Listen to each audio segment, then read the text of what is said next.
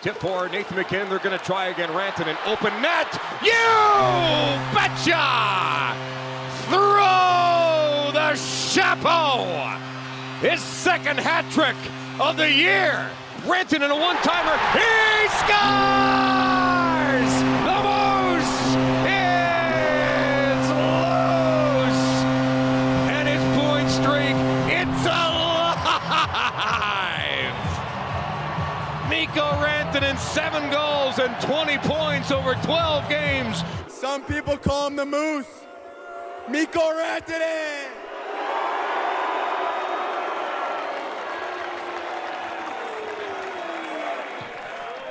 First of all, I'm going to say sorry that I lost my ability to speak any English after the parade. It was a tough parade for me and Lecky, and like I said, I can't really speak any English now, so I'm just going to try to talk to Lecky the rest of the night. So, love you guys. Love you, everybody. Mikko Rantanen, I said Mikko Rantanen. Mikko Rantanen, I said Mikko Rantanen. Mikko Rantanen, I said Mikko Rantanen. Mikko Rantanen, I said Mikko Rantanen.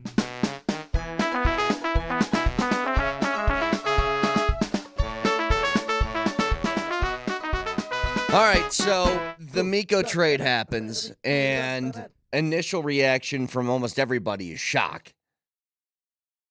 Came out of nowhere. No whispers, no rumors. You know, we had, if you listen to this show, last week, taking you into the weekend, we did play a clip from the Spit and Chicklets guys where they were talking about if you don't get Mikko Rantanen extended, then you got to find some value for him. This thing has layers, and there is a ton to talk about this morning because I need to discuss the Chiefs and Bills game from yesterday. It's a must that we'll get to in a bit. But this...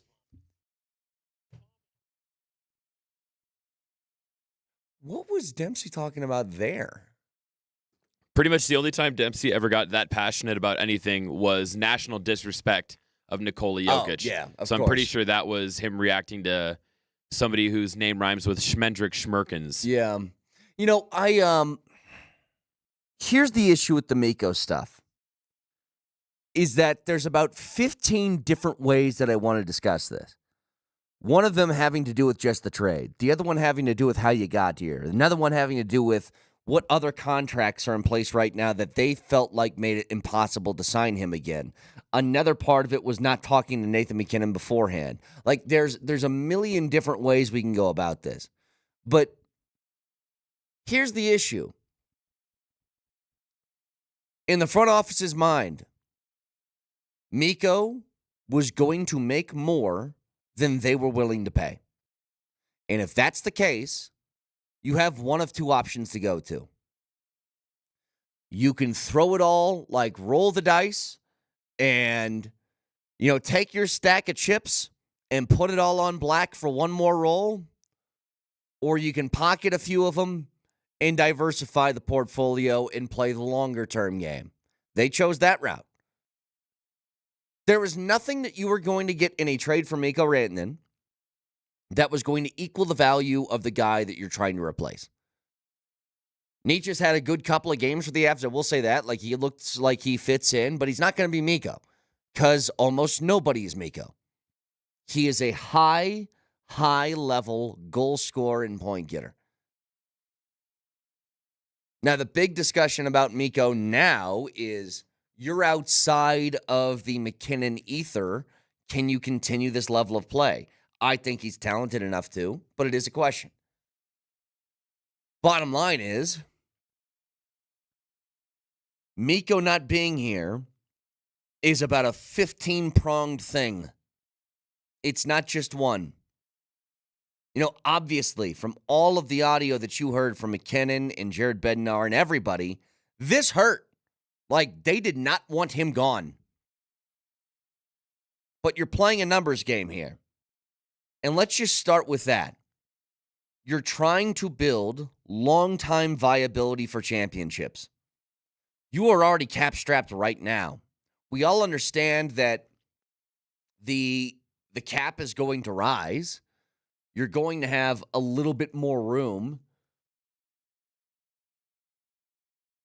2, 3, 4 years from now than you are this year.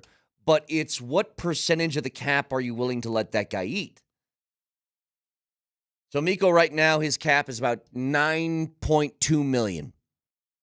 You're basically bumping that up almost a full $5 million.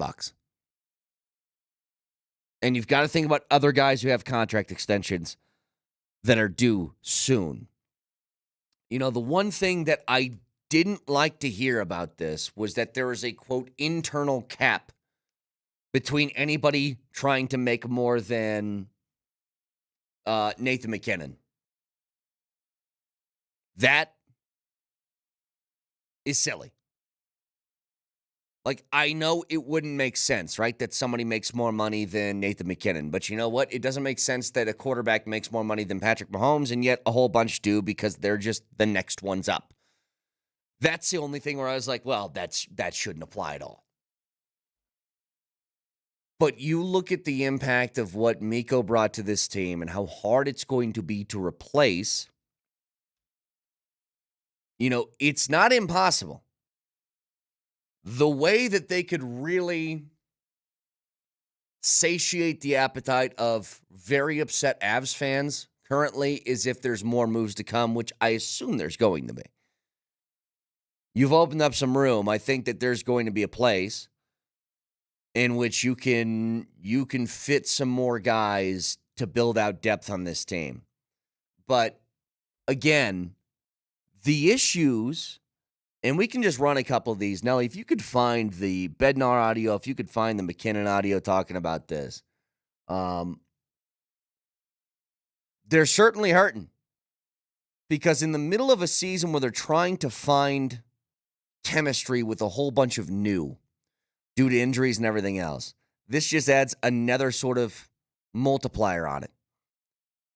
You know, MacKinnon basically had one constant over the last couple of years without Landeskog, and that was that Mikko, number 96, was going to be next to him. Now that's not the case either. You know, thankfully they get that win yesterday in pretty epic fashion where it looked like you were going to win, and then the game was tied, and then it was the PK with 2 minutes left, and then it was Makar jumping out of the box and making a Makar play.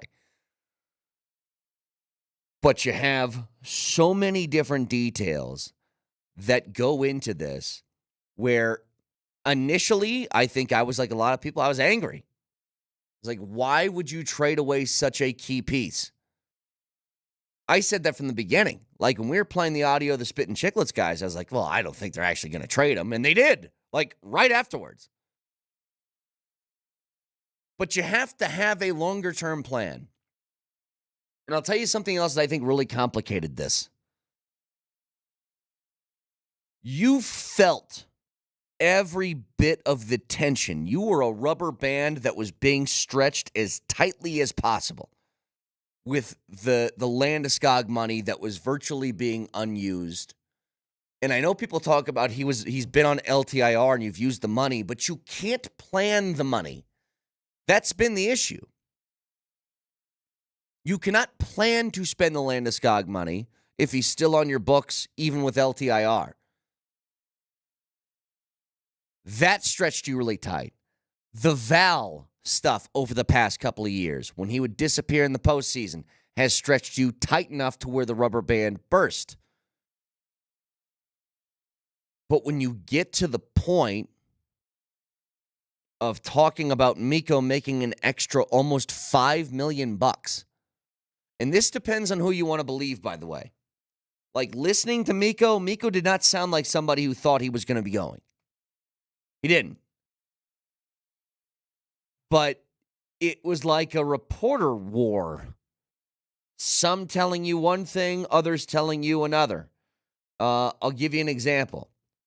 Pierre LeBrun said this: Rantanen was willing to continue negotiating throughout the season with Colorado. In fact, both sides had more contract talks this past week, just couldn't find enough common ground. The Avs in the end made the calculation they were never going to get there on a number. That's one report. Here's another one side by side with it. Andy Strickland. Mikko Rantanen was completely caught off guard by the trade and was very upset. Colorado showed very little to no interest in attempting to re-sign him over the past several months. this was a panic move by Colorado. Depends on who you want to believe. I don't think the Avs do anything in a panic with Mikko Rantanen. They don't trade him on a whim. This was long thought out. But here's the issue, and this is where I wish I had the truth on this. If Mikko wants to go out and be one of the highest paid players in the league, that is fully his right to do. He just wasn't going to do it here. You weren't going to make $14 million a year on this roster because they didn't have the room to do it.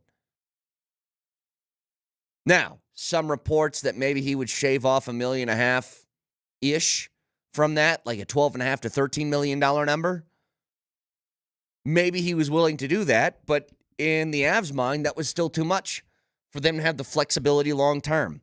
And this is why we always kind of talk about this idea of you're in a championship window. And here's the complicated things. A GM's job is to have long-term viability. A fan's job is to get a championship or want a championship right now. And a lot of times those two things don't align. We fight the same fight with the Nuggets, right? Damn the cap, spending the luxury tax. Who cares about long-term? Trade your draft picks, like all that different stuff. But a GM has a responsibility to his job to worry about that. It's very clear McFarland thought the long-term health of the franchise was more important. And like I'm curious here. Shant Mazda text line, one price, one person, 1 hour. 303-504-0925. How do you feel now? You're a few days removed. The initial thoughts or anger or whatever, emotions that overcame you when the trade first happened, where are you at now? I suppose I'm a little bit more understanding about it. But it still really hurts. Brett, I'm kind of with you where I'm holding out because the Avs front office did this for one of two reasons, I think. Either the first reason is what you said, they're loading their coffers for a second bigger move, and they wanted to get as many pieces as possible. That's option A. Option B is they're playing some Billy Bean Moneyball, and they're trying to recreate Mikko Rantanen in the aggregate, which we'll have to see if that works out. So I don't think that that's something that happens. Again, you don't just find a way to get another Mikko on this roster. I understand you want to piecemeal it together with some different guys. Depth is fine. Like, finding depth is always a good thing. But to risk that with somebody who is so top end, and here's the thing. To the Avs' credit, how many times over the past few weeks did we hear from Jared Bednar after the game, our top guys played well and that was about it? And so they would have to play this game of, well, let's drop Mikko to the second line to try and boost their production a little bit. Let's try and move this guy here and this guy here. They were trying to find a way to maneuver the chess pieces around to protect other parts, but when the game got on the line, they would put them all back together again. It's an odd place to be. Because you never would have envisioned homegrown guy, Mikko Rantanen, largely responsible for you winning a championship, guy who was always kind of reliable, that just all of a sudden is gone on a team, by the way, that is still contending. You know what I mean? It's not like the Avs went the way of the Blackhawks after they won their Stanley Cups and you felt the rebuild coming. They aren't in that place. They're still in we're competitive and could win a cup at the end of this year mode. And it's just odd to see a team do that when they're here. And I think that's the shock.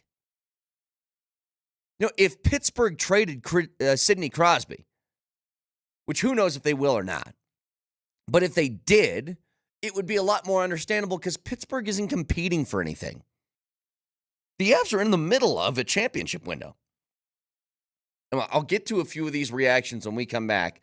Again, do want to get to the games from yesterday, too, as the Chiefs, yuck. Third straight Super Bowl. So, a lot to discuss with that. But I want to hear what you guys think. Phone line's open for you, too. 303-504-0925. Broadcasting from the Backus and Schenker Studios. Serious lawyers for the seriously injured. Back after this.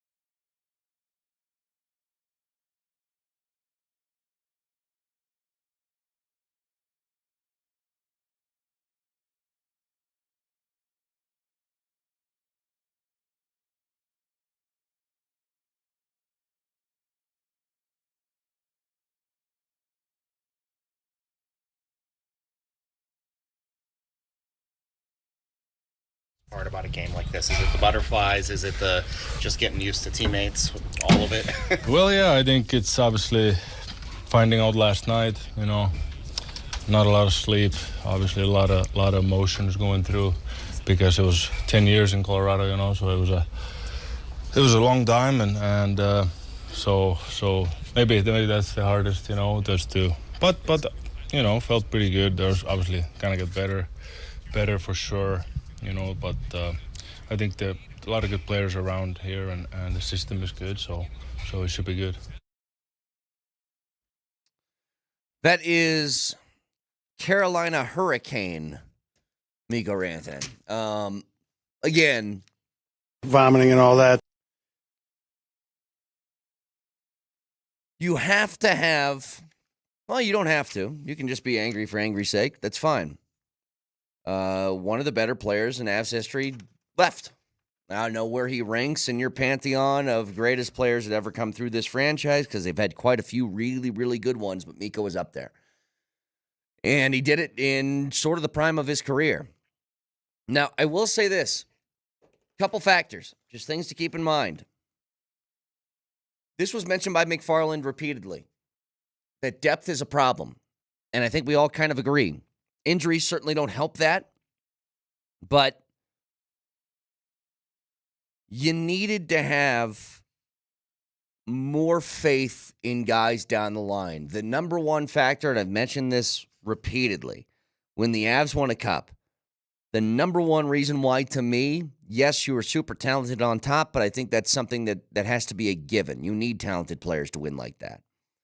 It was the fact that they could roll out their fourth line and their fourth line would dominate. You know, they had the what was that fourth line then? Cogliano and Helm, LOC a little bit. Like, they had really good players that were deep within their lineup that were able to handle some things. That doesn't exist right now. They have a lot of production from the top, and they've been waiting and waiting and waiting for others to step up.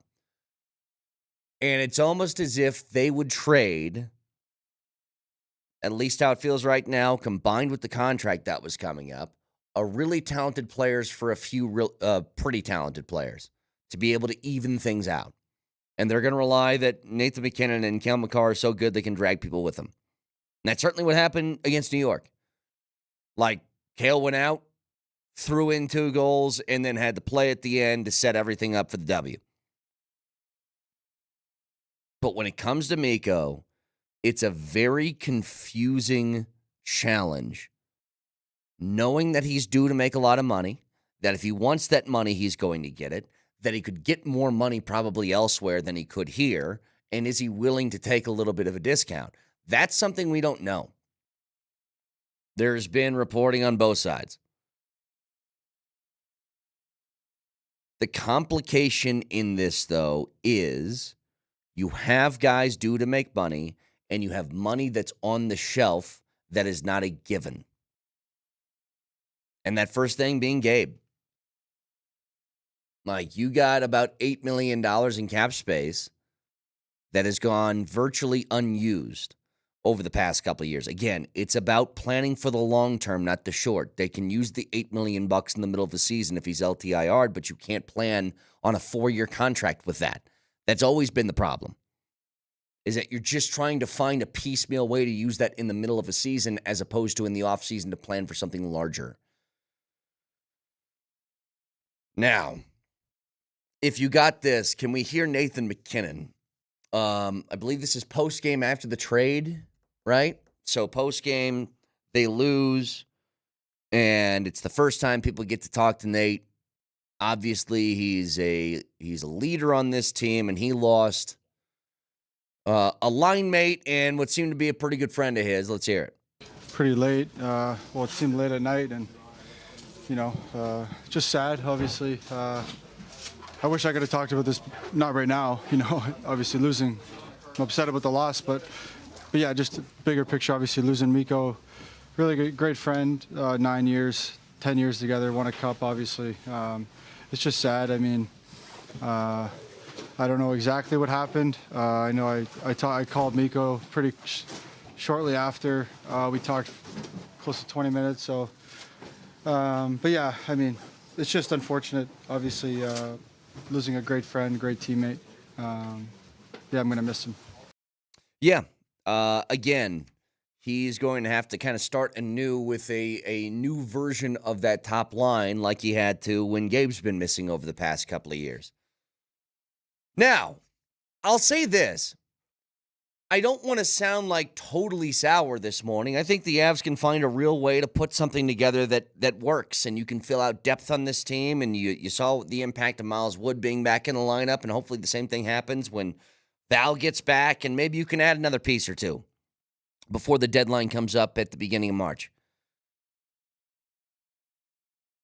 I will say that things get magnified when you are in championship windows. That every single deal and every single trade and every single move that you make becomes incredibly important because when you're this good, you don't have the wiggle room. So in that case, you look at things like, yeah, the Georgiev thing didn't work out. You had to pay pretty big premiums to offload the Johansson deal. Casey Middlestat trade initially looked good, and now it looks a little bit questionable.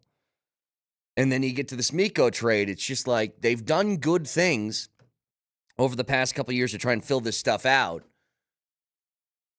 But you got to have a high hit rate or things can fall apart in a hurry. Now, the Avs are fine. They're still a good hockey team. But this is a giant swing. And I understand where management's at on this, too, because you got one of two options. They truly felt like they were not going to hit a number that both sides could agree on. If that's the case, then what do? You got a month until the decision is going to be made for you that Mikko Rantanen is going to hit free agency. And the last thing you can do for somebody that talented is let him walk for nothing. You cannot do that. Like, would it all be worth it if they kept him on the roster? They lost him in the offseason, but they won a cup at the end of the year? Like, sure it would. But that's a hell of a risk. And so with that, open up a little bit more cap space, have some wiggle room in the next few years to play with, virtually if you're going to spend $13 to $14 million on Mikko per year, then that's 13 or 14 that you can spend around other places. It's just a tough pill to swallow for somebody who is beloved here, because who doesn't love Mikko? Now, I will say this, perhaps a subpar last couple of postseason runs for Mikko, maybe that factored into it. Like if he was an animal in the postseason the past couple of years, it's different. But I think we all kind of acknowledge, even though I think it was 2 years ago or maybe last year, can't remember which one, he had a playoff run where he was racking up a lot of points, but it felt like non-impactful, if that makes sense. I know that's a weird thing to say. How can points be non-impactful? I don't know how to describe it other than that. That Mikko was getting point production, but it didn't have the feel of what McKinnon was doing or what McCarr was doing or something like that. Here is Chris McFarland talking about the reasons why he made the move. Yeah, the cap is going to go up, but you've got to do your internal outlooks right for next year. We still like the player you just mentioned. We still have a serious unknown on that we don't have that information today. We have to operate in many different lenses and look at it from many different perspectives, and that's certainly one of them. But I think one of the areas where it's clear we're not deep enough, and I think that you got to be deep to go 4 rounds, and hopefully this is going to help that. Obviously, he's a superstar. You can't replace that. But again, he's a superstar that earned the right to be a free agent. Yeah. He's going to mention that over and over again. And he's got a point. Depth has been a problem. And you only had a couple of different ways to really fill that out. You want to talk about trading some other guys in this roster? Well, how many guys could net you more depth? You're really just making a 1-for-1 trade in that case. You wanted to make a big move this is how you do it, but it's certainly a risk. So we'll talk about this more as we go along today. 303-504-0925. The football from yesterday. I'm sick. I don't want to watch this Philly Kansas City Super Bowl again. I'm over it on both sides. I don't like Philly. I don't like the Chiefs. Here's the deal. We can play the Chiefs game again if you guys would like. But I feel like you're just ramming your head against a brick wall. Did the Chiefs get the beneficiary of a couple of calls in that game that felt big? Yes. I don't know how they called that Xavier Worthy thing a catch. I think it was Xavier Worthy, wasn't it? Where they both came down with the ball at the same time and the ball hit the ground and somehow it wasn't incomplete nor an interception. It was a catch. That made no sense. So, yeah, that one's there. Couple other calls in that game where you're just like, the Chiefs got the benefit of it. But here's the bottom line. 4th down, game on the line. The ball is heaved up. Dalton Kincaid's right there. Make the catch. Make the catch. Here's the thing about the Chiefs that you have to acknowledge. Even if you want to go the complaining route that they're the benefits of the refs or something like that, you have to say this. Kansas City executes when they have to. When they need a play, they make a play. The teams that they have played throughout this playoff run, they short circuit. They can't do it. I thought that Josh Allen played a fine game, but here's the bottom line. You got to be damn near perfect when you play against Kansas City because they're going to be. They are not going to make mistakes. You turn the ball over against KC, it's going to kill you. And Buffalo didn't do that. But in moments of big execution, they didn't make the plays. They were 5 of 14 on 3rd down. And they went for it on 4th a ton. But you don't pick up a 4th down here. You drop a ball on 4th down late in the game with the game on the line. This is the stuff that'll kill you against that team. Because you make a mistake like that, they make you pay. That's it. You're going kind of tit for tat with them. Kansas City fumbles, you capitalize, you get a touchdown off of it if you're Buffalo. They respond right back with another touchdown. They hit another one. You respond before half. It was a good game. But when the game is on the line, you have to execute. And if you're relying on the refs to make a call or something like that in that situation, it's just not going to happen. Again, that was the first time the Chiefs scored over 30 points in a game the entire season. They got to 32. And why? Because they had to. Because they had to get there. And I'm just so sick of it. Can't stand that this team continues to be in this position over and over again, but it's because other teams allow them to. You need to stop. That Mahomes is going to take off and run, and he does that near the goal line. And it just feels like he's moving at 2 miles an hour, but he always gets to the right place at the right time. So I'm fully in the camp that were there a couple of plays that it felt like the refs were benefiting the Chiefs. Yes, but the Chiefs execute. They do. You don't get this far in luck, man. You don't get this far, and you don't go to 7 straight AFC championship games and your 3rd straight Super Bowl by just being lucky all the time or getting the calls. That. This is about executing. And they do it at a high level. Once again, the Bills right there on the doorstep and just cannot break through. In the other game, it was just a dismantling of Washington. Washington, what they benefited from against Detroit bit them in this game, where they were just turning the ball over at will. And the part that's a bummer about it is that if they didn't turn the ball over, their offense was incredibly productive. In the first half, here are the non-turnover drives that they had. A field goal drive, touchdown drive, field goal drive. They scored on all of them, but they fumbled twice. And by doing that, you enter halftime down 12. And then in the second half, it feels like you're creeping back into the game. That you can get there. You're down 11. You get the ball back. You're driving downfield. You're about at the 50. And you fumble again. Philly turns that into a touchdown. And then they never look back from there. It's like they had the momentum. Now they're going for the kill shot. And boy, did they take it. They put up 55 points.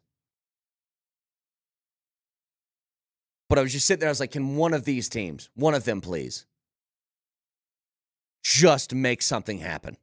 The one good thing that came out of that Commanders-Eagles game was the Commanders possession after possession after possession after possession trying to stop the tush push. That made me so happy. Hey, let me tell you something on that. That's one of the wildest things I've ever heard, Nelly. That they did exactly what I would have done. The smile on that Louvu linebacker that kept jumping over the pile to try and time out the tush push properly. I'm like, do that every time. What are you going to lose? An inch? And then the ref comes on the microphone and he goes, if they keep doing this, we will award a touchdown. I was like, what? Well, and did you notice? What is this in the rule book? Before the ref said that, whoever the officiating expert is in the booth, is it Pereira for CBS? No, Sterator. Sterator. He said the same thing. He told Romo and Nance, he said, if they keep doing this, the referee can technically award Philly the touchdown. And then the on-field ref came out and said the same thing like a play later. So if I was that Louvu guy, if I was anyone on the Commanders, I would have said, all right, hey, I triple dog dare you to award the Eagles a championship in the NFC Championship game. The first thing that I said was, do it. Like, I'm going to keep trying to time this thing out, and if you want to be the one to award them a touchdown when they didn't cross the goal line, then go ahead. But here's what would have been beautiful about it. I wish they did.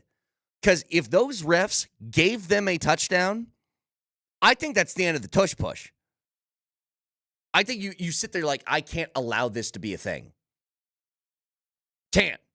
You can't allow a team to have a play that's not football. Whatever that play is, that isn't football. That's like rugby scrum. Okay? You know, they're used. I wonder if they'll go back and look at it with the you can't push your quarterback or something like that right off the snap or some sort of rule that they put in place. Like, you want to run a sneak, that's one thing. That's about offensive line push and you finding the right gap. You can't have 5 different people behind your quarterback and just doing like everybody's doing a sled push until you cross 5 yards. You know what I mean? But I was hoping that the Commanders would keep doing that and force the refs to making that call, because I think that would have changed it. Because we all thought the same thing. It's like, good.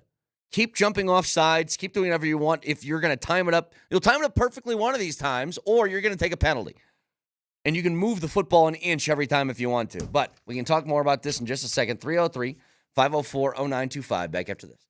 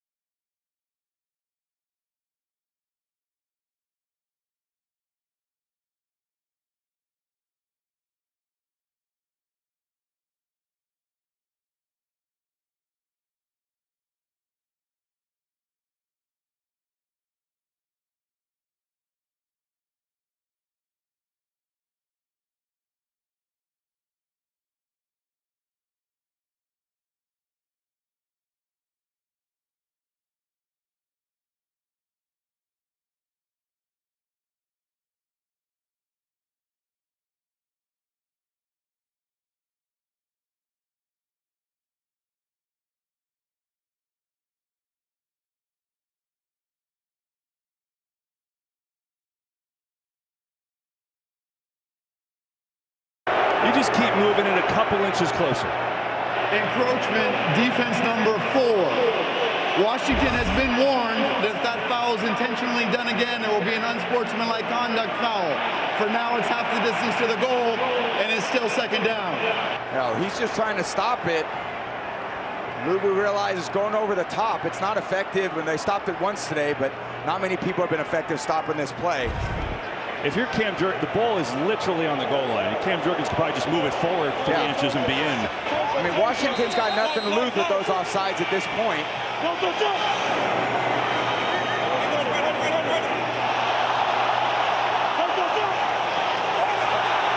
my God. Mike, how close can they put this ball to the goal line at this point? Well, interestingly enough, you got a situation here. If these are deliberate, and you heard Sean Hockley say that it could lead to an unsportsmanlike conduct call, it could also lead to awarding a score if it happens multiple times like this. So we'll hear what Sean has to say. Encroachment, defense number 93. Washington has been advised that at some point the referee can award a score if this type of behavior happens again. For now, it's a replay of second down. Mike, that's unbelievable. All right, so that was Pereira because that was on Fox. Now, those two things, like, I don't get it. What does intentionally offsides mean? He's trying to time up the play. He's not intentionally trying to get a penalty. He's trying to time up the snap. So that's weird to say that that's going to be a personal foul to start with. Second of all, do it. Like, I dare you. Just give somebody a touchdown. And with that play, you might as well just give them a touchdown anyway, because, again, it's not football. I don't know what that is. It's not football. So, sure, go ahead. But they have to do something about that because that's not something that resembles the sport.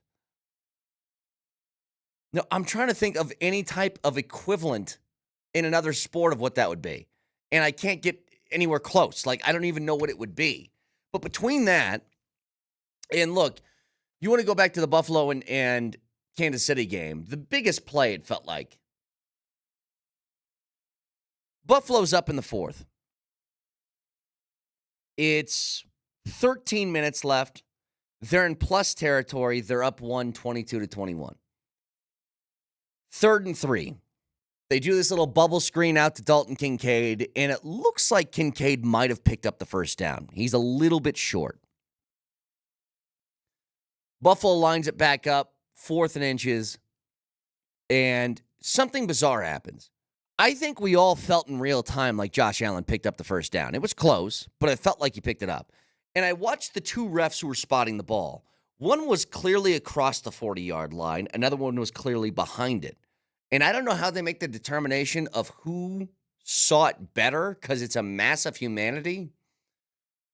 But they marked it short. Kansas City gets the ball. They go down, score a touchdown, 2-point conversion. Buffalo does respond, but by that point, you're playing catch-up. Huge point in the game. Huge. But I think that the NFL this offseason is going to have to take a look at a couple of things. One is that the play that we came back with initially with the Tush push.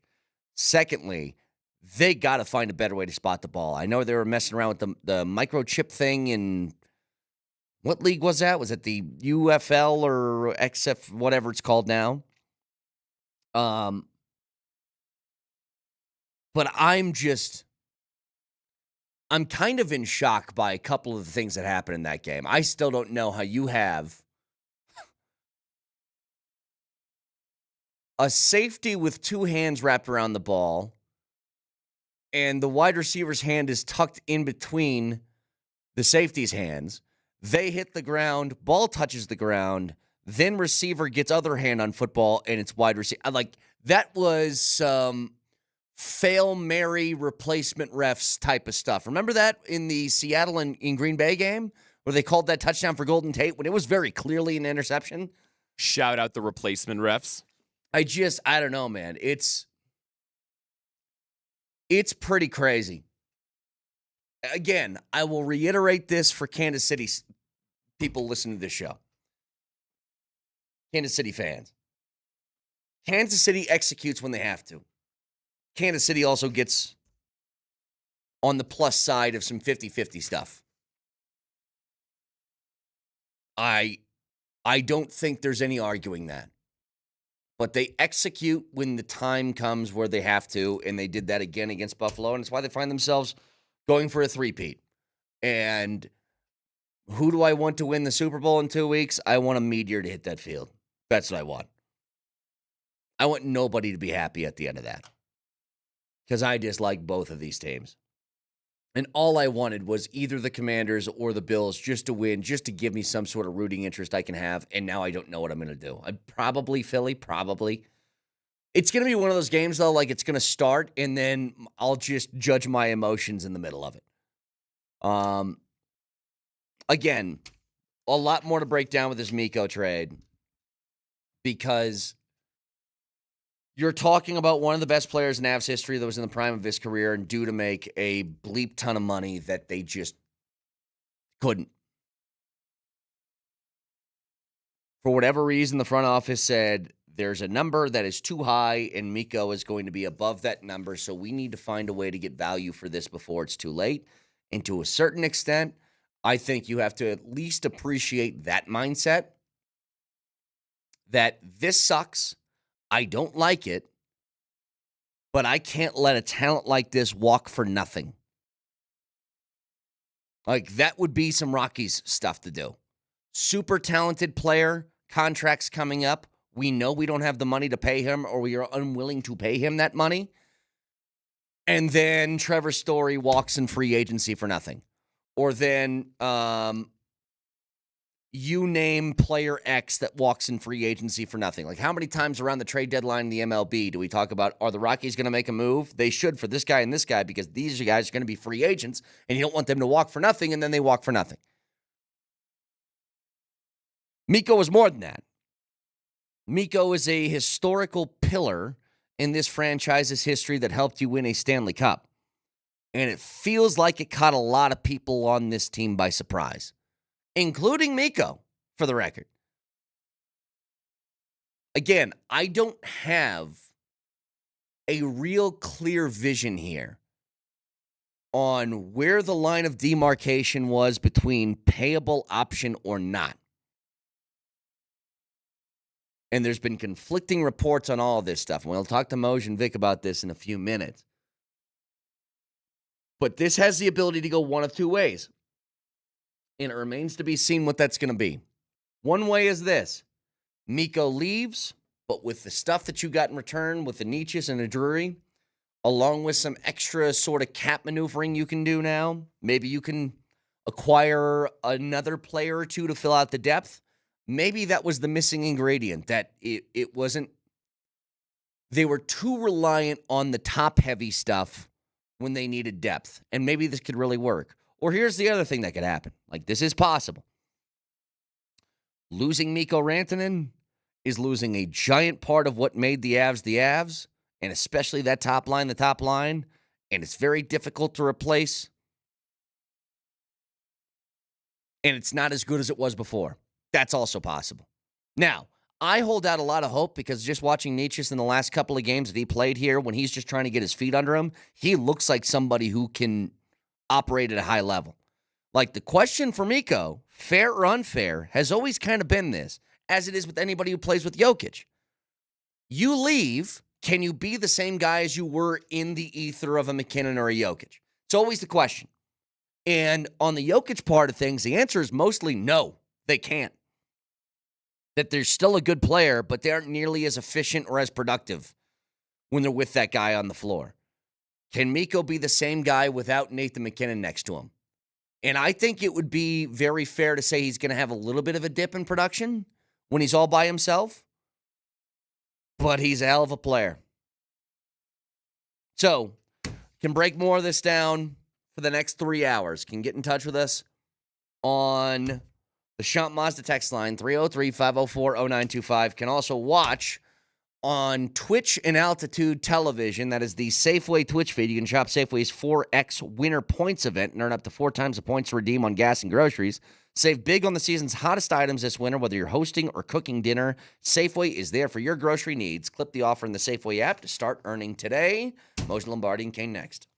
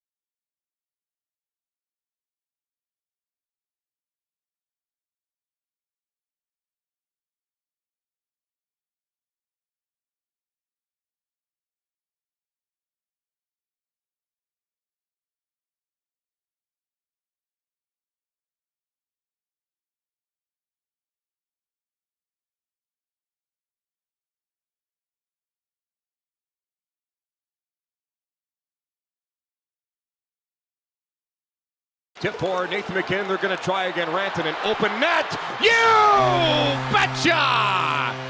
Throw the chapeau. His second hat trick of the year. Rantanen, a one-timer. He scores! The Moose is loose. And his point streak, it's alive. Mikko Rantanen, 7 goals and 20 points over 12 games. Some people call him the Moose. Mikko Rantanen!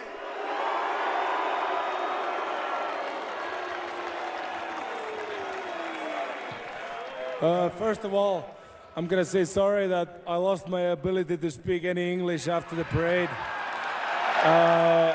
It was a tough parade for me and Lecky, and like I said, I can't really speak any English now, so I'm just going to try to talk to Lecky the rest of the night, so love you guys, love you everybody. Mikko Rantanen, ASR Mikko Rantanen. Mikko Rantanen, ASR Mikko Rantanen. Mikko Rantanen, ASR Mikko Rantanen. Mikko Rantanen. The Moose is loose. All right. With a million things to get through because we had the conference championship games yesterday, and I'm sure there's some thoughts to be had about both the Eagles and the Chiefs repeating a Super Bowl from 2 years ago. But the Mikko stuff is about it's an onion. There's about 15 different layers to this thing. And is this still a thing? I was going to say, can we start with football? Can we start with football today? Is this still a thing? I know that you guys opened with all that Mikko stuff. I got so much to say about that, but football happened yesterday. You don't want to start with Mikko. Okay, that's fine. I mean, let's ask Moser. Moser, what do you want to start with? Mikko. I think we start with Mikko. Okay, go ahead. I do think we start with Mikko. I was just teasing when I said, is that still a thing? No, that's fine. Because here's why. Here's why I think so. And again, the football was I got a million different things thoughts on that yesterday too. But the football makes me mad. But I mean, the football. I will not watch the Super Bowl. I can promise you that. Well, everything makes you mad. So if it weren't for let me tell you something. If it weren't for Cale Makar coming out of the penalty box and scoring in the final minute of that game, this would have been the trashiest of weekends in recent history, in my perspective. Everything sucked. Everything about this weekend sucked. Like, here's the stuff with this is why I think the Mikko thing is so fascinating. Like, first of all, it's just, yes, the surface level stuff. He's an amazing player who's in the prime of his career, who helped you win a cup, who is homegrown, and he's no longer on this roster. Like, that's, yes, of course. But it's also, well, what is the real story behind this? What was his number going to be when his contract was up? Could the Avs have afforded this? Is the depth more important than maybe a top-line player on the roster?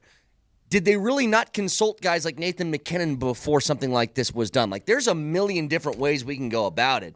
But just to start with the Mikko stuff, Moj, this is what Chris McFarland told you guys on the broadcast after the trade. We had a depth problem on this team. And much in the same way that we kind of discussed the idea of what the Nuggets did in the offseason. Like, hey, do you bring KCP back? If you do that, then you aren't going to have a lot of room to spend for some other guys that could fill out your roster. So what's the poison you want to pick here? And they chose, as I think most GMs do, the longer-term route of, I can't let this guy walk for nothing if I'm not getting something from him. And if we want to risk all of that to win a cup at the end of this year and then let him go, well, if you win a cup, then it's fine. If not, then it looks really painful in the end. I think that's the main thrust of what McFarland was getting at. His job is to look long-term, and he looked long-term. We aren't going to re-sign this guy because we can't afford it. Now, be careful when you say can't afford it. They could afford it, but at what cost? Risking the depth long-term. Let's eliminate that part of the sentence, please. But that's just like KCP. You could afford it, but at what price? What cost? That's what I'm getting at, though. His whole thing was, we can't afford it if we want to be able to fill out the roster the way we want to. Exactly. Much like the Nuggets, I think, are too top-heavy. I believe that. They're too top-heavy. I think depth is more important. I think the same thing in hockey. And Moj, I don't know what's wrong with me. I love Mikko Rantanen. I loved his demeanor every time he joined us. I'm not that broken up about this, like some Avs fans. I'm just not. Because you know what? You know why, Moj? When I saw this team, I said, I don't think they're winning a cup with this team. That's why. People get attached to players, and they should. I mean, that's what makes people fans. I get attached to guys, too, and I love Mikko Rantanen. Love everything about him. We all do. From the time he was just a baby, coming into this league, or even before he came into this league, when he, played with the San Antonio Rampage at that time, the Avs AHL affiliate. I mean, I've always loved the guy, and he's been an incredibly good player for the Avalanche. Brett, you talked about it being an onion. It's this kind of thing is so complicated and so brain damaging for GMs and I'm sure for players and everything else that it's one of the aspects of the job where you go, man, I don't want this job, right? Because it's a very hard thing to do and very hard decisions have to be made. I don't know what his number was, okay? I don't know ultimately what his number was. Here's what I do know. He's had 7 months to say, okay, this is what I'll play for in Colorado, thinking I want to stay in Colorado. Couldn't get it done. I don't know what his number is, but what I do know is I think super top-heavy teams, like I don't think Toronto Maple Leafs are winning the Stanley Cup. I just don't think they're going to do it. They're paying, more than half of their salary going to 4 guys, and the rest of the guys are getting peanuts, and you got to have depth throughout. I'll tell you what's interesting about yesterday's game of the Rangers. Tight game, right? Very tight game. You're like, oh, my God, man. You had a 2-goal lead. Now it's been erased. And, Makar scores that 1 goal late. I'm going to get the exact numbers for you. But when you talk about the depth aspect of things, nothing proves it more than what I'm about to tell you. That no forward, I'm trying to look here, no forward played 20 minutes, but no forward played less than 10. So what does that tell you? Nobody played over 20. Nobody played even 20 minutes, but nobody played under 10. That means Bednar's rolling all 4 lines because your old third line is now your fourth line, and they're players, and so you can roll them. And so McKinnon's not playing 26 minutes yesterday in a tight 4-4 game late in the third period or in overtime.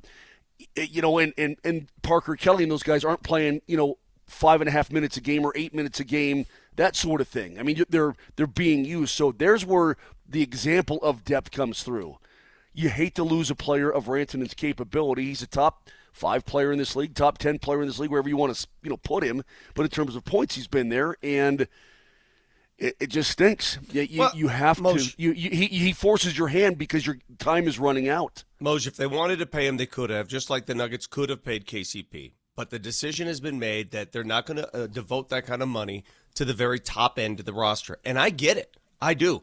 I'm going to ask this question. Vic, if he wanted to be an Avalanche for his career, he could have been, but he chose not to be. You see what I'm saying? I mean, that's completely his right. Let me tell you something. I'll never blame the player for going for more money. I'm never going to blame the player. If the money's there, hey, Leon Draisaitl set the standard. Leon Draisaitl got his money, and at that point it was over. Not everybody's going to take the hometown discount. That's the same agent, by the way. Yes, everybody wants a hometown discount. Well, I got news for you. Those are rare, okay? Those don't happen. I just want to ask Avalanche fans this question. I really do. I want to know how you feel. Can I say one thing? Yeah. The Carolina Hurricanes now can give him the Avalanche could give him 8 years, okay?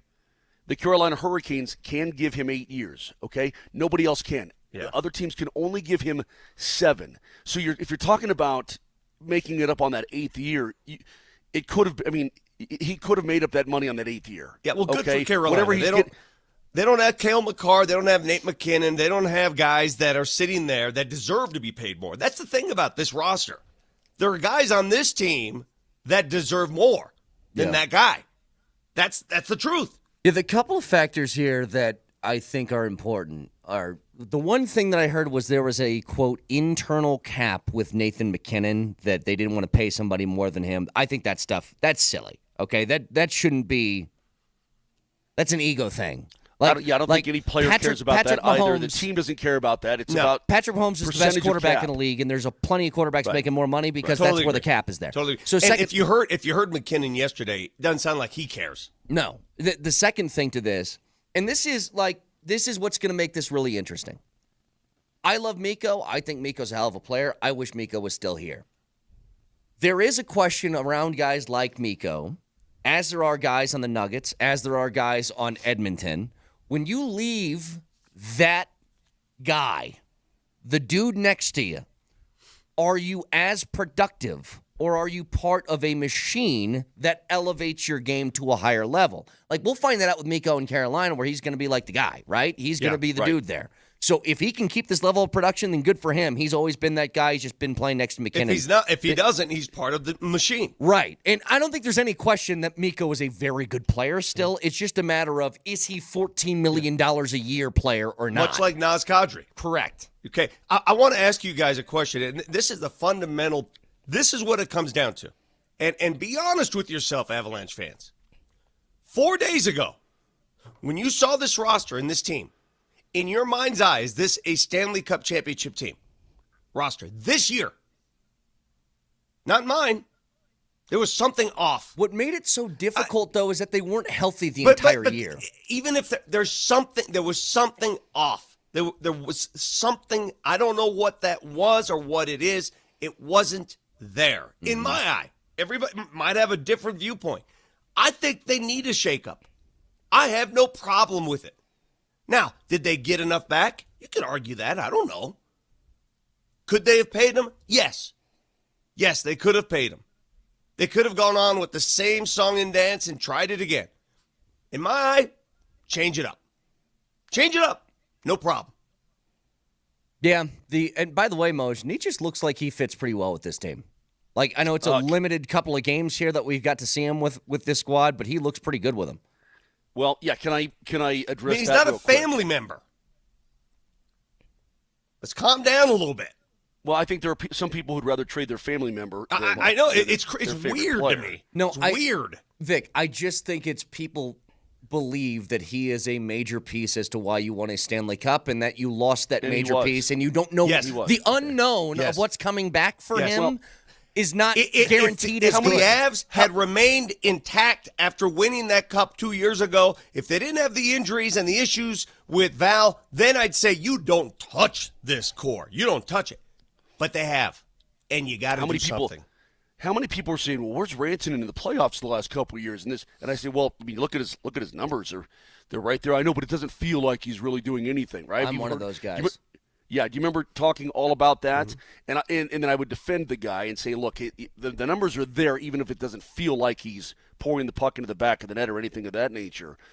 Let me touch on the new guys real quick because one of them had a goal yesterday and one of them had 2 assists yesterday. I don't know how hard it is to step in and play with Joker. I don't know. It's probably pretty easy. Here's what I do know about hockey and a guy like Nathan McKinnon.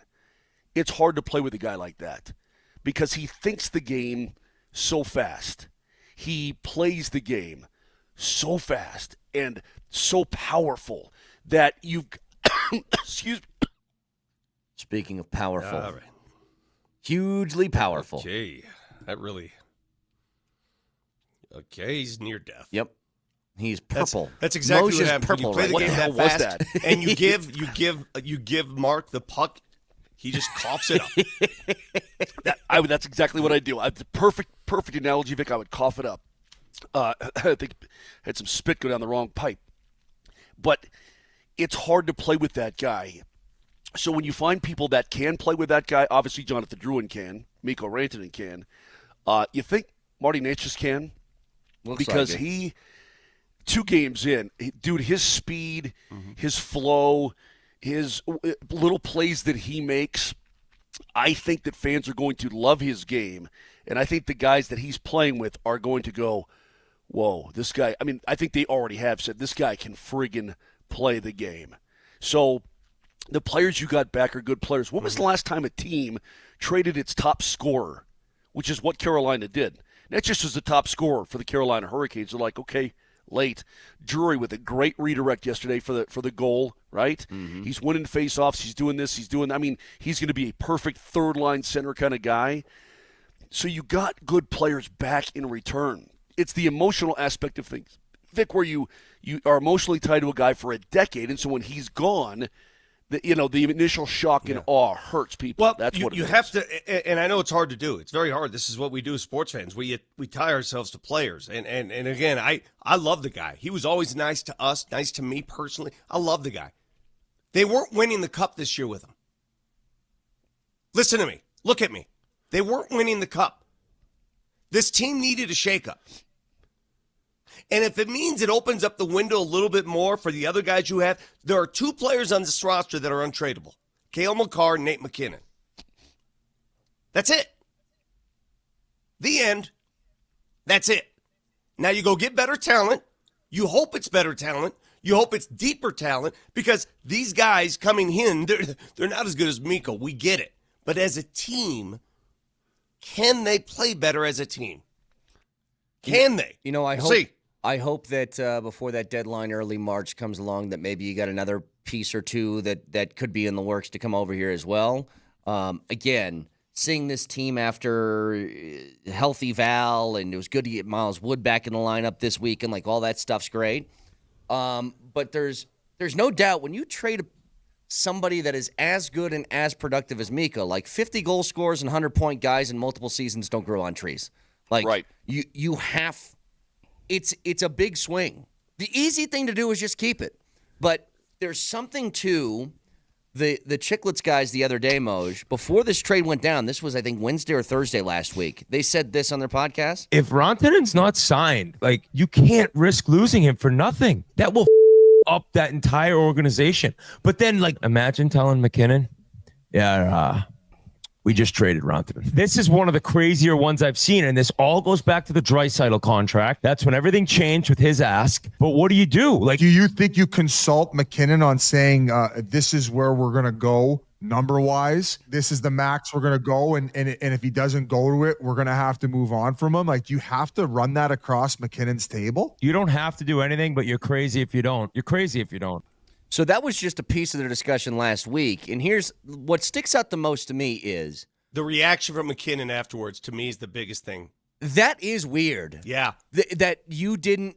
But I tried to take myself through the process, Vic. You run that by McKinnon when?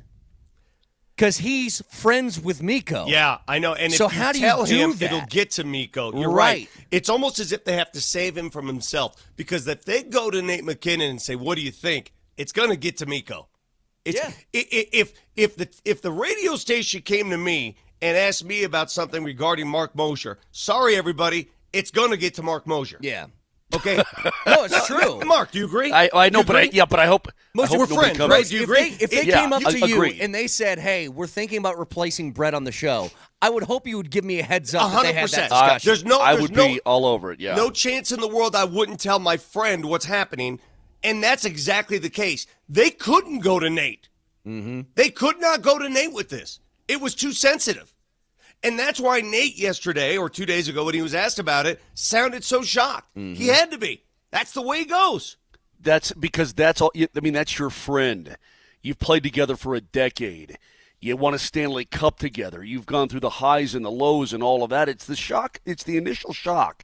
You want to think about everybody. You want to think about trading Ryan Johansson? You can run that by Nate's table. You can say, "Hey, we're thinking about throwing Johansson over wherever he went. I forgot where they traded him, but we're thinking about trading him away." Yeah.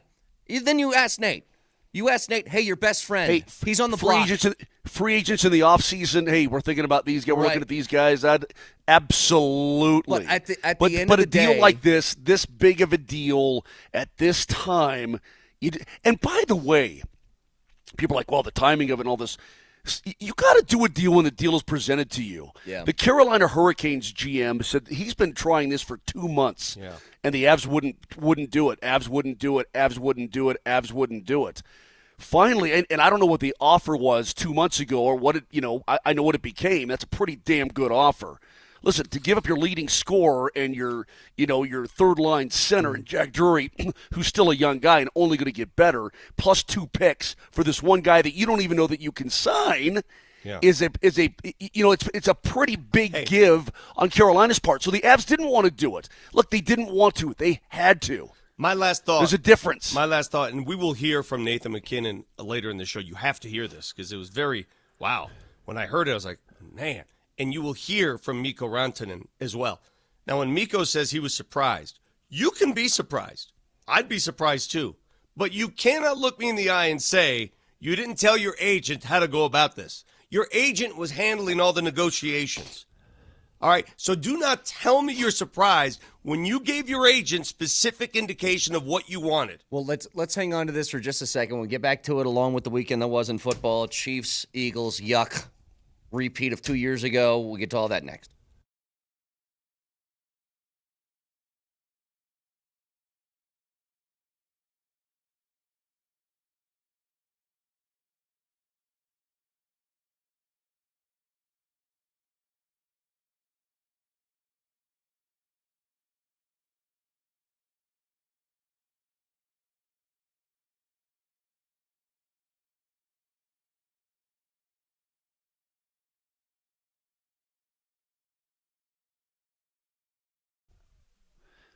Hey guys, the new year is here, and if you're like many of us, you're going to make a resolution to improve your health, or maybe you're feeling a little sluggish, low energy, sleep patterns are off.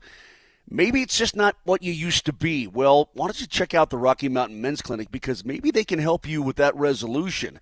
Those symptoms probably mean you're suffering from low testosterone. And how do you know? Because early to mid-30s, guys start losing 2 to 3% of their testosterone production every single year. It happened to me, and I went and did something about it. You can too. Go to RockyMountainMen'sClinic.com. Take the low T quiz on their website.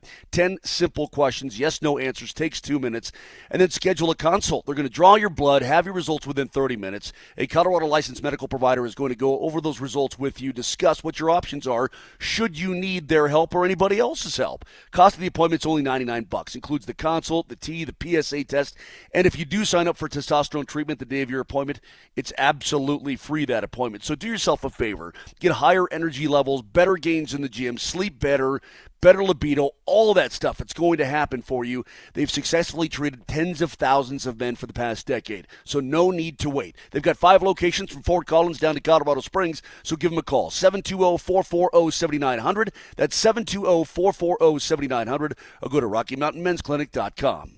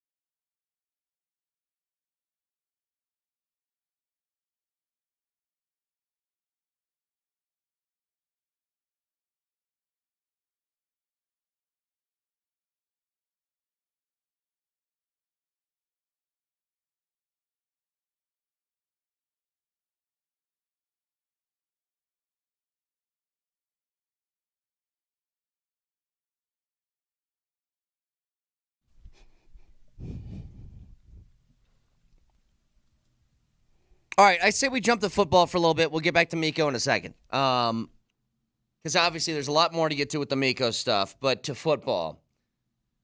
Let's start with the game, the later game. Football sucks. It does suck. Vic, in fact, Vic, it's terrible. You've said Everything a lot of about stuff. Yeah, you've said a lot of stuff on this program in the last 5.5, 6 years. That may be the most accurate thing you've ever said. Football sucks. Everything about this weekend. I'm going to say this, and I'm going to say it from my chest. Yeah, do it. The Tush push is an absolute abomination to entertainment.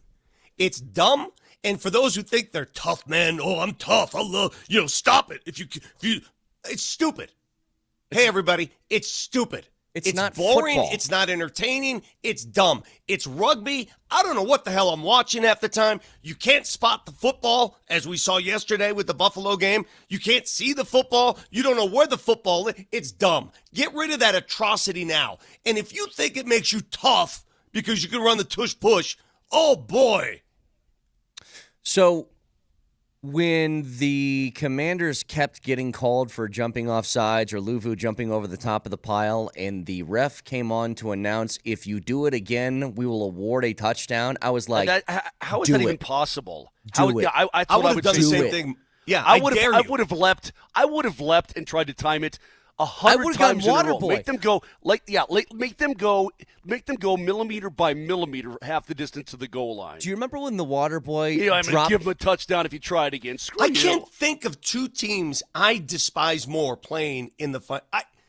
Everything Philly does, I hate. Everything Kansas City does, I hate. I just don't like any part of there's nothing about either game I like. Saquon Barkley's the only person in this entire dynamic that I like. I like Saquon. That's it. But if you went full water boy, and remember when he drop kicked the quarterback one time? Like, if you did that to Jalen Hurts as you were jumping over the pile and then they awarded the touchdown, I've been like, all right, cool. I really think if they did that one more time and the ref said, that's it, it's a touchdown for the Eagles despite not crossing the goal line, that would have changed the tush push in the offseason. That would set a new precedent to football like you've never seen before. You know what would start happening? It's close to the goal line, and defensive backs just start holding every player. Just hold.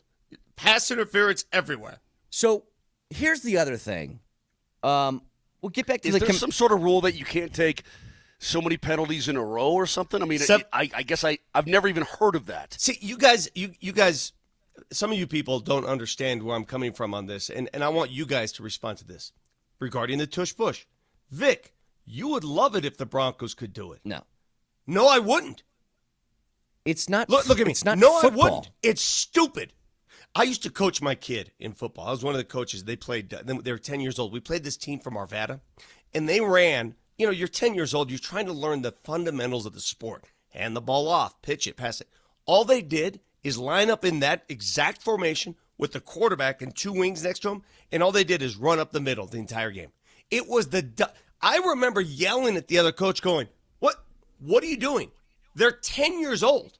What does this teach them? Well, are we playing football? What is this? I think the easiest way to do it is just say you cannot immediately push the quarterback on a play like that. Like, there's got to be some rule about just pushing somebody. You want to run a sneak, that's one thing. But that's why I wanted to get to this Kansas City and Buffalo game. I think we all acknowledge that there were a couple of big moments in that game in which Kansas City was once again the beneficiary of a call. But let me say this before anybody freaks out too much. Kansas City is just elite at execution, though. When they need to make a play, they make it. And they don't get nervous. If I point out a moment in that game in which Buffalo just kind of blew it, that had nothing to do with refs, Allen throws the heave on fourth down late in the game. Kincaid's got to make the catch. There's nobody around you, dude. It's fourth down. Got to execute the play, and he doesn't make the catch. That's where the Chiefs would always make a play like that. Always. And we can talk about Buffalo up 22-21, fourth quarter. They're at the 40-yard line. They need a yard.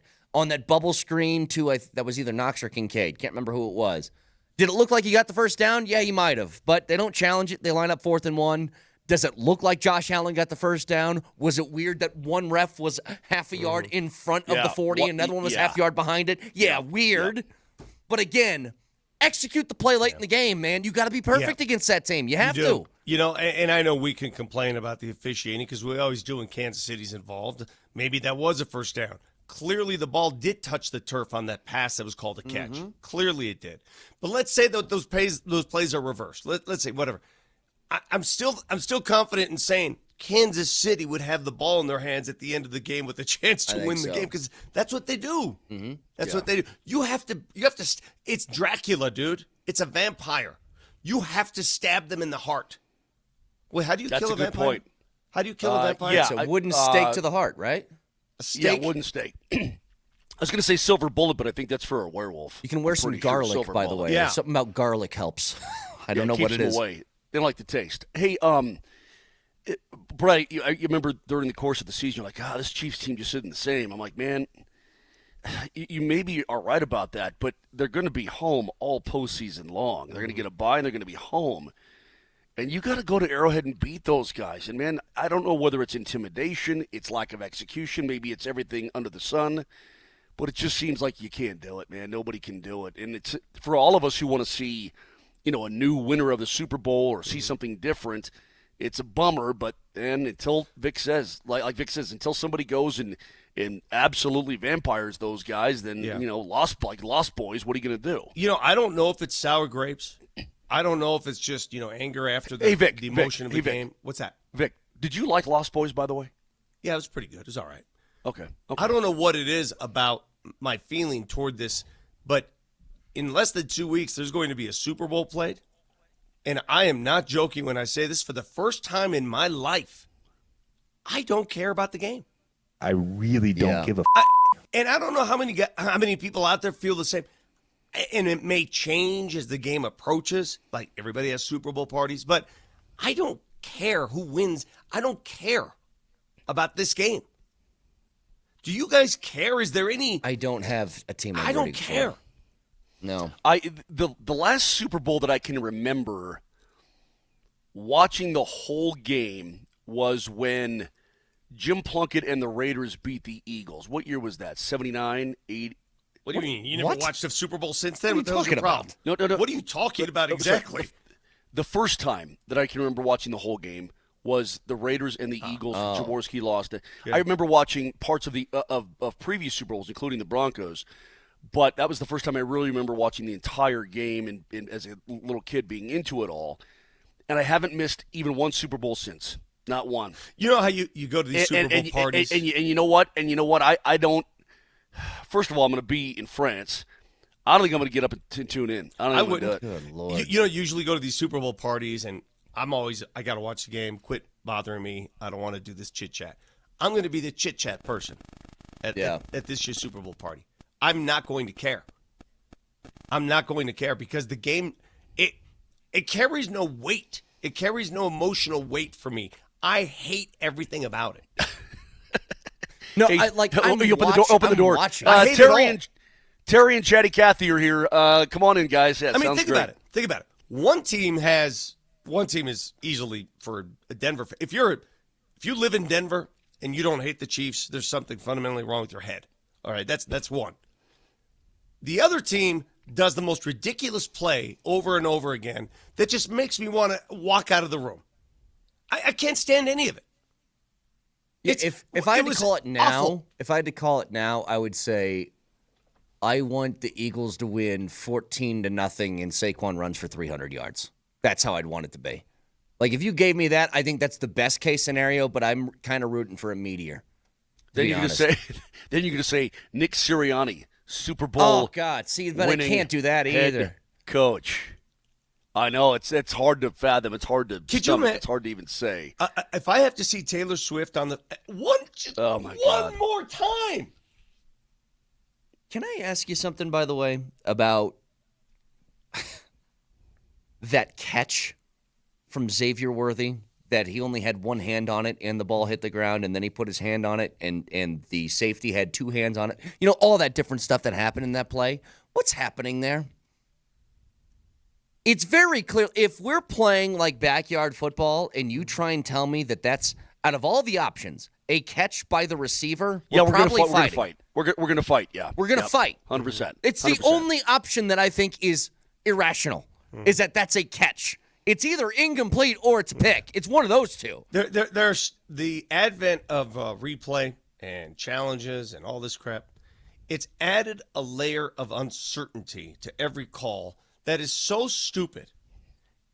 You see it in every sport. Did you guys watch? I mean, clearly the Nuggets got embarrassed and spanked on Saturday. Yeah, we don't they need to didn't talk show about up. that. They didn't show up. Did you see that foul call where Jamal had the ball poked from behind him? Yeah. And guy It wasn't grabbed poked, his entire elbow. Yeah. It was and whacked. they said no foul because the contact was made first. And I said that's the dumbest rule ever in the history of rules. It's just dumb. The guy could not dribble anymore because his arm was taken from his torso. Yeah. And you're saying no foul. You're stupid. There's no common sense involved with the game anymore. So Vic, I can knock the ball away from a guy and follow through and punch him in the face. Exactly. And it's not a foul because I got ball first. Yeah, think of it this way. I'm driving baseline, about to lay it up, right? And the ball's at the tip of my hand. Guy comes from the other side, hits the ball first, but in the process, on the follow-through, breaks my nose with his elbow. No foul. Got the ball first, right? Correct? According to the rule, that's not a foul, correct? Yeah. Got the ball first, but he can break my nose with his elbow on the follow-through. It's a dumb rule. Wake up, NBA. You're stupid. By the way, I see this headline on ESPN. What a weekend, dude! It's Monday morning. He's coming out with this. I don't think you're necessarily wrong, Vic, with your tone. Oh, I and know your I'm not demeanor. wrong. Just stupid makes me stuff laugh. happening. Hang on a second. It just makes me laugh. There's a headline on ESPN right now, and I knew this would come because this is the first. It's like this is now Talking Head Show 101. Team season ends in the playoffs. Why did the quarterback blow it stuff? I thought Josh Allen was great yesterday. I really do. I didn't think he was that bad. I just Didn't think turn they the kept ball going over. They kept going to that same play. It was like me watching the Notre Dame game over again, saying, again with the quarterback. Stop it. They're running the same play. When they were near the goal line and they went for that by the way, those 2-point conversions, why are you chasing points when you're down 4 early in the third?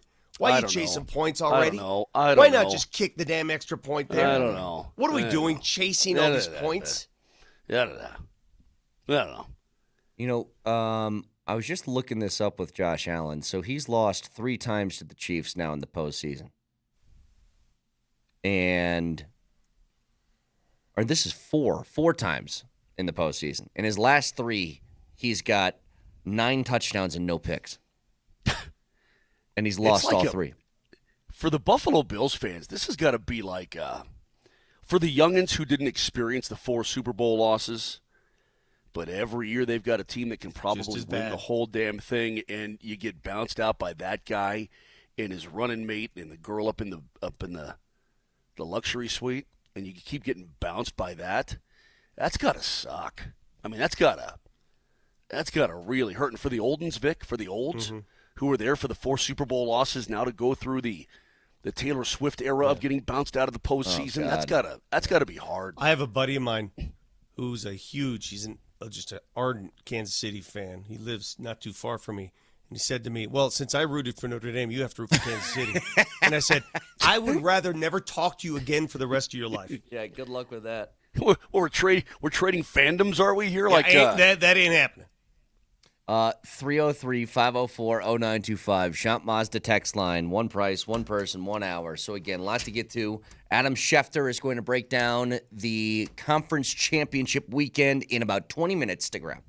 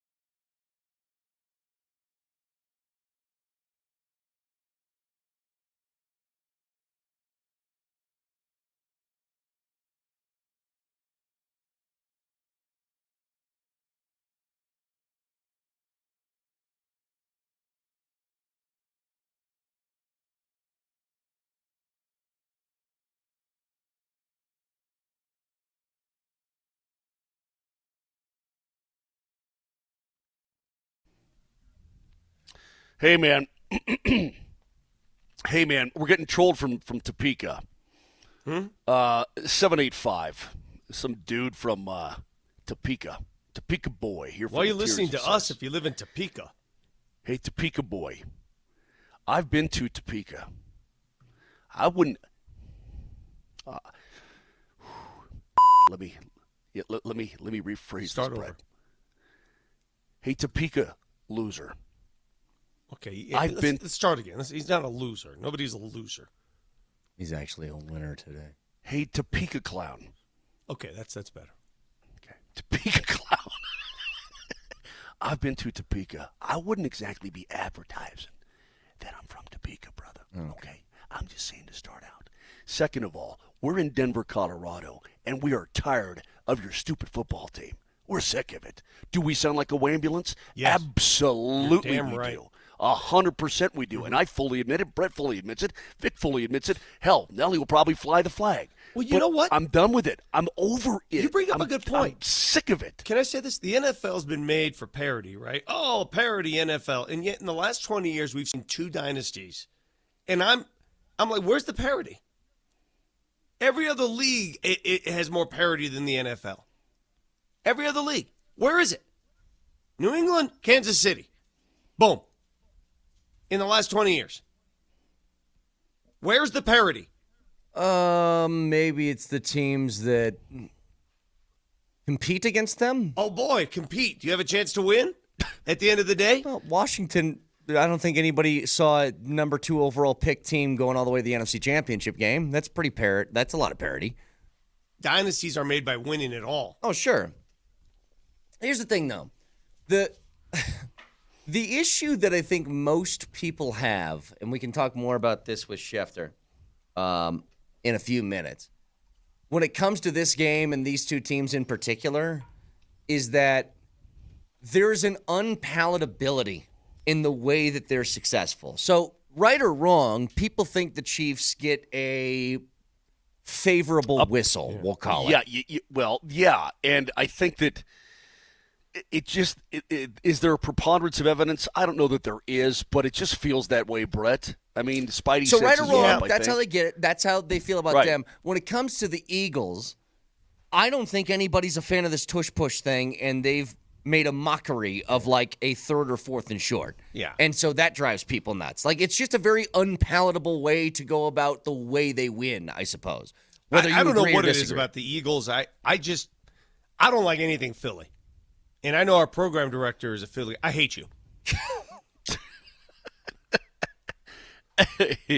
Take that I L don't. I don't. You know, this is something about me personally. I don't like East Coast sports. They think they're holier than thou and everything. I don't like it. So let's jump back to this with Schefter in a few minutes. Can I go back to Mikko for a second? I want to ask a question that's it's an impossible answer, but just on the surface. How much does Gabe not playing for 3 years factor into this whole idea of Mikko being an expendable or forced to be an expendable piece due to contract? Well, very much, because perhaps the results are different if you're healthy. If Val doesn't do Val and Landy's healthy, maybe you got 2 cups. Right. And you don't even touch a roster. Mm-hmm. It has a huge impact on what's happening. Enormous impact on what's happening. Well, here's Chris McFarland on that subject. Go ahead, Nelly. Yeah, the cap is going to go up, but you've got to do your internal outlooks, right, for next year. We still, like the player you just mentioned, we still have a serious unknown on that we don't have that information today. We have to operate in many different lenses and look at it from many different perspectives, and that's certainly one of them. But I think one of the areas where it's clear we're not deep enough, and I think that you got to be deep to go 4 rounds, and hopefully this is going to help that. Obviously, he's a superstar. You can't replace that. But again, he's a superstar that earned the right to be a free agent. There's a level to it where this is a money game. It's a cap game. Mikko's due to make a whole bunch. I've said this forever about Landeskog, though. The issue with him is not, like Moser, they're using the money with him on LTIR. They're using it. But you can't plan long term with it. That's always been the problem. Like, you can't sign somebody to a 4-year deal knowing that Gabe's going to be on LTIR because you don't know if he is or not. Moj, how much does Gabe have left on his deal? 3 years? Vic, I'd have to look it 3 or 4 years? So there's still some time. It's not 4. It's like 3. Yeah. Okay. I'll look it up. Okay. I've really just kind of put it in the back, in the back corner. So as Moser looks for that, just to throw this out there, a big thing with the Mikko contract, like, let's say it's going to be in that $14 million range, like $13 to $14 million. His cap hit right now is 9.25, and I want you guys to understand. And again, I'm not even saying like I totally agree. I think Mikko on this team, obviously, they're very good, and he's an irreplaceable level of talent. But going from it goes through 28-29, Gabe. So there you go. Going from 9.25 a year for Mikko up to 13 to 14, and I want you guys to understand what the Avs are doing right now. Moj, all year long, and for the last couple of years, they're forced to send guys down to the Eagles and bring them back up for cap purposes, right? Just to make sure they're staying under a certain number. Now, I know the cap's going up, but add another $4.5 million to that number, and it gets really confusing on how you make everything work while building depth still on the team. Also add, Cale Makar is going to get a raise. Right. And that's coming up too. You see what I'm saying? I mean, not that these players aren't worth it, because they are, but in a salary cap sport, in the salary cap era, you're going to have to make difficult decisions. Imagine Pierre Lacroix going, well, do I keep Joe Sakic or do I keep Peter Forsberg? What am I supposed to do here? Yeah. They had to let Peter Forsberg walk, one of the all-time greats of this franchise, right? Well, his body was more beaten up. That made sense, though, at the time. I understood it at the time. But you had to let Rob Blake walk. Yeah. Same story. I mean, not Rob Blake, but Adam Foote walk, right? I mean, it hurts, it kills, it stabs. Vic, you went back to the player. I will say this. I don't care about agencies and all that kind of thing. Ultimately, I mean, they can steer and they can do all this. Ultimately, it's a player's decision on what they want. And I've always wondered, and I don't know how this works, it's probably different from guy to guy, that once you do win, once you get that first ring or you get a ring, do your priorities change? Is it all, okay, bread only now? I mean, I don't know how it works for different guys. I really don't know. Well, had they not won the Cup, all right, had the Avs not won the Cup and the same core was there, you wouldn't be as puzzled over the trade, right? You'd be like, okay, they got to mix it up. They got to win the Cup. But because they won it all, because they climbed to the mountaintop, you want to maintain as much of that core for as long as possible. I get it. I'm just reading on the text line. Hard to believe if you would have told me a day after the Cup that was the last time, that game was the last time Mikko, Landy, and McKinnon would play together. Yeah. Think about that. That's the last game they would ever play together. You would never imagine that. But here we are. Well, how many guys, is there 8 guys left from the Cup team, Moj? From just a few years ago? There's not that many. About that, yeah, about that. And that's the thing. Like, these things, obviously, things change. You can't afford some guys. You have to make room to sign some guys, like all of that different stuff. But in the end, this is a longer-term play. And I keep going back to one detail. If they knew the number that Mikko and his agent had in mind was too high for what the Avs are willing to do, you cannot let him walk out that door for nothing. You can't just let him. Like, how many times do I get on the Rockies around the trade deadline? Like, you're not re-signing Trevor Story. Why is he still on this roster? What are we doing? You can't let these guys walk for nothing, especially if they're considered top-end, high-end players in the league. The good news is the 2 guys they acquired in the deal both factored in that win yesterday. Drury factored in, and my God, Nečas. By the way, how do you properly pronounce it? Nečas. Nečas. I got to be honest with you. When this guy was involved in the trade, I was like, huh? Well, he scored a game-winning goal against the Avalanche earlier this season. I know, but Brett, were you like me? Were you like, huh? Who? I knew of him, but I wasn't well aware. This. Yeah. Anyway. But by the way, Vic, he's on pace for 92 points. I get it. Nečas is. What I'm trying to say is they both factored in the win yesterday. And that power play where Nečas was just zooming around, where they hit the pipe 2-3 times, that was the best power play they've had in a month. Yeah, he was just bombing it. And it's interesting, too, because that power play, that one specific power play where he bombed it off the iron twice, that's the best looking power play I've seen out of the Avalanche in the new year. That's the best power play since before Christmas. Yeah. That's what I just said. I mean, but the interesting part is that Netchus is over in McKinnon's spot in that circle, and McKinnon's now darting all around the zone. And he when you see him do that, boy, it just loosens a lot of things up. I think that fans, they're going to be heartbroken about losing their guy, their friend, their heck, the Bear has a Mikko Rantanen jersey. She's like, what am I going to do with it now? I'm like, you can still wear it.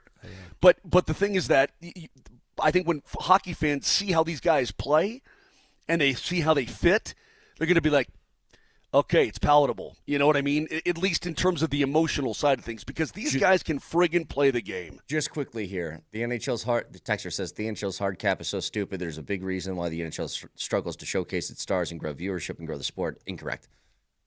A hard cap is what every sport needs. By the way, every single one. What do you want them to do? They can't spend like the other sports. You spend what you make. I mean, what do you think this is? They don't have the same television contract. I would institute a hard cap in every single sport is what I do. Just say, here's the most you can spend. Make it work. And if you can't, then somebody who's good's got to go somewhere else. Especially baseball, this whole $600 million deferred crap. So we'll get back to that in just a little bit. 303-504-0925, our weekly chat with Adam Schefter of ESPN next.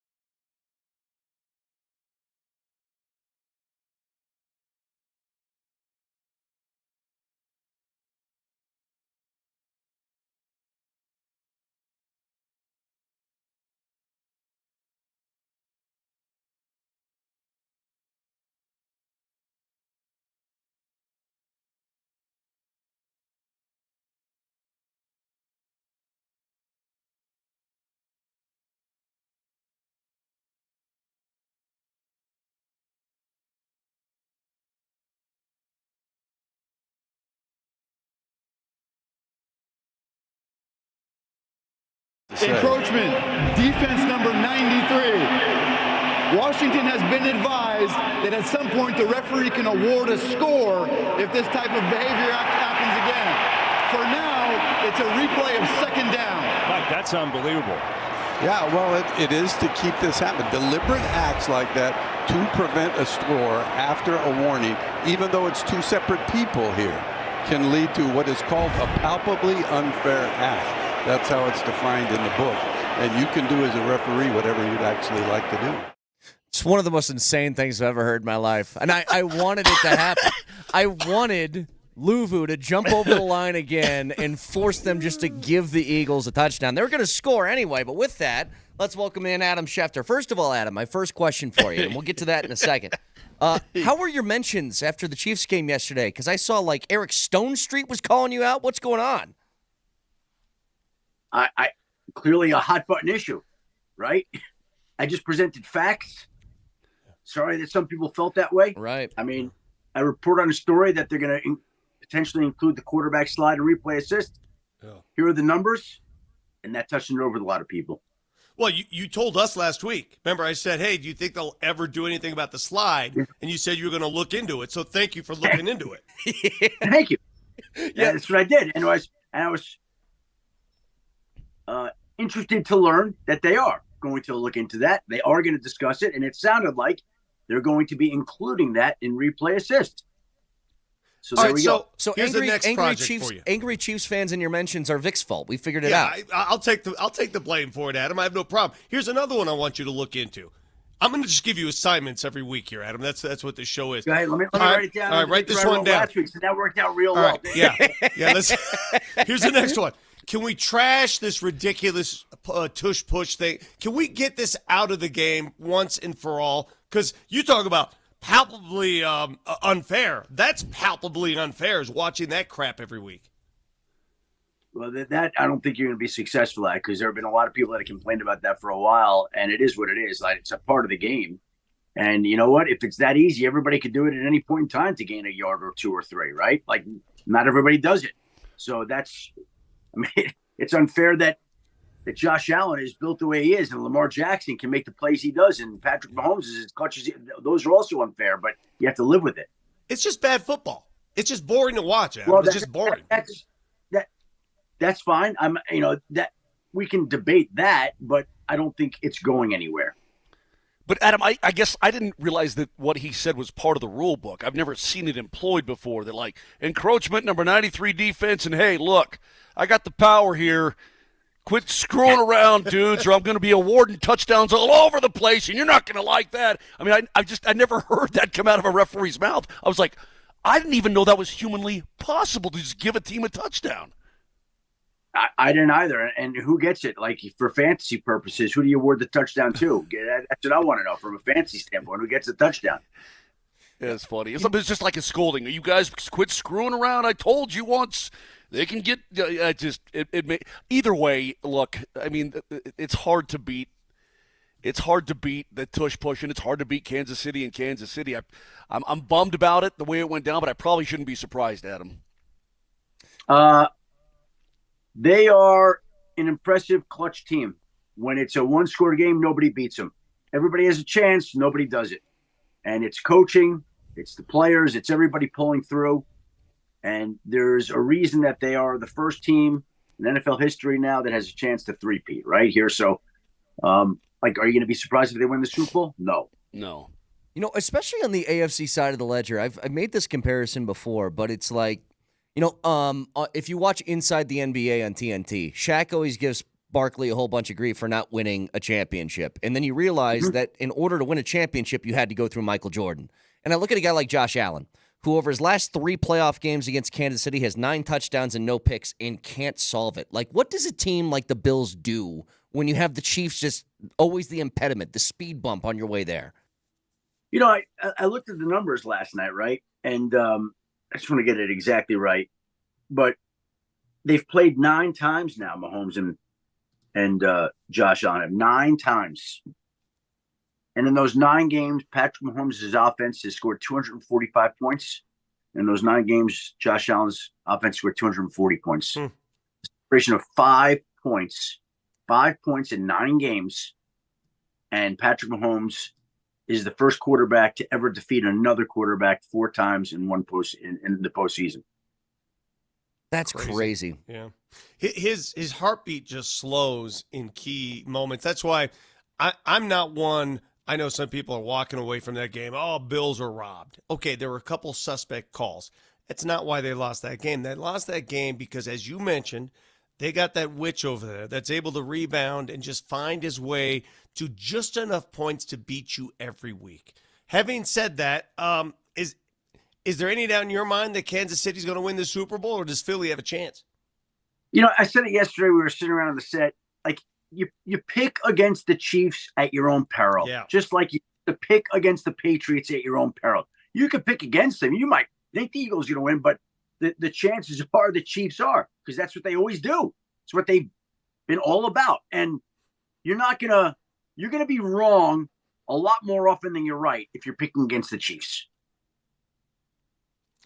That makes total sense. Unfortunately, I have no interest in this game, and you're paid to cover the NFL. I'm paid to cover the NFL. We all are. Why am I not interested in this game? What is going on? Why is there a malaise about this specific matchup in this Super Bowl, Adam?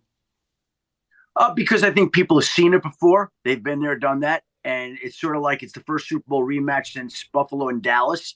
And if I remember back then, having covered the league, I think the second time around, you want to see something new, right? A lot of people want something new and exciting. So if Buffalo's in the game playing Philly, or Buffalo's playing Washington, or Washington's playing KC, you want something new, right? And neither of these teams right now are new. The Chiefs have won it. The Eagles have won it. They've played before. And so from your perspective, it's not very exciting. I think the people in Kansas City and Philadelphia would disagree, but that's how they feel. What about the NFL? Like, I know that they don't really care about the results and blah, blah, blah, but as far as like interest and viewership and all that, do you think they would prefer Kansas City, the narrative of them going for the three-peat, or would they prefer like Buffalo and Washington? I don't think they care. The Super Bowl is going to rate through the roof no matter who plays in it. Yeah. They could put in, any JV teams and the Super Bowl. It's a Super Bowl. The league doesn't worry about that.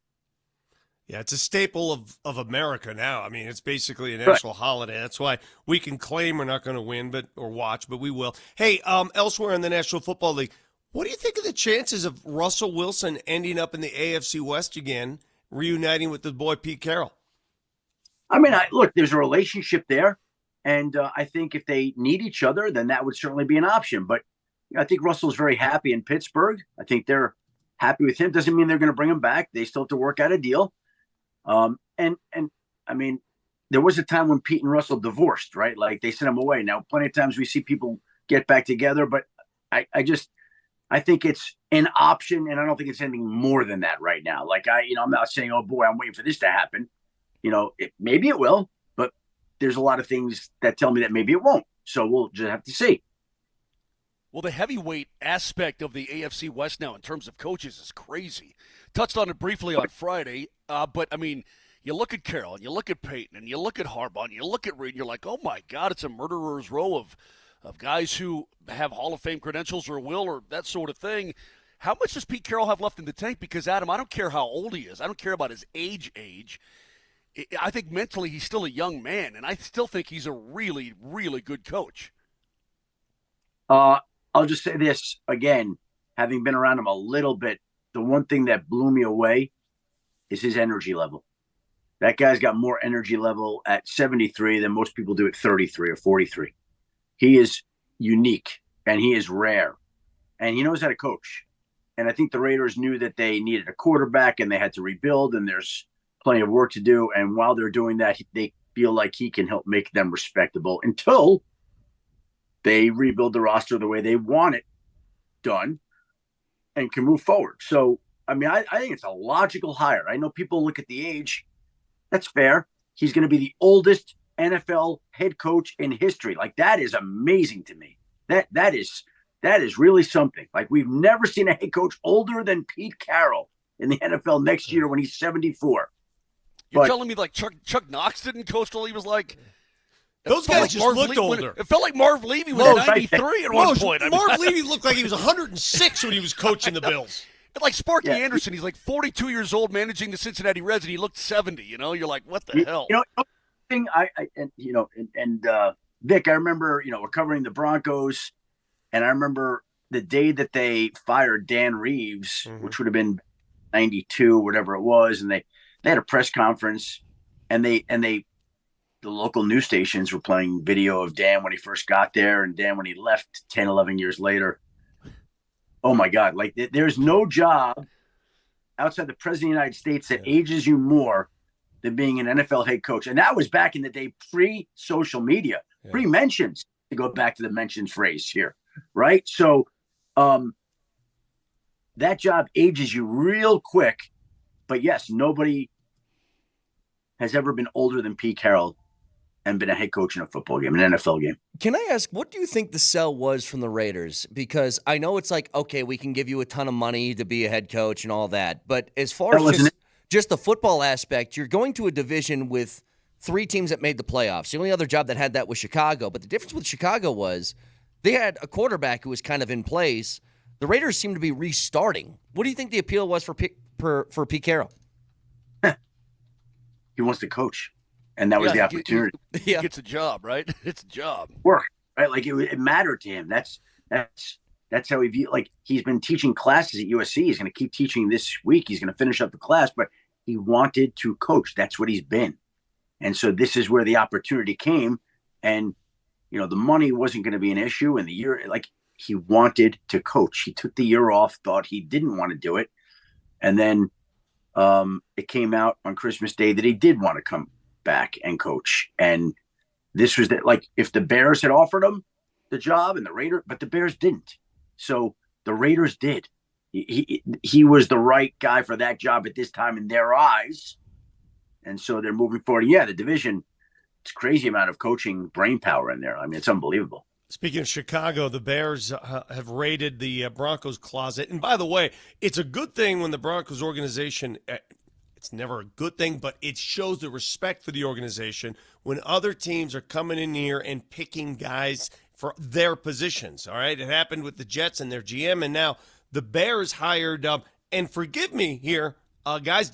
I did not know the name of the Broncos tight ends coach. I didn't know who Declan Doyle was, but he's 28 years old, and now he's going to go work for Ben Johnson. Did you know this guy at all? I had no idea who Declan Doyle was until yesterday. No. And you're there, Vic. So I did not know him. And I still don't know much. I still don't know a whole lot about him. But obviously there are people that are impressed with him. So he got that job. So good for him, right? I know Declan's an English name. I know that.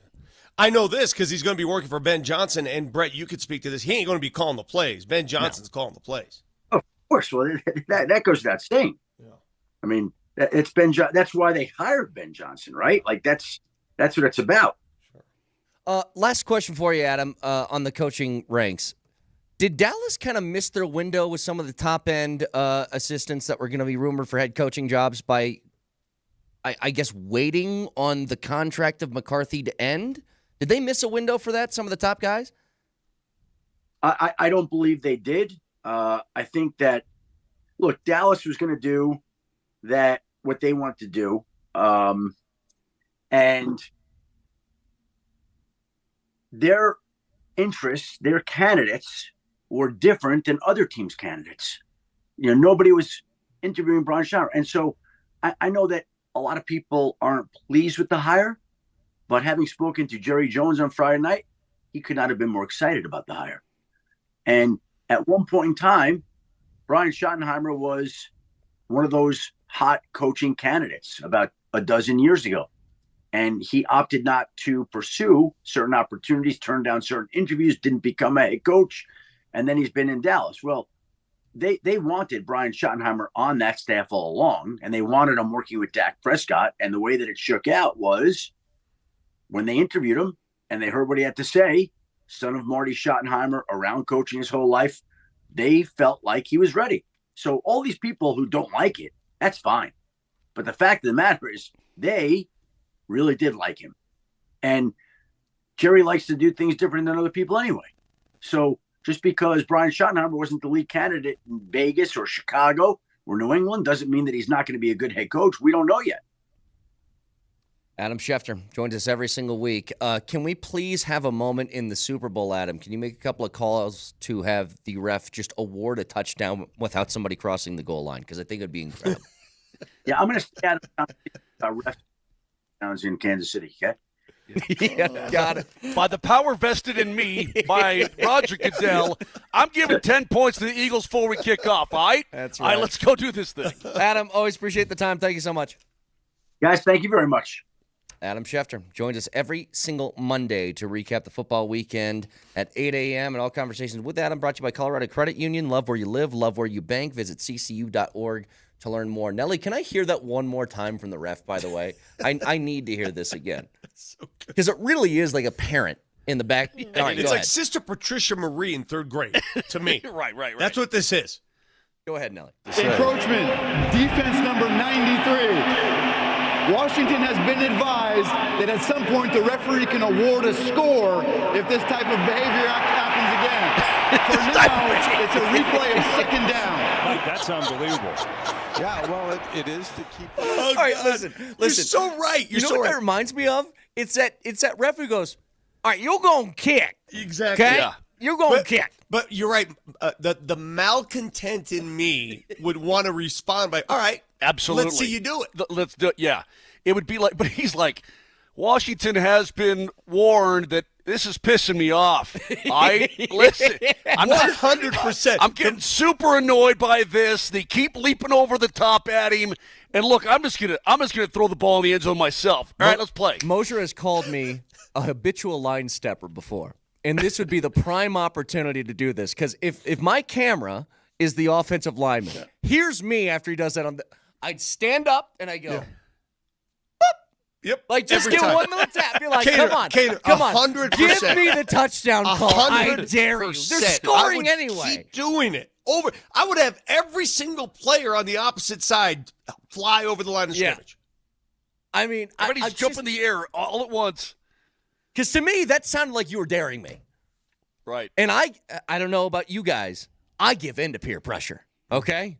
Somebody says, you won't do this. I'll be like, oh, really? Watch this. My response would have been this. I would have grabbed the mic from the ref. First of all, I would have grabbed it right out of his chest.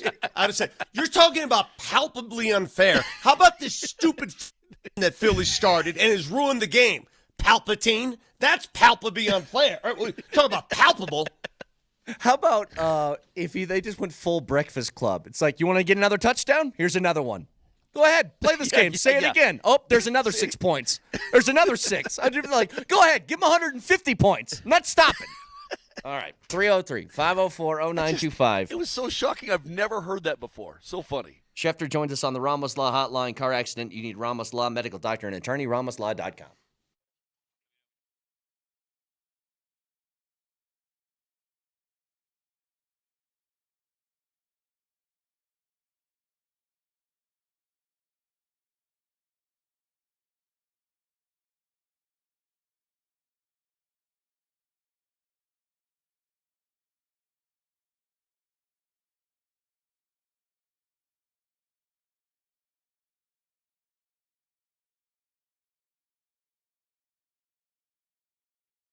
Open up the Circus Sportsbook. Take a look at some lines for tonight. The Nuggets in action against Chicago, and that line is 9.5 in favor of the Nuggets. Can also, why not take a look at the early lines for the big game? Chiefs, 1.5 point favorites over under 49.5. Jump on these before they start to move because you won't find better odds than the Circus Sportsbook. And if you download it right now, you get those tight money line splits and excellent customer service. Download the app Circus Sports or go to circusports.com. And always remember, any gambling problem, call or text 1-800-GAMBLER.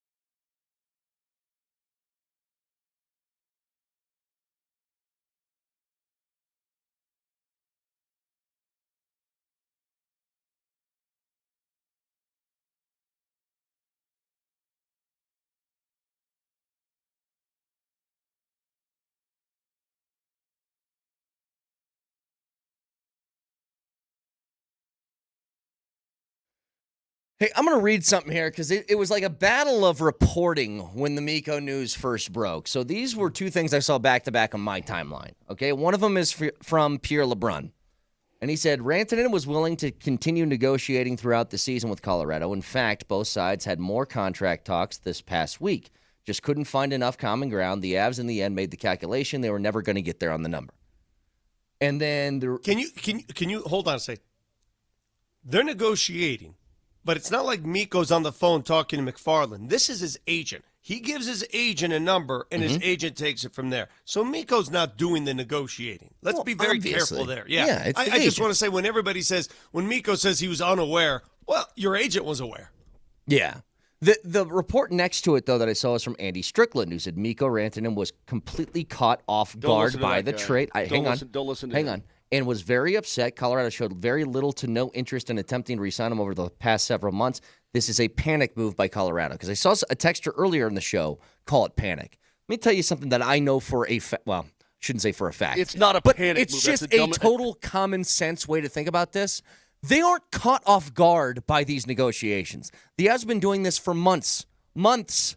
There is nothing panic about that trade. That was a calculation that they deemed after months of trying to come together on a number. They said, we just aren't going to get there.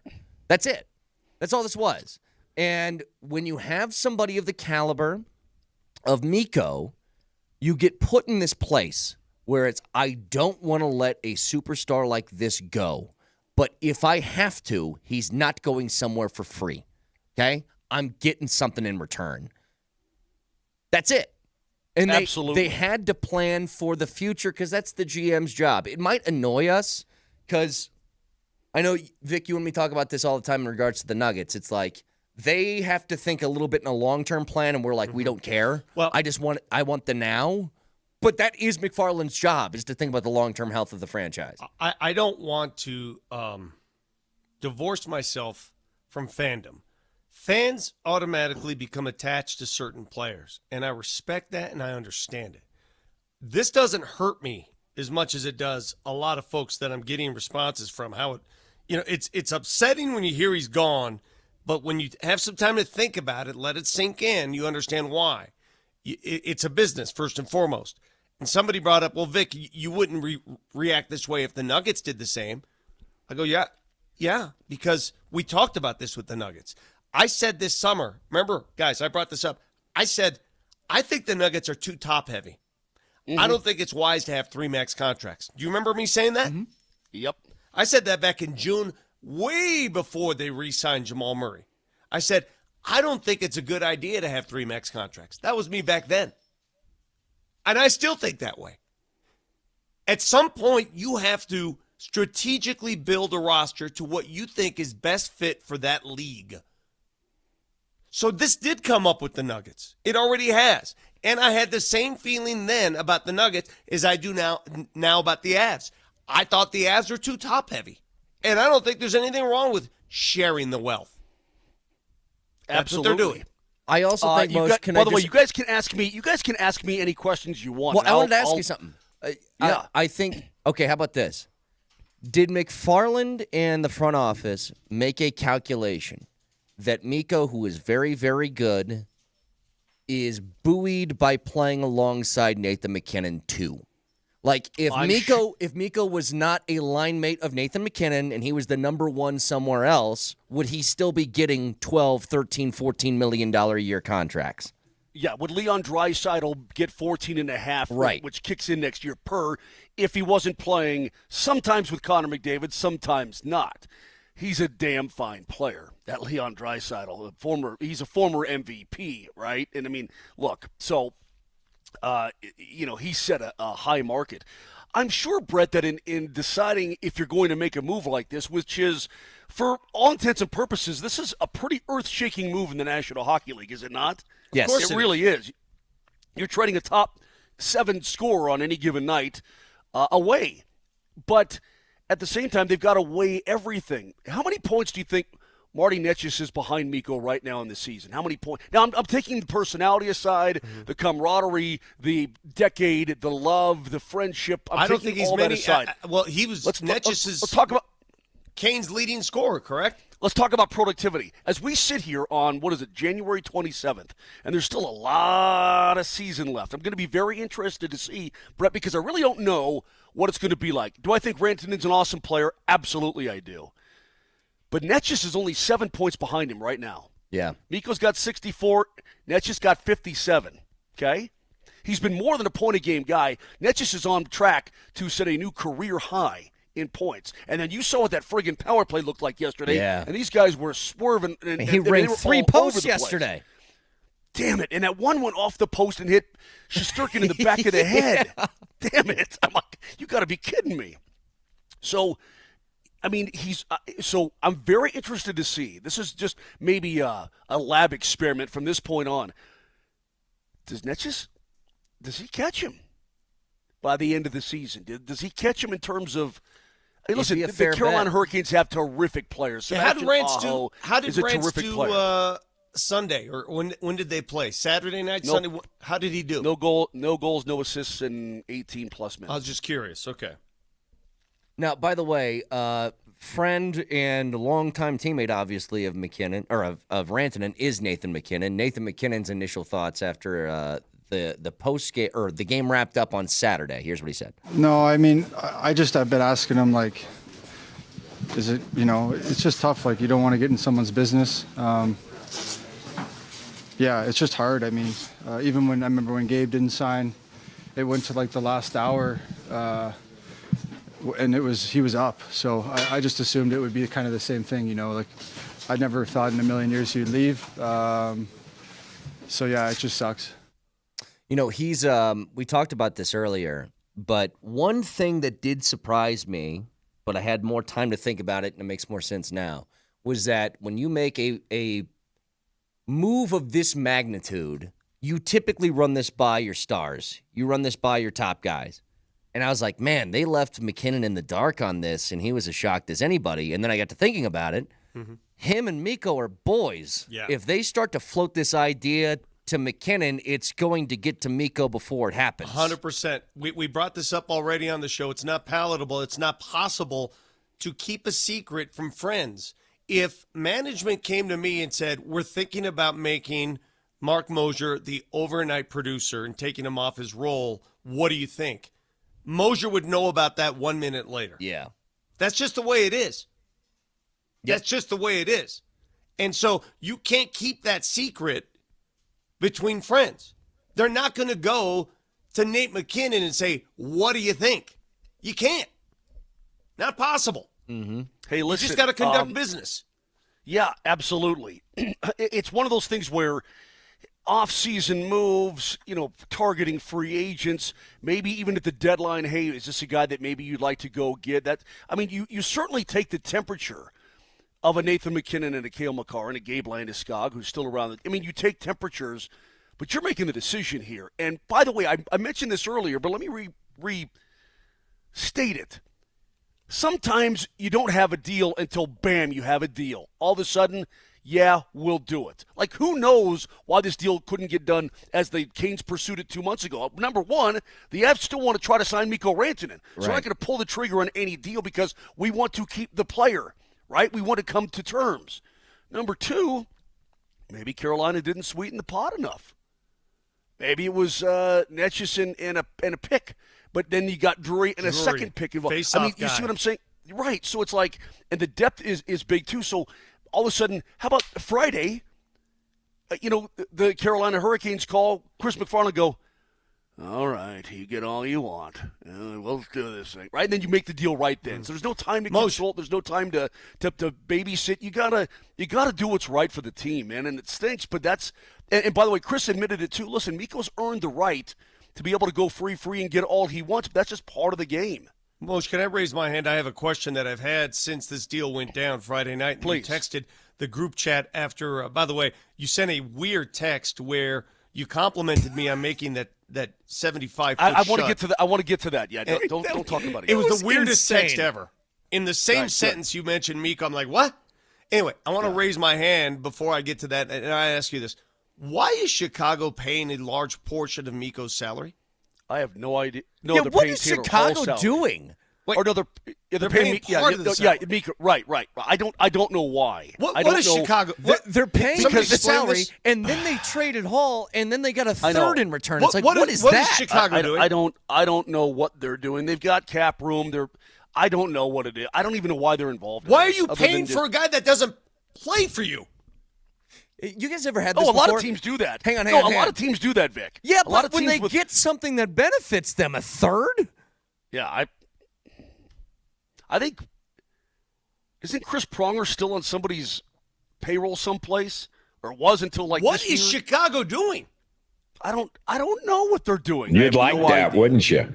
It's like somebody walked up to Chicago. They're at the bar, like, "Hey, can I buy you a drink? Can I take your wife home afterwards?" And they're like, "Okay, okay." Will you pay me for it? Yeah, sure, okay, yeah." Is it like paying somebody $50 million let to me make a handle the player bill go for away? you. I mean, let me handle the bill too. Let me go ahead and take that. It's so weird. Okay, I got to read this text. We got our radio group text. This came Friday. My wife and I were at a Chinese restaurant when I got this. And to be honest with you, I stopped reading. Only now did Nelly tell me what the last sentence by the way, was. by the way, hey, real quick, they're getting rid. Brent's right there. They're getting rid of Taylor Hall, which is what they wanted to do. Get rid of Taylor Hall. So they're going to eat part of Rant's salary for right now because he's going to be free on July 1st. Friday at 6:30 from Mark Moser in the group chat. I'm proud of you, Vic. 60 is a great number, and we're going to blow you up on Monday. I stopped reading at that That's point. about Vic doing the Jokic one-handed throw from the free throw line. Okay, and I saw it. I saw the reaction of DMac and Tyler. Hold on, Moshe. Shut up. Hold on. Shut up for a second. So I read that. I'm going to read it again. This is all one text. It's one text. This is one text at 6:30. I'm proud of you, Vic. 60 is a great number, and we're going to blow you up on Monday. Also, Mikko going to Carolina in a three-way deal. Yeah, before the news broke. What the hell? Like, what kind of schizophrenic text is that? What? Like, that's not an also, oh, hey, by the way, that's not that. No. The lead should have been Mikko going to Carolina in a three-way deal. Also, I'm proud of you, Vic. So hang on. Here's what just happened. I text the group and I say, hey, boys, I shot even par today. I shot a 72. And Vic does this. Man, that's awesome. We're going to blow that up on Monday. By the way, Jokic retired. Yeah, I mean, what are you doing? That's what happened. What are you doing? That is not the lead in any text. The lead is Mikko. The compliment to Vic got more words than Mikko Rantanen just got traded before the news broke to us. I was really proud of Vic. I'm telling you right now. Maybe that's just me. That's fine. I was really proud of you, man. For I can't throwing a believe you ball even made it 60 times? Vic threw a ball. Dude, that's so awesome. I'm so proud of you, man. By the way, Mikko's gone. But, dude, really nice. How tired were you afterwards? How tired? I wasn't that tired. My elbow is still a little sore, but I wasn't tired. Yeah. I wasn't tired. I mean, I can't believe I'm not elderly. How long would It's that just have crazy. lasted? We get to shot 100. Are you still going? I was about to quit because I was live on DMac's show. Yeah. And I was at shot like 55, and I said, all right, it's not going to happen. I hit the back of the iron like 4 times. And it went on number 6, shot number 6, it almost went in. And I'm like, okay, this is impossible. I mean, I just can't find it. So I was about to quit, and I just threw a couple more in there, and it finally went in, thank God. So here's the thing. I watched the video, and I saw Polumbus's face during this. Yeah. He hated every second of it. There's no – I would have hated it too. The last thing that was said, the last thing that was said was, is this even translating on radio? 100%. And then the ball went 100%. If I'm Tyler, I'm like, why are we watching this yahoo throw ball after ball during a radio show? I totally agree with you. It's an exhibition of dumbness. But the fact is you did it. But it took 60 tries, but you did it. I'm proud of you. Yeah, here's the thing, though. Anyway, Mikko got traded, too. I mean, just who does that? Here's the thing. Vic, no disrespect. I'm not that impressed. I'm not that it's impressed 60, either. It's 60 shots, and people are acting like you, drop-kicked it off the rafters into the hoop. I'm like... It's not that impressive. Joker did it in one try in a game. I agree with you. The whole experiment was to show you how hard it is. Right. It wasn't to show you how great it was. Right. No, great is making it on the first or second try. That's great. If you did that, I'd have been blown away. Yes, blown that's away. Great. By the way, my first 2 shots, I didn't even get there. That's how hard. I was like, you had to find sort of the The range. You got to find your Yeah. range. But the You gotta fact that my recalculate. elbow is still alive after 60 shots, that's the story. All right, Vic, That I got it. I know what you got to do today. Yeah. Go back to DAC, and now you got to do like the volleyball hit full court. No, I couldn't. Now I you gotta tried do that. that. I tried that. I couldn't even get it to 3/4 court. The core strength that you need to pull that off, that's a different story. Couldn't do that. 303-504-0925. And I want people to stop texting me with this, oh, dude, perfect did it in 9 shots. I don't care about those people. They do this for a living. They get paid to do this crap. I'm an old man without a prostate who sat in a gym with my brother rebounding. I don't care about those. Stop it. Oh, did you get a hole in one? Tiger's got 12. Yeah. I mean, these are young men who sit in their own gym and do this crap for a living. Oh, I'm supposed to be impressed. Like you, I'm supposed to be impressed by that. All right. You can listen to us anywhere on the Altitude Sports Radio app. It's powered by the Will Height Law Firm. Injury lawyers, go to willheightwins.com. That's willheightwins.com.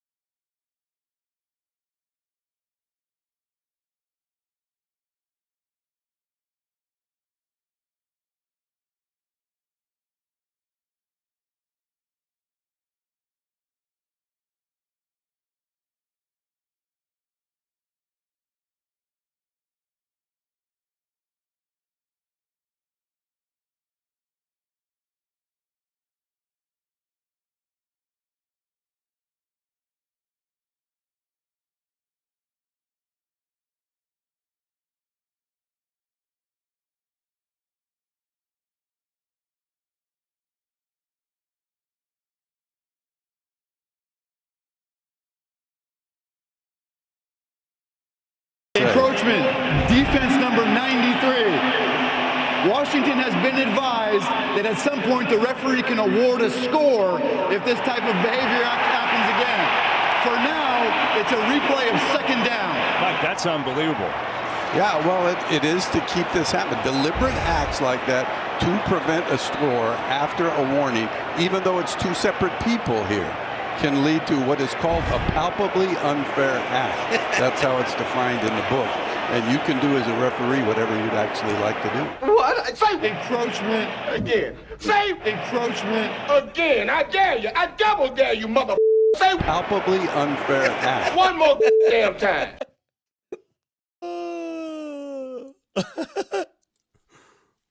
Say what again?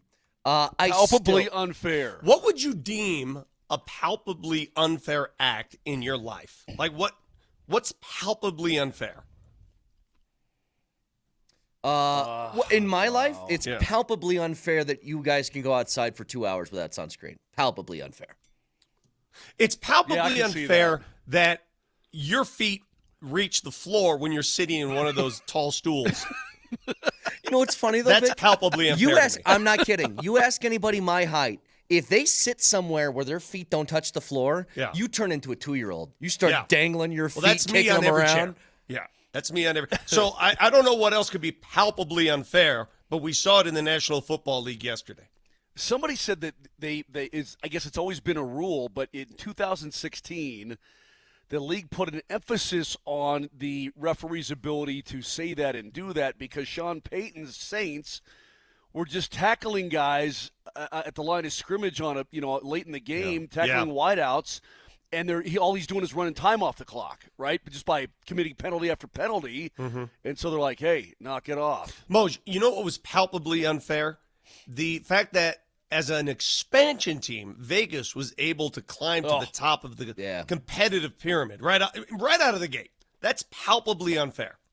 It was because the league, and it's hard to blame the league because when teams come into the league, typically they would just get leftovers from everybody, right? They just get like your castaways, guys you don't want, or guys you're willing to let go.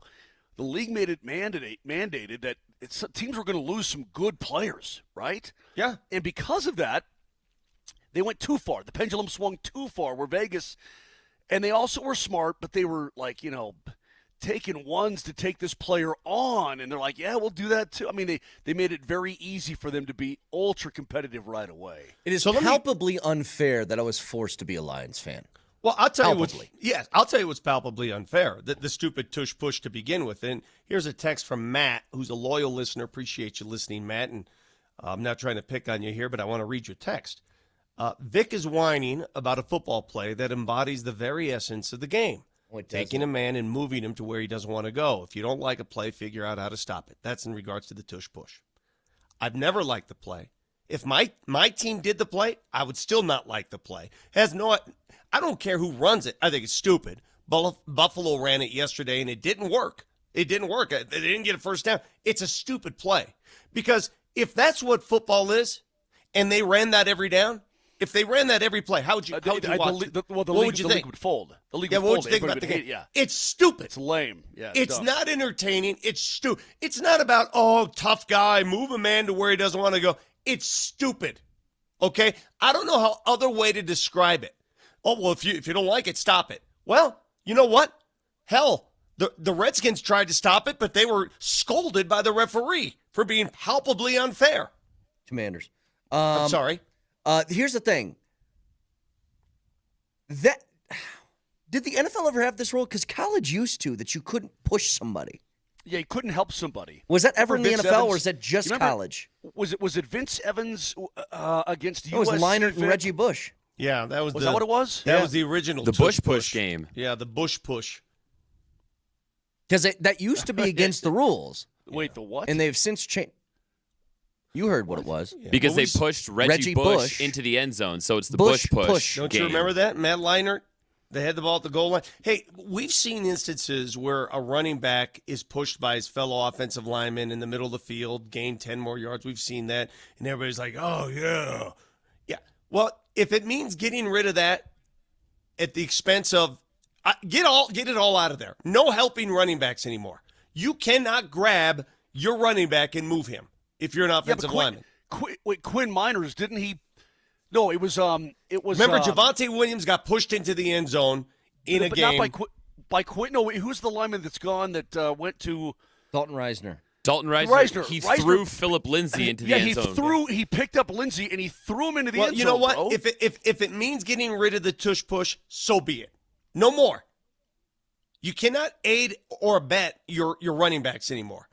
Because it's a stupid do we all agree on this show? I don't care if listeners have different opinions. I just want yours right now. Do we agree that's a stupid play? Yes or no?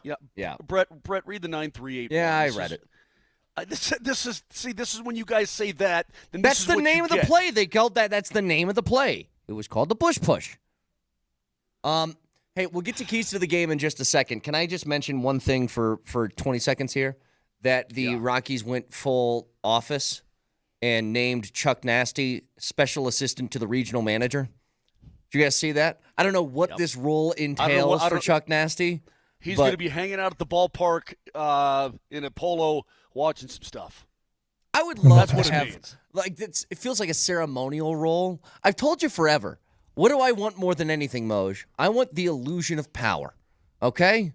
I want a business card that makes it sound like I have a very important job where I actually do nothing. And you want to be, and you also want access. You want to be able to walk to where you want to go. Yes. Now, but you don't want to do anything. You just want it to look like, oh God, here comes a big. I don't actually want to own the business. I just want to act like I own the business. That's all I want. Right. And that feels like what Chuck Nasty has right now. Like if you had if there was a company that, let's say, they make cardboard boxes, don't you want to just kind of walk around the plant a little bit? You know what I mean? Yeah, like put a hard hat on. Just start pointing at people, hey, you're doing a fantastic job. Good work. Right. And they're like, who the hell is it? Well, he must be big. Mm-hmm. He must be part You'd owner like of this that, thing. wouldn't you? You just want to go pointing to people and going, hey. And show up just how I'm dressed now. Like, no suit, because I feel like that even gives off more power. Like, he wears what he wants. Hold on. Vic lost his internet. He's frozen, but look at the pose that he's frozen in. Ooh. Oh, he turned it off.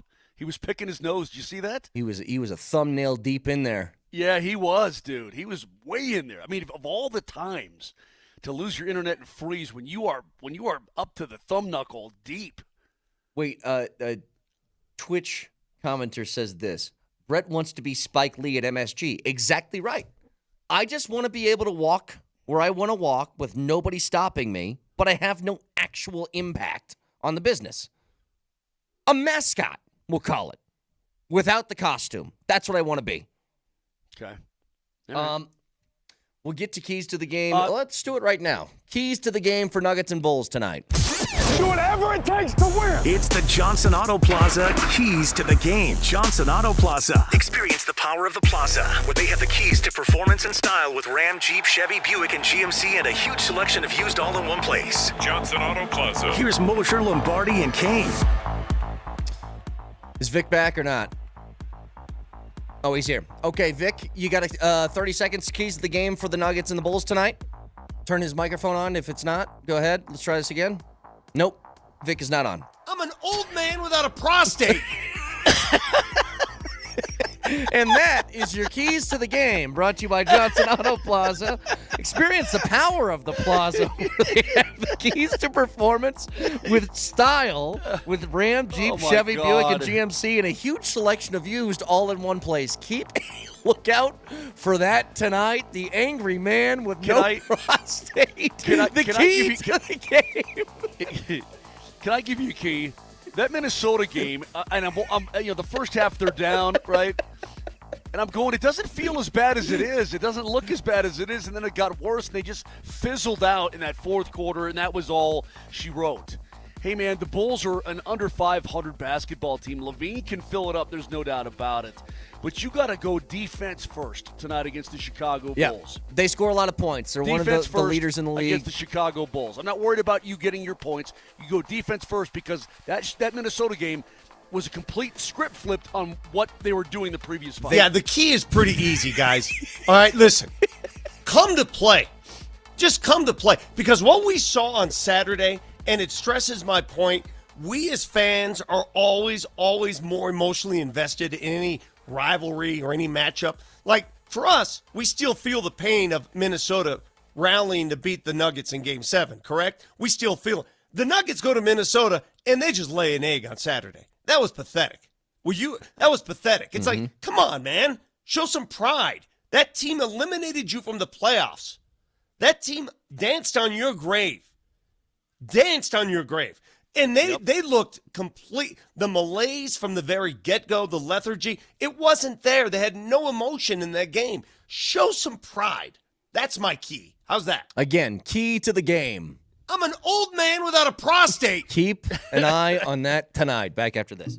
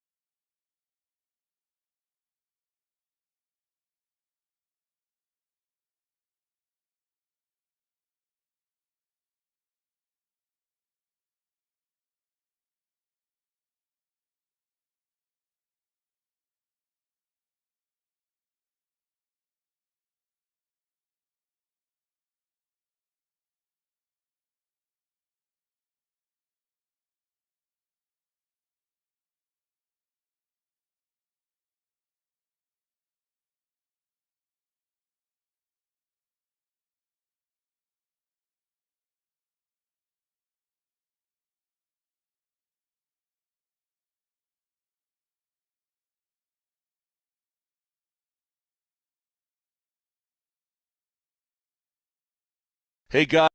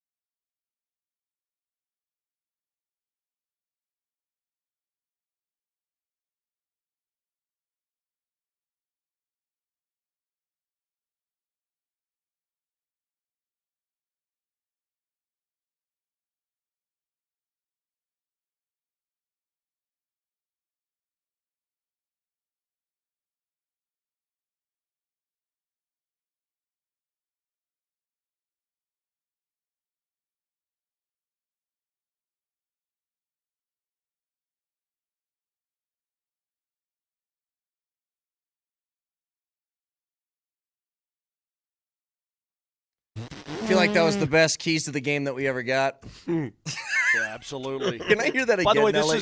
this is the era of crap Jovi, by the way. Yeah, I don't know. This didn't cut it. It cut the mustard, man. I'm sorry. This didn't cut it. Jovi's got some hair work done, right? Yeah. There ain't no way I'm it's sure. that lush at this age, is it? It can't be, man. You got to have some fillers in there. Gotta some be. Planty plants, you know what I mean? All that kind of thing. Maybe he's just the luckiest guy on the planet. I don't Hey, know. a texter made a great point. Here we are on the radio telling everybody how much we hate the tush push and the brotherly shove, whatever you want to call it, and we call it stupid. But we give no reason or comparisons to other plays. And let me open it up for you. Why I hate it is because it turns the game into a different sport. It turns the game into a wrestling match. It turns the game into rugby. It's not football anymore. It's stupid in my eyes. And I'll give you an example. Other sports where certain plays that are not pleasing to the eye, that I think are dumb. The neutral zone trap is dumb. I hate it. I hate it. Any team who employs it, I hate it. I hate it. It's stupid. Now, is it legal? Yes. Do teams do it openly? Yes. I still think it's stupid. In basketball, they made certain rules because a big guy would get the ball in the lane and just camp out there. So they employed 3 seconds. Otherwise, what would basketball be? You just get the biggest guy, you get Shaq, you put him in the lane, you give him the ball, and you wait for him to turn around and muscle people to the hoop. It was legal, but then stupid at the same time. There are so many aspects to sports that are stupid. In boxing, if I'm in a fight and I really don't want to box, what am I going to do? I'm just going to hug my guy. Just going to hug him, keep hugging, throw my hands around him. Referee's got to come in, split us apart. Yeah, it's part of the rule book. It's stupid. Play football. That's all I'm saying. Yes, it works. Yes. Oh, boy. You got a bunch of big dudes out there, and they get into this little V formation. And, oh, my God, your quarterback can really squat 500 pounds? Oh, wow. I'll give you an example of, I think, one that was recently allowed that they have curtailed some rules to. The shift in baseball was awful. The shift was terrible. It was stupid. And I'm just, this isn't calling people out, but if you know how that worked, a lot of people would say, well, just hit it to the opposite field. Here's the thing. You throw a 100-mile-an-hour fastball right on somebody's hands, Inside. There's no pushing that to There's the no opposite way. side of Hey, the Brett, field. Brett, you're exactly right. Can you imagine watching a basketball game now where you're up by 3 and you go into a delay game? No Yeah. shot clock? Yeah. A four Can corners, you imagine, like 4 corners? Yeah. Like, Can you imagine we're talking watching like that crap? Hickory High? Yeah. Yeah. If you saw that crap, you'd say, this is stupid. Yeah, it's legal within the rules, but it's stupid. That's what I think of the tush push. It's stupid. Okay, you've established that. I'll tell you what was stupid as well yesterday is Cale Makar getting a holding the stick penalty with 2 minutes and 24 seconds to Insane. go in a tie game in Madison Square Garden, where Lafreniere, he's the one that dug the stick into Makar's gut, and like Cale kind of bent over. I mean, what he didn't even know. He said after the game, he didn't even know what the penalty was. Like he had to ask the referee when he's sitting in the box, right? Devon Taves yesterday on that penalty kill, I'm going to flat out say it. In fact, I'm going to make a statement that's going to blow your doors off. Do you have any doors, can write Brett? this down. Hell, record this. I don't know. Let's see. Devon Taves on that penalty kill yesterday, and I think he probably played the entire kill, if I'm not mistaken. It was the best PK by a defenseman in Avalanche history. I have no doors. Oh, my God. Yeah, there's no doors here. I got a revolving door. Yeah, You your wanna blow doors that are open? gone, have aren't no they? I mean, doors. your doors are on the I'm freeway doorless. about 10 miles back, baby. He wanted to win. You could tell by just his effort level on that PK. Dude, he's breathing like a sick hippo. He's so out of gas, and he makes that poke at the top of the circle one last to get that puck up and out. I mean, he was badass. Hey, can I he played a establish something badass game. Call me a gazebo. No doors. Can I establish No doors, something baby. else? Cale Makar's too nice. You're like a Jeep in the summertime. No Yeah, doors, can baby. Okay, I Vic, on want to that say subject, something about Cale Makar. He's Sure. He is the opposite of me. He's too nice. Because if that were me and I'm being interviewed after the game about that mystery holding the stick, did you see his response? Well, I didn't know what the call was. I I got to believe in what the referees call, but I don't know what it was. I would have gone off. I would have gone bonkers. I would have gone ballistic. That was such a ridiculous call to make in that circumstance. Two things on that subject. Number one, I go back to, was it 2 or 3 years ago, Moj, that Makar drew a penalty, went to the ref and said that wasn't a penalty. Yeah, correct. Yeah. And I remember the next day I'm like, this is stupid. Don't you ever tell a ref that a penalty's not a penalty and let him reverse the call. Thanks for the PI, but it wasn't PI. Remember he apologized to his teammates for it? What I was told was, no, this is really going to help because now the refs are going to be really good to kill. No, it doesn't. It doesn't work that way. Okay? So that's number one. Yeah. Number two. I'm going to ask Nelly, if you can't find my call of that yesterday, because I want to explain something. Go ahead. Number two, it was a phantom call to start with. But in general, I've maintained this forever. Late in the game, game's close or tied, let some things go, man. I think every single sports fan on planet Earth would tell you, we know there's calls that you make in the second quarter of a football game that you don't make with 2 minutes left. There's calls that you make in the first period of a hockey game that you don't make in a tie game with 2.5 minutes left to give somebody a man advantage. Let that stuff go unless it's egregious, and I think we're all on the same page. And the Avs deserved to win that game yesterday. They had a couple of breakdowns, Blackwood made some great saves, The first goal, though, Parker Kelly, he's got his guy. He's going to stick check the guy or even get the puck, and he tries to play the puck, and you know what he's got? He's got half a stick. Mm-hmm. He's like, what? And then dude pops it in, and so he throws the stick against the glass in the corner, right? He didn't even realize his stick was sawed in half. I mean, you had some bad – you hit 3 posts. The one that squirts through say it. What's his name? She's twerking. She's twerking. I said that to our TV crew. Like, what are you saying? I said we're going to go up against Igor. She's twerking today. You talking about the Gerard one that hit the crossbar left side? No, I'm talking that. Well, no. Nate just hit 3 posts. One squirted through, and it hit by Shesterkin and ricocheted out that way. And I'm like, you got to be kidding me, man. The Avs deserve to win that game. But here's the thing about Makar. You could tell he was PO'd, and we got out of the box. Now I think I said, Nelly, run it if you got it. I don't know if you got it or not. All right. He doesn't have it yet, but okay. You talk about justice being served. But I said he's red hot. And I didn't mean like he's red hot, like, oh, man, this guy's having a game. He's red hot. I meant like he's really pissed, right? Like you could see when he jumps out of the box and goes in and attacks that puck, he's skating with an anger, is Cale Makar. And he leads that rush, man, and the perfect pass over to Lehkonen, buries it past Shesterkin. And somebody's like, you got so excited. I'm like, well, yeah, you just had a horse feathers penalty called on you. Devon Taves had the shift of a madman on the back end. He kicked so much ass that Chuck Norris is asking him for an autograph. And you kill off the whole damn thing, and then here comes the guy who got wronged out of the box, and he's skating like a fiend, man. He's shut out of a cannon, and he's torqued. He's absolutely torqued. And he's into the offensive zone. And by the way, he had to drag that puck with him because the ice was crappy late in that game. He's dragging it along at top speed, sends it across. And so, you're going to be excitable, and you're going to have fun with a game like that and a call like that. Connors was great. I loved it. As he searches for a couple of these clips, can I tell you what I thought was the most impressive thing? Now, this is from a baseball player's mind, okay? Okay. The save that Charlie Lindgren made when he thought he was coming off the ice only to come back and full extension diving glove hand save was like a shortstop in the hole snagging a liner to left. It was one of the most athletic, impressive things I've seen in a long time from a goalie. Thank God he catches with the right hand. Yeah. Otherwise, he wouldn't have gotten it, right? I mean, thank God for him he catches with the right hand because he would not have gotten that. But I'm watching it now, like it full was pretty awesome. extension.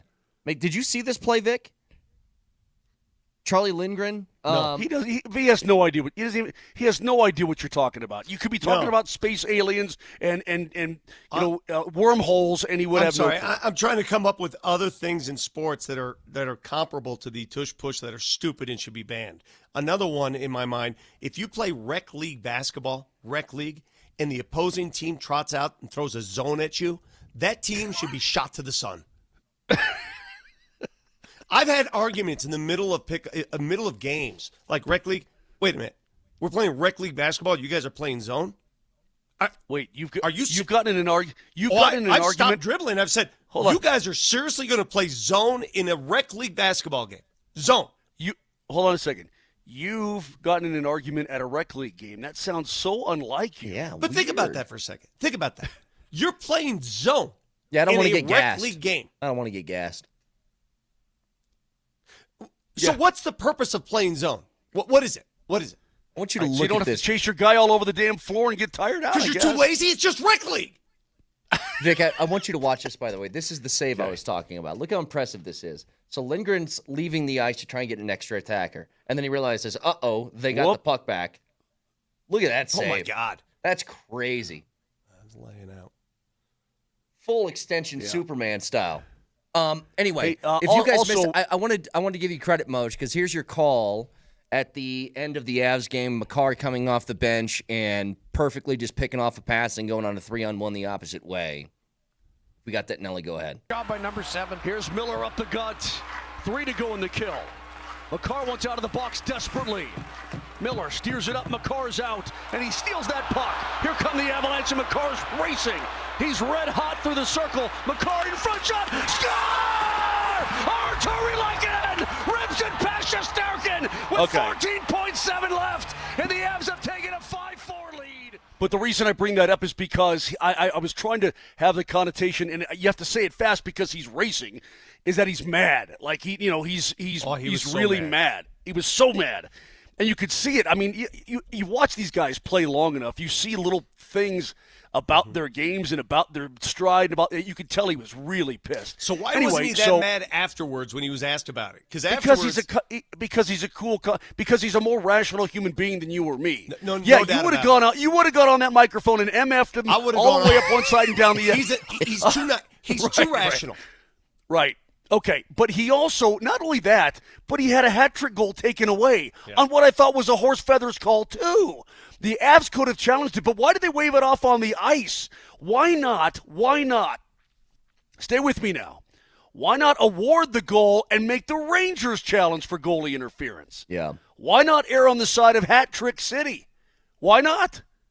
Because Miles Wood is in a jousting match with whatever defenseman that was. I forget who it was. It might have been Borgen. He's in a jousting match with Borgen in the top of the blue paint, and Wood never touched. He never touched. As far as I could see, she's twerking. You know what I would have loved if Vic was Kale and he goes into the locker room after the game and they say, what about that penalty? And you start MFing the refs. And then you go, and another thing, the tush push. Got to be banned. That's it. No more. Again, I Just have airing out all your grievances. I have all the respect in the world for a guy like Cale Makar, and that's why he's a world-class elite athlete. He's able to take all emotion aside and just be in the moment, right? He's in the moment. He understands what he needs to do, and he doesn't let that kind of stuff affect him. I'm the opposite. If you gave me a microphone after that, what the hell was that call, ref? I'm just standing there. Homeboy throws his stick at me, and you call me for holding the stick? I had to make you pay for it, and I did. Hope you like that, official. I put it right up there at the end of the game. Can always get in touch with us on the Voice of the People, courtesy of the Altitude Sports Radio app. It's powered by the Fricky Law Firm. They're in your corner. Vic says, he's on the microphone, homeboy. He says, homeboy stuck his stick in me. What do you mean, homeboy?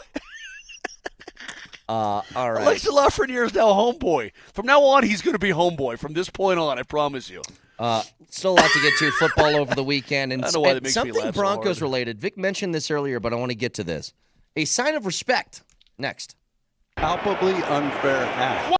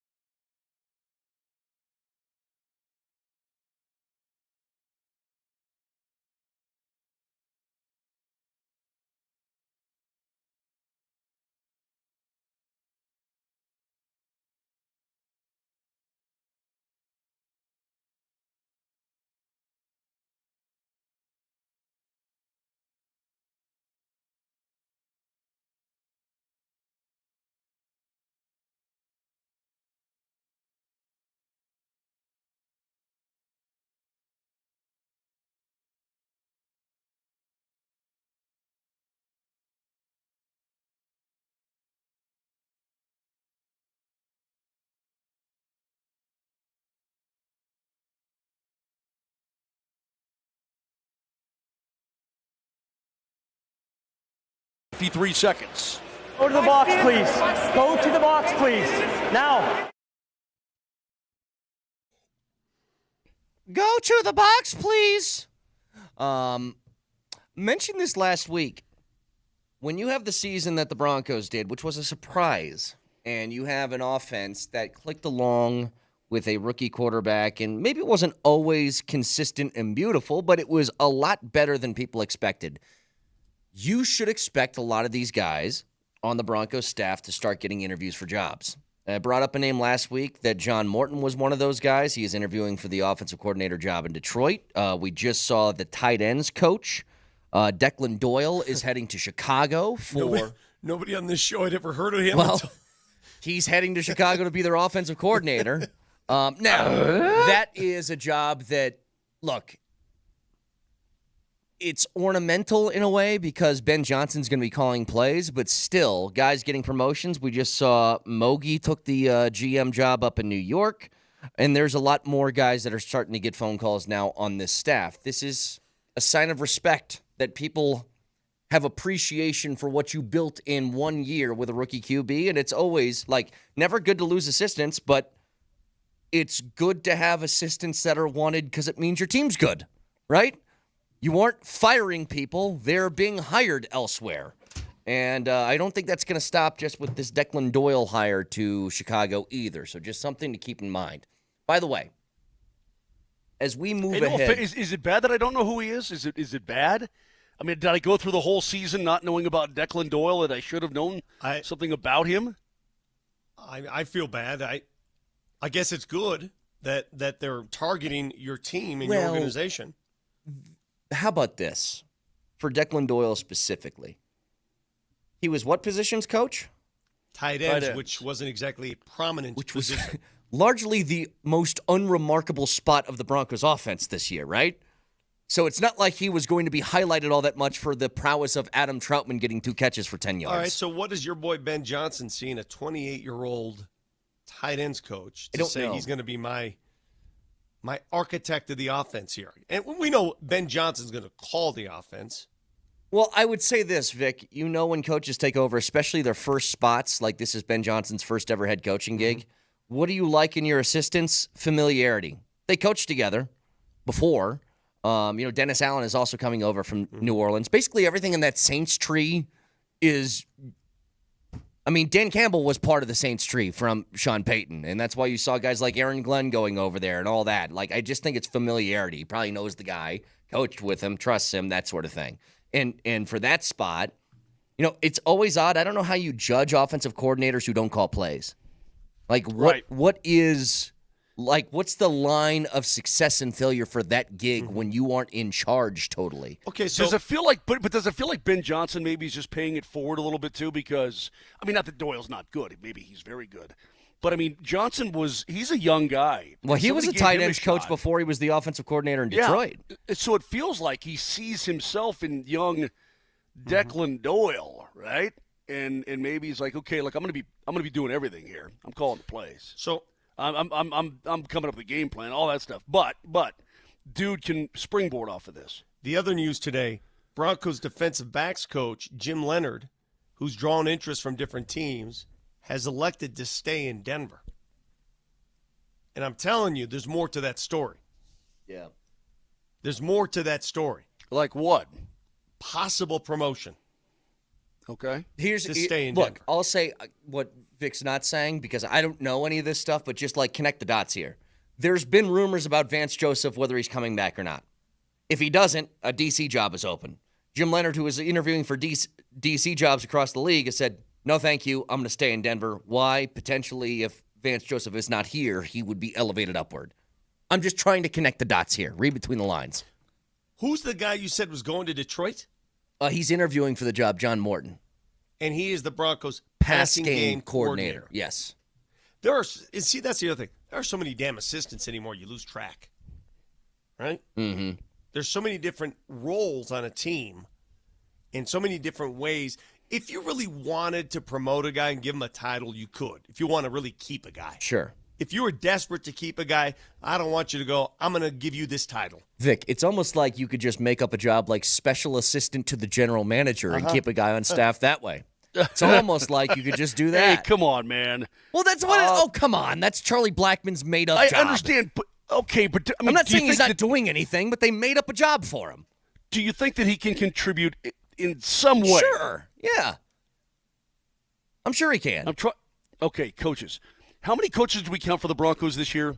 How many total coaches were there? It was 20-some, if I remember right. Like 27? Like 27 coaches, right? If you include like the David Shaw analyst roles and stuff like that, yeah. 9, 10, 11, 12, 13, 14, 15, 16, 17, 18, 19, 20, 21, 22. He's going Princess on us. 23, 24, 25, 26, 27. 27. 27. Okay, there you go. Crazy. What's the overall feeling that you had? Don't say both, okay? Because I'll say this about the Commanders. You know what's weird about that game? First of all, Saquon, of course, takes the first carry he has to the house. Hits his head on the goalpost after one carry. Secondly, Washington did the exact same thing that they did to Detroit the week prior. They couldn't hang on to the football. And the second you do that, especially against a team like Philadelphia, you're done. Because they had a moment, if you guys remember, that game was cut 34-23. Washington got the ball back, and Eckler fumbled, and that was it. Yeah. Done. Yeah, but that fumble tried to get up, but it was knocked out of his hands. Yep. That fumble on the kickoff late in the second quarter was a nail. I agree. I mean, I just didn't feel like there's no coming back from that whatsoever. I mean, I'm watching the game with a Philly guy, our replay superstar Sam Kilman. He's a Philly guy, and he's watching intently. We're waiting at the airport in Newark. And I'm like, it's over. He's like, don't say that. It's not over. I'm like, this game's over, bro. I mean, you can make no mistakes if you're Washington on the road. And listen, I'm sure they'll learn from it, but you also gave up 55. You got pasted, okay? So you blew it. The fact of the matter is you blew it. Hey, by the way, is anybody going to say, oh, Washington didn't deserve to be there. They just gave up 55 points. Golly, they lost by they got doubled up on. Who's going to say that? You know what? I dare you. I got to give Jalen Hurts credit, though. I mean, every time I think he's sort of that Jalen Hurts beat you. He'll find a way to beat you. He made some nice passes. Huge throw. That 4th and 5 late in the first half to Brown down the sideline when A.J. Brown hadn't been really doing jack squat. And it's just a fly pattern down the sideline. I mean, that was a great pass. You know what? That was huge for A.J. Brown, It was a great pass. Have you guys noticed, because they haven't been winning with a passing game prowess, right? It's been a lot of Saquon, grind you out sort of stuff. And they would always go to A.J. Brown because he always had that look to him. Hey, you're winning football games. Are you happy? He goes, I'm fine. This is fine. Yeah, he's reading this is fine. He's reading self-help books on the sideline while winning games. I think he was pumped more than anybody that he almost had a 100-yard game yesterday because he just had that look of like, no, it's fine. I'm okay. This is fine. I don't care about my involvement in the offense. He was fired up. Then he got in a fight with Lattimore and everything. I mean, it was crazy. Can I get your takeaway from watching that AFC Championship game? And I want to make sure people understand the takeaway for me is different than some. A couple people have said, you said for the AFC? The AFC. Yeah. I'm going to go to the AFC now. And the takeaway, clearly the Bills were robbed. That's not my takeaway at all. They weren't robbed. There were a couple of calls that you could have said, okay, Kansas City won. As much as I hate it, they won. Yeah. There was no robbery. Yeah. Was Josh Allen, did he get a first down? Okay, let's say he got the first down. Doesn't mean that Kansas City can't come back and still win the game. They just win. They find a way to win, and that's the frustration. It's, you're going to make up the fact that, that ball touched the ground. That wasn't a catch. Okay, great. Let's say it's a catch, or let's say it's an incomplete. Don't tell me that Kansas City won't find a way at the end. They do. They always do. Now, they always do. I will say this, Moj. They give them that first down. They could change the game in a big way because they get a new set of downs at the 40-yard line and maybe get a minimum of a field goal out of it, whatever. Bottom line is this to me. You have to enter a game against Kansas City expecting something like that to not go your way. You have to. So when you get a 4th down and Josh Allen makes a pretty damn good play of just getting rid of the football downfield and it falls in the hands of your wide-open tight end and he doesn't catch it, that's the focus. Hey, should be. Did you see the other side of the field on that play, by the way? That was not the – probably should have gone to his left side. He had whoever number 10 was – what's his name again?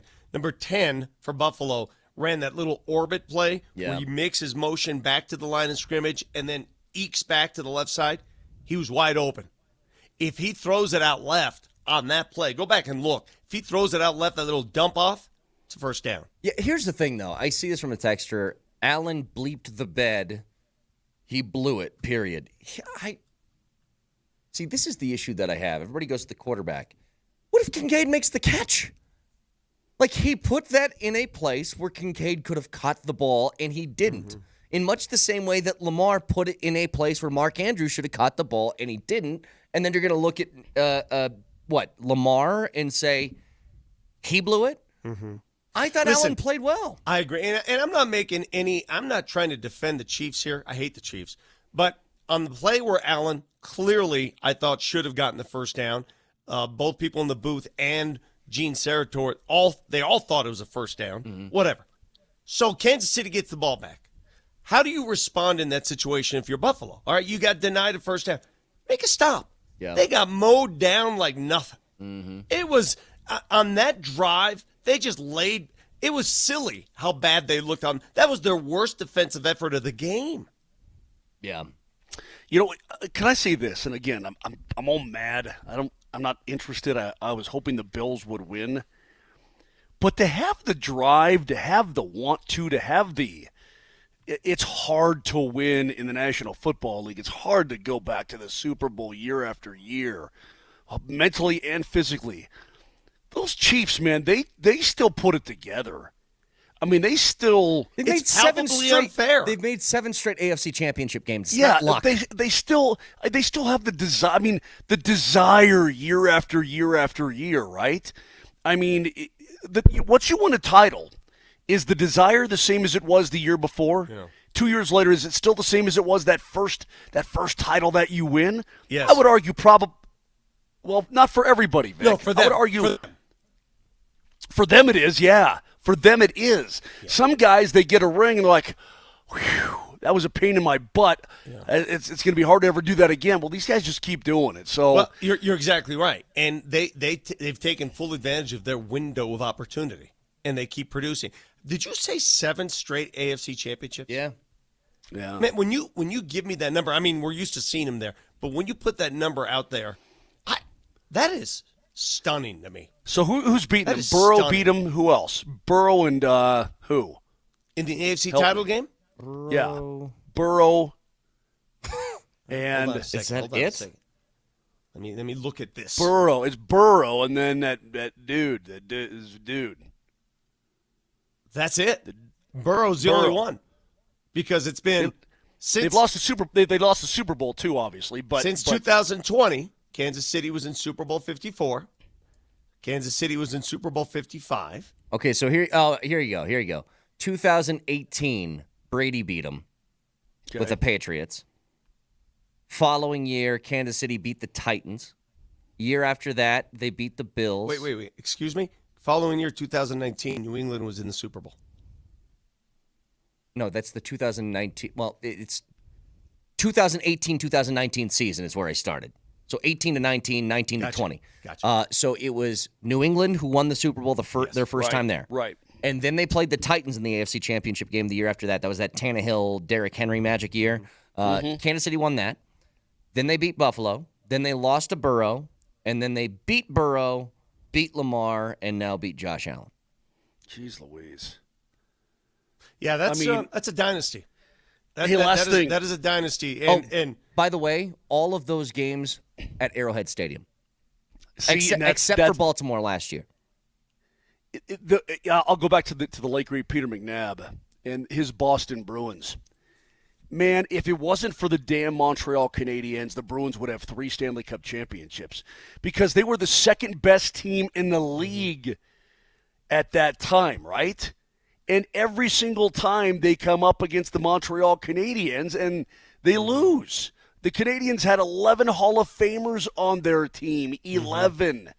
And so this is much like Josh Allen right now. I think that the Buffalo Bills, if they go, I think they're favored over Philly in the Super Bowl. And they can't get by this witch. They just can't get by him. Feel terrible. Hang on a second. Let me just emphasize one more thing.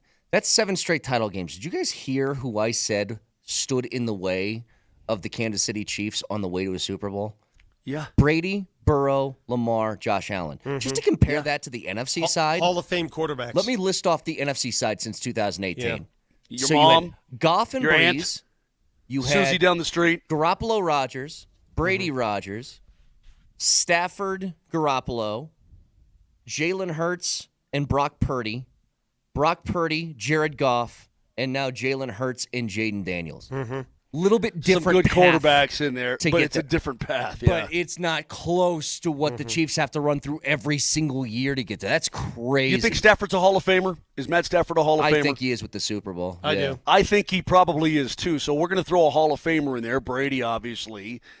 Aaron, obviously. I mean, there's some super studs on the other side too, but overall, not the same kind of depth. Can I make a big distinction? Because a lot of people are ripping on Dalton Kincaid for dropping that ball.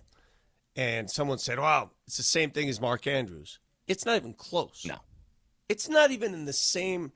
Mark Andrews' pass was literally a 5-yard toss right there. This was a Hail Mary, had to come back to the ball, all kinds of traffic in front of you. That would have been a difficult catch no matter who it is. Should have caught it. Should But have. way more difficult, yes. Way more. Yeah, Moj. Oh, no. I'm just giving Nelly a thumbs up. Oh, gotcha. Don't worry about me. 303-504-0925. Again, the Nuggets take on the Bulls. 6 o'clock tip tonight. You can hear it right here, Altitude Sports Radio 92.5. Fact checker next.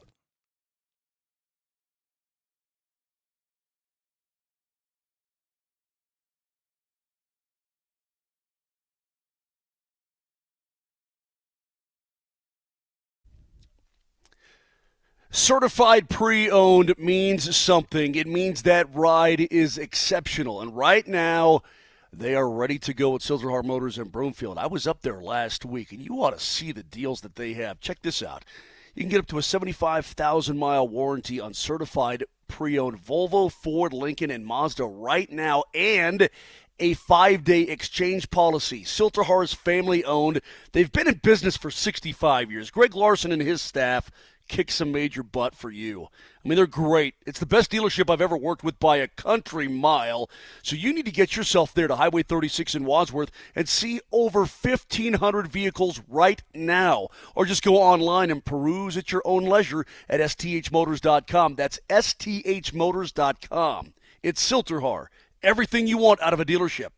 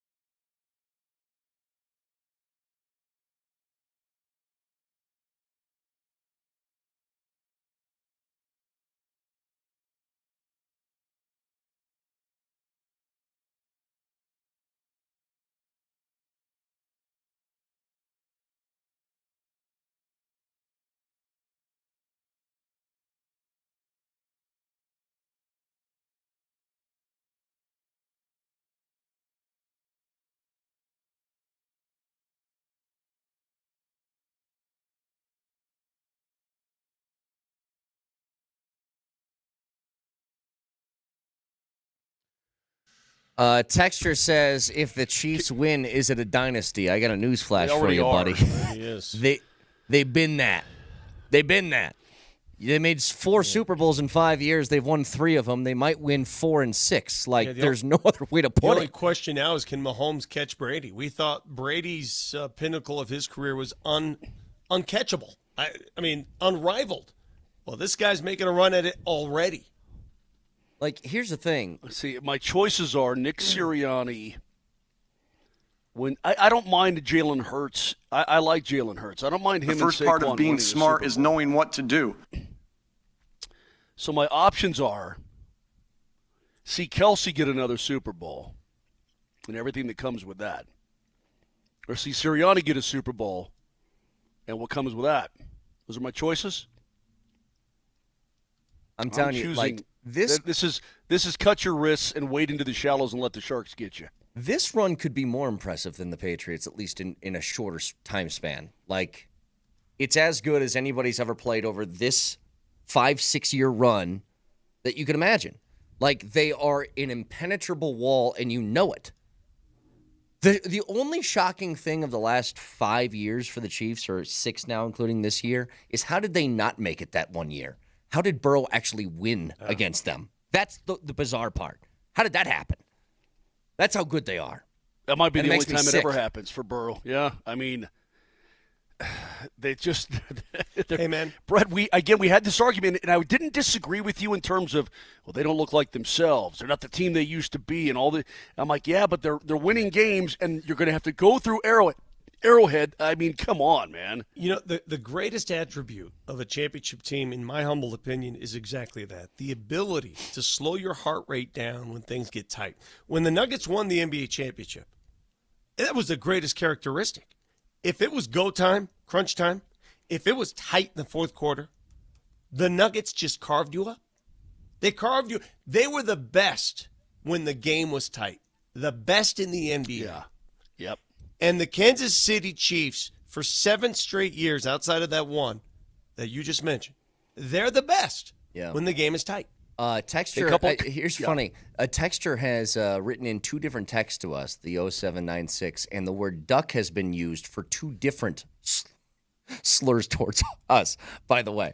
It's actually impressive that duck was used twice for 2 different words that we can't say on the air. Yeah, they said they said move on from the Chiefs. Careful, I got you. Nelly. No, I'm going to do the first one. The first one we can say. Move on from the Chiefs.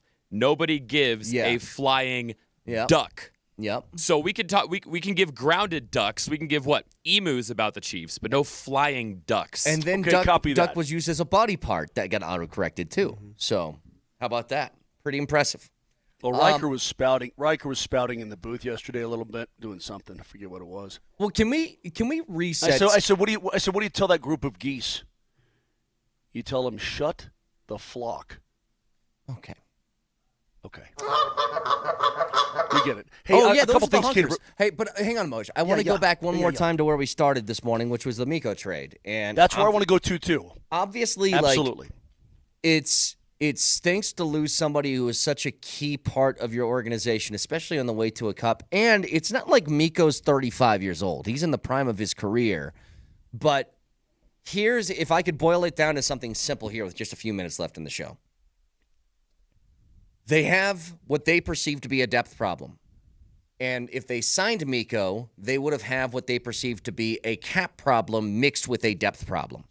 So, for whatever the number was, and I heard Mikko, people have pointed this out, that he said multiple times that he was willing to take a discount. Whatever that discount was, they thought it was too much. And so their thought process was, I'm not going to let this good of a player walk for nothing. We are going to get something out of Mikko Rantanen if he is not an Avalanche next year. And so they got a couple of players that really fill out at least pieces of depth here with maneuverability to do something more in the next month. Who knows? Well, let me tell you, Martin Netjes can play the game, dude. I mean, I described it earlier, but this guy is a player. And when he and Drury... again, their world's been turned upside down themselves because all of their stuff is still back in Carolina. It's funny because they were on Long Island ready to play the Islanders on Friday night. They played the Islanders Saturday night, but they were on Long Island. And they're going to be at the Rangers tomorrow night, are the Carolina Hurricanes. So the two teams are like trading trips here. But they're going to have to go home, get their stuff, get to Denver. The Blues will be in town coming up on Friday.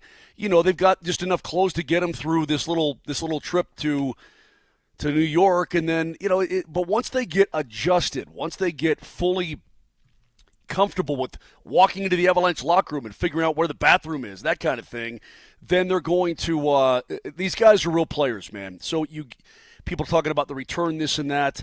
I think it's a hell of a good return, to be honest with you. I find it to be a hell of a good return, and I'm going to miss Mikko like crazy. Them's the breaks, dudes. And it's always on the player, too. The player has the final say, okay? My point is, man, this is late January. The trade deadline's coming up after the Four Nations immediately. If you're the Avalanche, you got to get prepared. You have to get prepared, and they did. They did. They could not let it go to beyond the regular season. You couldn't let it go to the summer. Just couldn't. The thing that got my attention in a trade like this is that you control the players coming here. They're controllable contracts. They're younger. They're more amenable to your roster setting. You've got – how long do you have Drury for? Is he up this year or has he got another year? I have to look that up, Vic. Okay. Let me look it up. These are contracts that you're not doing this again, right? For Carolina, I keep hearing these, well, you know, Chicago's going to make a run at Rance. If that's the case, why would Carolina do this deal? If Carolina didn't have full intent to re-sign Mikko Rantanen, why would they pull the trigger on this deal? Well, I don't know. If they think I don't know what they think they're going to get him for. But somebody from Carolina said, do you think he would take this number? And I said, I doubt it because that's pretty much what the Avs, I think where the Avs were, you know. And we'll see. I don't know. I mean, he's going to be free. Only Carolina at this point can give him. That is correct. What's to say he doesn't get done with the season and go, you know what? Damn, I really miss Denver. I miss my boys there. And signs a free agent deal with the Avalanche in July. I mean, I think that would be the last possible thing probably on the agenda for either side. But you never know, I guess. You never know. Vic, to answer your question, both guys are under contract for one more year. So Netchus at 6.5. Drury will be an RFA in 26-27. Drury's at 1.7. So pretty one more cool year. That's some cost certainty. Yeah. Isn't it cool that he's wearing his uncle's number? Yeah, by the way, I chatted with and then rode down the elevator with Chris Drury last night after the game, or yesterday after the game. Had a great conversation, caught up, and he looks great. Rangers are playing much better hockey. How about New York? They finished 2024 4-15 in their last 19 games in 2024. Going into yesterday, they were 8-1-3 and had no regulation losses in their last 10. I mean, they've been playing. I mean, they picked it up at 2025, and the Avs got them. The Avs were the better team. The Avs deserved to win that game. Well, for tonight, 6 o'clock tip-off. You can hear the game right here, Altitude Sports Radio 92.5. The Nuggets taking on the Bulls. Now, the Bulls can score. They got Levine and Vucevic and Kobe White and a whole bunch of guys that can... Kobe White's not playing tonight. Okay, well, they still got guys who can score on that team. They average 116 a game. Who told you that? Well, he's on the injury list right now, so we'll see unless something changes. The question for the Nuggets tonight is Aaron Gordon going to return to the starting lineup? What you have? Hold on a second. You have one crap game where nobody's inspired whatsoever, and you want to change it up from what's been working the previous 3 weeks. I'm telling you right now, that question has been brought up. What do they do? Because we've experimented with, hey, just keep him on the bench.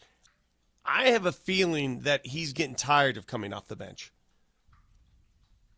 Great. Have you ever looked at Vucevic's jaw? Look at his jaw. What about it? Have you seen his jaw? It's a strong jaw. It's not strong. It's like straight. He's got like, even flares out a little bit. Good stuff.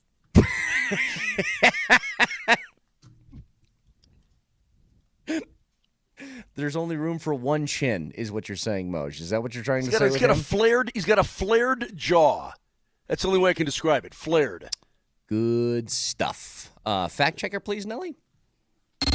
Nelly monitors the mistakes in today's Fact Checker. Presented by Rock Plumbing, Heating, and Air Conditioning. Your local home comfort specialists. RockHeating.com. Rock, bringing comfort home and simplifying your life. Anytime there's an Avalanche or a Nuggets game, we always give you some keys to the game, brought to you by Johnson Auto Plaza. And Vic was set to give his keys today, and then his connection cut out, and we lost him. So thankfully, I had some of his analysis pre-taped and ready to go. This is what it sounded like. Here's Moser, Lombardi, and Kane.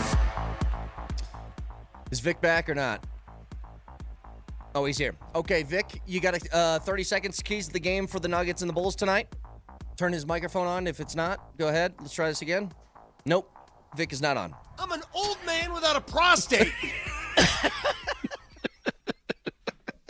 Hang on. Let it roll. Auto Plaza. Hang on. Go back to the sound of Vic again. I want you guys to hear on. If it's not, go ahead. Let's try this again. Nope. Vic is not on. I'm an old man without a prostate. And that is your keys to the game, brought to you by Johnson Auto Plaza. Experience the power of the Plaza. I don't think it could be done any better. Keys to performance. Can you please, are you on pre and post tonight? Yes. Can you please bring that up? When you guys start talking about keys to the game, just say I'm an angry man without a prostate. Old man. Old man, sorry. Old man without a prostate. Old man without a prostate. Sorry, the volume. That just turned old to anger in my head. Yes, Vic, you were mad this morning. I mean, the Avalanche win yesterday. It was a crappy It was a crap weekend. Yeah, Outside I understand. of Makar saved my weekend. If Makar doesn't come out of the box with that fury, that weekend's complete crap.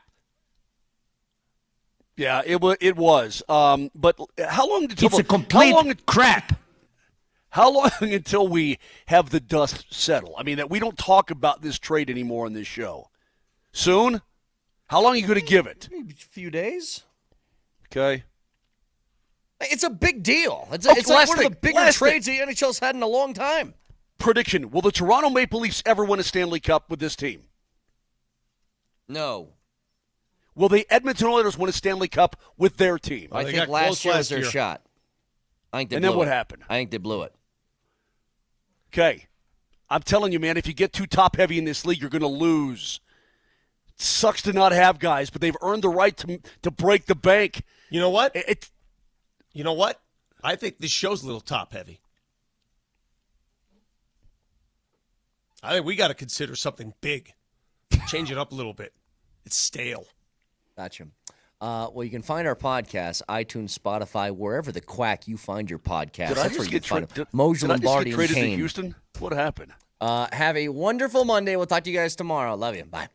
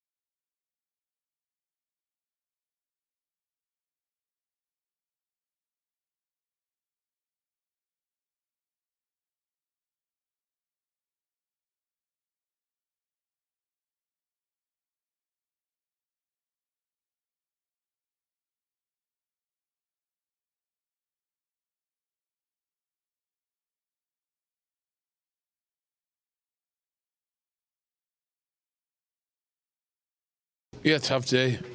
Really tough day. Like, you lose a good friend, good teammate, great player. It's hard to see. It's hard. Just sad, obviously. I wish I could have talked about this, not right now, obviously losing. I'm upset about the loss, but yeah, just a bigger picture, obviously losing Mikko.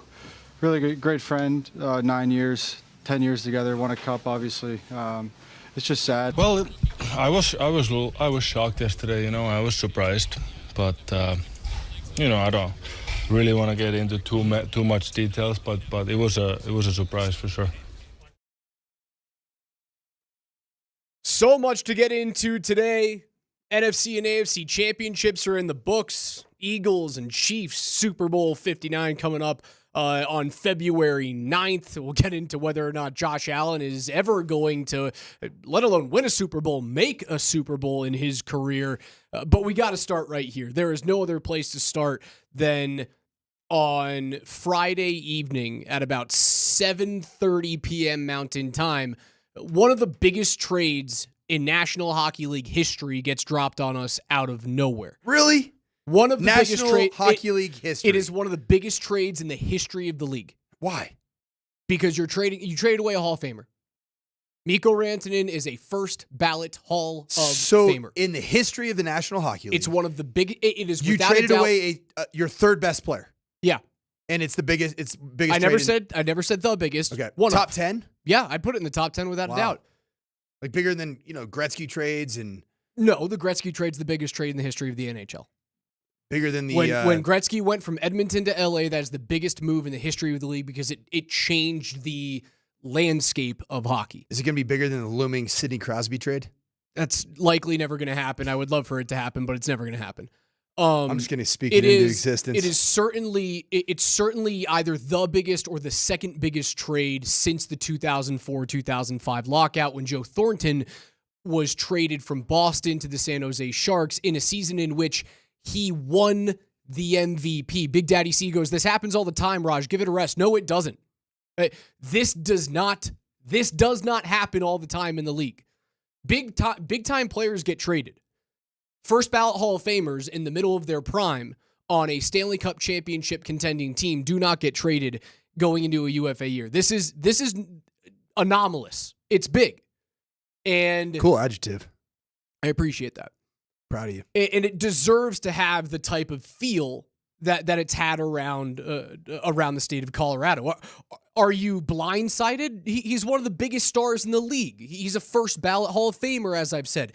You should have felt blindsided. I was too. Are you upset? He's beloved. He's an amazing teammate. He's a goofy locker room character, a player that you grew up alongside. You have the right to be upset. But are you pessimistic is the question. The team got back a really special player in Martin Necas. They got back a good depth forward, a centerman who can win draws at 56%. I know he's young, but 56% over the course of his career. And the Avs are one of the worst faceoff teams in the league. They got deeper. They got more flexible with the cap.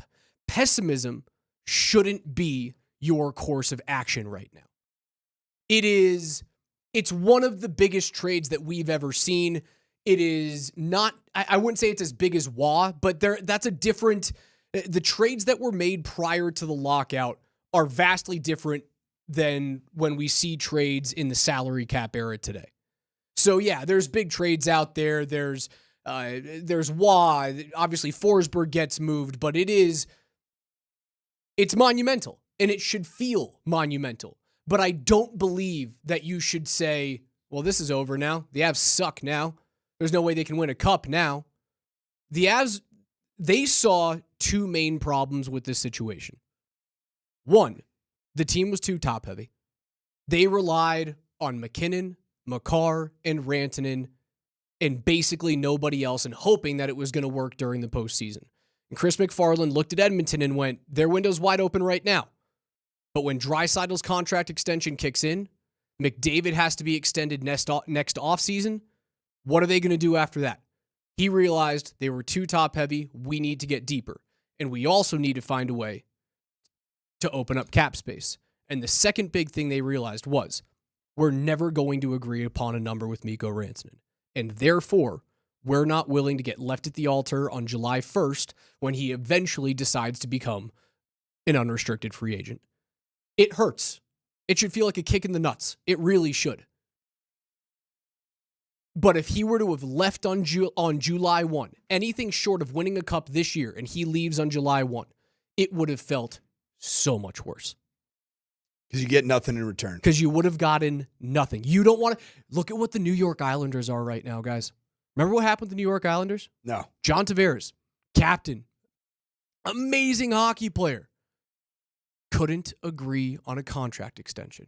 And what happens? They go into the offseason with all of the optimism in the world. We're fine. We can extend the extra 8-year with the only team, right? We have his rights. And what does he do? He leaves him at the altar, and he signs with his hometown club in the Toronto Maple Leafs for a massive deal. I think he signed for $11 million on average annual basis. And New York gets left with nothing. And a team that was knocking on the door of an Eastern Conference championship for years with John Tavares has now become one of the more irrelevant franchises in the NHL. Mm-hmm. Chris McFarland wasn't willing to do that. I have a bit of a different take on the Mikko Rantanen news because I guess the peak of Mikko Rantanen and the moment that endears him to this fan base for the Avs has got to be the Stanley Cup run. Am I right in saying that? Yeah, without a doubt. And his 55-goal season, which is What year was that? 2 years ago. So a year after Cup? Yeah, he scored 55. It's the most goals in Avs history. I was not watching the Avs much because I was preparing a college football season to, for an offense to try to get a first down or two a game, which is about what we averaged. So I didn't get to see that iteration of Mikko Rantanen. I've watched a lot of Avs hockey in the last calendar year. I watched the postseason a year ago. I've watched this season, and the eye test, not the stat test, the eye test is that Mikko Rantanen just didn't feel like a fit right now going forward. He's a sensational player. He's an all-time good dude, all-time great player. But, and again, while he's a first ballot Hall of Famer, he's arguably the third best Finn ever to lace up a pair of skates. If the money is, if what they expect his value to be on the open market around $14 million, he's not that. He's not Leon Draisaitl. He isn't. If you were to trade 1-for-1 Draisaitl for Rantanen, the Avs would have to probably kick in like a first-round draft pick. That's how much better Leon Draisaitl is. What's the big difference between Leon Draisaitl? Draisaitl is consistently physical. He can play physical presence, but he uses it. And he can play the middle of the ice. Draisaitl for a long time killed penalties for Edmonton. He was more versatile. And Rantanen over the last couple of years, while he was still elite at what he did, one of the best power play performers in the game, one of the best scorers in the game, he got bottlenecked into a certain role on this team and never moved away from it. Which, explain the role. Perimeter sniper. That was basically Be in position, be the beneficiary of what Nathan McKinnon, Cale Makar do in terms of creating open space and open shots. And it'll be a really fun experiment to see what he can or can't do in Carolina. I wish the guy all the best. And Carolina makes a big swing, right? The Hurricanes for years have been right there in the Eastern Conference. But if you guys have listened between the pipes, there's been one thing that I've said about the Carolina Hurricanes for almost half a decade now. They don't have the guy. They don't have the dude who's going to score 50 goals, 100 points. They have never had that guy. And that's why the Canes made this move. They make this big move because they tried it last season with Jake Gensel. And Jake Gensel is not Mikko Rantanen. So they realized, all right, Jake's still there. Jake is a member of the Tampa Bay Lightning now. So they make a big move on Gensel, a rental. They don't get him in the offseason. They're doing the same exact thing now for a higher caliber of player. Now the onus is on Mikko Rantanen to go, hey, you think you're worth $14 million? Now you get to go prove it as the alpha. They've got some good players out there. Andrei Svechnikov, Sebastian Aho, his fellow Finn. They've got some good players. They don't have Mikko or Nathan McKinnon. They don't have Cale Makar. And now it's on Rantanen to prove, all right, I'm the player away from two of the best players in the history of the game in McKinnon and Makar. It remains to be seen whether or not he can do that, whether or not he's going to be versatile enough to command that. And Rantanen did say to a Finnish reporter, I was willing to take a discount to stay in Colorado. Now, that question is nuanced. That answer is nuanced. If you believe your value is $14 million a year, a pay cut, a discount can be 13.5. And that's still a full $1 million per year. What's Nate making per? Nate makes 12.6. Is there any world where you would pay No. Mikko Rantanen more than Nathan McKinnon? No. And would that have gone over in the locker room? Like, I know they're boys, they're buddies, everybody's cool. Like, Guys would want, that have guys want their guys to get paid. like to the point where there might not be much freedom and flexibility But for your that's future the thing, contract? right? That's the thing. If you're Nathan McKinnon? If you're Cale Makar, right? And you have to keep that in mind, is that Cale Makar is due for a contract extension in 2027. That comes up very quickly. Very quickly. And while the cap is finally moving up, I hear the conversation of, well, it's not about $12.6 million. It's about the percentage of the cap. It's not always about the percentage of the cap, because the cap goes up, therefore guys make more money. And then you go, well, he should make more than Nathan McKinnon, but a lesser percentage of the cap. When was the McKinnon deal? No. When was it signed? Yes. 2 off seasons ago. Okay. Now, with Nathan McKinnon, his wasn't a cap percentage deal. You know what? You know why Nathan McKinnon's deal is $12.6 million? It's because it was $100,000 more than the highest paid player in the league. That was the deal that they made with Nate. We're going to make you the highest paid player in the history of the league. And it has come out that the Avalanche were willing to go as high as, we're going to make you the highest paid full-time winger in the history of the National Hockey League, which would have gotten over Artemi Panarin, who you just saw in New York, over his $11.5 million. I think it would have gone as high as 12.5. 12.5 over 8 years, $100 million player. And I think that's a great deal. However,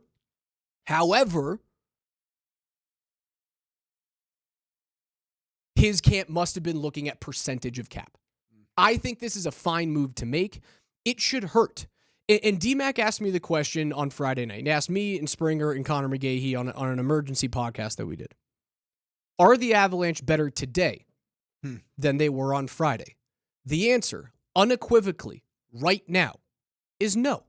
The Avalanche are not better today than they were on Friday afternoon. However, the question should be, will the Avalanche, by the time March 7 rolls around, be a better team, be a more cup-contending team than they were on Friday afternoon? And I think the answer to that question is, once again, unequivocally, yes. You have $5.1 million in cap space now. You just got deeper. You saw Jack Drury tipping a goal in the net front on Sunday afternoon. 24, 25-year-old? 24-year-old. Yep. You saw Drury play there. Martin Necas is only 7 points shy of Mikko Rantanen right now. Talk to me about pronunciation. Is it Martin? Martin. Not Martin. Martin. Okay, and then it's Nachos. No one knows right now. Necas. I called his agent. We had a good conversation. Did you? It's Nachos. Did you? Did you call his agent? I didn't. I've heard a lot of people say Nachos. We'll figure out what he wants to be called. There's a video of him as a kid saying his name like 3 different ways. It's kind of like me. When people try and pronounce my last name, I go, whatever. Back to the original DMac question, and we can go into a break on this, but I think sometimes are we better today with the omission, because that's what it is, with Mikko Rantanen and the addition of Nachos and Drury? I think the question more is, in sports, you have to look at your situations when you make a dramatic move, and you have to say, you're either getting better or you're getting worse. You never stay the same. And it's more about the process of getting better or getting worse. You never stay the same. To your point, March 7th rolls around, you'll be able to evaluate that a whole lot more. And that's the conversation around the league right now is the Avs wouldn't have left $5 million in cap space, and they're not going to leave $5 million and do nothing with it. That's simply not going to happen. It remains to be seen who's going to win this trade. Carolina, you had to swing for the fences. Mm-hmm. I love that for Carolina. Mikko Rantanen, I hope he makes $14 million. Did he look so weird in a Kane sweater? I don't think he looked weird. I thought Nate just looked weirder in burgundy and blue. Oh, I thought he looked sweet. Because I watched that whole Carolina game. I like game. double 8s, man. Double 8s is a good number. Yeah. Double 8s is a good number. And I'll get into Natchez and talk about who he is as a player, how versatile he is, how young he is, what his cap hit, all that stuff. one thing is very true. Mikko Rantanen is a far better producer than Martin Necas is. But Necas may make the Avs better. He may make the Avs different. Tempo, speed. And right now, frenetic pace. The Avs have seemed a little stagnant. Especially on the power play, brother. Different and might be better. If that's what Mikko Rantanen was bringing you, was elite benefit of what he does on PP1 and in that particular setup, it hasn't worked. It hasn't materialized for a better part of this season. I think that something needed to change. We felt that when we talked with McFarland. We couldn't project that this was going to happen. No way. We just talked to him 5 days ago. Okay, I'll let you guys in behind the curtain a little bit for that interview that we had on Tuesday. So the interview that Coach and I had in person at Morning Skate with Avs GM Chris McFarland. I asked him before the interview. I was like, "Hey, is there anything that you're not allowed to talk about?" And he goes, "No, you can ask anything." He goes, "But 92 and 96 can't tell you anything of substance." Is basically what Chris told me. And I went, "Okay, that makes sense." So what that either told me was contract talks have stalled and we're just going to get to this in the offseason, or we're still ongoing and there's no news to report. Landeskog's injury hasn't changed. He's still working back and we don't have a timeline. And then the other thing that possibly could have happened there was, well, we're doing something. And as we always hear, what's the adage? Loose lips sink ships. This organization's not going to let you know what's going on. It's going to be a long time till we figure out what those conversations were about, what the numbers against the cap were. It's a fascinating time to be an Avs fan, man. It's not the last thing that we're going to talk about today. NFC and AFC championships games last night. Patrick Mahomes is a witch going for the first three-peat in Super Bowl history. That's Coach Mike Sanford. I'm Alex Rantanen. It's Altitude Sports Radio 92.5. I know it's an emotional day for Avs fans. 303-504-0925. Join us in the Shop Mazda text line. One price, one person, 1 hour. Use that to call us as well. If you don't want to call us, you can use the Voice of the People presented by the Fricky Law Firm. Go to the ASR mobile app, scroll to the bottom, hit the microphone, and let us know your thoughts.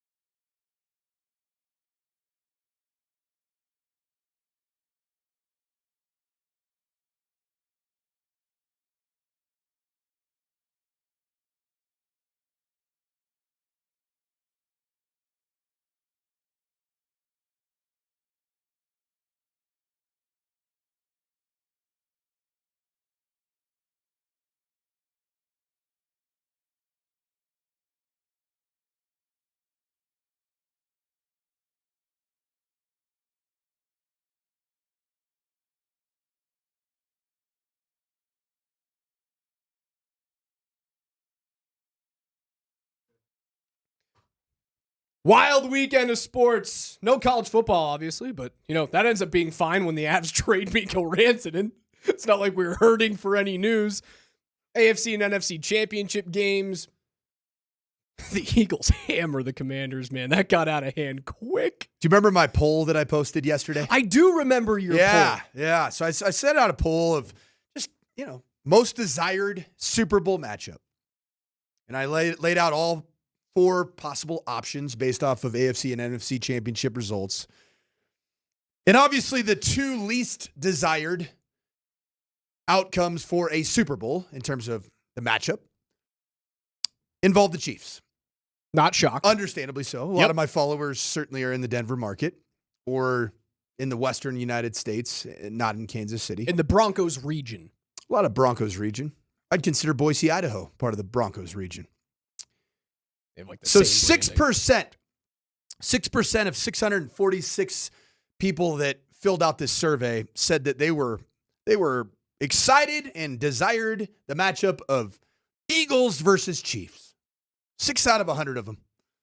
So 6 times, so 36 people out of 646, if you will. I think it's pretty safe to say, Raj, that after the results of yesterday's championship weekend, championship Sunday, I can honestly say college football's behind us. Pro football's behind us. And now it's time to move on to, it's now Avs season. It's Nuggets season. And the one I'm most excited for, it's draft season, baby. Woo! Mock drafts, man. We're here. Let's go. Months full of mock drafts. Get to talk about the Broncos and who they're going to pick at 20. It's going to be the best, man. I have no hatred for the Eagles. We'll get into the Eagles and the Commanders in that game in a second. But Are you really okay with Nick Sirianni winning a Super Bowl? Are you excited for that guy's post-game? Okay, no, I'm not excited for Nick Sirianni. The Eagles as a team, they're kind of easy for me to root for. I like Jalen Hurts. I love Saquon Barkley. He's amazing. That is understated. He is amazing. I'm not brash. Great teammate. I'm going to slide down at the 1 to end the game. I don't give a damn about touchdowns. Great blocker. But the dude is he's the MVP. Team. It's an easy team to root for. He is the most valuable player in the NFL. And if you were to reevaluate after conference championship weekend, who is the most important player to their team and the success of a team, it would be Saquon Barkley in the biggest landslide ever. Who you got? Who you got? The dude on the other side of the Bills-Chiefs match. The one who just seems to never be able to get over the hump? No. The guy who beat Josh Allen. Oh, yeah, Patrick. Yeah, that guy. Frickin' A. He did whatever he wanted that game. And I know he fumbled the ball away and he put the ball on the ground twice. And 2 times and lost 1 fumble. Lazy Denver area radio take exposed. The one that I've been hearing for the last 10 weeks from a lot of people. One really in particular, who happens to, be right after us on the show. This is going to be the worst Super Bowl champion team if the Kansas City Chiefs win it. Really? Okay, so what's wrong with the Kansas City Chiefs? Why are they bad? Why are they going to be the worst Super Bowl champion if they indeed win? They just scored 32 points against a very good Buffalo Bills defense. Did we see that same Buffalo Bills defense against the Denver Broncos 2 weeks ago? How was that defense then, Raj? It was a good defense. Yeah, what'd you do in that game? You got blown out. You had a touchdown. You showed up and had an awesome opening script, and then for the next 54 minutes of the contest, you couldn't move the football. Patrick Mahomes scored 32 against that defense and turned the ball over in a ridiculous manner to even keep the game close. And you still won. You're a defense that faced Josh Allen, arguably the most talented quarterback in the National Football League. And Josh Allen looked great yesterday, man. Yeah, but he couldn't get it done when it counted, Raj. Couldn't get it done when it counted. He had the ball in his freaking hands. Hey, he couldn't do it. Hold on. He had a chance to slay the dragon, to kill the witch, and he didn't do it. Hold on. He had the ball in his hands. And on a jailbreak blitz where he had no time to look down the field. He's the quarterback. He's the quarterback. Protect yourself pre-snap. So you got duped. It's a corner blitz. He put the ball in the hands of a receiver for a first down. He threw up in absolute desperation, and the reason the like ball looked like a freaking helicopter. It's not like it was contested. Raj, it looked like you grabbed a shoebox and threw it down the field, and it was spiraling out of control. You got to make that catch. Dude, do you realize how different that catch is than Mark Andrews' catch? You got to make that catch. Okay, all right. I mean, that's a Hail Mary for all intents and purposes. Right, but Hail Marys are often jump balls where you've got someone draped all over you. No one touched Dalton Kincaid. He didn't have anyone within 2.5, 3 yards of a diameter from him. 4 sets of hands that ball essentially just fell through. You got to catch that ball. Okay, I agree. But you know what else? Joe Brady and Josh Allen himself. There's a reason that Patrick Mahomes keeps beating you, Josh. It's because in that moment, the biggest and most important moment of the game, you had the opportunity to get your protection check right. You didn't. You slid your protection to your 3 receiver side to the left. And you know that Spags loves bringing safety pressures. And then if you have a reduced split receiver, which he did to his right side, I believe it was, I'm trying to remember which receiver it was, doesn't matter. On his right side, it was a single receiver, and he was only 3-4 yards away from the offensive tackle. You need to slide your protection to that side. You didn't do it. Now you have a jailbreak screen blitz. It's a 5-man pressure. If you slide your offensive line the other way, at least you know your hot is to the left-hand side. I don't have as much it's a blame major snafu for Josh Allen. And guess what? The proof's in the pudding, Raj. Here he is again in the AFC Championship, and he can't get it done. Can't get it done. Again and again and again. And I love you. You're a great player. You're very likable. But the truth is the truth, and Patrick Mahomes owns you.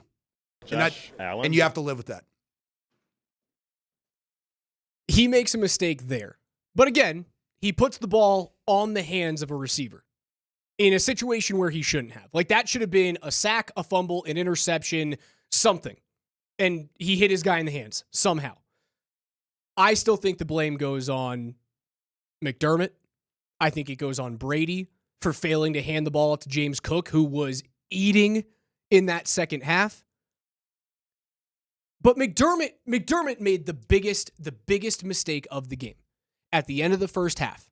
When I understand if you get the 2-point conversion, it's a 3-point game. But you score a touchdown there, you take points, you take a point off the board, right? Kansas City is offside or something like that. You get the ball moved up to the 1. You try and do a 2-point conversion, and it fails. At that point, that was the Bills and McDermott looking up at the football gods and going, screw you, double birds to the sky. And then the football gods looking back down at Arrowhead and going, you want to do that against that witch, against this team? The team in 7 years that has been to the Super Bowl now 6 times. 6 times in 7 years since that witch took over as a starting quarterback. And you're going to take points off the board? From a point perspective, it ended up not mattering, right? Because then you go to a 2-point conversion after that. You fail on that. It's still a 1-point loss if you just put those 2 points back on the board. It changed the feel and the perception of the game because that was the one time where you went, oh, wow, 4th and 1 or 2 gain, 1 yard. The Bills don't have it in the bag. And how many times did it happen? It happened 3 more times throughout the rest of the game where they couldn't get 1 yard. And I know one of them is very controversial. What were your thoughts on the spot on the Josh Allen quarterback sneak? I don't even know what to say anymore about all these, the tush push play and the Bills' horrible iteration of the tush push, which was 0 for 4 in the contest. That's not good. Josh Allen ends up taking it over to the B-C gap area. He steps out of it, and it takes away the intent of the push of the play. And when you do move over and slide 2-3 gaps to your left, which is the way Josh Allen did it and was stuffed earlier in the contest, you know what happens? Your pad level is high. And when your pad level is high, you lose leg drive. And when you lose leg drive, you don't have the ability to finish forward. So if you're Josh Allen, if you're the Bills, and that's the design of your tush push, which I hate the play, I think it's dumb. I don't even know how you can spot the ball effectively on the play. So everybody's making a big deal. One ref spots it this way. The other spots it on the other side about a quarter of a yard short.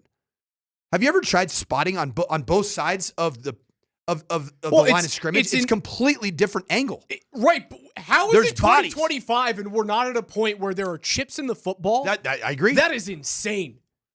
There should be a chip in a football and a chip on both sides of the chains.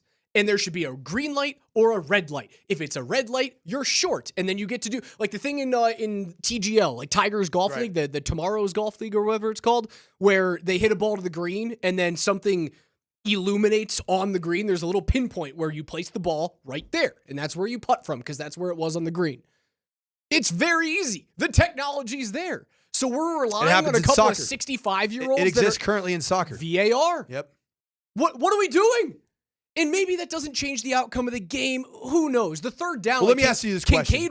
Kincaid got the first down on the play previous too, and they screwed that spot up. He did not have the first down. You got to look at where his knee went down. His knee went down, and everybody wanted to show the angle. I mean, you have to understand, we live in Broncos country. I love Broncos country. It is such a deep-seated hatred of everything that's happened with the Chiefs, and understandably so. Nobody likes to see, that their best friend succeed after they left you and they left you high and dry in your division, and they just keep winning and winning and winning and winning, and you don't. Because that's what the last decade's been.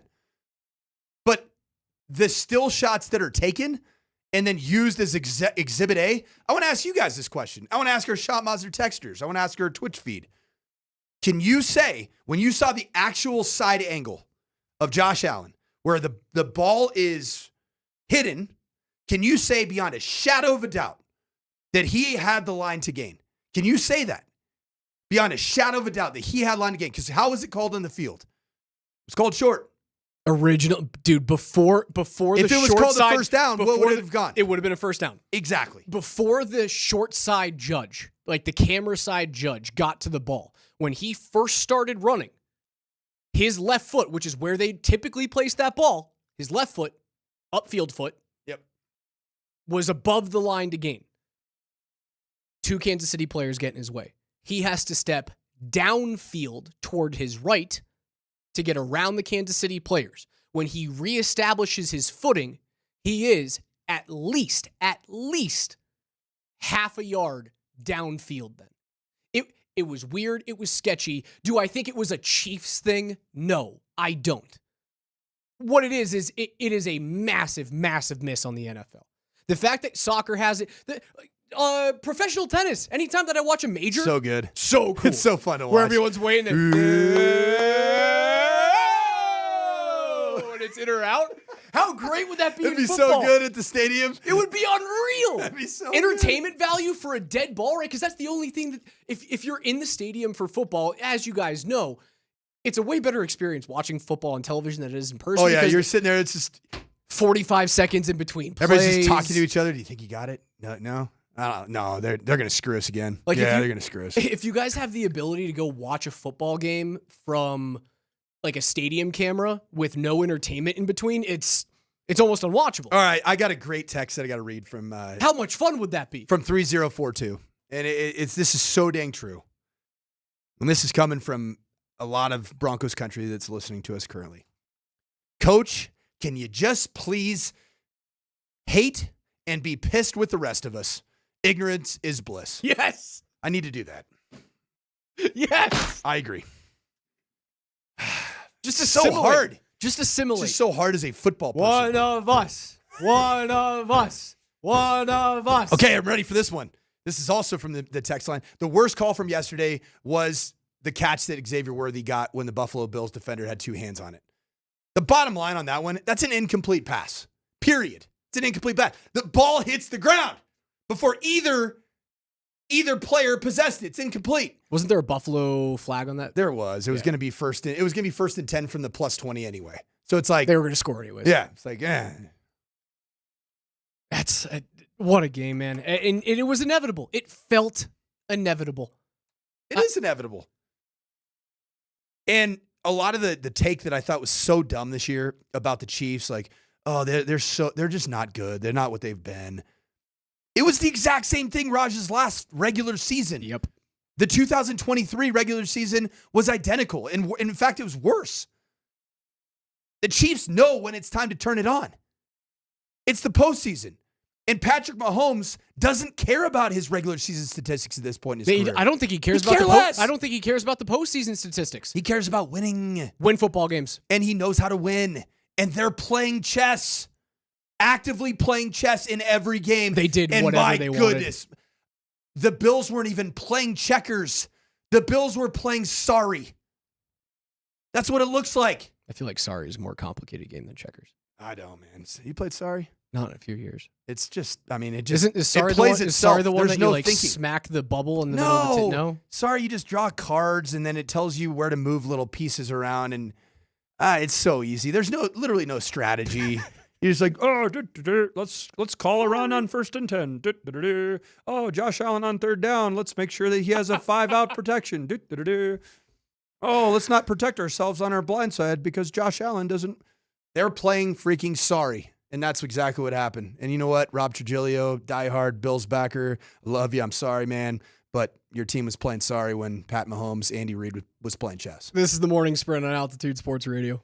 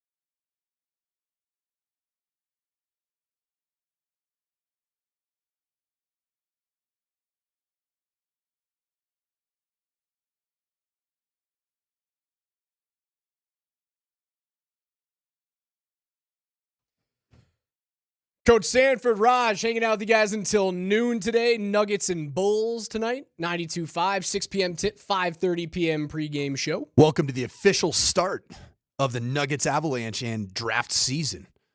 Because I ain't watching that dang Super Bowl. Yeah, you are. I'm going to watch the heck out of it. I know. Don't be that guy. I see some of these text messages coming in. Oh, I'm boycotting the Super. Shut up. No, you're not. I saw Vic this morning on the morning show talked about how he despises the chatty Cathy types, the chatty Charles at Super Bowl parties. And he said, I am going to be chatty Charles. And I'm like, no, you're not. You're going to watch the heck out of the game. You're going to sit down. You're Vic's going to be live tweeting it. You're going to hate watch it. He'll live tweet it in the very first, even remotely questionable call. Like, it'll be a holding penalty on the first play of the game against the Eagles. And Vic will be like, I told you. They get every call. Is it just because Saquon Barkley, 2 years ago when this Super Bowl happened? You had DeAndre Swift. I can't remember who the other I Eagles hated running both back. teams. I didn't. The Eagles are a more likable team right now. They're way more likable than they were 2 years ago. Is it just Saquon? God, they were really hard for me as somebody who had really put myself out there on the Commanders. Love and take on the, I was rooting hard for the Commanders to beat the Eagles. Oh, they were outmatched. They were, but they also gave the ball away 3 times. Like stupid fumbles. The Austin Eckler fumble. That was so bad. Chargers going to Charger, baby. Even when they're not Chargers. Gosh. They're going to Charger. I'm sitting there like, you guys have a rookie quarterback that's outperforming every single one of you guys. He threw a late interception. It was dumb, but at that point, you have to start forcing throws. You know what I was upset about? So I watched the first half of Chiefs and Bills. I feel like Vic today. I watched the first half of Chiefs and Bills, and while it wasn't a Broncos game, we were out in Littleton at Walter's Pizza. Good place? Great spot. Holy smokes. I was a double pie guy on yesterday on AFC NFC Championship Sunday. Pizza for lunch, pizza for dinner. Two different places. I had pizza back-to-back nights. I did not treat my body well this week. No, it was a bad weekend. I got a good sweat in though, Raj. I kept my streak going of physical activity.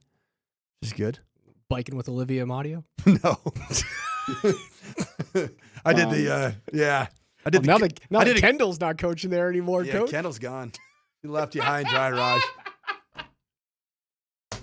Oh man. So we were watching. My wife and I were watching at Walters, and I'm actively rooting against the Chiefs, and verbally rooting against the Chiefs. Did you have any expletives in any of your rants at Walters? No, we're in public. No, but I was loud, but we were in public. Nobody was watching this game. And the place was like 75% full. Nobody's watching the AFC Championship game, which is nuts to me. Even if the Broncos aren't in it, you as a Denver native should be watching that game, actively hating on the Chiefs. And it pissed me off yesterday. I was going to stay for the whole game. We left at halftime. I was like, I can't do this. I got to go watch the second half at home. We have to leave. We have to leave. Because I was looking around and everyone's sitting down, having conversations about what their taxes are going to be this year. Raj, you know what you need? About what Johnny has to do after school on Monday. Shut up and hate Patrick Mahomes with me. Raj, you know what you need in your life, bud? And we need to arrange this very soon.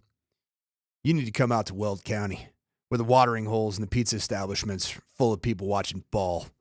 Just consuming ball, loving ball, hating ball. Knowing ball. Ball knowers. A lot of ball happening up there in Weld County. That's a hike. That is up there, Coach. Oh, man. Welcome out there. And you can sometimes you can smell if that wind's hitting just right. You can smell Greeley, baby. It's the smell of money. Smell of a cow's rear end. It's a number 2. Bring me through this Eagles team and how they can soothe my Chiefs hatred. Do they have? They're 2-point dogs.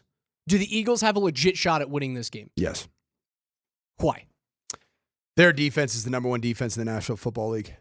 Number 1. Vic Fangio. I know he's not always beloved here in Denver. The man can coach a defense, and they have really good defensive players. If they are healthy, and there's some banged up players in that game at different points in the game. You got a 2-week build up now for the Super Bowl. You come back healthy, you're going to be in this game at the end. Okay? You're going to be in this game at the end. And the only thing that would give me hope for a Eagles victory in the same situation that the Bills were in with 2 minutes to go, ball in your hands, got a chance to go win the football game. The Eagles won't go heavy quarterback, Jalen Hurts. They'll go heavy Saquon. And I think that's a little bit of a different bill. It's a different thing for this Chiefs defense to see, because the Chiefs have continued to stare down whatever elite quarterback they've faced in the postseason, whether it's Burrow, and they did beat him once, lost him once, whether it's Lamar Jackson last year, and then multiple times now, 4, I guess, against Josh Allen, and it's the quarterback show. And so it's about just Spagnuolo dialing up the pressures. Sometimes those same pressures, they get gashed in the run game. You run those gap schemes like Kellen Moore, my former Boise State quarterback, offensive coordinator for the Eagles, dialing up pretty good-looking schemes. How do you think Cowboys country feels right now? Kellen Moore was available to you? Dude, he got fired 2 years in a row. I know. He got fired by the Chargers just last season. And now he's got the Eagles off of 55 points in the Super Bowl. And apparently very much in the thick of it for the Saints head job, which is the only one. I think it's the only one. It's now still you got Brian Schottenheimer as the head coach down there. Schotty, why wouldn't you? Unbelievable. On the opposite side of the equation, though, it does feel like Philadelphia has a better secondary to deal with Patrick Mahomes. But what was the deal with Buffalo? Just plays man the whole time? Is that what should have happened? Yes. I mean, they got RPO'd to death early on. It looked like Denver against Baltimore for sometimes where they just sat back in zone and Jackson did whatever he wanted to against the zone in the pass game. That's what it felt like last night. That's what it looked like. It felt like, it smelled like, tons of zone coverage. And I know that Sean McDermott's his value in the National Football League, what he's known for, is disguising coverages. Well, that's great against Bo Nix, a rookie. It's not so great against Patrick Mahomes that has seen everything. Any disguise that you can throw at him, he's seen it. And then it doesn't do anything against Andy Reid. It's just going to be like, you know what we're going to do? We're going to get into exotic formations, and I'm going to stick the football in the belly of a tailback, Pacheco or Kareem Hunt, and I'm going to let the linebackers, are they going to show me in zone? Are you fitting the run game? Or are you going to drop back in pass coverage? And they fit the run game time and time again. Patrick Mahomes is just dinking and dunking. That first drive was it was like a statement, we are here. We're going to beat you. And I texted you. I was like, yeah, this is not going to end well. I know that Allen had to be perfect, and he wasn't perfect. And the Chiefs aren't the team that really even looks to obliterate you. I don't even think they care about obliterating you. I think I said that a few minutes ago with Mahomes. He doesn't care about his playoff stats. Just going to keep playing football. Just going to win the football game. We're going to keep playing football. We're going to keep going with the scheme that we went with. We're not going to make too many. We're not going to take too many risks. We're just going to keep matriculating the football down the field, and our defense is going to do a good job of bend but don't break. Get critical stops when they need it. That's what they do over and over and over again. Did it hurt you, Broncos country, that Samaje-Perine was the guy that iced the game? Oh, I was screaming at we had a little party here at the house, and I was like, that guy was a Denver Bronco in August.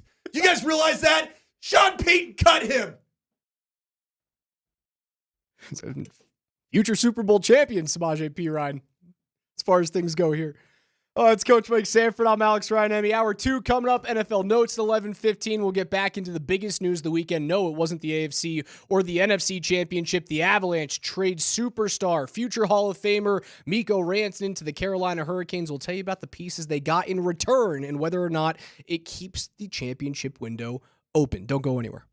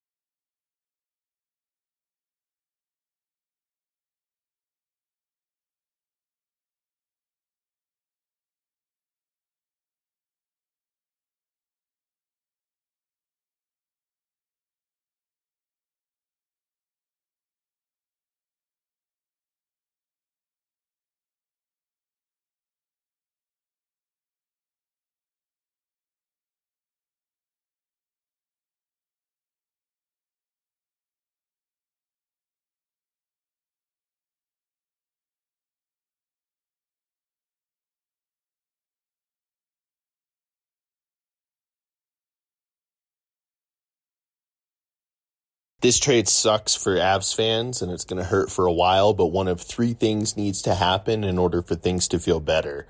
The Avs need to make another trade, the team needs to get healthy, or Gabe Landeskog needs to come back. Brendan on the Voice of the People on the Altitude Sports Radio mobile app. It's presented by the Fricky Law Firm. They're in your corner. Just go down to the mobile app, tap the little microphone button, and leave us a message.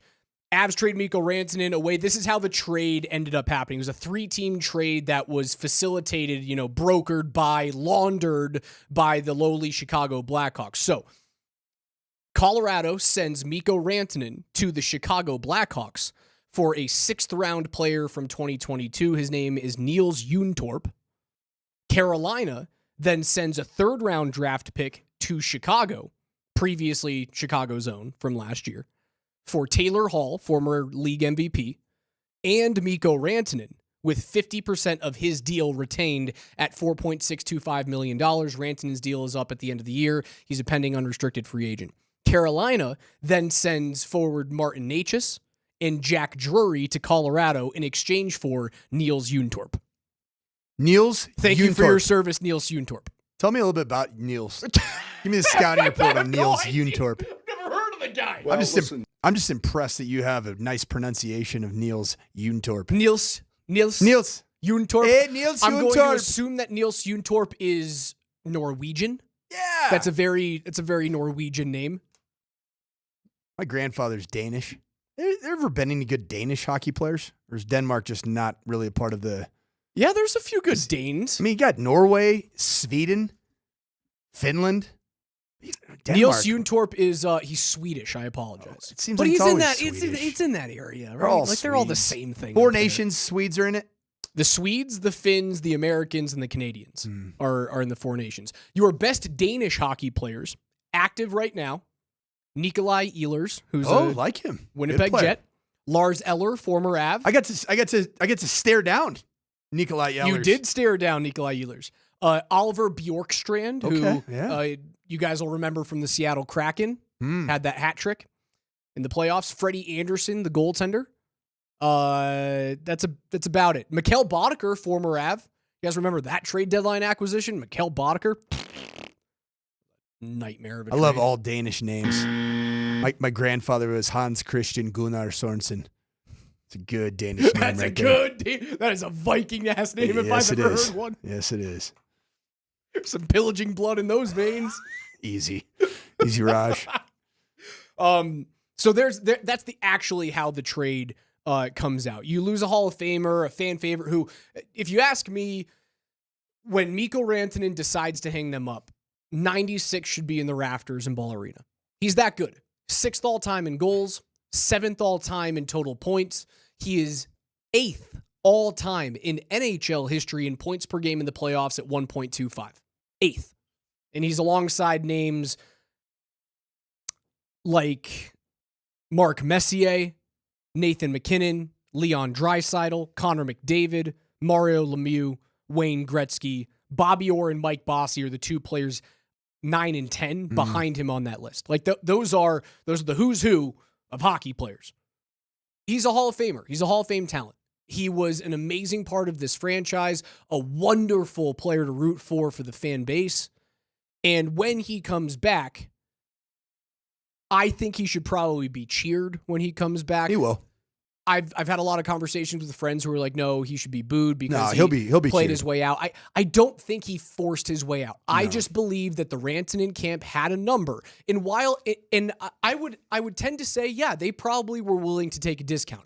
I just think that number was still farther away than what Chris McFarland and Joe Sakic were willing to get to. Therefore, there was an impasse that was never going to be met. I believe that the Chris McFarland, Joe Sakic tandem and that group was pitted against not Mikko Rantanen, but as is always the case with professional athletes, and I think as fans, sometimes we have to realize it's their agents. It's the agent. And agents are tasked with getting historical deals done for their clients. That's what gives them worth and value for their next client. Yes. To be able to recruit this, that, or the other. And it's an inevitable relationship, and there is a fissure that exists between the agent of a superstar player and the ownership group and or general manager. That's how it goes. And I think that the right decision was made because I think that McFarland and Sakic had to look at the current value, not the historical value of the last 4 or 5 years, current value to this team in this window to go win a cup. And the recent eye test of Mikko Rantanen hasn't been fantastic. The recent eye test of the team hasn't been the same since 2022. And the team they were deeper in 22. Like you could roll 4 lines. You were comfortable going 4 lines deep. O'Connor, Cogliano, Nazem Kadri is your second center. You had Andre Burakovsky as a middle 2 top 6 forward. What does this mean, Raj, this Mikko Rantanen omission? What does it mean?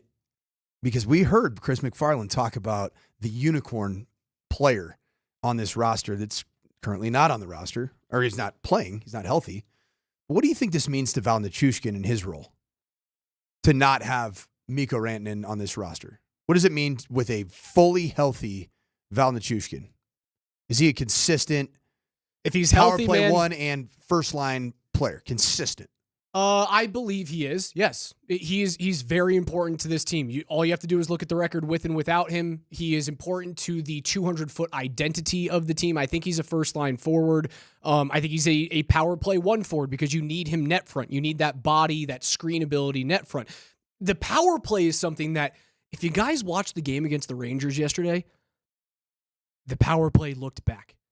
And active. Remember we saw it practice? Active. So here, it was active in practice when we were watching it morning skate on Tuesday. You could tell it was like it was being demanded. This needs to happen. What this trade forces Ray Bennett, who runs the power play for the Avalanche, forced Ray to do is you're not going to trade and get Martinez, again, one of the top 10 scorers in the NHL right now, and you're not going to keep him on the second power play unit that plays 25 seconds in any given power play opportunity. He's going to play on your first line.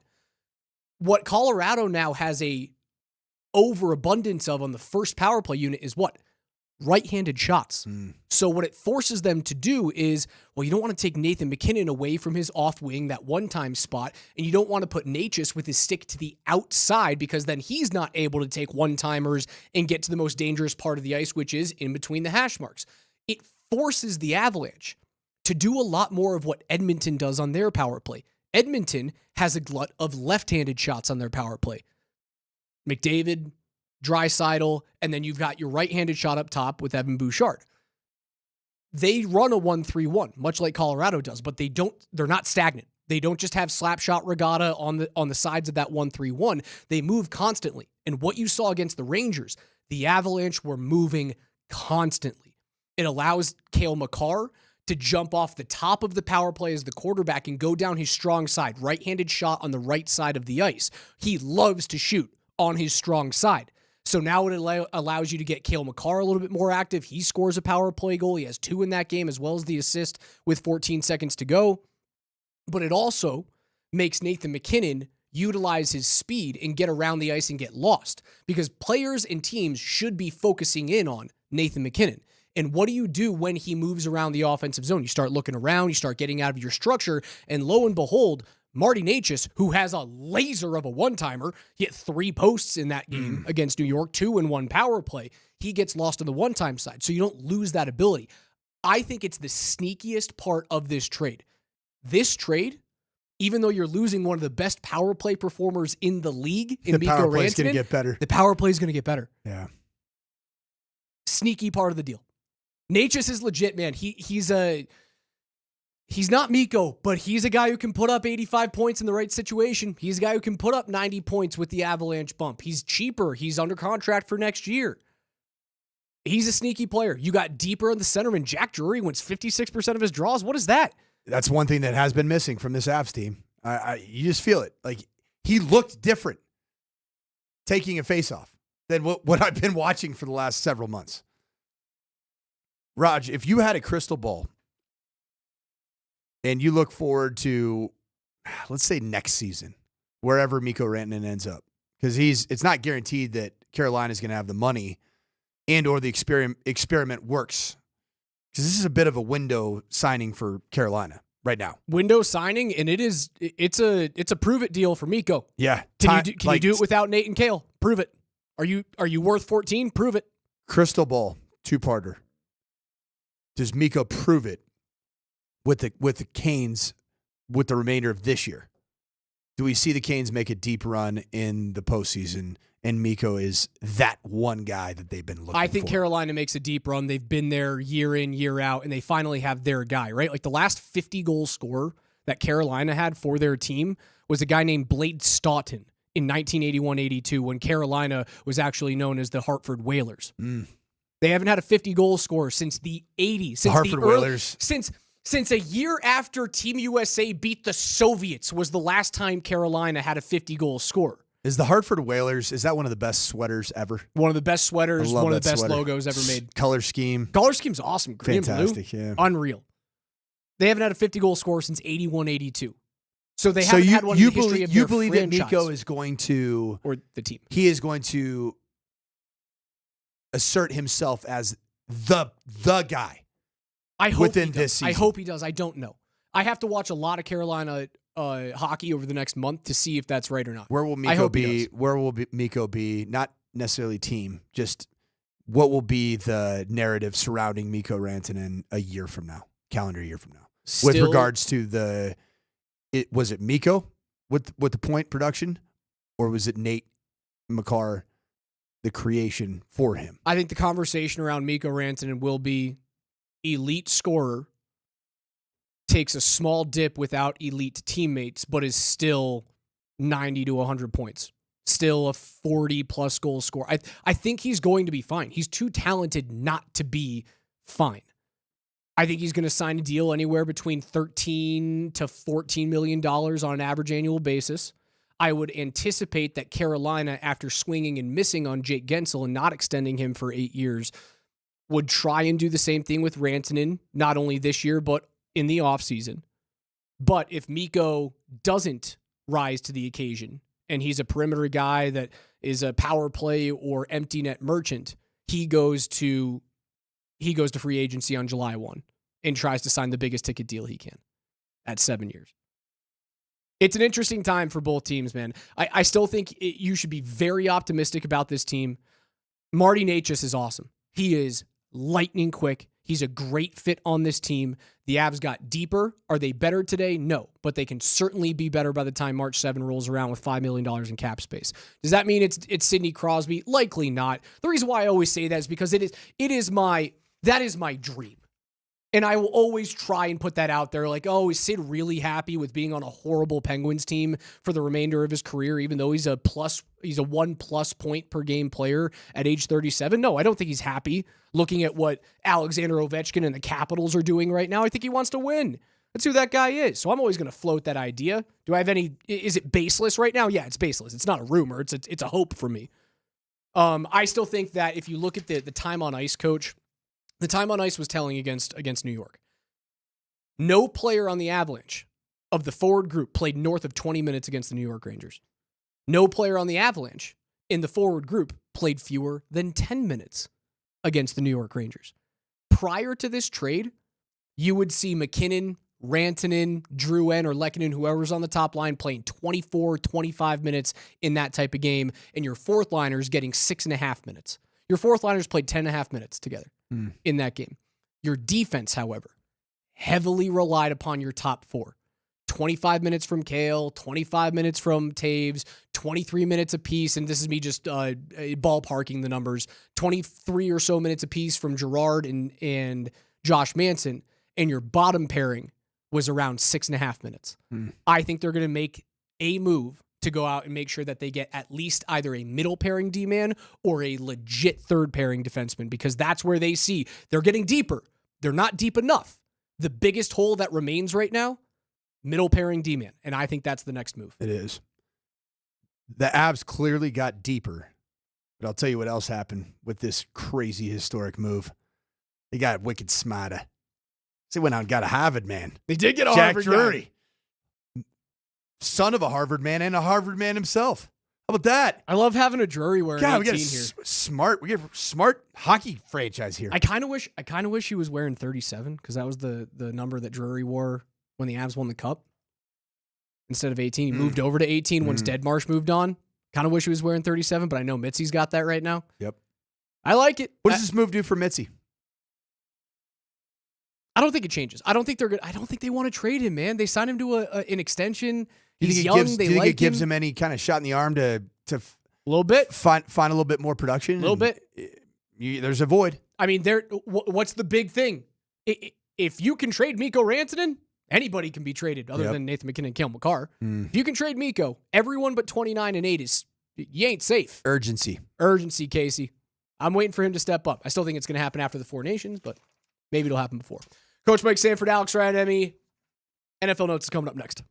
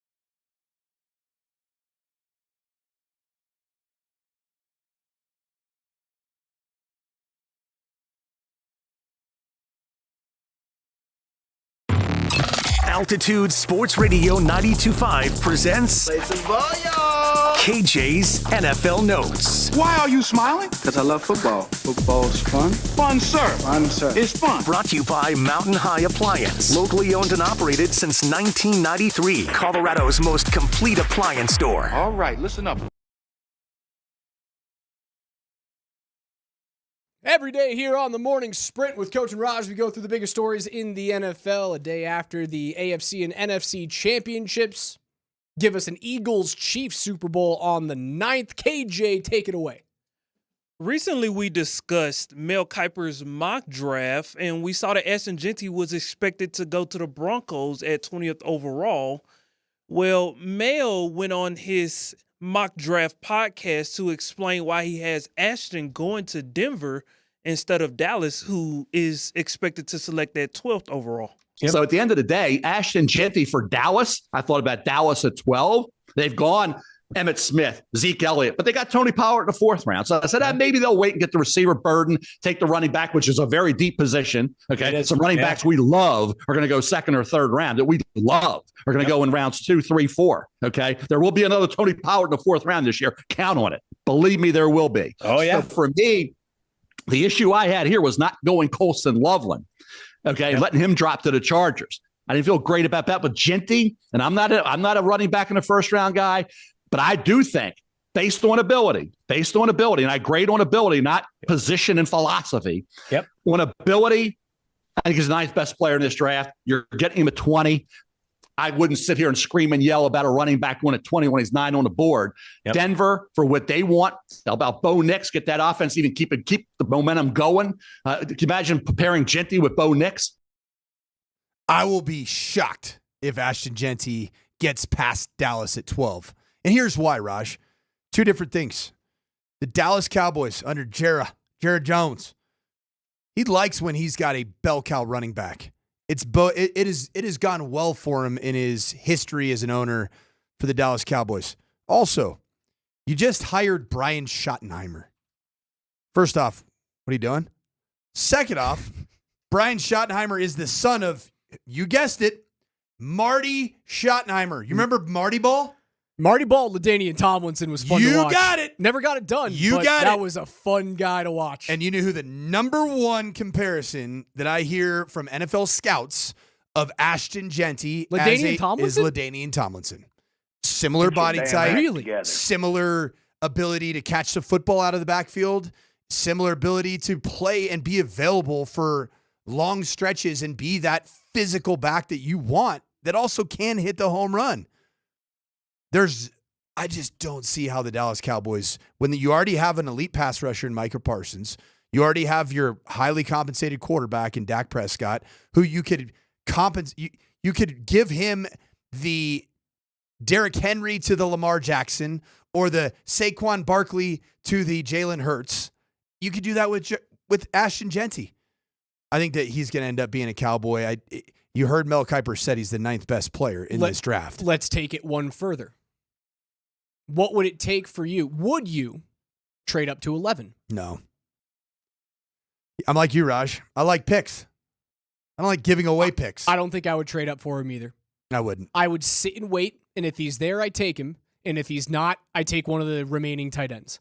And maybe I would take a wide receiver there, like if who's the kid from Missouri? If the kid from Luther Burden, if he drops, a little bit small, but a really good route runner. I actually think he'll fit very well with Sean Payton's overall vibe. If the kid from Ohio State is there, Igbuka, yep, I think I would take him too. I think you're in a situation where you can sit and wait and pick the guy that you need out of 3 positions, running back, tight end, or wide receiver, without having to expend more picks, because you still have to continue to get young and cheap still for this year and continue to build that way. You find it interesting that in the 4 teams that were still alive in championship weekend as of yesterday, there really wasn't a bona fide wide receiver 1 that has a very large contract and has a large reason for why his team was in the AFC or NFC championship. The closest wide receiver 1 that you would say is that team was there because of that wide receiver 1 is probably Scary Terry McLaurin. Because A.J. Brown, man, he did have the touchdown catch, but overall this season, the production hasn't been anywhere near that of a wide receiver one that you would pay a ton of money for. The Chiefs don't have a wide receiver one. I mean, your wide receiver one is Travis Kelce. Yeah, and then the Eagles, the Bills. Bills don't have a number one. They don't have. Although wide Mac one. Hollins looked like a number one yesterday. Pretty good yesterday. Holy smokes, was Mac Hollins on fire? Yeah, but that's to prove the point that would you really want the Broncos to draft a wide receiver at 20? Like the value of a tight end, the value of a running back, it appears to be showing more tangibly to getting to where you want to get as a Broncos franchise, and that's to the postseason deep. Do you worry about taking guys off of the board before the Chargers? Like, do you see the Chargers like wanting to get a tight end or wanting to get, as Kuiper mentioned there, Colston Loveland from Michigan, a former Harbaugh guy? Does that come into the process for Sean Payton? Do you think like, oh, I'm gonna get a guy that would help my team right now, but more so is gonna screw John Harbaugh behind or Jim Harbaugh behind me? Yeah, I mean, you know what Jim's gonna want. He's gonna want a tight end. He's gonna want Colston Loveland. I'd like that pick, not solely because he is a tremendous tight end that will have a lot of value both as a blocker and as a pass catcher for Bo Nix. But I also love the fact that you'd kind of stick it to Jim Harbaugh, that his former Michigan tight end, yeah, we got him, bud. He's coming to play for the Broncos. KJ, what's next? The hell is that? It's the witch. It's the witch, baby. It's the witch. It's the witch. It's time to talk about them. The Kansas City Chiefs defeat the Buffalo Bills 32-29 as they look to be the first team in NFL history to three-peat as Super Bowl champs. As we continue our over-exaggeration Monday of championship weekend, here is a little montage of what took place between the Bills and the Chiefs as far as post-game stuff. First is included is Mahomes' oldest son, Dylan Raiola, in the locker room. That's his oldest son. And then you have Josh Allen afterwards, just explaining that, in order to beat the man, you got to beat the man. Come here, cuz. Say what up to the people. Yeah. Let's go. You know what it is? Ooh. 3 times. Yeah. Hey, yo, that ain't Pat, y'all. I'm just letting y'all know. My dog right there. Let's get it. It's not fun. But to beat the champs, you gotta beat the champs, and we didn't do it tonight. Oh gosh, this Dylan Raiola storyline. How did he end up in the locker room of the AFC champion Patrick Mahomes when he clearly is very creepy in his cosplaying? Oh, dude, he's a body snatcher. It is bizarre. And that's then, a Wild Bill wear your skin vibes, man. Who is that video? I sent it to you yesterday, KJ, but Isaiah Pacheco. That was Pacheco. Mm-hmm. So Isaiah Pacheco's doing a Instagram live video with Dylan Raiola, and you hear him yelling out, "That's not Pat!" Like, bro, you're weird. Like, this is strange. Let it go. He's like a 19-year-old in a I wouldn't let him anywhere near my locker room. Full-grown men. Like, I don't when you like guys that. get a chance, go back and rewatch that video. Dylan looks so uncomfortable in that locker room. Yeah, because he's a weirdo. He's a weirdo, bro. Like, works on the mannerisms. Like, he stares at, I guarantee this guy stares at mirrors does he do days. the princess walk after the Mahomes? He does do the princess walk. He does. He absolutely does it. Gosh, it's ridiculous. I don't like that at all. No. It creeps me out. It gives you one more reason to have high levels of with the Chiefs. Who's cringier, Dylan Raiola or Patrick Mahomes' brother? Yes. Oh. I mean, At least I just Mahomes' can't. brother dude. knows who he is. He's like, yeah, I'm a mooch off my brother's fame, and I'm gonna look cringy on TikTok, but I'm going to make money and I'm going to be in that circle. But he knows who he is. He's not trying to be someone he's not. Raiola's trying to be someone he's not. But we thought he was that guy 3 weeks into the season, and then the Cornhuskers fell apart, and he fell apart. It's weird, dude. I don't like it. And Josh Allen feels, dude, that guy is dejected. Is he ever going to play in a Super Bowl? You know what? I'm going to say for all of the Bills fans that I know, and I have a few that are good friends of mine, I'm going to say, just to help them out on this dark, bloody Monday of a day for them, yes, he will. Patrick Mahomes will have some random, like he'll have a displaced vertebrae one year, and the Bills will be in the Super Brady Bowl. Matt Castle year. Correct.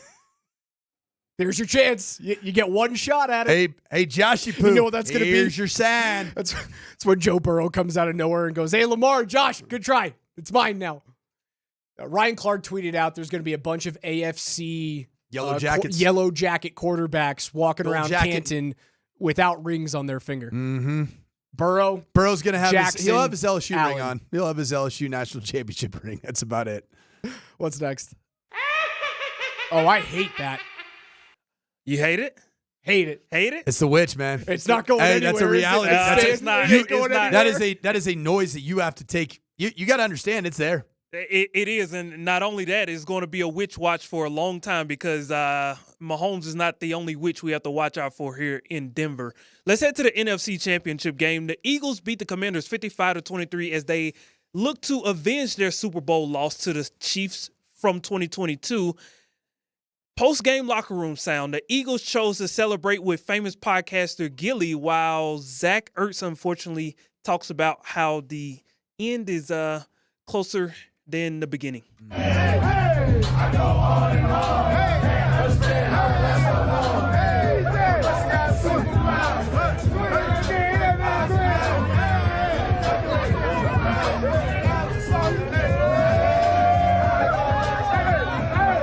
Obviously, I'm going to be disappointed we didn't win this one. I've only played in 2 of these NFC Championship games in 12 years, so I understand how difficult it is to get here.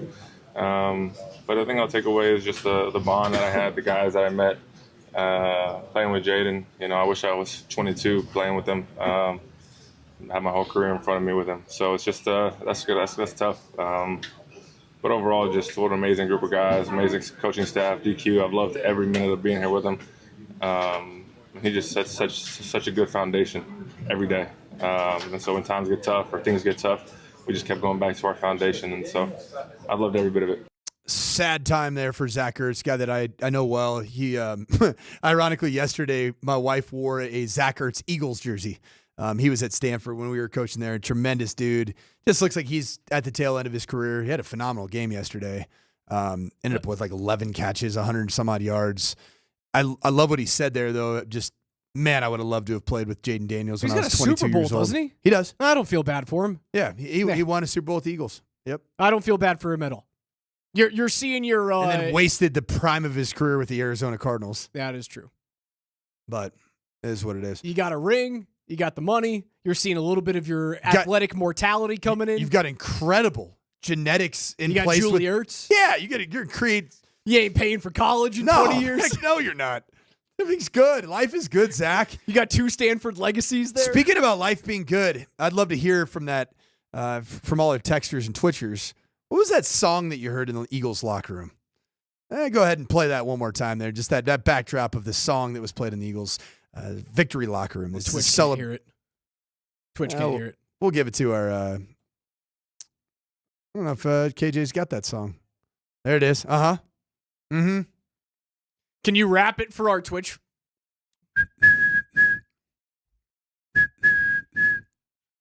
That's a good little whistle there, Coach. Yeah. That's how we get around the copyright laws on digital. Just have Coach go for a whistle. So we got to talk about this song. First of all, it's the Philadelphia Eagles.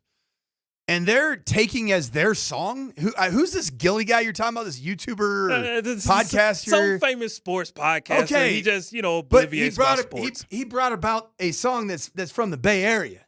That's too short with Blow the Whistle. That's Yay Area, California rap. That's West Coast rap. Why they swagger jack that in Philly? Find your own rappers. They got one, Meek Mill. I don't understand. I don't know if you want to claim that, do you, KJ? You trying to claim that in this current landscape? You trying to take that Meek Mill and everything that's been coming out? I'm gonna plead the fifth. You gonna let that play? You're not flying that Meek Mill whistle. No, not with what's all the other sir. stuff that's on the table. No, sir. Nope. I'm going to take this opportunity to go to break, considering that's a conversation that I have no idea what you guys are talking about. Yeah, Yeah, you don't want to. NFL Notes is brought to you by our friends at Mountain High Appliance. We appreciate you. For KJ, for Coach Mike Sanford. We're going to hand things off to PhD coming up at noon. Been talking a whole bunch about the Mikko Rantanen situation with the Avs. Tonight on 92.5, you have the Nuggets and the Chicago Bulls, 6 p.m. tip and a 5:30 p.m. pregame show.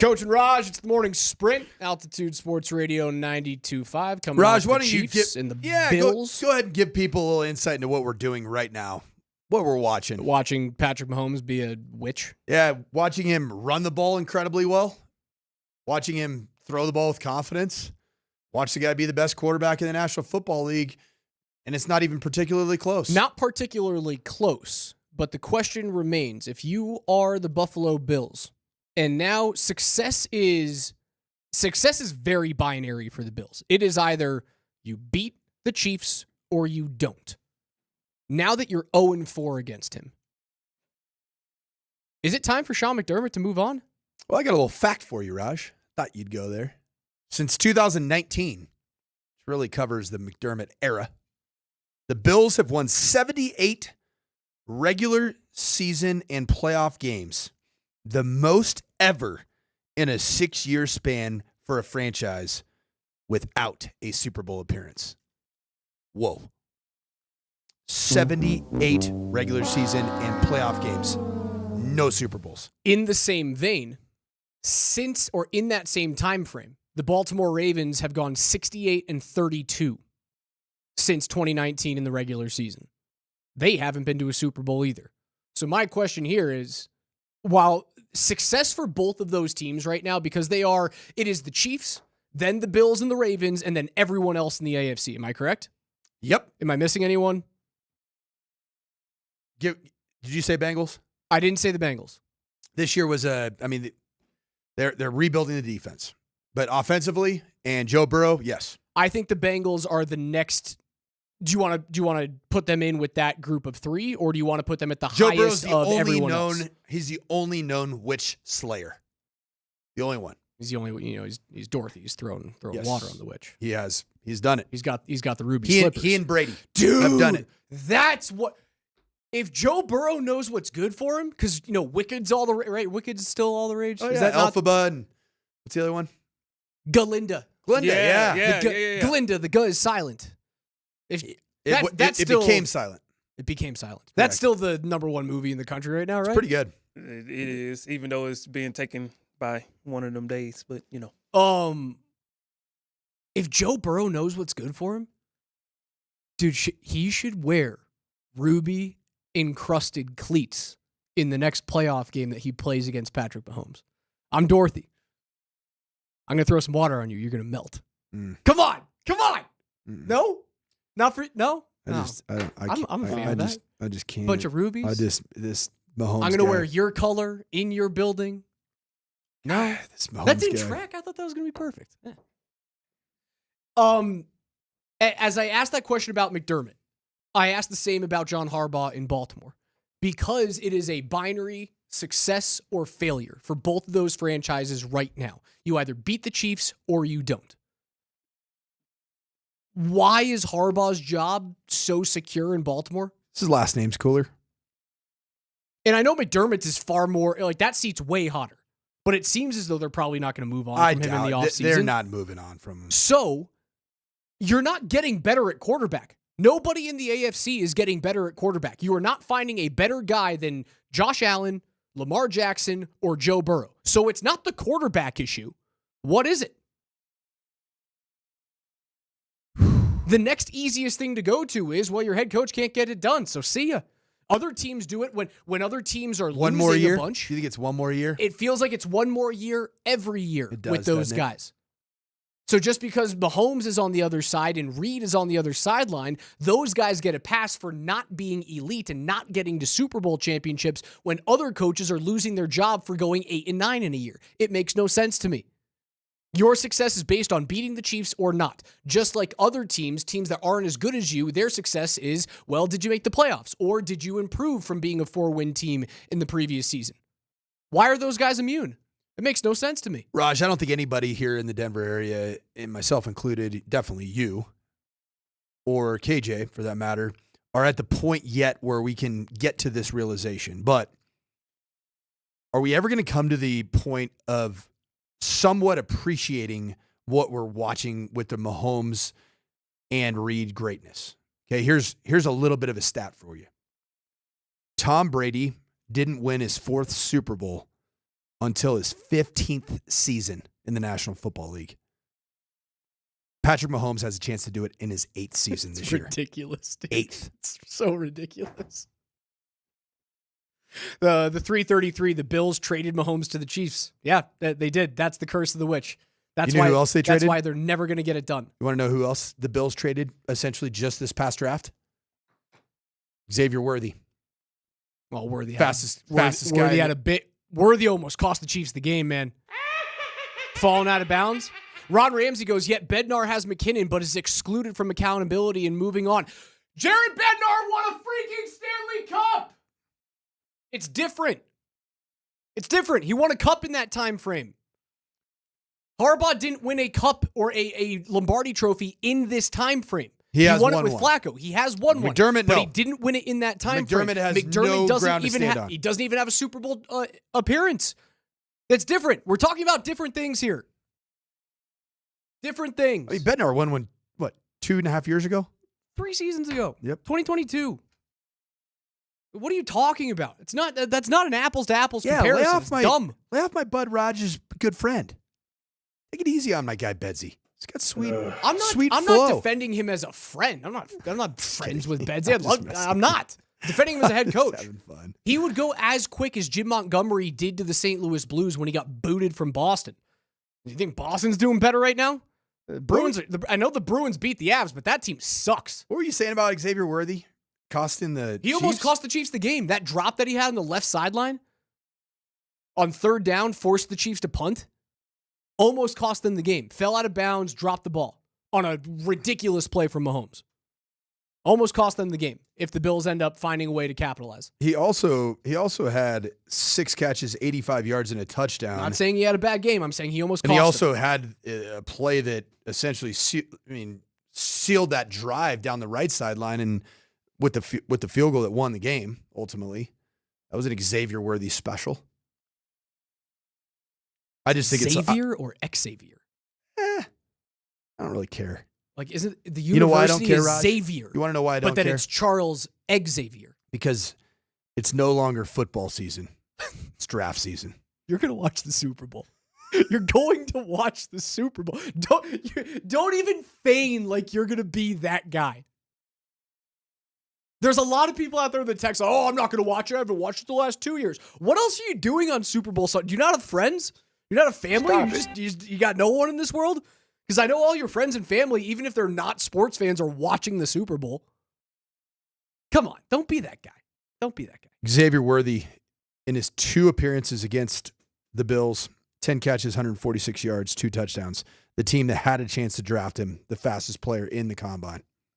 History. Does it make you feel any better as a Broncos fan not having drafted Josh Allen that he can't get it done against Mahomes? Because if logic stays the same, even if the Broncos drafted Allen, the Broncos would be in the same situation. You'd just be losing to the same guy year in and year out.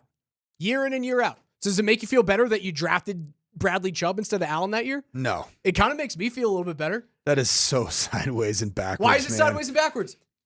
He's going to win the MVP this year, isn't he? He's not going to win. He's not going to do what. So every single time that we have this conversation about the Broncos, what is success to Broncos country? It is Super Bowls. Winning Super Bowls. So having Josh Allen on your team right now would make you feel better inside over the last 9 years, even though he can't get it done. What would be different here in Denver? Was it going to be different? Still has to go against the same guy. He'd have to play against Mahomes even more during the regular season. Raj, He'd be 0-9 at this point instead of 0-4. Raj, you were saying off air early on in the show that you saw a tweet that mentioned that the Broncos. Are they going to be the next thorn in the side of the Chiefs? Is that what you read that? No one else can get it done, baby. The only one who's shown you can do it is Dorothy himself, Joe Burrow. Yep. I still love my ruby encrusted slippers idea. I think somebody else liked it as well. They did. My only question, as you watched zinger after zinger thrown by both Patrick Mahomes and Josh Allen down the stretch of that game, and you're watching 2 just behemoths at the position of quarterback. Do you believe that Bo Nix has that in him at the end of a game to go big time throw after big time throw after big time throw? Because to this point, not yet. I think everybody celebrated the one throw in a game Not of yet. Bo Nix. The one big-time throw. See, he can do it. But these guys are playing at a different level. It's not, see, he can do it. It's, they do it every single third down.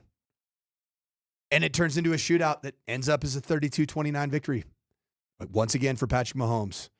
But I'm hoping, praying, proper pieces will be put around Bo Nix and that he will grow in his confidence to eventually be the slayer of the witch.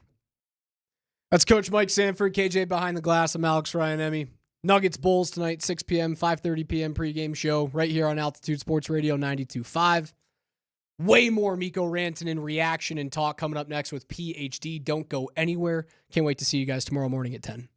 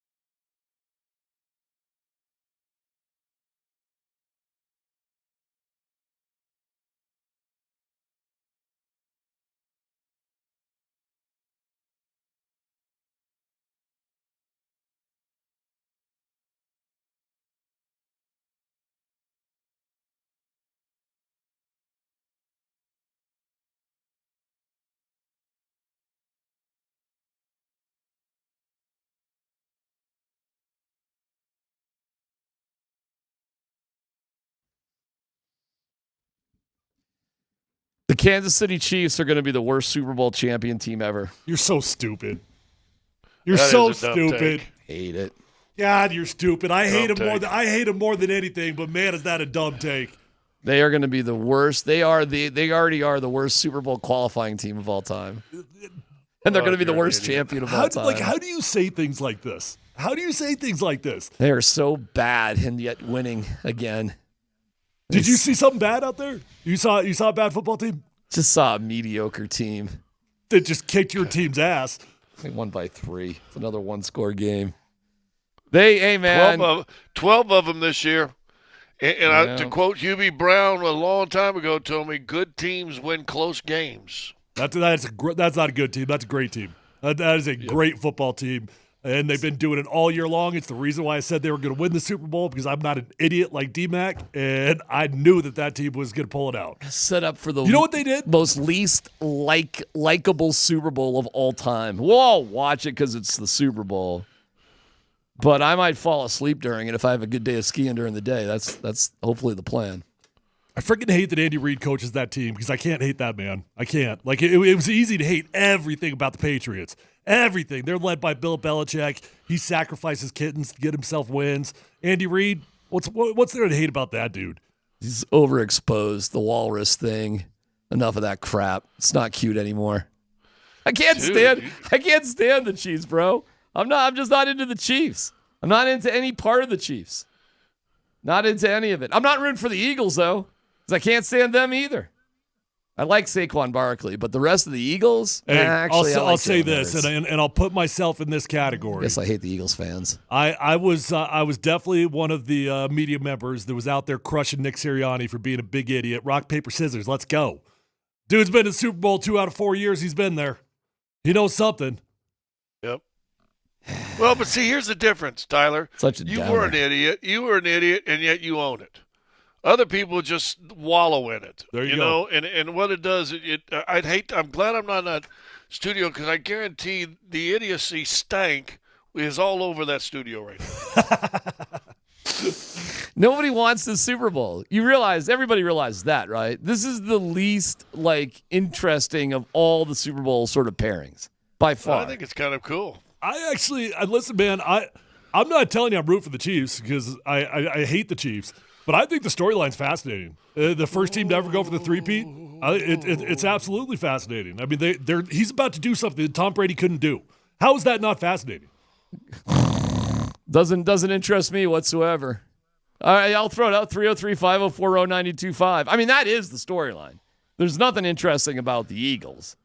There's no other than, and I repeat, this was a team that wanted to fire their coach, or all their fans did just 7 months ago, and it's a team that has had turmoil between their number one receiver and their quarterback. You heard Sirianni in the post game took a shot at all the people. He goes, "Yeah, this is our quarterback. I told you what kind of player he is." Blah blah blah, and that was a shot at all the fans that wanted to get rid of Jalen Hurts in the middle of the year as well. So wait, are you really truly excited for the Super Bowl? Really? Oh wow, this is a good one. Can I say something? The only time I'm excited about the Super Bowl is when my team's in it. So that's a bad question to me, because I don't really care about the Super Bowl anytime my team's not in it. I just watch it. Excited is not the right word, but am I any less intrigued by the Super Bowl because the two teams are in it? Hell no. Yeah, I don't know. 303-504-0925. I mean, you can throw out your, I'm just looking at some of the texts here. Agree with DMac, zero interest in the Super Bowl. NFL's going to get what they want. Chiefs will win the last 3 seconds. DMac just hating. We literally watch historic greatness with Mahomes, whether you like him or not. Okay. The dude's a freaking witch, and he was a witch in that game also. The NFL has to do something about the rest. You guys want to get on that? You want to throw in your 2 cents on that one? Yeah, that's the problem. I mean, it is a problem. Not only did they gain the line of gain on that 4th down, they got it on 3rd down as well. I mean, twice they passed the line of gain. That one was bad. I thought one of the pass interferences was bad. But you know what? That ain't why they're there. It's just not. It's just not. So we're just going to ignore as my Kansas City fans will tell me, that might not have been a catch that took him down inside the 10. Yeah. But there was a defensive holding on that, so they would have. But there's a big difference between a 32-yard gain and a 5-yard gain. Yeah, the ball's inside the 5 or whatever, or at the 20. We'll see how it works itself out. I mean, I don't know. Maybe they score already. I didn't have a lot of beef on the catch interception one. That one, I understood the ruling on the field. The tie's going to the receiver most times. Ball hit the ground, but it didn't. But it didn't move. Okay. Yeah, but it didn't move. As long as it doesn't move, then it doesn't matter. So when it hit the ground, the primary arm on the ball was the defensive player's arm. Yeah, but the guy who had it initially was the defensive player. The tie's going to go to the receiver. You How guys know was that, right? it a tie? You're not listening, though. When it hit the ground, though, when the ball's nose touched it, it did not move. I'll give you that. But the primary arm on the ball was the defensive player. Agreed. I guess I'd have to see the still shot again. He had 2 arms around it. Worthy had one. He used his other hand to brace himself, falling to the ground. Okay, whatever. And then you have the spot gate, where the one, ref who had the best look at it, because Josh Allen's facing him with the ball. Well, that dude's a chicken. You know what? He's a chicken. You know what? Yeah, because he saw it. He spotted it. He sees the other ref on the other side walking towards him. And he's like, "Ooh, I wonder if I'm right or not." Rather than standing his ground and just continuing to walk forwards, and then what the referee should do, they should meet in the middle and now have a conversation and see, okay, which one of us was right here. He saw the other dude had him short of the line of gain, and he just kind of veers on back. So that dude was a chicken. You know what? All right, more text here. Oh, this is a long one. I'll just read the first couple sentences. Your hosts collectively are full of shizzle. They're terrified of blaming the officiating.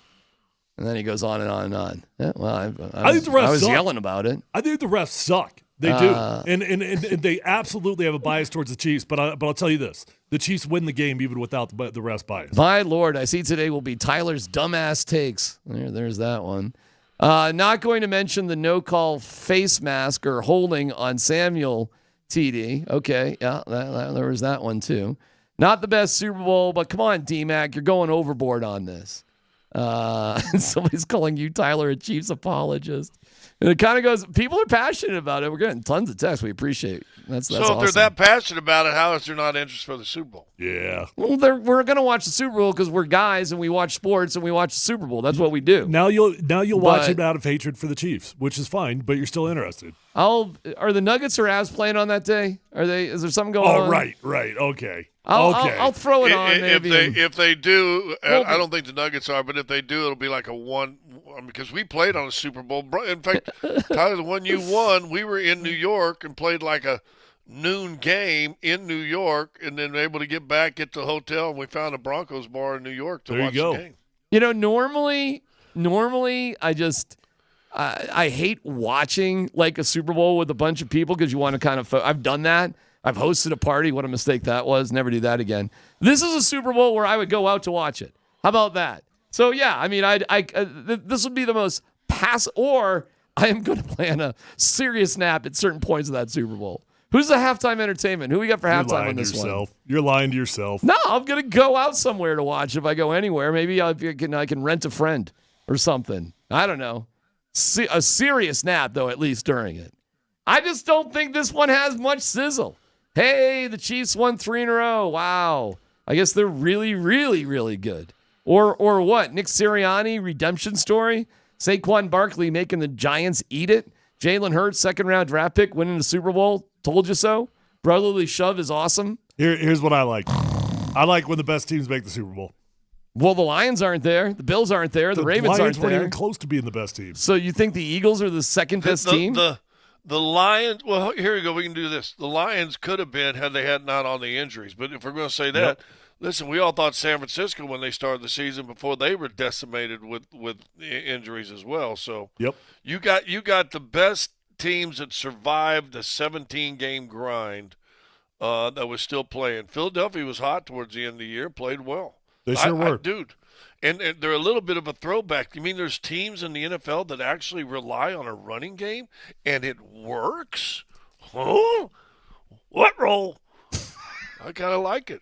The Commanders. Oh, that broke my heart too. They just were not. They were not up for the spotlight. I wouldn't even say they weren't up for the spotlight, but they How did many one thing that you turnovers they can't. have? Yeah, I know. That's the problem, and they were dumb turnovers too. That ball came out a couple times in just foolish ways. That's what killed them. You know, it's funny. Like the Commanders lost and the Bills lost, and both their quarterbacks actually played pretty well. They both played pretty well. Hey, Jaden Daniels can play now. Golly. Yeah, he's good. I got a stat on the. Does he got a rocket though? That guy's got a rocket. Yep. He's got a bright future. Ain't no doubt about it. Okay. Oh, wait. Let me see this. The Bills have played 12 turnover-free games this season. That's the most by any team since 1933. They lost. Bills are the first team in NFL history to win a playoff game in 5 straight seasons but not reach the Super Bowl in any of them. In playoff history, teams to score 3+ touchdowns in a turnover-free game are 140-19. Josh Allen is the only quarterback with multiple such losses, 3 all against the Chiefs, all in the last 4 seasons. You know what? Now, Wow. Peyton Manning did get a Super Bowl in the Indy. But is Josh Allen not like the early version of Peyton Manning, that until Peyton Manning could get over Tom Brady, I hope so. He wasn't going to win a Super Bowl, whereas Josh Allen, until he can get over. In fact, I read a quote today. Patrick Mahomes said, "Man, I consider him a friend. I feel bad that it always has to be us." And I'm like, well, Yeah. He said, but it's a competition. We're competing out there and trying to win. Listen, we could go through sports. We could do a whole show on that. How many teams and how many individuals that don't have rings and don't have championships? You know, how many would Karl Malone have if it weren't for Michael Jordan? And that, You know, all right, so do you guys... Would Clyde Drexler have one in Portland if it not for Michael Jordan? Do you guys think that Josh Allen is more like John Elway, meaning you lost some, and John at least got there, but was redemption later, or Karl Malone, who's just never going to get it? I don't know, and obviously it could go either way. But if I had to lean one direction or the other right now, I would say Karl Malone because the AFC, like let's say Patrick Mahomes tears his Achilles one year, whatever, not wishing ill on him, but something bad happens. Well, you still got Joe Burrow, you still got Lamar Jackson, right? So there are other dogs you got to get through just to get there, and it ain't gonna be easy for that dude. When Brady tore his ACL, was that the year that Indy got and won their championship? They got in? Oh, man, that's a good question. I know that was the Matt Castle year. I know the Patriots got 11 wins and didn't get in the playoffs. But I don't really recall what year, who won what that year. You'd have to tell me the year. Kind of forget. Look. Yeah. Yeah. Which is he? Listen, Is he Carl? Hey, is Josh Allen Karl Malone or John Elway? Which is it? I think destined to win or destined to be the wrong place and the wrong time against the wrong generational dude? Ooh. But it's multiple dudes. Nah, it's just one. Well, it's one for now. You're right, but I'm just saying, say you get lucky and Mahomes is out one year. There's still a couple other dudes you got to get through. Yeah, but if Malone didn't have Jordan, wouldn't he have just got through the rest of the guys, even though they were good guys? He lost twice in the finals to Jordan. So, I mean, he did get all the way through those guys, right? And just couldn't get through Jordan. Well, that's true. Got to the finals. They're in 2 different conferences. It would help if Josh Allen was in the NFC. Listen, somebody sent me a video. I hooked back up with a bunch of my teammates in Atlanta, and I've told you guys this. And in fact, Dan Patrick's the guy that narrates the entire hour-long video. We were probably the second or third best team in the league all the time, but we couldn't, for a couple of years, we either couldn't get by Detroit or we couldn't get by Boston. And we felt like both those guys, if we could get by one of those two guys, we were going to get by the Lakers or whomever. One year we got beat by, I don't know if it was Boston or Detroit in the playoffs. We had smoked L.A. twice that year, and once we beat them by 17 in L.A.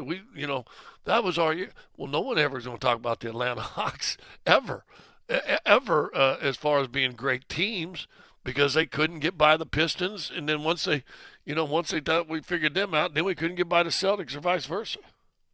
Well, at this point, I'm just going to pull for the Chiefs because it is a better story than the Eagles. The Eagles have no story as far as I'm concerned. Nothing interesting. So if I watch, and listen, man, I'm not here to hate on Taylor Swift and all that. My wife loves it. She loves. They actually all that were stuff. pretty low key on Taylor in that game. There were a couple shots, but it's not like it used to be. They got their gravy after the game. That's where they were. That's what was keeping people hanging on there. After the game was just Taylor Palooza. There was no shame after the game, and then they cut to her quite often. It wasn't as much as they usually do. I don't know. I mean, but listen, my wife loves it. She just flat out loves it. I don't really mind it either. It's a good story. It's a love story. I don't know what happens next for those two, but it's a good one now. And but here is my bet. And we'll see if the Swifties make a difference. But I'm going to guess this is going to be the lowest watched Super Bowl in years and years and years. Yeah? I'd take that bet. Okay. All right. I don't know how to factor the Swifties out of it. But, in terms of just football fans, unless you just want to say, hey, she's part of the deal. The one thing that's different, different about football fans than other sports, you don't have to be a fan of the team to watch the game. Almost every other sport, you have to be a fan of the team. Well, I will say this. Let Kelsey do something dumb and get dumped by Taylor Swift. He goes into insignificant to everybody in the world except for football fans. Well, that's a fact. I'm not going to argue with you on that one, that's for sure. So there we are, folks. It's the Eagles and the Chiefs. Do we got any Eagles fans in the? Who would be an Eagles? I know we got a couple Chiefs fans. Kevin. Oh, Kevin is a huge. That's right. That's right. He's got Eagles stuff hanging up in his office. Your boss. Yeah. Kevin's probably pretty pumped. Boy, he's keeping it low key. He knows better. But he's got Eagles stuff hanging up, a lot of Eagles stuff hanging up in his room. Mm-hmm. We do have a big Eagles fan here. All right. Well, I'll root for the Eagles then. I mean, why would I root for the Chiefs? Yeah. Hey, hold on. Tyler, come on. I hear it. Yeah. I mean, what's your, hey, our boss was an Eagles fan. Go I'm rooting for the Chiefs. I'm rooting for the three-peat. Oh, Kevin's a fan? Oh, okay. I'm fighting for the Eagles. Oh, no. A-E-G-L-S-E-S.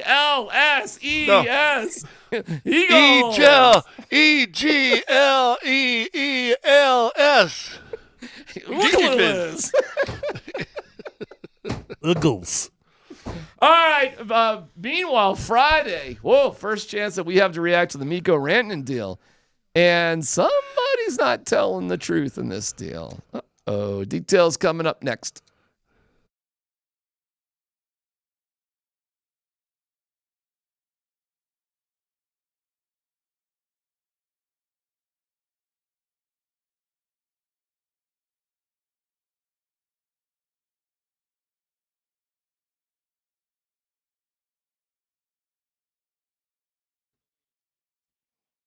Hey, C-Mac for the Rocky Mountain Men's Clinic. Hopefully you're not feeling as depressed as those Bills fans. But if you're suffering from erectile dysfunction, I don't know. Maybe you got something in common with those Bills fans. Things are down. Listen, we're here to help at the Rocky Mountain Men's Clinic. Having a problem with ED can be laughed off or put to the side or, who knows, whatever. No more. Let's have great times, not just okay times. And that works with the Rocky Mountain Men's Clinic, where some of the treatments can have you last an hour more. So here's what you get. It's $99 for that office visit. You get a consult, the TNPSA test, if advised, a test dose. If it doesn't work in the office, your visit is free. They've got an expert staff. Like a lot of men, you could be having sex the day after your appointment. Fort Collins, North Denver, Central Denver, Castle Rock, and Colorado Springs. That's where they're at. Let's get it together this year. Call 720-440-7900. RockyMountainMen'sClinic.com.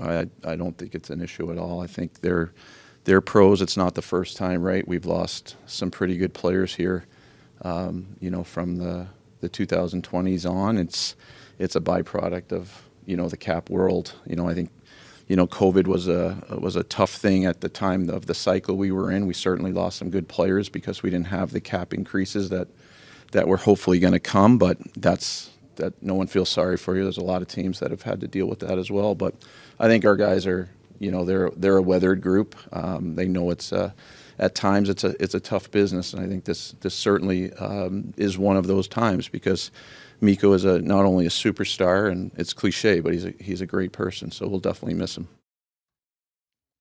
Surprised or not surprised? I am. I know you probably will not be, but I personally was. Scott? Surprise is a big word in this instance. So, initial shock, I think, because, he's been one of the core and staple guys. But it feels like this was done, A, because they couldn't get a deal signed with him. And you knew it was going to be pretty major cash, although he did come out over the weekend and say, I was willing to take less. Yeah. What's less, 12 instead of 15? Yeah. Or, so you don't know. Let's talk about that just for a second. But real fast, but also, you know what? If you sit back and can take emotion out of it, and it's tough for when a fan base loves a player, and let's be honest, Avs fans love Mikko Rantanen. I do too. I did too. I called him out a bunch because I thought he was that good. This team feels like a team that needs a little shakeup because you got a guy that has scored over 100 points 2 years in a row, and guess what? You got knocked out of the playoffs early 2 years in a row. So this seems like a move to shake this team up a little bit to me. All right, let's talk about the quote. Peter Baugh, my pal, great dude, working for The Athletic for the Rangers and the Islanders a little bit, primarily for the Rangers, though. Talks to Mikko, knows him well, covering the Avalanche for many years. Quote, I was willing to take a significant discount from my market value. We had some chats a couple days before, then they traded me. That's why I didn't expect it.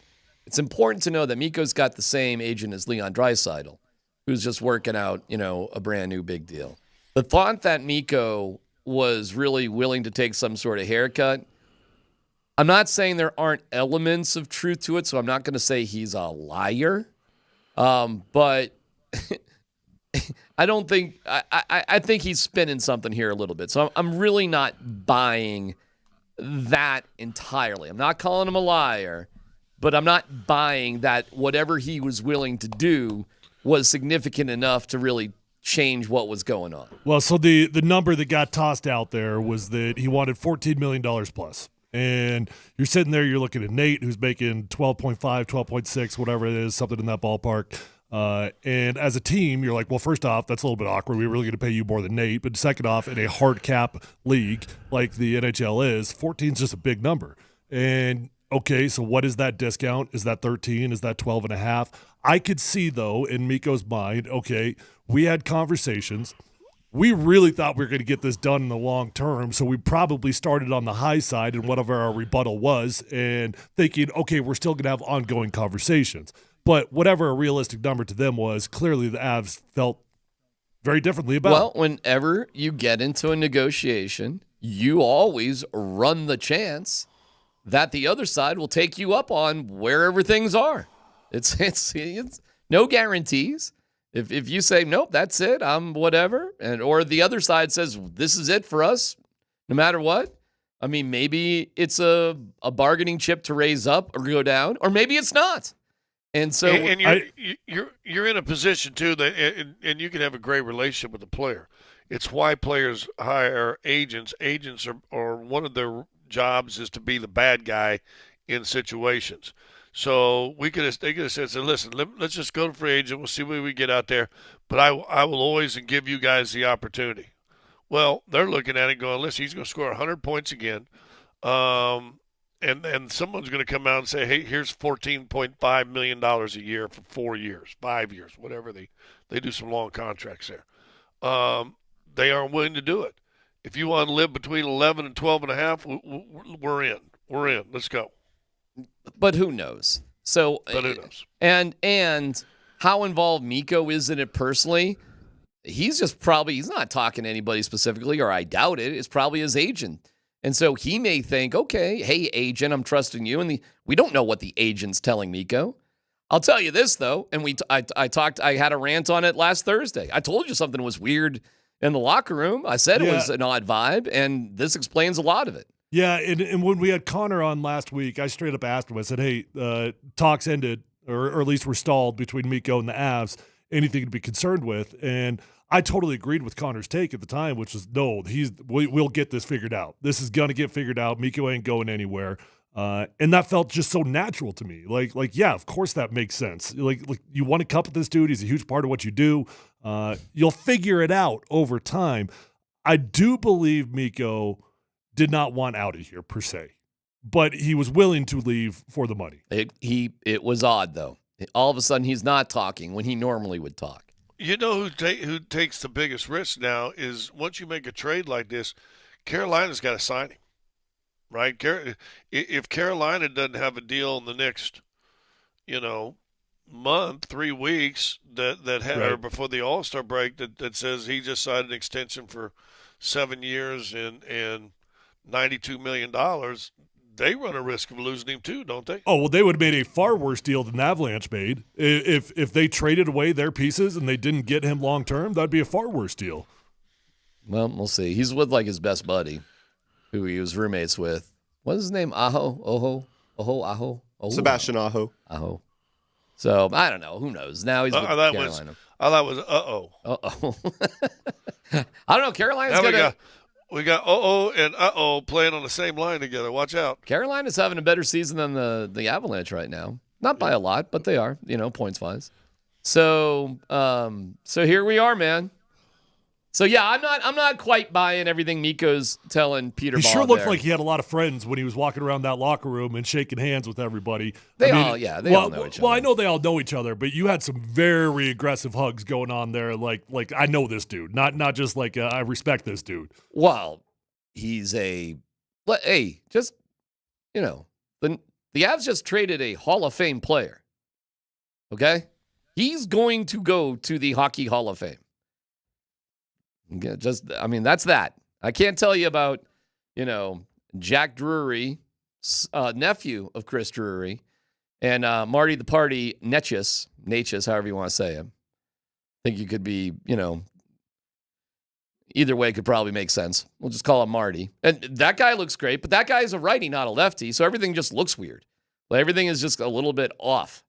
And that's how they played against the Bruins. But I got to give props. If I'm going to be critical, I got to give props where props are deserved, because there was Nathan MacKinnon after the Bruins game, then after the game yesterday, and it was like, okay, cool. Just there you go. There's Nate. He was more than generous with his time. He was very honest about how he's feeling about things. And you're like, okay, that's all we need. That's it. So good for Nate. Be a leader. Be honest.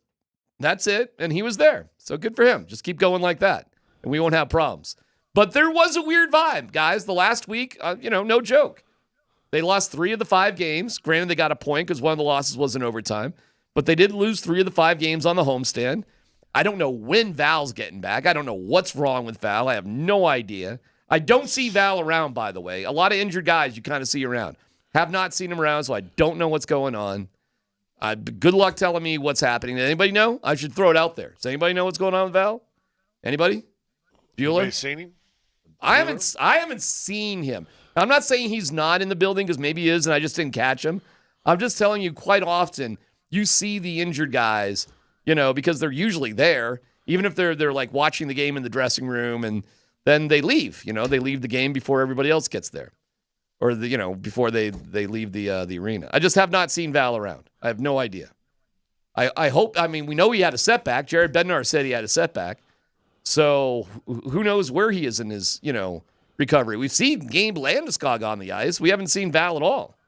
So I don't know where that is. I can't imagine. Someone just texted in. He was on the ice this morning in shorts.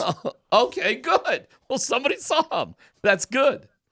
That's good. Thanks for the eyewitness news. So hopefully that means he's getting back a little bit quicker. I don't know what this team. Well, I still think that this is – they didn't think they were going to get it. They couldn't go to the end of the season. And there is – even when you're talking about a superstar, there's nothing worse than getting to the end of the year and then losing that guy for nothing. Mm-hmm. And you know, people, whether they agree or not agree with Jamal getting the extension, it's the same boat. If you were playing right now and Jamal had told them, no, I'm not re-signing what you're offering, don't you think the Nuggets probably move him before the trade deadline too? Yes. Yes. I understand why you do it. If you don't think you come to reasonable terms and you can't pay for stuff later, it's stupid to keep a player unless you're just so damn close to a cup and that player is so critical.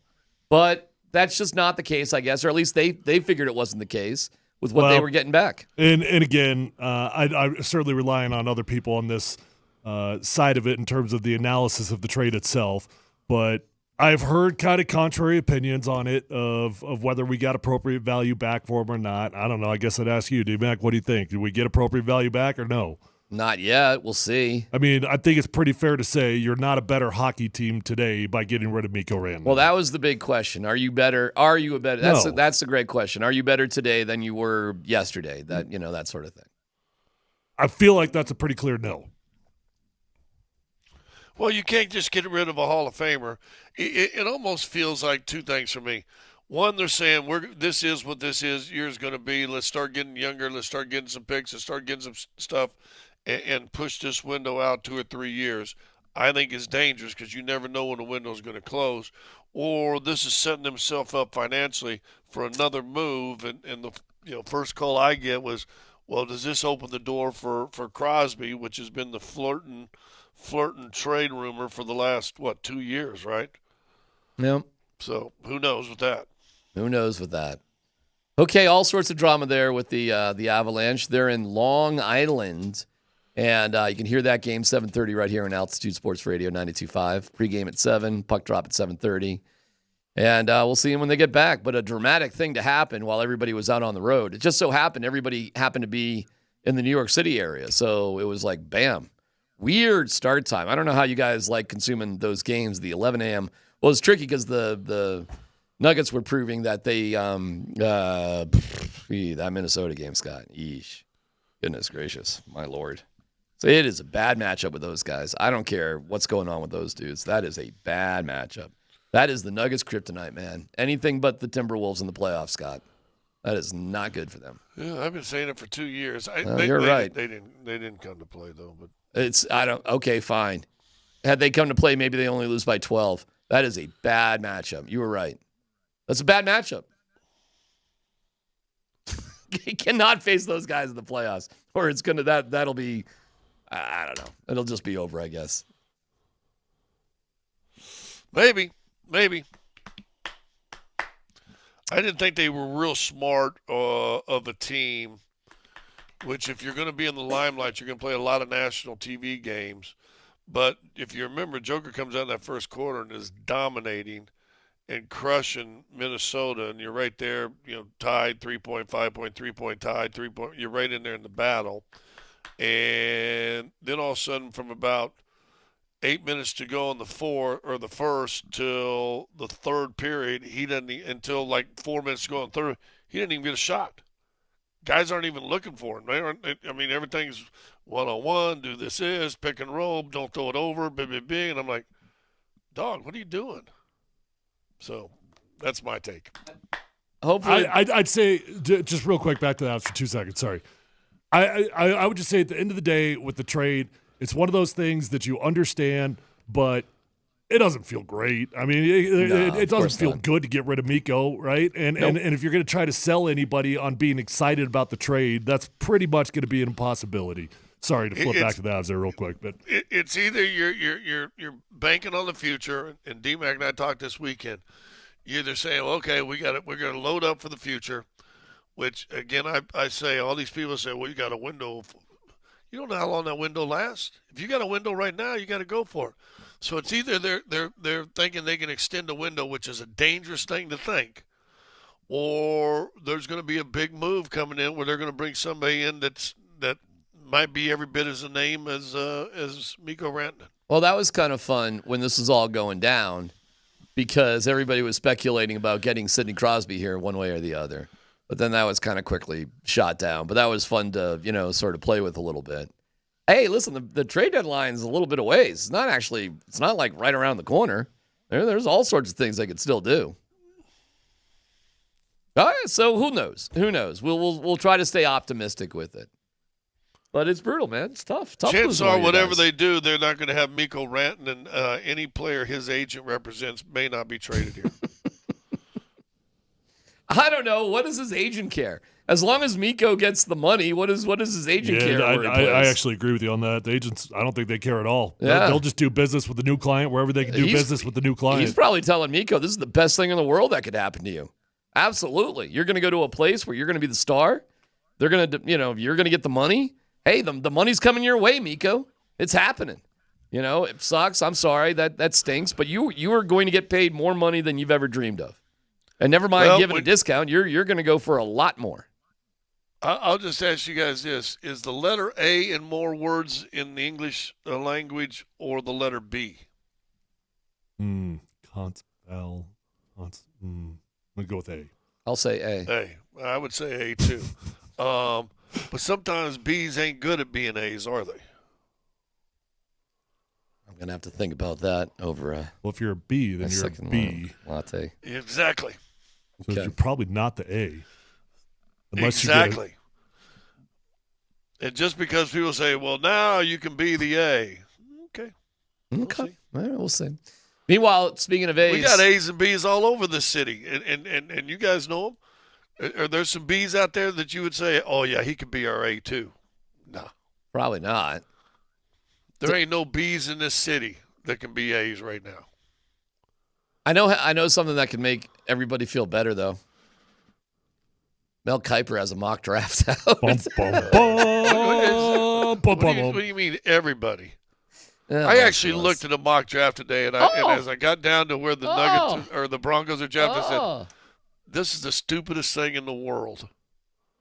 So you didn't see who the Broncos drafted in the mock? You didn't? No, I did. He's from Michigan. Down? He's a tight end, and I Colson could give Loveland. a flip about. Yeah, I could care less. I think you guys are going to really like the one I sent. That one's exciting. Well, let's get to all that coming up. I will not even look. We'll talk about the Nuggets too. I don't care about them right now. You don't care about the Nuggets? Not right now. What do you care about, Scott? We can get into what you care about. Love and respect, DMac. Love and respect. All right, we'll get into love and respect. And Patrick Mahomes. Really, seriously. Loving and respecting Patrick Mahomes. Okay, it's PhD on 92.5.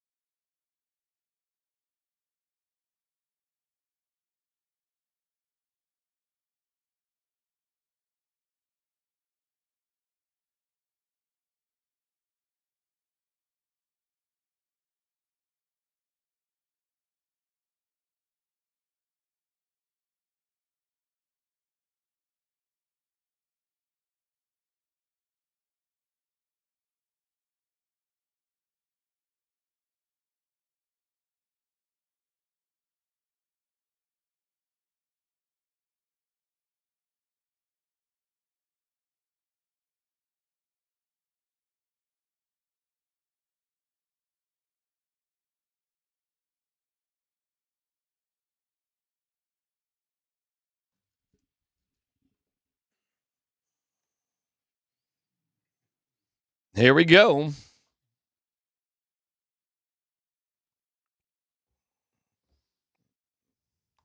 Welcome to the Love and Respect Show.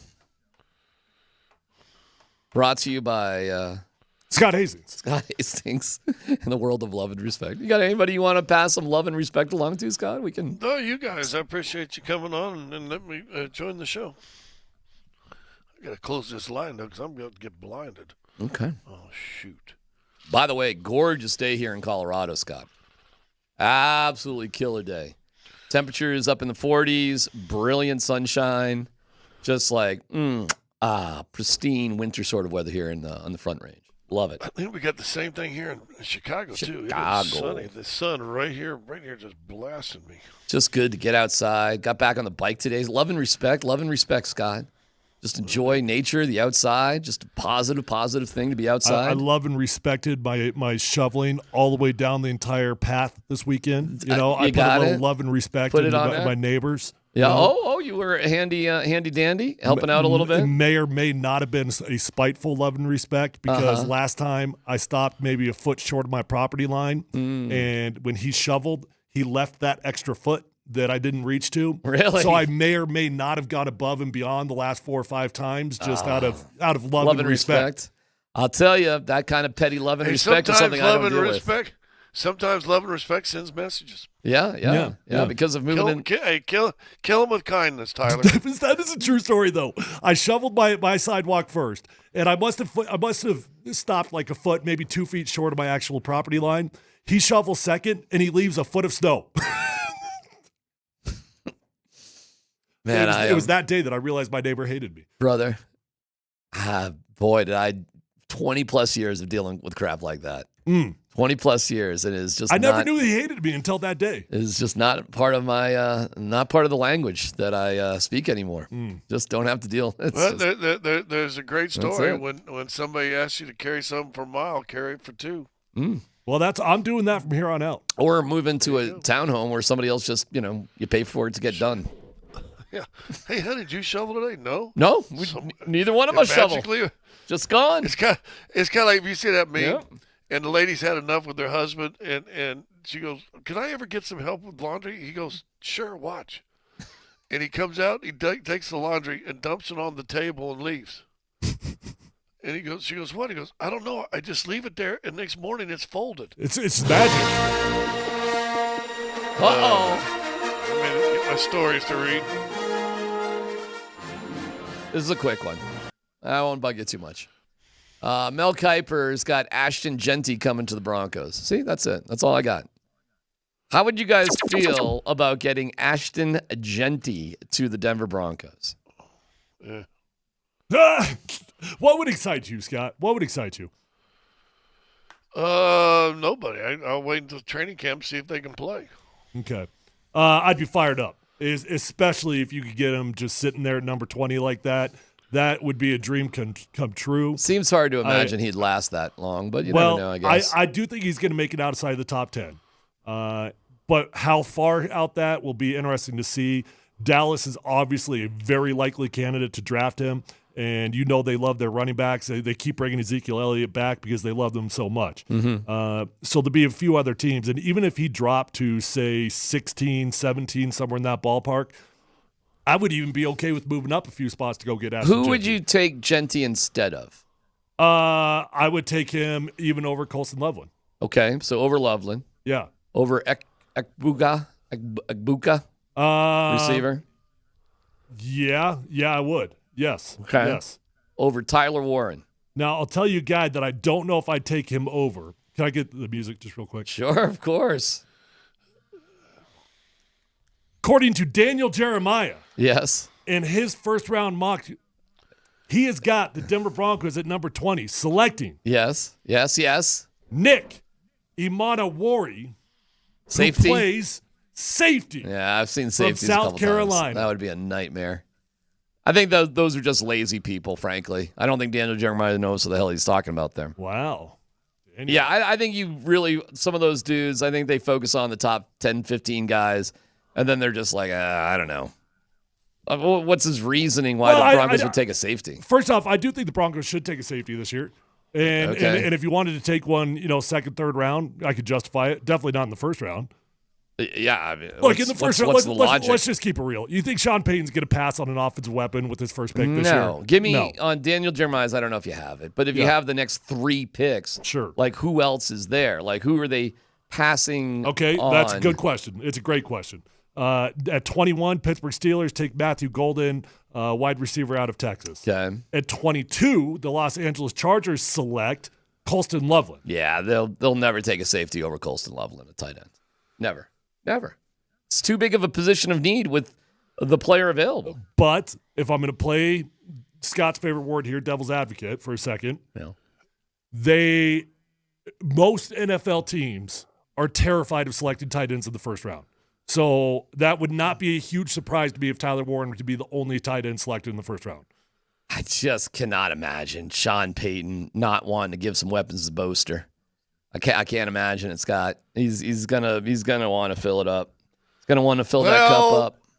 One of the stupid periodicals that deal with this that I read today mentioned something about the Broncos and where they selected. Go ahead. Yeah, go ahead. And looking about adding talent to, as you talked about, for Bo.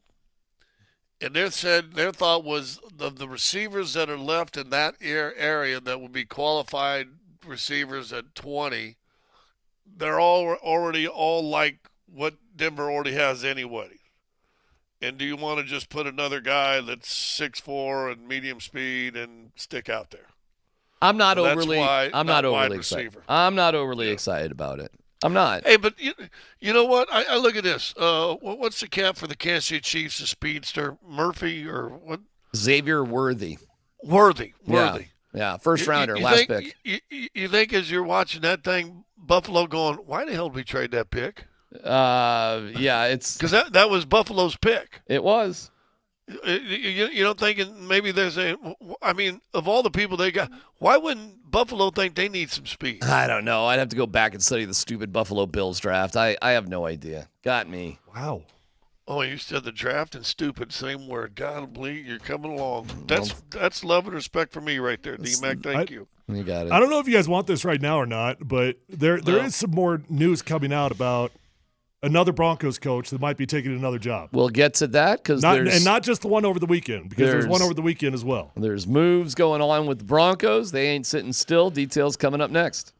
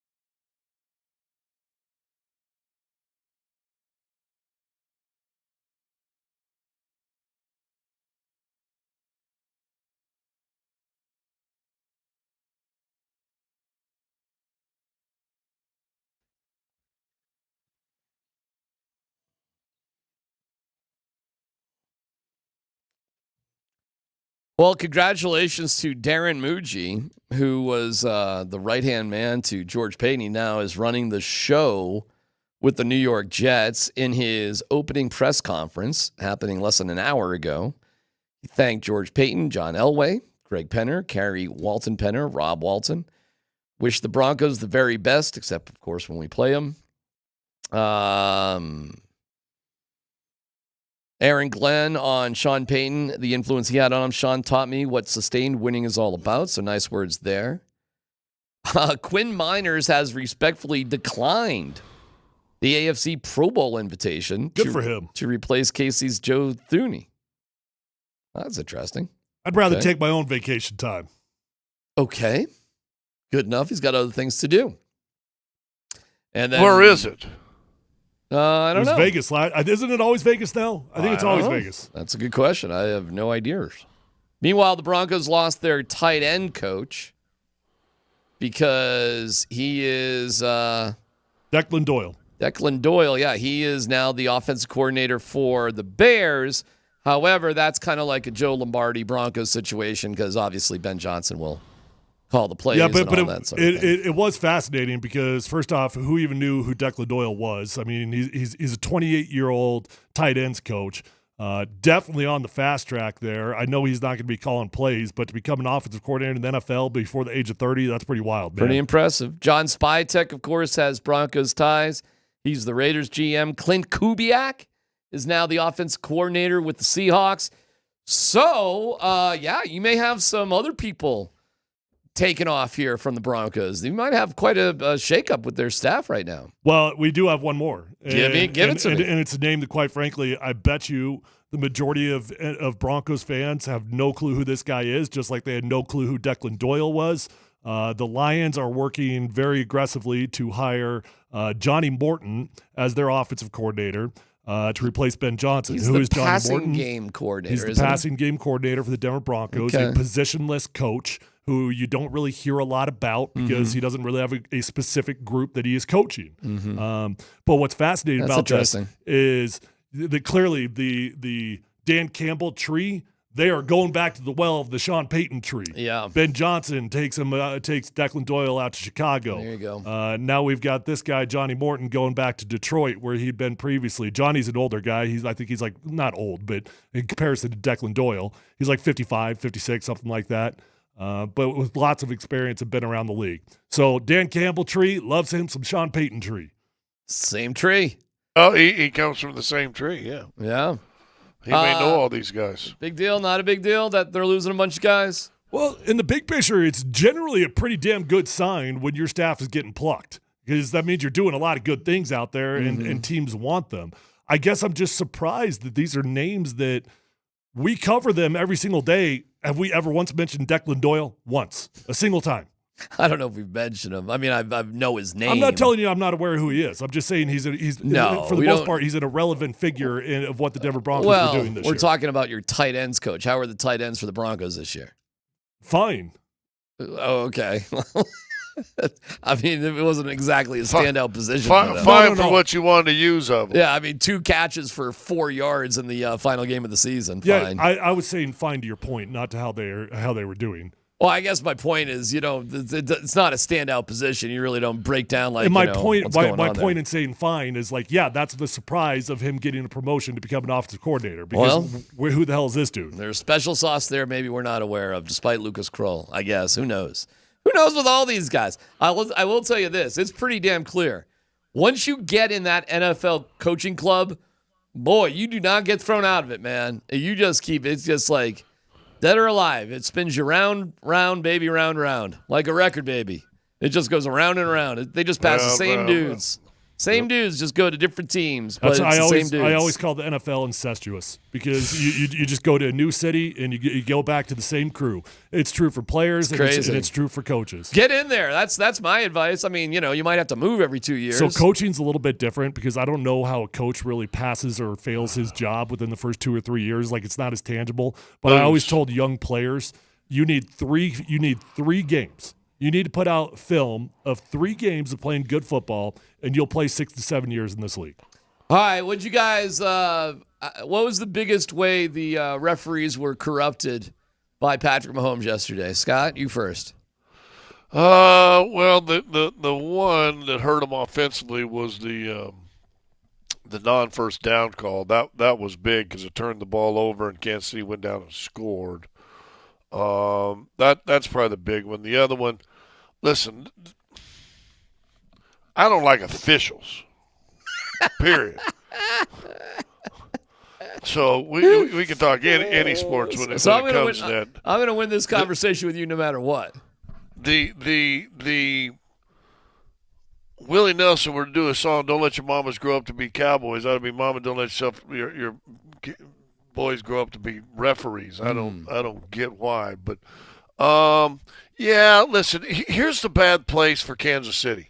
That no matter what call, if it's semi-controversial or could have been called or might have been called, if they'd have given the one guy and he'd have called a first down and Andy Reid challenged, I don't think he'd have won it either. It's one of those gray line calls that are tough to overturn, supposed to be conclusive.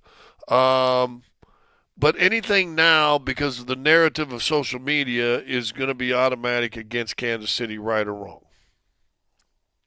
There were a couple big plays, and you can help me kind of jog my memory here, right? So we've clearly got the QB sneak, which, by the way, stop it, Sean McDermott. Stop it. You suck at QB sneaks. Stop doing it. They're like 0 for the century on their QB sneaks, and Josh Allen is being an idiot the way he's trying to do it. He's trying to get out to the C gap on a tush push.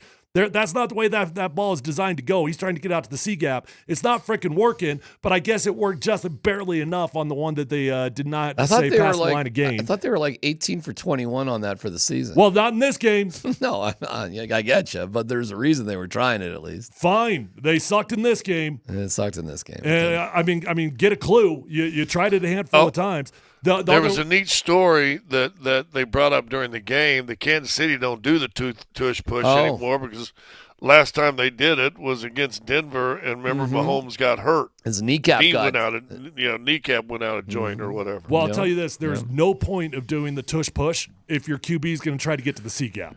No point. Yeah, that's been their style with the whole year. I would agree with that. Well, but they've been doing it that way all year.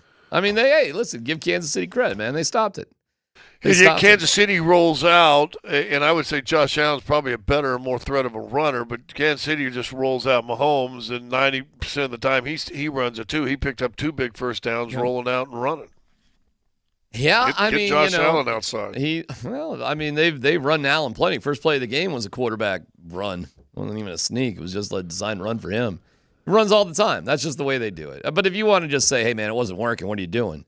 I think I get a clue after my second or third attempt at it. Yeah. I don't know. The Eagles use it and it just works every single time. It's crazy. But would you guys get rid of the tush push? No. Yeah, Mr. Lombardi, our boy, he's like, tush push sucks. What we're gonna take a play away because somebody's really good at it? Yeah, I wouldn't take it away either. And the reason why I wouldn't take it away is I like teams going for it on fourth down. I think it makes the game way more interesting. And with that as part of your arsenal, it's more on the defense to stop them. Don't get to that I gotta believe I like it. Playoffs. I'm fine. Playoffs this year altogether, there have been more fourth down attempts than maybe in the history of playoffs. Yep. Oh, and that's not going to change either. That's just going to be the way of the NFL. It's like the 3-point line for the NFL. Well, once you get that ball over the 40, your own 40, the odds of you going for it on fourth and less than 3 go through the roof because teams just don't see that big of an advantage on perhaps a 25-yard field change. They don't. They'll take their chances with you having to push the ball down for a field goal to stop you, especially early in games. And it's the right thing to do. So even if you get stopped, I mean, your own 40 is pretty damn aggressive, but I would agree past the 50. I think anywhere past obvious field goal range, you're going to see more and more teams just go for it. I mean, you already are. I mean, they're going to follow the trends of the teams that are doing it. And the teams that are having a lot of success in the season are all doing it. They all do it. So I think teams will just keep doing it. I think that's a good thing, not a bad thing. I'm not against the tush push. It's not a great looking play, but whatever. You snap a ball, and run it. I mean, who cares? Well, originally the main push to ban it was because it looked so dangerous. Is there any scientific data out there that we're getting extra injuries off this thing? No, I mean, dangerous. You lie on top of your center and they push you forward. Yeah, there's. I mean, that's pretty dangerous. I guess, but it's not like you're running full speed into each other. And you wouldn't really do it with a smaller quarterback anyways. You'd only do it with somebody who's got a little bit of girth to them. How big is Jalen Hurts? He's girthy. He's girthy enough. You know, he's 6'1", 6'2". He's got girth. That's tiny. I mean, for football, he's pretty solid. You know, Mahomes 6'1", 223. Okay, that's girthy enough. Probably a strong. Yeah, yes. You're lying on top of an offensive lineman. You're getting pushed from behind. There's no momentum going into you. You're lying on top of somebody. It's not like it's harder, I would suppose, to twist your knee up. I don't know. They got it figured out, don't they? It doesn't seem to be a problem for them. They got it. They do it 1,000 times a season. Well, you would think with the girth they've got, I'm not sure about center position, but the middle guys on the offensive line for the Broncos, now you got a tiny quarterback, I guess, so maybe you wouldn't do it. Bo Nix? He's not girthy. Bo Nix is pretty girthy and swarthy. It's maybe not girthy. He's girthy? We've got different definitions here. He's probably swarthy. Yeah. Swarthy. You know? Bo Nix is like swarthy? I would swarthy. Say he's just adequately strong. Adequately strong in a swarthy sort of way, though. What is swarthy? Yeah, I don't know. Swarthy is kind of like Captain Jack Sparrow. Just like that's that. Strong? Jack Sparrow. No, it's swarthy. he can like go from one end of the boat. You just made up a word, you dog. You want a bet? I want to look it up. You want a bet? Swarthy. Swarthy. Go ahead, dictionary.com or whatever you need. Go. Swarthy means having dark skin, hair, or eyes. It can describe a complexion that is olive toned or darkened by sun. Yeah, swarthy. Although, like Captain Jack Sparrow, I told you. Swarthy means dark-skinned. Yeah. She looked frail standing next to her strong and swarthy brother. Right. He's got a little attitude. Bo Nix has got some dark skin. Yeah. He's got the elements metaphorically of just somebody who's got Come July playing golf, I'll be swarthy. Oh, there you go. It's swarthy. Doesn't mean anything. It does have nothing to do with size. Swarthy has attitude. It's about attitude, swarthiness. No, swarthy means you're dark complected. But you got attitude. You're swarthy. Golly. You got some confidence. Captain Jack. Hey, by the way, red-haired, pale skin's coming out from New England now. Yeah, well, I'm not. I didn't call myself swarthy. If you want to call me, don't call me a redhead. That's a trigger word for me. That's a trigger word.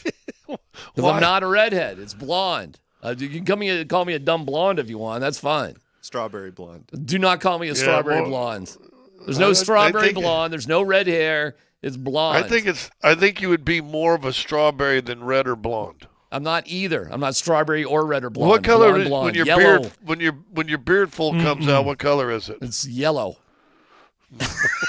Now, unfortunately, there's a lot of gray in there. You definitely have some redhead tendencies. Yeah, why don't you want to be a redhead? I want nothing to do with those people. Not that there's anything wrong with it, but I do not want to be associated with them. Hey, Tyler, Ginger Mac. Do not call me Ginger Mac. Him and Brett Kane, man. Kaner's way more like that. Yeah. Way more like that. That's a ginger cane. He's a ginger cane. Yeah, not me. Trigger words for my blondness. Proud to be a blonde. I don't think you're Look blonde. at these eyebrows, bro. Come on, man. Yeah. Look at that beard. Look at that mustache. Ginger. Don't have one. Just shaved this morning. Sucker. Took care of that. Suckers are the people that shave. You got that wrong. Hey, most people pluck out their grays. He plucks out the red. Hey, why are you staring into the sun like you're Donald Trump looking into dying the here. What are you doing? Close the shades. Yeah, what are you doing? Close your damn shades. Because I got a wire sticking out to the shades so I can get a signal down here. It's all struts and conduit. Is this the only place It's all in your struts room? and conduits. This is it? You can't move like 3 feet to the left or to the right, I suppose? If I wait another 30 minutes, the sun will be moving that way. There's something that happened. I'm assuming that's west. There's something that happened in that game yesterday, and we'll get back to the Mikko stuff. No dumb questions as well. But there was something that happened in the Washington Eagles game that you're lying if you knew this was a rule. We'll give you the details next.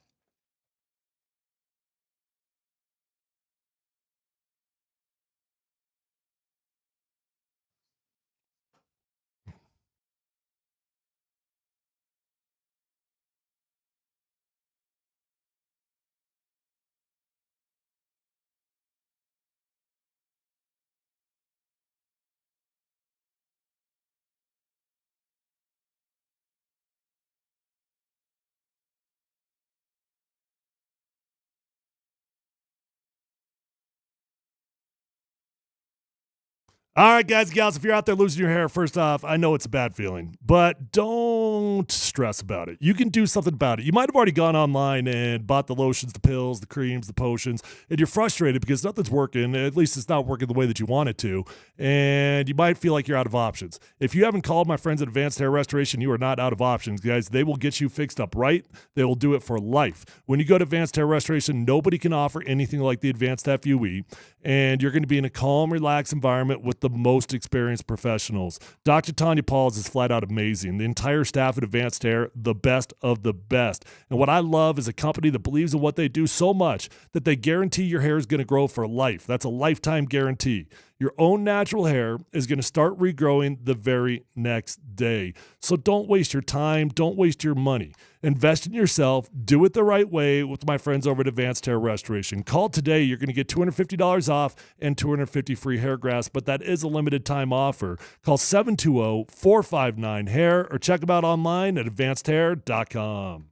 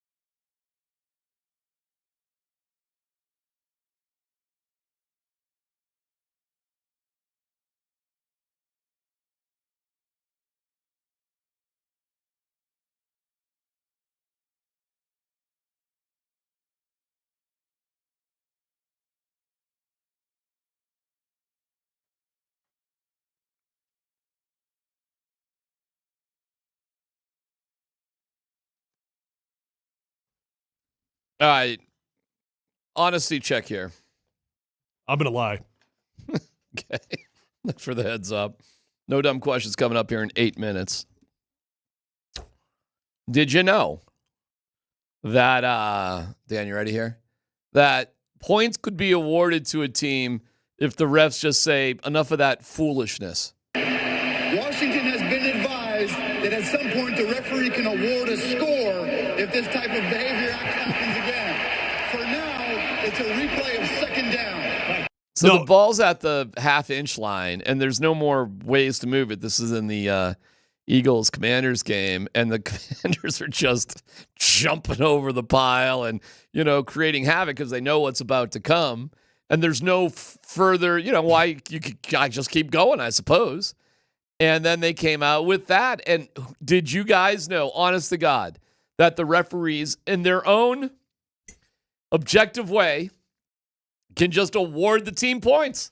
Yeah, not only did I not know about the rule, but it sounds like the dumbest thing of all time because it sounds like the most vague rule. Like what are the qualifiers here? At some point, we can award points, by the way. They didn't mention how many points. They didn't mention if they award them 6 points, 7 points, if they get 3 points. Maybe do they get 2? Do they get 5? 1? I don't know. Do they get a point, right? Who knows? No, actually, he said points, so it's not a point. Well, it would it's at least logically 2. have to be a touchdown. It would?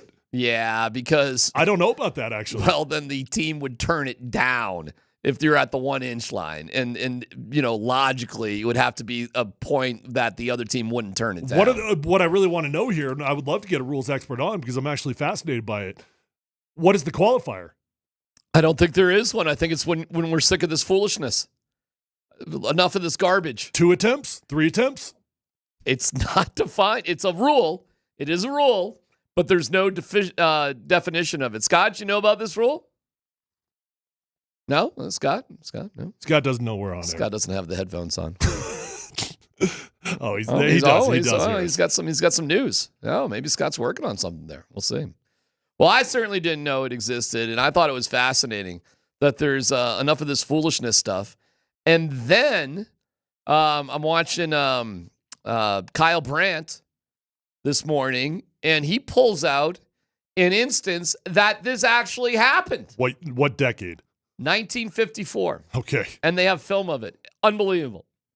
So it was Alabama against somebody else. Oh, we're going to college football. We're going to college football. But the rule does exist in college the same as it does in the NFL.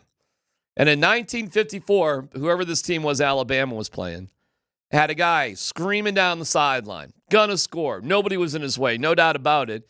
And a dude from Alabama on the bench jumped out and threw himself at that guy's leg, tackling him. Well, that's creative. And then ran back onto the bench as if nobody was going to notice where he came from. That's actually a creative attempt. And in that game, they awarded the other team, and I'm sorry, I forget who it was, but they awarded that other team the touchdown. So it has hhappened, at least that we can tell, one time. But never in the NFL. But never in the NFL. But it got close. I mean, I'm telling you, it's a thing that in training camp, about once or maybe twice a year, you just get a quick reminder of obscure rules in the NFL that hardly ever pop up, but they're there. And it's just like you've got a checklist of things that you have to accomplish during training camp, and that's just one of the check marks that you have to get to. We got to go over the vague rules. Never once has anybody talked about this rule in my 8 years in the NFL. Never once. I mean, because it's like, how many penalties was Washington going to throw out there? I don't think they were going to stop. I think that dude was going to keep jumping over the center on a Jalen Hurts. And they did stop the tush push by doing that earlier in the game. They stopped it from over the top. It's kind of the only way to stop it. I mean, you got to sort of do what you can do down low, but in order to stop it, you got to go high. You got to go up above the pile to stop, because that's how they run it. They put Jalen Hurts on top and, push him forward. He doesn't go into the C gap like Josh Allen. He just goes right over the, Josh Allen's a dummy. Yeah. Well, who knew that was a rule? That was a fun one, though. It's always fun to find out new rules. I don't know if the ref fully understood the rule either. No, I think he totally got it. I don't know.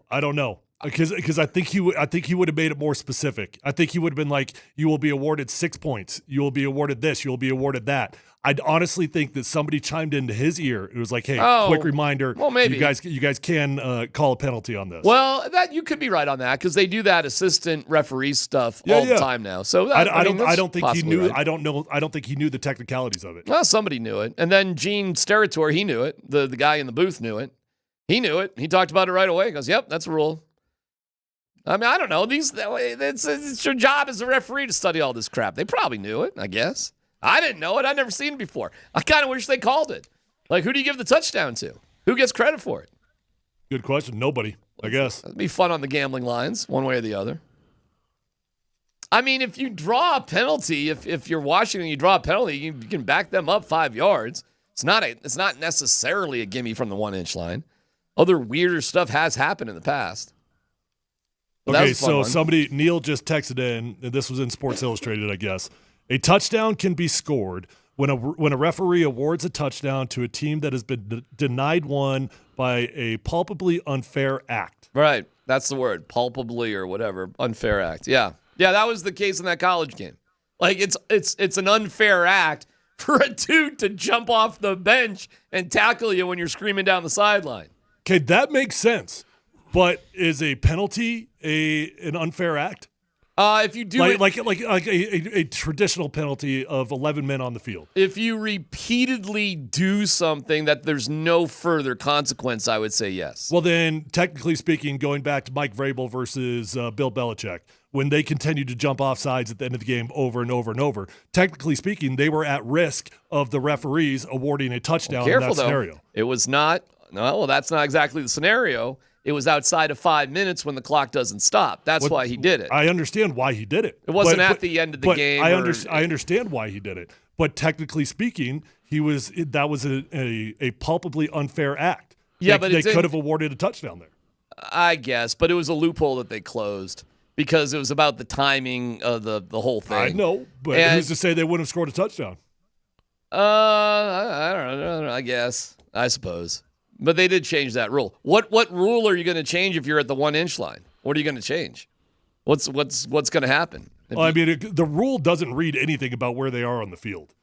Yeah, but it's got to be. I mean, it's true. You're right about that. But it's got to be pretty damn obvious. Listen, man, it's never happened in the NFL. It literally has never happened. It never will happen. Well, it got damn close, and we all learned something, Scott. So there you go.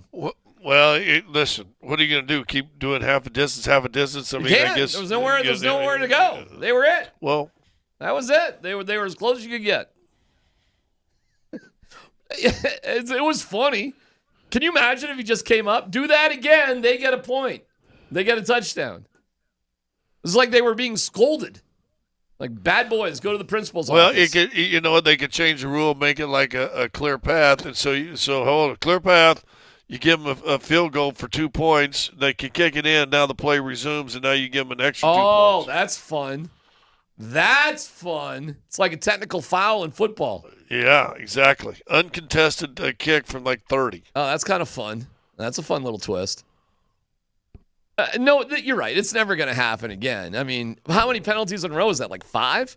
They chewed up like a minute of game clock doing that too. Because the game clock. 5? It was something weird like that. It was a bunch.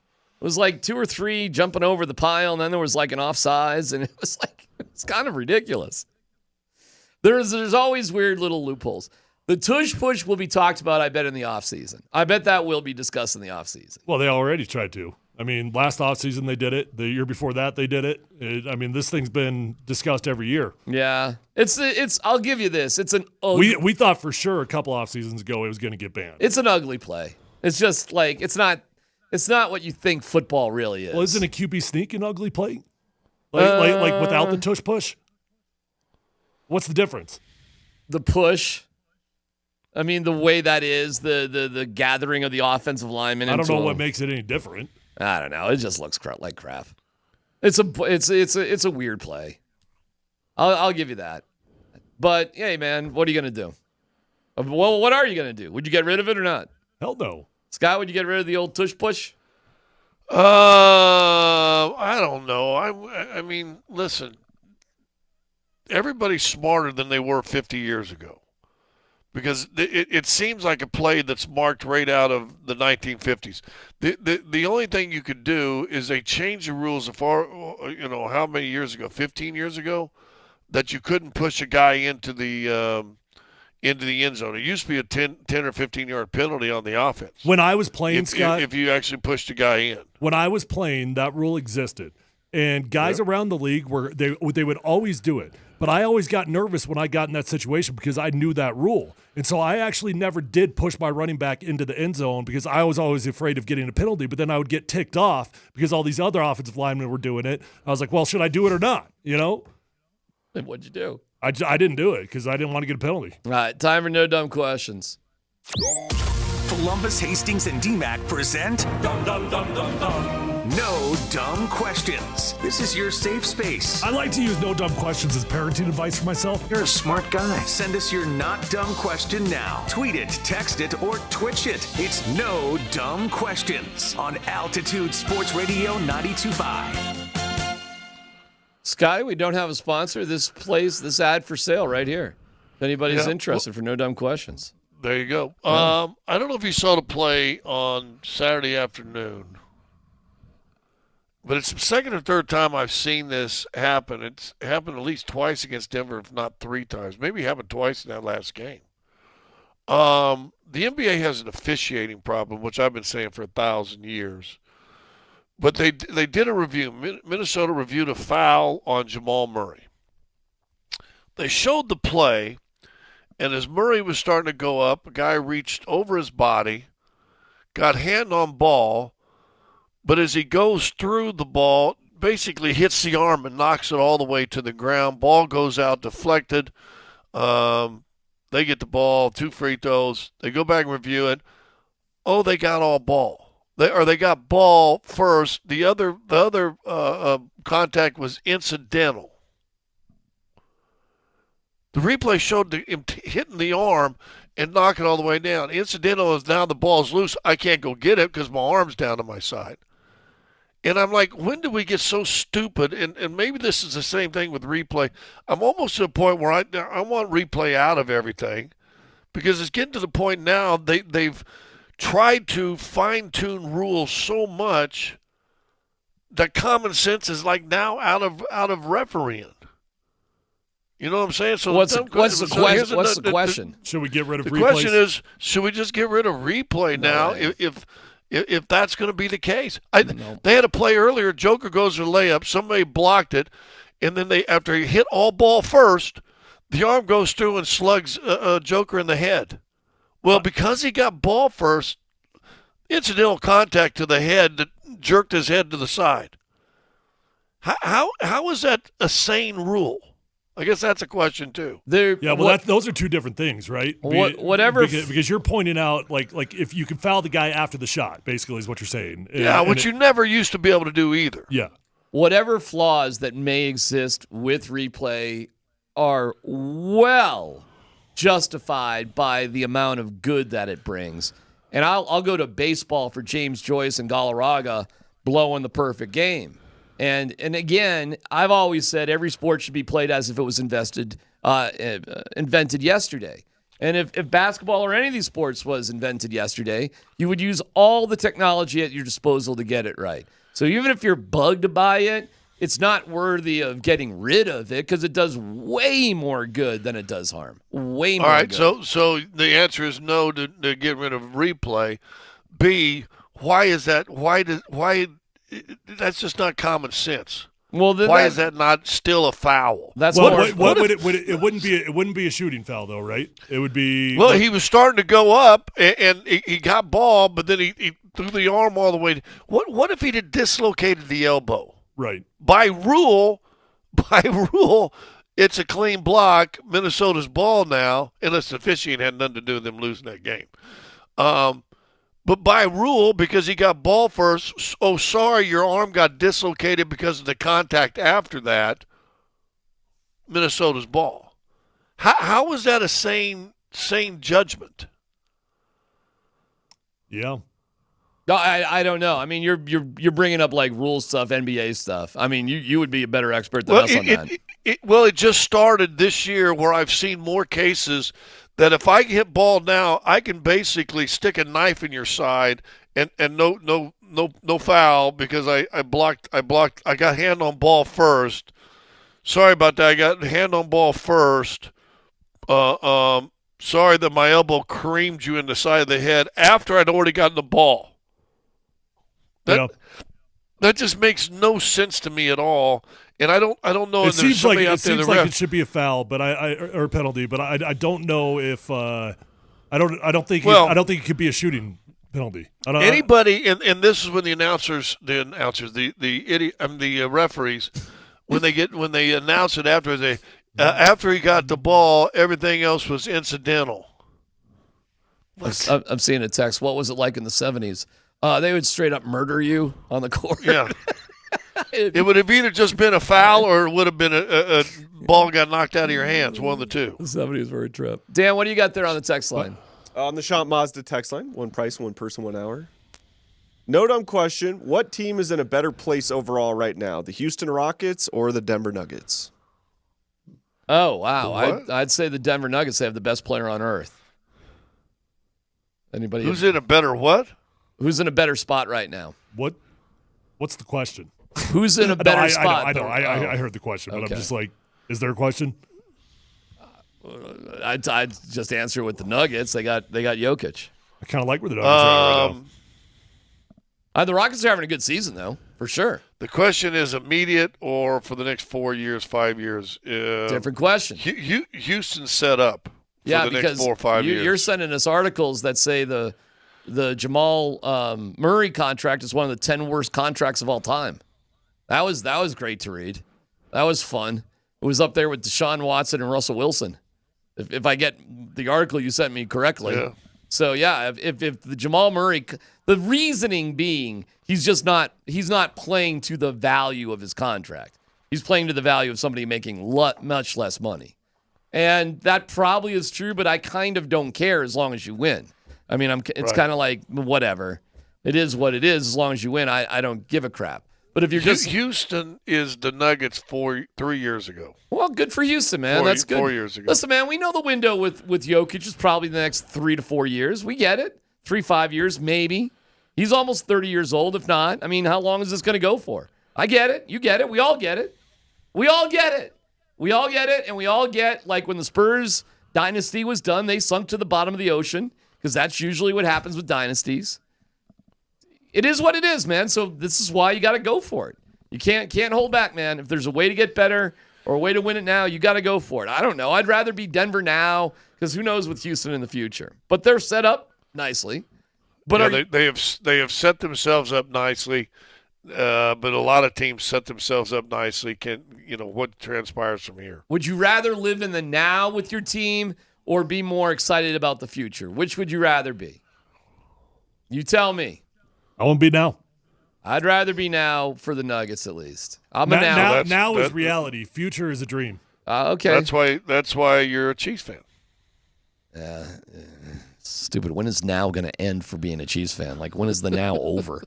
When's the now over? Golly. That's the bigger question. How are we still living in the now with the Chiefs? They just keep replacing. Freaking Xavier Worthy has got he had a pretty good rookie season, but not like a great one. And then, of course, he's fantastic in the playoffs. God. So Andy Reid has got to be the winningest coach for Kansas City ever, right? Well, how about both his franchises are like the two most stable franchises in the NFL, Philadelphia and Kansas City. I was going to say, so the winningest coach in Kansas City's history is playing against a team whose winningest coach in their franchise history is Andy Reid also. Any other peppy stats you want to list about the Chiefs that'll make us feel better today? Anything else? I got one. You guys want to throw in? I got you one we haven't talked about yet. What? How about Samaje Perine touches the ball one time, and it's the biggest play of the game. Did you hear what he said after the game? No. He was just like, I'm just happy they trusted me to give me the ball in that situation.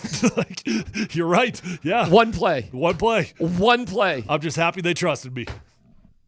That did feel like an extra little dagger to the heart. Oh, it did. You know, doesn't play the whole game. And Vaughn's out there. Vaughn had just goose eggs across the board yesterday. I think he had one tackle, I thought. Was it goose eggs? I thought it was. I can check. You know what? Let's check that real quick. Let's check on Vaughn's numbers. He kind of got a pressure on late. They even said his name. Yeah, he had.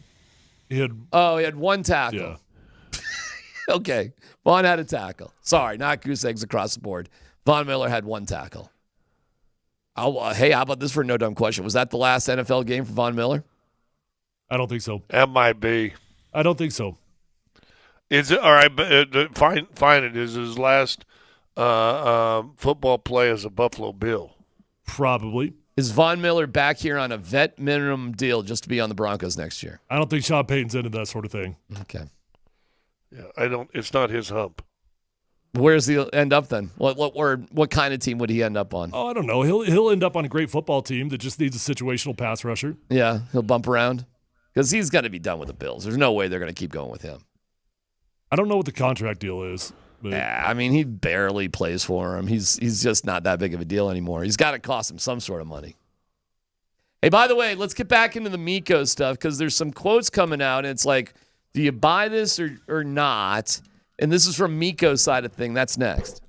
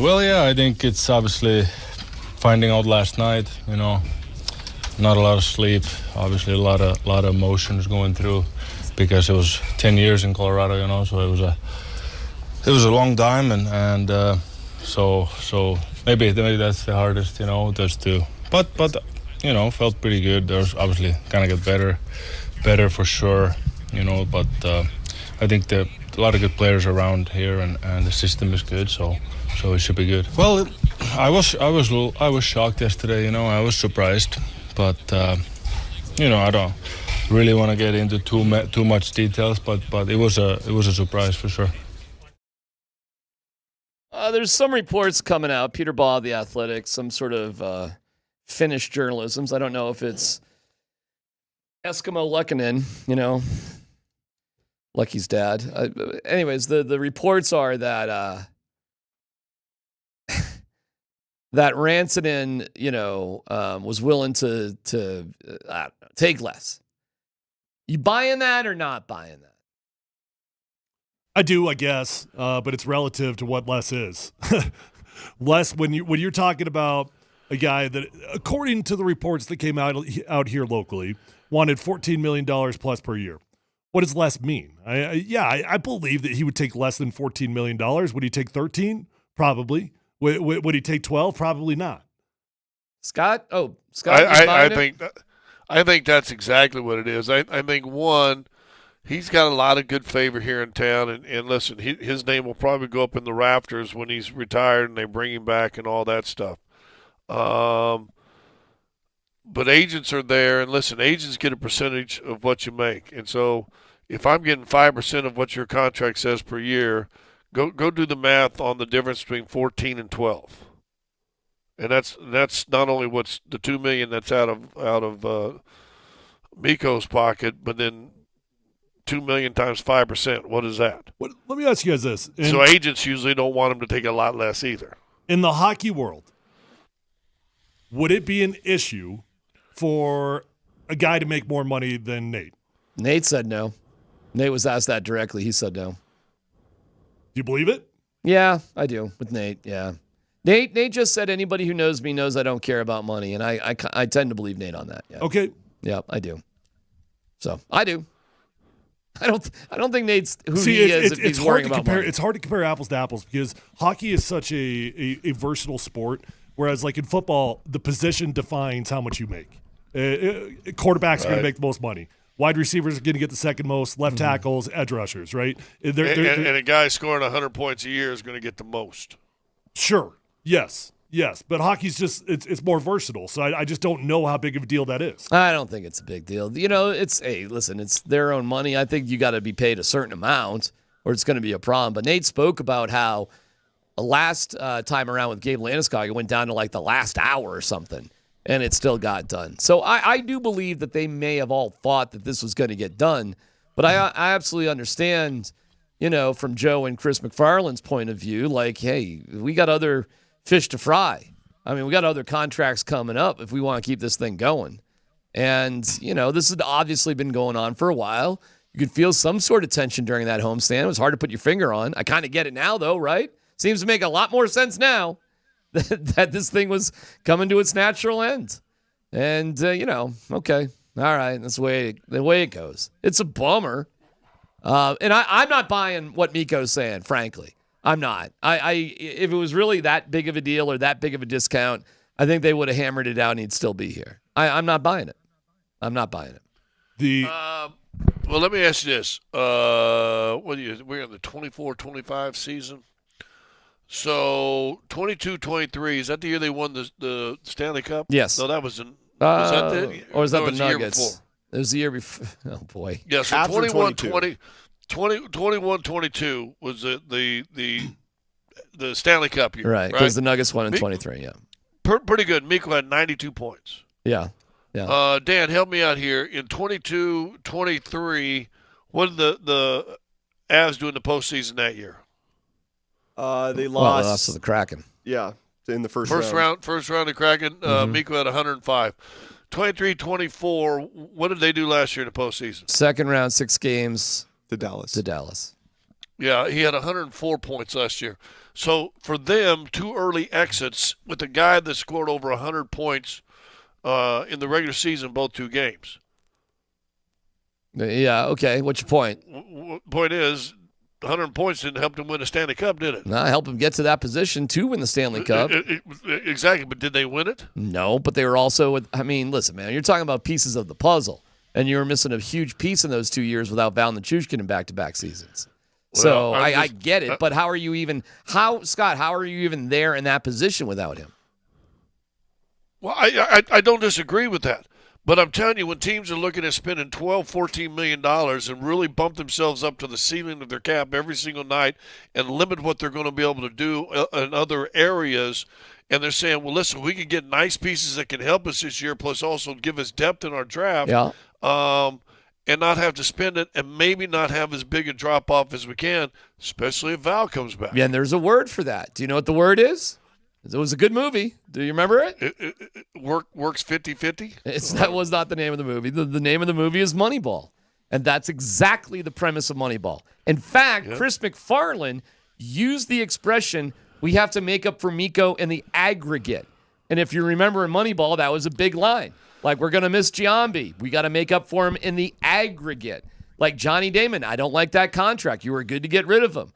We need to make up for it in the aggregate. And that's what the Avalanche are doing. They are playing Moneyball. They are telling you that, yeah, we love him and he's great, but the value ain't there. And we just need to make up those points with a couple of different guys rather than just one that cost us less. It's a Moneyball situation. There's no doubt about it. Which sounds great in theory, but even being said though about that formula, it's great for the regular season. It doesn't win in the postseason. Right? In the postseason, superstars tend to be your best players. That tends to happen.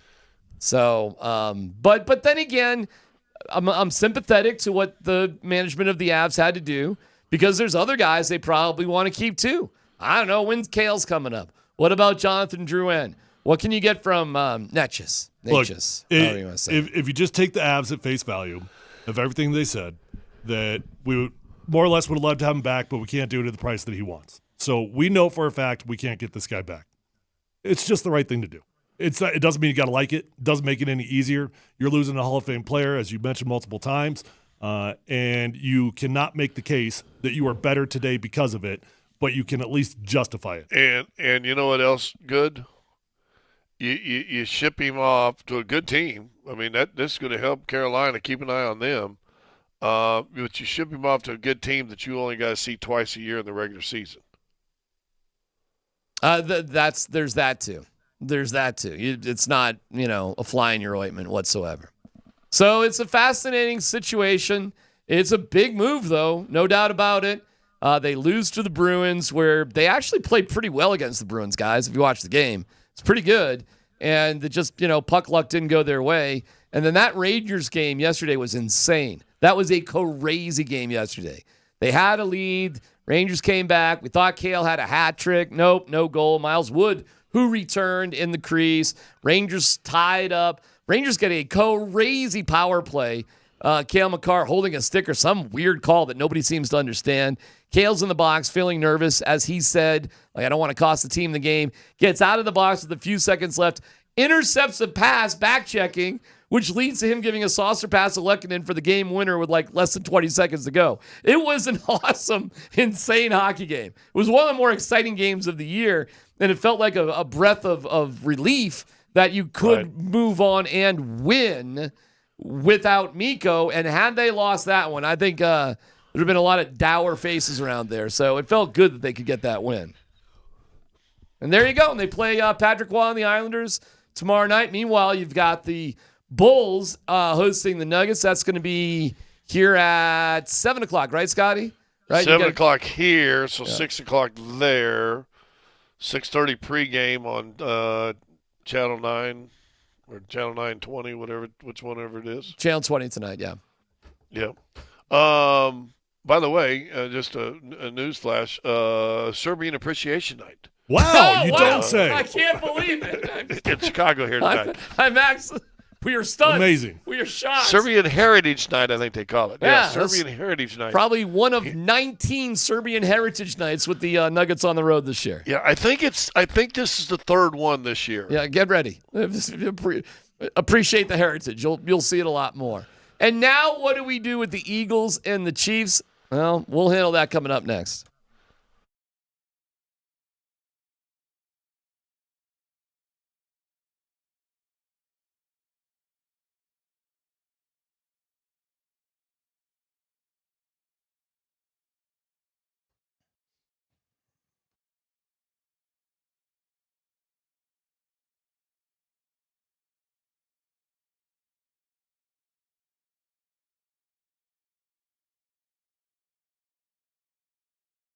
Yeah, I'm looking forward to that. That's for sure. Looking forward to helping you out.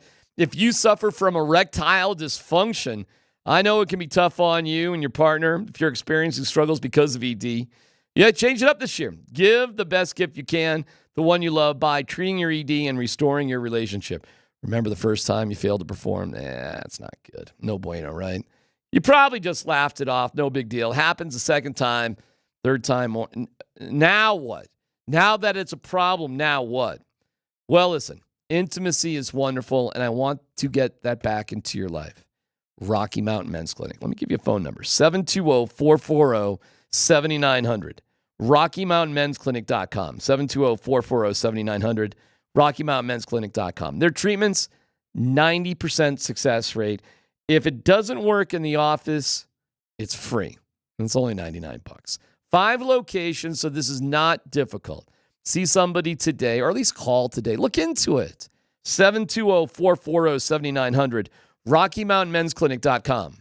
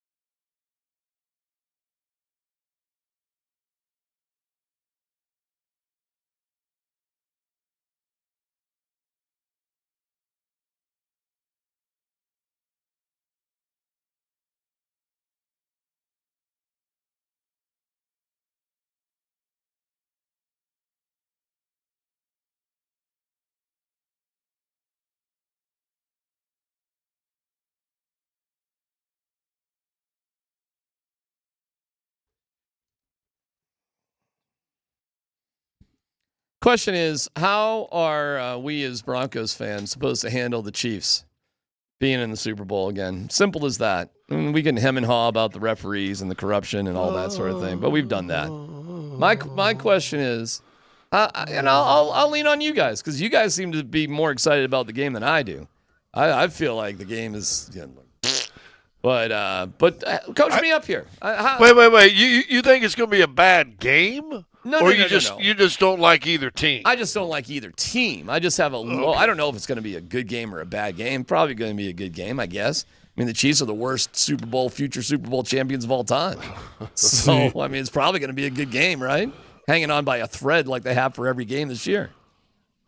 How many times did the 2015, the last time that the Denver Broncos was really significant, when they won a Super Bowl, how many games were one-score games throughout that season? Ton. 11 were won by 7 points or less. So 11. Last night was not Kansas the Super City's Bowl 12. though. Super Bowl wasn't by one score, was it? Super Bowl Broncos got through. Well, here's what. First off, if you think they're a bad closer, team, you're a fool. You are a fool if you think that's a bad team. They're a fantastic football team.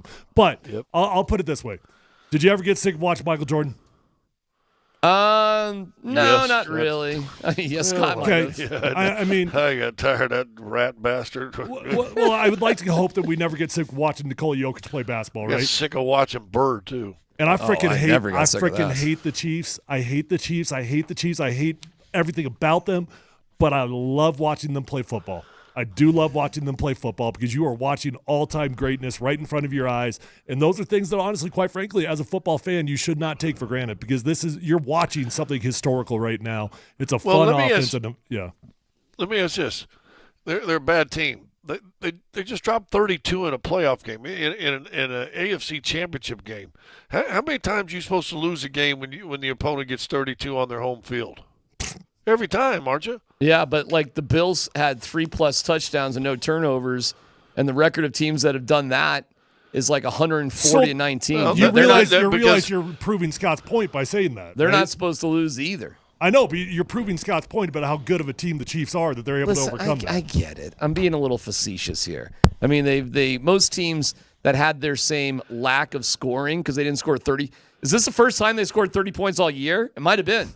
No. I mean, when else did they score 30? I'm going to look it up, but I would take that bet without knowing the answer. Was it against the Texans? I don't even recall the score off the top of my head. That might be. It might be the Texans.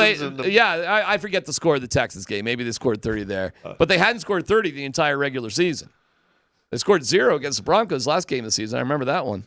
They scored 30 once against the Bucs. The Bucs, they scored 30? All right. Anyways, I mean, whatever. But you go back to, I'm telling you, Super Bowl 50, same thing, right? It was 30 on the button. Okay, so they did. Then they scored 30 against the Panthers. All right, so they didn't score more than 30. So this is the most points they scored all year? They had 29 against the Steelers. They were right in that ballpark. So this was literally the most points they scored all year was yesterday. Yep. Does that make that a bad football team? No, they're not. Obviously not a bad football team. I can't stand them. I'm sick of them. I can't, and I find nothing likable about the Eagles as well. I want to be distracted during the Super Bowl. It's not like I'm not going to watch it. The Super Bowl. No, have your wife wear that little cute red thing. That would work. She still gets me going. Cat Cave makes me purr, no doubt about it. Slightly disturbing, but okay. That's her nickname. Cat. Cat Cave. Cat Cave. Yeah. That's right. Yeah, I want to be distracted for this Super Bowl. Help me be, I want to go to a party. I want to go. I usually. See, but you're just doing this because of your Bills love. That's all this is really coming from. So, had the Bills not made it to that point, you wouldn't feel this way. Speaking of which, has anybody checked on Rob today? Did he make it into the? No idea. He probably didn't make it in today, did he?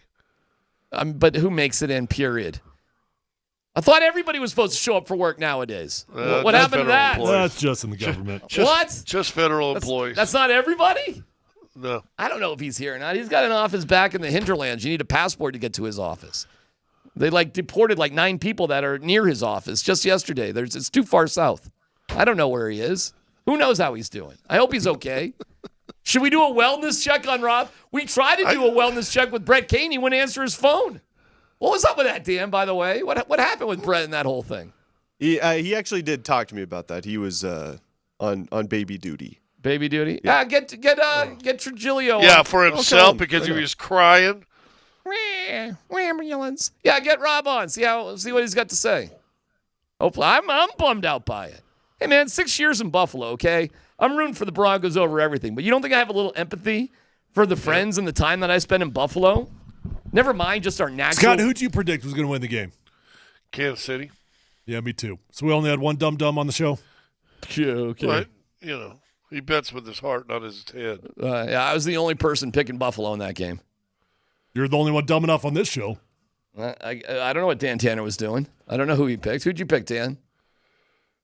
I mean, does Dan qualify as being on the show? Hell yeah, he qualifies for being on the show.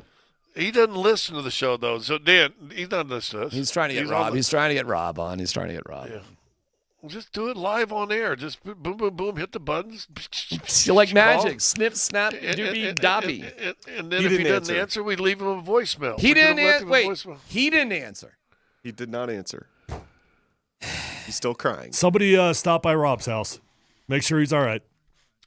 Hey, Dan, holler out the door, though. Just walk out the main door and just yell, Rob! And see if he answers. No, that's fine. That's fine. Rob! Okay, that was funny. No response. Can you believe it? Can't believe it. He yelled out the door, too. Didn't even hear that. Oh, man. I don't know. Who were Nate and Andy rooting for and predicted to win? Did they predict the Chiefs? Rooting for versus predictions different. I was rooting for the Bills. I did not think the Bills were going to beat them, though. Do you feel bad for Josh Allen at all? A little bit. Yeah. I think he could have done some things to help himself out in that game, and he was really, really good. Dude's a warrior, though. So I'm not taking anything away from it. He was great in that game, but I do think he could have done some things differently at the end there to help himself out. You know what? I thought that they were going to be okay because he got away with 2 poorly passed balls his first 2 throws. Yeah. And I went, oh, okay. Okay, maybe something. He got away with that, and then they came back the next time down, right? The next time down and drove for a field goal, I believe. I went, okay, he's gonna be all right. They're gonna be all right. That's why I thought he'd be all right because he probably should have had 1, if not 2, of those passes picked off in that first quarter. And I do think he misidentified the blitz at the end of the game, and he sent the slide to the wrong direction, unfortunately. And the Bills' right guard is catching a lot of heat online right now because people don't understand football and what his assignments were because his guy crossed his face and then he had the blitzer coming over the right-hand side that went untouched, right? Well, even if keep going. Well, I was just going to say, even if Josh sent the slide to the left, he's got to know that's his dude. There's nobody left on the offensive line because Spencer Brown, the right tackle, he's going to go all the way out to pick up the edge rusher, and that's Josh's dude. But he sent the slide to the left, should have sent it to the right. Did not do himself any favors in that particular play. That being said, second AFC game in a row, ending basically with a tight end making a drop. And you know what? When you see the end zone copy of it, it is way worse than it felt in real time. In real time, it felt like a tough catch. And when you see the end zone version of it, dude, you got to catch the ball. You got to catch it. Yeah. Like Matt. Yeah, I thought the same thing when you saw it initially. He's trying to throw out the back foot. He's trying to get over pressure. He didn't have anything on it. That's going to be a tough catch. And then that from the end zone, you're like, dude, that went through your hands. Hey, man, Edelman caught that impossible pass in the Super Bowl. Matt Collins. This one really wasn't impossible. No, that's my point. I mean, there have been way harder catches made in big situations. What was the Pittsburgh wide receiver that dropped one, then came back and caught one to win the game when they won their last one? Remember, and it was an unbelievable toe catch, tap. right? Yeah. The Giants guy there with Eli. I mean, there's been a lot of David Tyree, helmet catch. Listen, in big games, there have been guys that make big-time catches. Hollins caught a big one on 4th down yesterday. I mean, listen, that is not a crazy play to make. It wasn't. And, in fact, most of the time, I think he probably does catch that. But, I mean, whatever. There was no guarantee. Listen, there was no guarantee. The Bills, who knows what they would have done with the rest of the drive? Who knows what would have happened in overtime if they kicked a field goal? Well, I tell you what, now it's what, a minute 35, and you're in field goal range, it sure would have been fingernail chewing time for Kansas City, though, wouldn't it? But Kansas City scored on the Bills with 13 seconds ago a couple years ago. You know what I'm saying? Like, guys, even if the Bills were successful there, do you really think the Chiefs were going to lose that game? Seriously. Yes. Do you think the refs were going to allow it? If he makes that catch, Bills win it. The game? Yes. So, what you're saying is they're going to score a touchdown on that drive, then? That's what you're saying? Yes. Yeah, but how do you know the Chiefs wouldn't just come back and put a touchdown up themselves? Well, they probably would have had, let's see, how much time was on the clock? A lot, like a minute 50 or so. Yeah. So like a minute 35. Say they finish out the drive, probably at worst, the Chiefs get about 50 seconds on the clock. That is more than enough time. That is more than enough time. And all they need But if you score a touchdown, you're up 4, and they have to have a touchdown. It's still more than enough time. I think they had like 2 timeouts, 50 seconds. Patrick Mahomes, the referees in their back pocket. That's, they got it. The Bills, the Chiefs were going to win that game. I hate to say it. That is a very defeatist thing. I know. I think if he makes that catch, Buffalo wins that game. Well, I appreciate that. I really do. I really do. And like I'm exactly with Tyler, because I was like, tough throw, tough catch. Too bad. And then they showed the replay from the backside. I went, dog, you got to make big time plays. You got to make big time plays. So when you're one of those teams, and this is what Buffalo is a team that's trying to get over a hump. They're trying to get over the hump. The Giants had to get over the hump of an undefeated New England team, and they had 2 unbelievable monster catches on a drive to win the game. Those catches are the impetus to win a game that just gets you over the hump, man. And I'm going to tell you this also. If they beat Kansas City, how good and how focused is the AFC over the next few years of having threats for Kansas City? I mean, Cincinnati, everybody feels they can still beat Kansas City. Ravens, they think they can beat them. Now all of a sudden they're saying, well, these guys can – man, this would have been an unbelievable next 4 or 5 years if he'd have made that catch. Yep. And now, unfortunately, there's still only 2 quarterbacks ever that have beaten Patrick Mahomes in the playoffs, and it's Tom Brady and Joe Burrow. On the Sean Mazza text line, I don't like listening to you, DMac, but I do because I like Scott and Tyler. I should say I don't like KC more than my dislike of you, and I still respect you. That is a weird compliment right there. That is one of the weird ones of the day. They love to hate you. It's a compliment. Okay. Scott, are we losing you, or are you still with us for a little bit? No, I'm staying until 4, but I am sprinting out the door. Yeah, you look good. All right, because I do want to talk to you about this game tonight. Sexy? You do look sexy. Yes, indeed. So let me get this tie straight. Yeah, the Nuggets are going to win by 12 tonight. They're going to be up by a bunch. They're going to give a little bit of it back, but they're going to win by double digits tonight. But it's not going to be easy. But they're going to win. They're going to bounce back. Let me tell you a horrible stat I heard recently. Save it, and we'll have horrible stat segment coming up, as well as Let's Football Go. Or do you want what to? What do you got in your hand that you're waving at? I love this. It's like a Harry Potter wand. He stole that from me, by the way. Is this yours? That was my wand originally. Well, it's not my wand, but I commandeered it first. God, I love this thing though. It's just like Spectro Petrolis. You can reach out and slap anybody with it. Patrick Mahomes. If I put the Patrick Mahomes spell on you, what happens? Well, you get a 15-yard your testicles penalty. shrivel up. I'll tell you that much. Hey, last thing I'll say for this segment, maybe Dan will talk about it. I will say this for the 2 games. Yeah. The 4 quarterbacks, the winning and losing, that played in those games are special dudes. All right. Well, we have your crappy stat, and we have Let's Football Go. Patrick Mahomes, it's a penalty whenever I want. PhD on 92.5.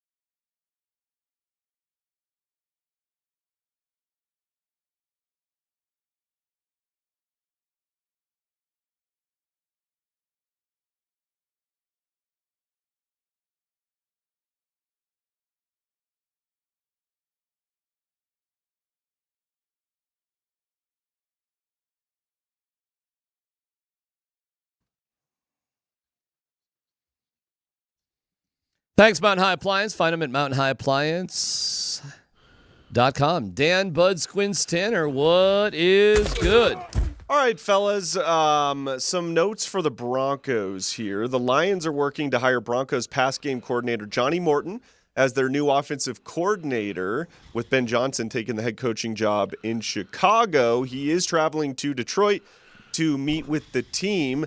Declan Doyle is also looking like he's going to become an offensive coordinator as well. But Mike Kliss is reporting that the Broncos have placed a high priority on retaining quarterback coach Davis Webb, as they did with their secondary coach Jim Leonhard. Both Webb and Leonhard did draw strong interest in this cycle. So how important is it for the Broncos to retain Davis Webb as their QB coach, and how soon do you think that Davis Webb will ultimately get a head coaching job in the NFL?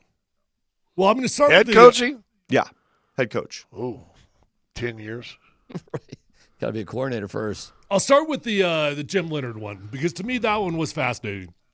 Allegedly, he had 3 really good opportunities to become defensive coordinator. I don't know if any of those actually materialized into an offer or not. I would imagine if there was an offer, he probably would have taken it. But they are sort of painting the narrative that we're not letting him go, which makes you wonder about Vance. It does make you wonder just a little bit. Is there still anything to keep your eye on with Vance Joseph? I don't think so, but just tossing it out there. In terms of Davis Webb, he just continues to be one of the more fascinating storylines in my recent memory. A guy that went from a 53-man active roster straight into coaching. Clearly, Sean Payton values this dude a lot. I think VJ's got to survive this week. If he survives this week, he's probably good. He's probably back next year, my guess, because you're already dealing with the Senior Bowl right now. By the way, Tez Johnson, 5'9", 156 pounds. That's what he weighed in at. 156 pounds. Yeah, no thanks. Whew, jeez. That's your dude. No thanks. Maybe he's not my dude. That is light. I think VJ's going to, I don't know, he's got to survive this week. And he probably already has survived, frankly, because you got to hang on to the guys that you got that mean something to you. And right now, do you really have a better option? But keeping Jim Leonhard around definitely feels like a little bit of a safety blanket there, for sure. For sure. And it's like, why wouldn't he take a DC job, which is interesting. So it's something to keep your eyes on, no doubt about it. Scott? Yeah, I think anybody that's not that doesn't have an OC or DC side, you expect to lose if they're any good at some time or another. And that's just the cycle of football. It's not a big deal one way or the other. I do think there's a million guys going to come in. Now, for Davis Webb, who you've got a young quarterback, yes. I think you want to keep him for at least probably one more year. Absolutely. He is a whoopee for Bo Nix, no doubt about it. But if you need him for more than like another year, then you might be in trouble because eventually Bo Nix grows up and then it becomes he teaches the quarterback's coach. I'm going to say Davis Webb is like Fluff was for Tiger as a caddy. You need him for a little bit, not forever. And you got you'll be okay on your own. But not quite yet. I think you need him for at least one more year. I think you're right about that. Dan, next door. Yeah, and if Bo has a spectacular year next year, then Davis Webb may get a look at some team as an OC. By the way, another sort of heavy moment, pulling for the Bills and watching them lose, is the realization of how difficult this AFC really is. Like, it ain't going to be easy. I mean, I think the Broncos are going to get there repeatedly. I don't know, man. Getting over that hump could be a chore. Getting out of the wild card game is going to be a hump. Could be tough, no doubt about it. Next story there, Dan. All right, let's hear from Mel Kiper on why he has the Broncos selecting Ashton Jeanty instead of the Dallas Cowboys selecting him, who he had taken Jeanty initially. And I'm not a running back in the first round guy, but I do think based on ability, and I grade on ability, not position and philosophy. Yep. On ability, I think he's the ninth best player in this draft. You're getting him at 20. I wouldn't sit here and scream and yell about a running back going at 20 when he's 9 on the board. Yep. Denver, for what they want, how about Bo Nix, get that offense, even keep the momentum going. Can you imagine preparing Jeanty with Bo Nix? All right, so Kiper has him ranked as the ninth best player in this draft. You guys cool with the Broncos potentially selecting Ashton Genty at 20? Yeah. Yes. Yeah, absolutely. I'm okay with it. You're okay. He said, do you have a problem with it? So no, you don't have a problem with it. Oh, so you're saying yes, you do have a problem. Yes. Okay, you go first. And maybe this is too much old school, but I am burned by running backs that have these major college careers. Now I understand he's playing in a smaller type of conference, so maybe it's not as big, and him carrying it 346 times isn't a big deal. But a wise NFL guy says running backs have X number of carries in their legs. And if you use up, 1,000 or so in college, that just diminishes their lifespan come pro. Yeah, I agree with everything. But I do think they're unicorns. I can't promise you that Genty is going to have a Saquon Barkley type of career, but I do believe he's as much of a can't-miss prospect as you're ever going to see at the running back position, especially if you're drafting in the first round. So I would absolutely be okay with it. I think he's going to be a great football player. And if you value the positions of need that you've got on the offensive side of the ball, it's tight end, it's running back, it's wide receiver. I could easily make the argument that running back is by far the biggest priority of those three positions. They got 7 picks in the draft, 1, 2, 3, 4, no fifths, 3, 6, and that's it. They're not going to trade up. They're going to stick there at 20. And it comes down to a safety is ridiculous. If Tyler Warren's there, it's a no-doubter. What would be interesting is if Genty was there and Colson Loveland was there too. What would you do? I know what I would do. I don't know. I could be, you know what? In all honesty, I could be convinced either way. I would lean on the football experts. You tell me. It seems like he wants to fill the Joker role, but maybe you can do that in another place. I would be as malleable as ever on the draft if that's the case. You could convince me either way. So I'm not sold either way on that. Well, my personal take on those two guys is that Ashton Genty is a can't-miss prospect, and Colson Loveland's got a pretty good chance of being a value pick in the first round. I was listening to the morning sprint I'll take the can't-miss. As I do every day, and they were comparing Genty to LaDainian Tomlinson. Okay. Cool. Right. So that seems like to be a no-brainer. If that's the case, then count me in too. Yeah. So I don't listen, know if people realize how good that cat was. Sure, he could catch, he could run, he could do everything. So if Genty's LaDainian Tomlinson, who I believe was a league MVP as a running back, then we're good. We're good if that's the case. So I'll lean on you, football was our passing game, even with the running game, with the wide receivers we had this year, was it adequate?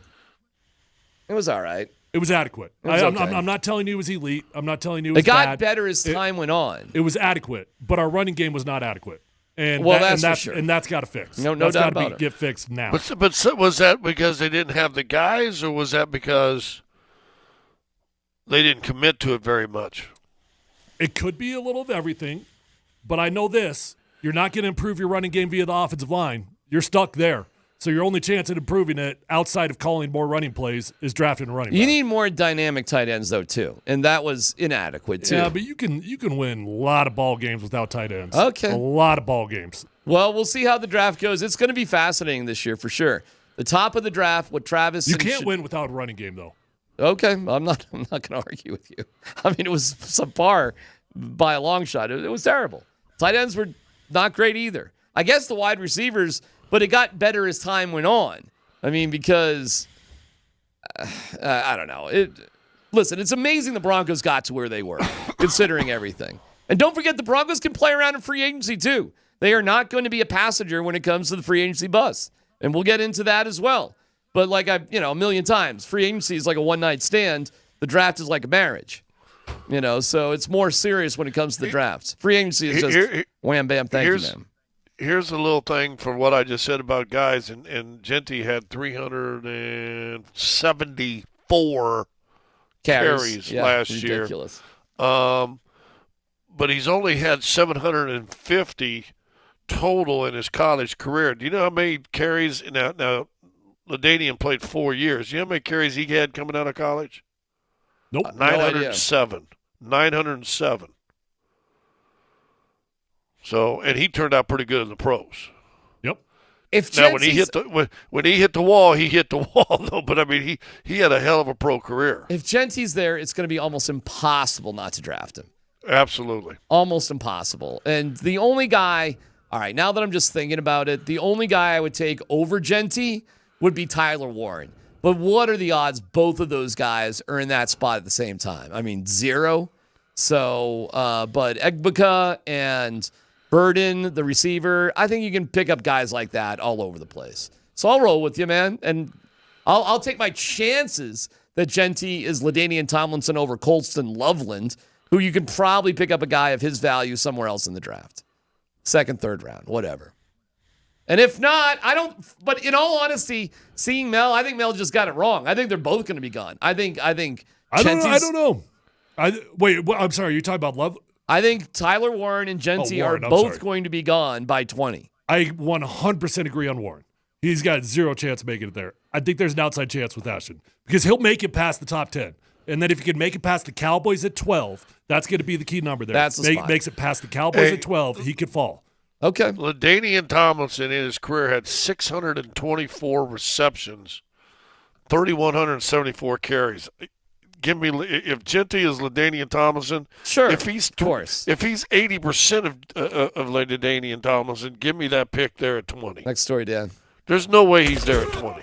I don't think so either. But yeah, thanks, Mel.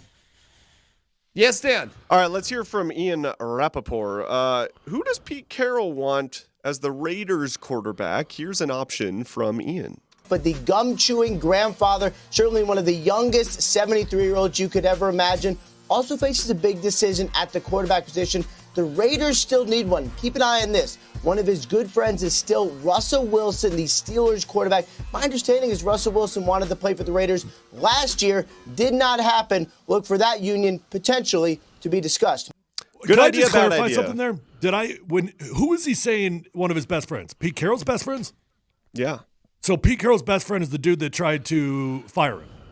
The dude that tried to get Sean Payton to come in to replace him. Did I hear that right?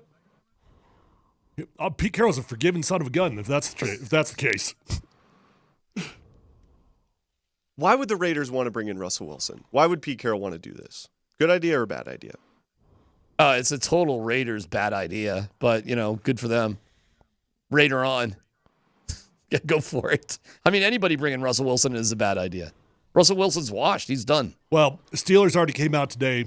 Ownership said that their preference is to retain either Russ or Justin. So they didn't say which one, but he did say that we want to retain one of these two guys. Okay, all right. There's some teams that are just so confused in this area. So, Steelers, Raiders, they can muck it up all they want, Scott. I don't care. Yeah, I would go with the younger guy if I'm the Steelers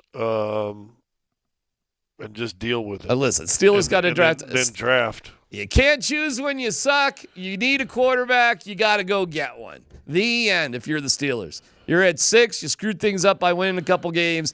There's 2 good guys, unless you really like Jalen Milroe. And if you do, you do. Go for it. But here's where you are, fellas. So trade them picks, get up there, and hope Cam Ward or Shadur Sanders or Jalen Milroe works out. That's it. That's the only real choice you have. Whether you bring in Russell Wilson on a 1-year deal is whatever. Who cares? If you really are serious about developing a team, that's what you'll do. That's what everybody's done in the AFC. Look at every single team in the AFC and see what you have in common. It's crazy. How's that working out for everyone? It's tough because the Chiefs did it the best. The Chiefs did it the best. They moved. That plan apparently sucks. The plan has worked out great for the Chiefs. That's exactly what they did. For everybody else. Well, they tried. They're trying. And Chargers got in the postseason with the high quarterback draft. Dude, look at the entire playoffs. It was all guys that did that. The entire AFC was guys that did that. It was Herbert. It was Nix. Burrows. Burrows just missed it, but he's been there. It was Lamar Jackson, which, wasn't high, but they moved back up for him. He's a first-round guy. Houston, right? But second Stroud. pick in the draft. Yeah, and for whatever reason, the AFC has followed this model more than the NFC. I don't know why, but they have. But almost the entire AFC has the same exact strategy when it comes to have they done it or just been more successful doing it? Both, actually, both. It's weird When you look at the NFC, they're littered with like Brock Purdy and Dak Prescott and just some other sort of one-offs. I mean, even teams that aren't successful have done it, like Jacksonville, for example, in the AFC.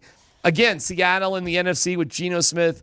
I don't know why, Tyler, the NFC is so different than the AFC in this one. But the AFC is almost every single team has followed the exact same plan. So I don't know, Raiders. What are you going to do?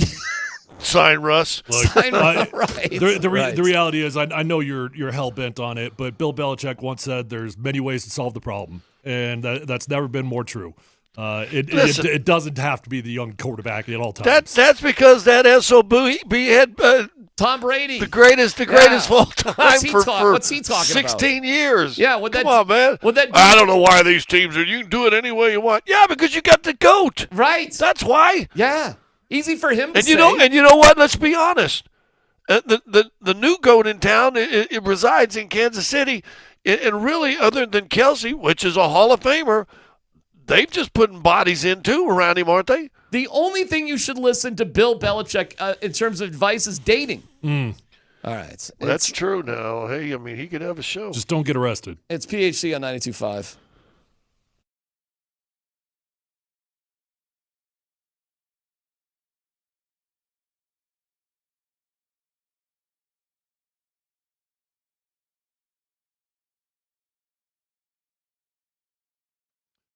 Hey, if you're in the market for a new vehicle, stop wasting your time. There's only one dealership you need to go to. It's my friends over at Phil Long Ford. Guys, they are the best car dealership in Colorado. I've been going there since my rookie year because I built a long-term relationship, and that's what you're going to do. You'll become a customer for life the first time you buy a car from Phil Long.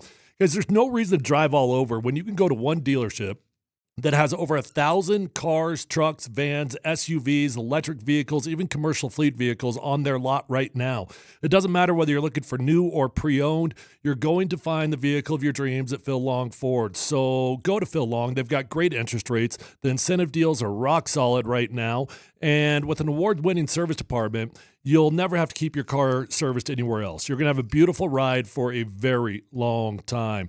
I love my experience there. They're going to respect your time. They're going to get you in. They're going to get you out. They're going to respect you as a human being, and you'll be grateful that I sent you on over there. Feel free to check them out online at phillongdenver.com.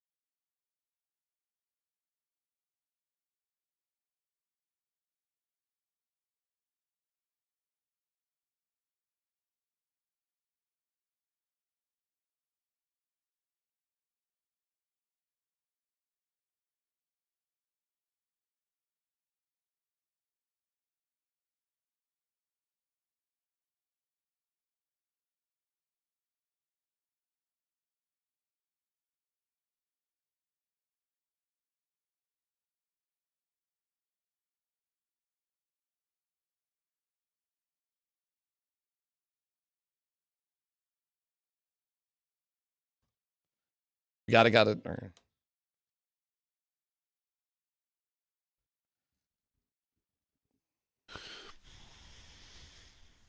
All right, we have a funny moment from Pete Carroll's press conference. We'll bring you that in a second. I kind of like this jam there, Dan. Good song right there. I mean, it's a nice day out, Dan. Turn that up a little bit, man. You know what I'm saying? You can put your windows down a little bit today. You know what I'm saying? With that sun out. Just a taste. Just a pinch of what's around the corner. A little bit more daylight out these days. It's just a moment of mourning about the stupid Chiefs, but I still really want to be distracted for this Super Bowl. I'm usually want to be focused, but go to a party You're in or mourning. something. I think you roll with the girl from Impanina on your phone and hang out with your wife in a red dress all day. Sure. She'll listen. I know what it'd be like around my house if it's just me and her for the Super Bowl. It's Sunday night. She'll be fiddling the whole night. She'll be fiddling around, doing whatever. She'll probably go and then you got to watch the game. She's not like that. The only thing she sits down and watches for sports is the Avalanche. And she will sit down and she will watch the entire. Here's how sick she is with the Avalanche. If she misses 30 minutes of the hour-long pregame show, we will rewind to the beginning of the pregame show and just slowly catch up throughout the course of the game.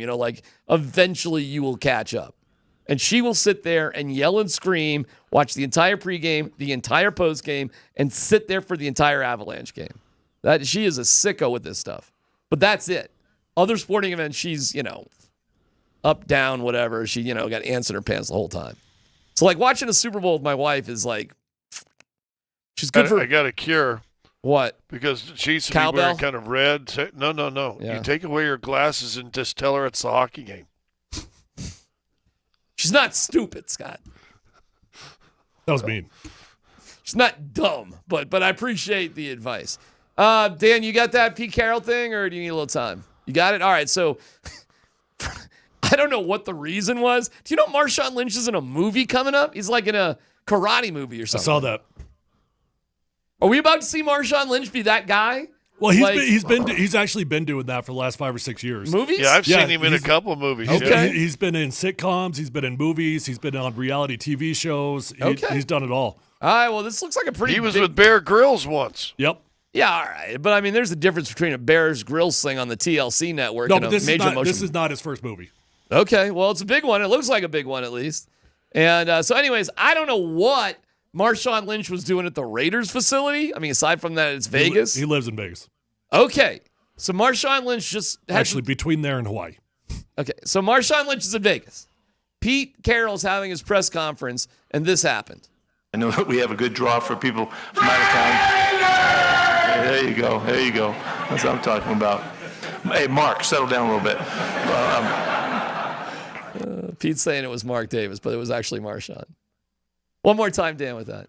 I know we have a good draw for people from out of town. There you go. That's what I'm talking about. Hey, Mark, settle down a little bit. Pete and Marshawn have a pretty uniquely strained, good relationship. It's an odd one, man, because they've definitely been at odds many, many times, and then they kind of circle back around with nothing but love and respect. Is that and then out they of break off? Well, this is the Love and Respect show as requested by Scott Hastings. Was that love or respect, or was that something else? Well, what other team did he go to after he left Seattle? Raiders. The Raiders, right? Did you not remember that part? No, I get it. What was that? Is he love and respecting Pete Carroll? I think that's love and respect. Yeah, love and respect. Yeah. I think he loves. I think the time and distance. He got away from the what was going on. I think there was probably some sore feelings over that Super Bowl they should have won. Of course. But I think Marshawn. Listen, I remember talking to Isaiah Thomas one time about Bobby Knight and how he left and whatever, and he couldn't wait. And he said after being away a few years, he said he went back to Bobby and said, "Coach, thank you. I didn't realize what you were doing was the best thing and exactly what I needed. But he said when I was there, he wanted to get out of there, and I think maybe Marshawn may be the same thing. Yeah, best way I can say it. It's a uniquely strained, good relationship. All right. It's one of the weirder dynamics I've been around. All right, Scott. Tonight it's the Bulls. They stink. They've lost 5 games in a row at home. They're 2-8 in their last 10. They're a bottom dweller in the Eastern Conference. They're barely hanging on at 10th place. This game kind of scares the crap out of me, but I'm going to guess there's a little bit of a wake-up call from the Nuggets playing literally their worst game of the year on national TV. I don't think it's a great matchup with Minnesota, but that combined with them playing, I don't know, distracted, didn't care. I don't know how you want to define Saturday. Not good. I think they come out on top. Am I seeing the game the right way or not? Yeah, I think it's a game you should win, but Chicago always plays well. It will be a very pro Nikola Jokic crowd because Serbian Appreciation Night. Good. And they have a huge population in Chicago of Serbians. So, yeah, I mean, so Chicago is always motivated and always plays Denver well. Denver is a better team. You got to win this game because looming is the Knicks. That ain't going to be easy. We know what they're all about. And then Philadelphia is never easy in Philadelphia, and Joel Embiid's scheduled to come back for that game. And then you got an ugly back-to-back down in Charlotte to end this, 9-day, 5-game road trip. So W tonight. It needs to be a W. Kind of. It does actually kind of need to be a W, doesn't it? Listen, you've won 10 games in this month, and anytime you go in double figures in a month, it's great. The problem is you got 17. You got 3 games left in this month, and you'd like to finish this month with. You go 12-5 in January. That's a hell of a month. That's a very, very, very, very good month. And then you know what? After this month's over, you've only got 7 more games for the All-Star break. And at that time, I looked up last night, did some math, and I remember how to get percentages. You'll be over 67% of the season is done at the All-Star break. You rolling with isn't that crazy to think that it's that far along? You next Marlo or riding with Benny the Bull? I'm riding with Benny and the Bull tonight. Oh, is that right? All right. What kind of fun stuff you going to cook up from the sidelines? I'm going to watch YouTube. Okay. So you're not going to put like your own tweets up on TV like Vic does? No. Yeah. I haven't seen. I actually tried to watch. I was watching it. Gosh, That's what funny. was the tweet about? Oh, it was when the Kansas City mayor or something retweeted him, was mad at him. Yeah. Vic put his own football tweet in the middle of the basketball game on, and I was like, what did that have to do with the Nuggets? Vic? That's pretty funny. I didn't know. I tend to watch the game and see if I can add some insight to the quality of play or explanation of play that's going on in front of you. I try to watch the game. But sometimes you text recipes to our group chat. I mean, every now and then. Have I ever done that? I don't know. Okay, well, best of luck. I don't know. Best of luck on that. I'm joking. They're usually cats. I have done. I think I've done a kitty cat video to you guys, haven't I? I know I have the DMac. Yeah, well, we love the kitty cats. You know what though, Scotty? They puke all over the place. Can I tell you? I found some cat puke in like a weird place this morning. I'm like, that means you're giving it. You know what? You can't serve the cat dry food all the time. It's bad for their stomach. Okay. Mix in some wet food once in a while. Thanks. How do you feel about birds? Who do you think's in charge of feeding the cats in my household? You think I got anything to do with that? Do you think I'm responsible for any element of that? Listen, you need to get in charge of one end or the other. No. It's either the litter box duty or the food. Nope. I had a deal with my wife. If I cleaned the cat box while she was pregnant, I would never have to clean it again. Wow. So I cleaned the cat box basically for 4 straight years. And you know she resents the hell out of you for that. It was the deal she made. And she said if you make a certain amount of money, you would never have to do any chores again in the house. Oh, so you're back to doing chores I'm back to doing chores now. So. And on that note, Nate and Andy coming up next here on Altitude Sports Radio 92.5.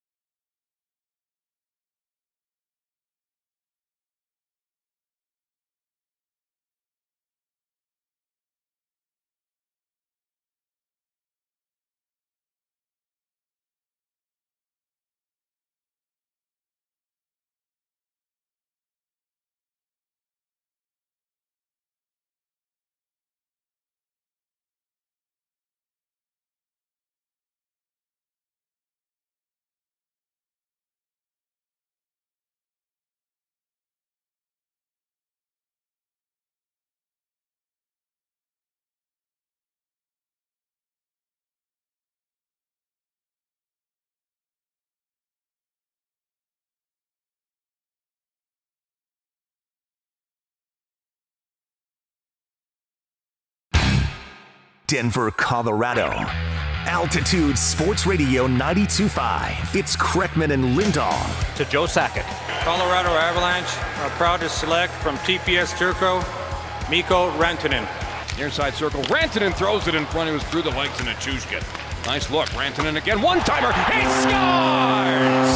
The Moose is loose! And there's a new Colorado Avalanche record holder. The most goals in a single season in Colorado Avalanche history is 55. And they've all been scored by 96. The Moose, for the 55th time this year, has gotten loose. McKinnon through his legs. Mikko got free. Mikko down the slot. Mikko with a backhander, and he scores. The Moose got loose yet again. The pirouette at the blue line, the turning on of the Jets, and the backhand finish. It doesn't get any better than that for Mikko Rantanen. That's a play that a 5'10", 180-pound player makes, not a 6'5", 235-pound guy. Mikko Rantanen, Mikko Rantanen. Mikko Rantanen, Mikko Rantanen. Mikko Rantanen, Mikko Rantanen. Mikko Rantanen, Mikko Rantanen.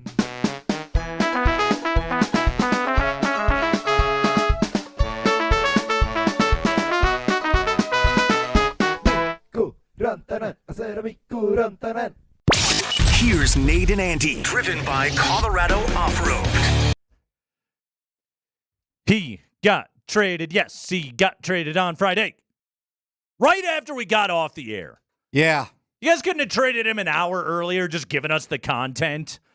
This is KSE. We're all supposed to be on the same team. Yeah, don't do this once everyone's done for the day. Hey, old CMAC over there, Chris McFarland, just a plea from the afternoon drive guys. Next time, execute the trade before 6 p.m. Hour earlier. If you don't mind. I don't remember what we were doing on Friday afternoon. Probably just a cavalcade of grab ass like it always is on this radio show. We would have enjoyed an opportunity to sink our teeth into a nice fleshy hockey trade, but no such luck. Andy, I'm on my way home. I stopped to fill up the tank. I pull out the phone. I look at it. What the hell? Yeah. What is going on right now? You're doing it now? I'm not going to drive back to work now. There's nobody left here to turn on the microphones for me. I don't know how to do it. Yeah, no, they executed the trade right when we got off the air. I tell you what, that's my first take on this trade. Poor timing. And that's my issue with this. Again, we were not considered. Sure.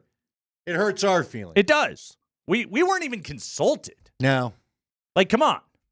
We had thoughts. We got nature's thoughts. We got Drury thoughts. Mikko Rantanen is a Carolina Hurricane. Andy, let's just start with the just kind of the big picture, okay? Before we get into all the specifics of the whole thing, there is an element of gut punch whenever one of the great players in the history of the franchise, and Mikko Rantanen, make no mistake, is an all-time Avalanche legend, fourth highest scoring player in the history of this franchise in the postseason when it matters the most, seventh all-time in the regular season. He's one of the greats to have played for this franchise, and to see Mikko Rantanen in any other uniform is real weird. Yeah, I'm gonna I'd liken it to when Adam Foote or Peter Forsberg left. Mm-hmm. Remember when Forsberg was a Flyer for a while? Yeah, that Adam was a weird. Columbus Blue Jacket. Now both guys came back, and who knows? There's no word of Mikko's contract being done just yet. That's so true. We can always hold out hope. Look, man, it's a weird trade. I don't know how to feel about it. It's funny because you talk about the thoughts, and I'm not going to tell you I knew a lot about Marty Necas's game here. I knew, I had a lot of people hit me up. My phone blew up just like you. I take my kids to Chick-fil-A pretty much every Friday night because that's their deal. And the whole time was just spent staring at the table at the phone trying to figure out what is going on. What is it? And then, it was this, it caused Andy to be a neglectful father. Yeah, it was 90 minutes of everybody guessing what's this, what's that, a lot of moving parts. And then, of course, the Spit and Chicklets guys jump into the fray. And They're suggesting a Crosby thing could be coming, and Kevin Weeks is tweeting out pictures of that bridge in Pittsburgh, and I don't know, man. So here's the big. I could see. Here's arguments from both sides. I don't know that both sides it for you me. can Andy. think it sucks. How about that? You can think it sucks because we all love Mikko. I don't think Nate wanted Mikko gone. I don't think Mikko wanted to be gone. And when you see stuff like that, I think it just Bednar didn't want him. Bednar slipped back into dad mode from the parade. Right. Only he was at least happy there. Now he was somber about it. I think it hit him hard too. So yeah, I don't want the guy leaving. But the problem is when the accountant comes down and tells you, I don't know that we have enough money to keep doing all this anymore. What are you going to do? Like, what are you going to do? At the end of the day, whether we like it or not, Chris McFarland's right. You can't keep riding top heavy. And I'm not schlepping anybody to the company line, to be clear. It has not worked the last 2 years in the playoffs, basically having a couple of lines. Now, again, McFarland's going to have to answer for some of the trades that he's made that maybe have not worked out to the fullest of their intent. But at the end of the day, I don't think he's off when he said, We've got to become deeper from top to bottom. Yeah. I had gone They were a deeper team when they won the Cup 2 years ago. They had Burakovsky. They had Gabe. They had Kadri. They had guys they could rely on. Even you go back down, even like a Nico Sturm, who was a big body, could give you a couple minutes. Abe Kubel. They had guys that could match physicality when they needed, and they had the fastest, most high-flying offensive line in the sport. Not the team they have today. And even the Oilers couldn't keep up with them. Yeah. But that is not who they are anymore. Not who they are anymore. Now, what freaks me out about this trade, I'm not going to lie, I don't really love how small you've become. I mean, that's a lot of size gone. Marty Natchez he's a tall guy, but drink of water. Yeah, we're not going to be calling him the Moose. I don't know. Maybe it's the gym. Maybe he bulks up, whatever. But without Landeskog and without Nichushkin in there, they were like the Boston game Saturday immediately frustrated me. I thought about taking a picture about 9 times, but just let it go. There are a number of times nobody's in front of the net. Oh, they can't solve Swayman. Yeah, that's because he could see every shot. Yeah. He could see every shot. I already went on my rant a week ago saying you've got to take the goalie's eyes away when you're playing the elite caliber goalies that you would face trying to get to the final rounds of the Stanley Cup final. Just got harder. So yeah, I don't know how. Look, man, I don't argue with the sentiment. I told you I was watching Sportsnet. I went to Sportsnet for those that don't know. Really? Well, I was watching it off Twitter because they were just putting up full segments about this. You watched some Sportsnet, eh? I had to get into it, huh? Sportsnet.ca. But they put on a jean jacket. One of their put on the old Canadian tuxedo. Jam some Rush. Yeah.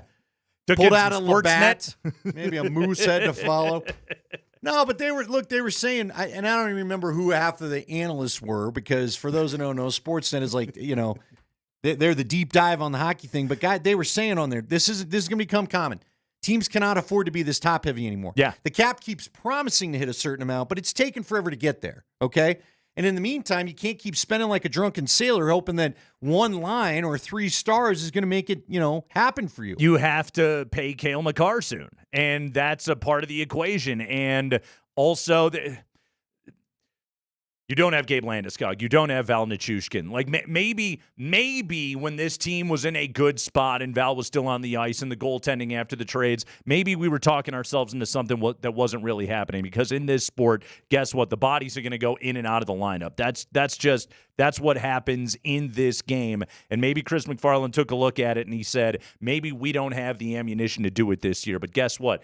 This summer, we'll open up some cap space, and this summer we'll get real active. We have a playoff team right now, but we don't have a team that is built to be able to go all the way to the end of that thing because, like you just talked about right there, Andy, they are not big and bad enough to go and do that right now. Look, in my perfect world, I know it's not always popular. They need at least one big defenseman. Yeah. Nobody has taken Jack Johnson's spot. They really have never replaced Eric Johnson in my mind. Mm-hmm. They got some bigger dudes, but not guys that are there to just weigh down and move guys off the crease. I mean, again, it's how Winnipeg got their stupid go-ahead, their second goal last week. Dude was just camped on the side of the crease, and a puck goes off his body because you can't move him. So you probably need another guy like that. You know what? Maybe they go get Sidney Crosby. Maybe they don't. Do I hate that Mikko's gone? We all hate that Mikko's gone. But again, I've been crying about this for a couple of years now. I think it sucks most. That in the NHL, you don't have some damn exception for the guys that you drafted. Why there's not the the bird rule that is in the remember in the NBA you could always sign your guys for more because they were your guys already. Yeah, the way the max contracts work in the NBA, you can always give an extra year to your own guy. Yeah. Well, which actually doesn't that work that way with NHL extensions? You can go 8 years if the guy is on your then team. maybe you can. But again, can we get it's the hardest cap going. The cap number's the cap number. And There's they don't nothing have you can do it's about not that. a very big cap considering a 25-man roster. Right. Okay? I just think it sucks that there's not some way to keep your guys around if you drafted them. Not your tradable guys. But you know what? They drafted Makar, they drafted McKinnon, they drafted Mikko. I'd like them to be able to afford those guys. But it is what it is. So we live with it. And now you got to make the right decisions. Here's the one thing that you and I talked about. It's going to be tough for them to look like on paper, basically, not just for Mikko, that it's likely going to be tough to win that thing 1-for-1 because they wouldn't have given up, not just if they didn't want Mikko. Mikko's a top 10 player for a reason. Oh, they're taking a swing. Carolina's trying to win it all right now. But if the Avs can redistribute the resources to be more balanced so they can get to the final, and it may look different. You may not be. They haven't been for a while, this 6-goal-a-game team. You may have to learn how to win a little bit different. So they get Natchez, who's the skill guy. Yeah, and then they got Drury's They get nephew. Drury, who McFarland calls greasy. Which you need some greasy. You know, I like a greasy player. You know, I like a greasy hamburger, a sandy player. Sure. Whichever one we're calling it right there.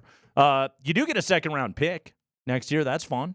And McFarland did suggest in his presser, I may use that at the deadline. Yeah. So stay tuned. Yeah, that's just ammunition that you can use. You got a 2026 fourth-rounder right there. By the way, Chicago sent Taylor Hall to Carolina also in this trade. I'm not totally clear on what Chicago was up to. Chicago just wanted to be a part of something? Chicago's the guy where you go, hey, man, you pay to get us in, you can come hang with us. Is that what Chicago did? Yeah, okay. Well, I'll pay $5 million to come along. Hey, it's cool. Everybody had to find that 21-year-old loser in their hometown to go buy him beer, okay?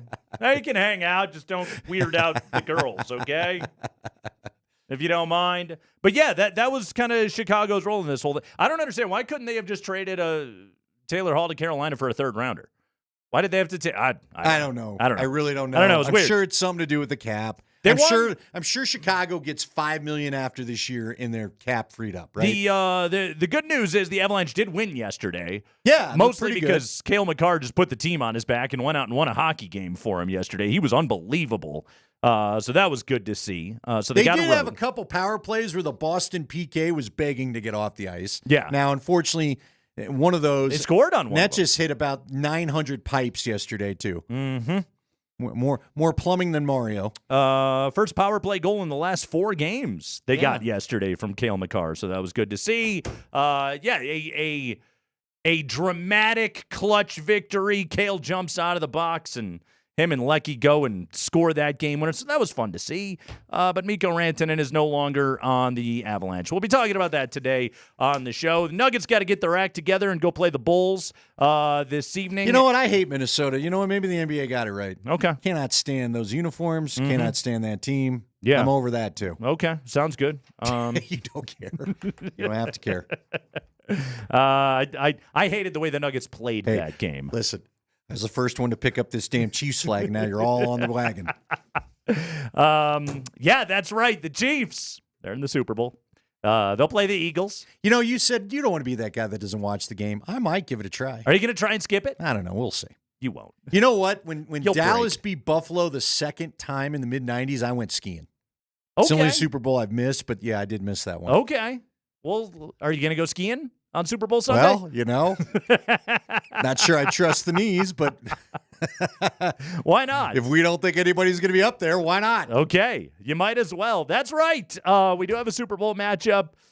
Oh, Josh Allen, my friend. Josh Allen? Mm-hmm. We'll talk about that today on the show as well. In fact, we'll be doing so with Jeff Legwald in just a moment. Plus, John Michael Lyles coming up at 4 o'clock to talk about, the trade. It's the Kreckman and Lindahl Show. Happy Monday, Altitude Sports Radio.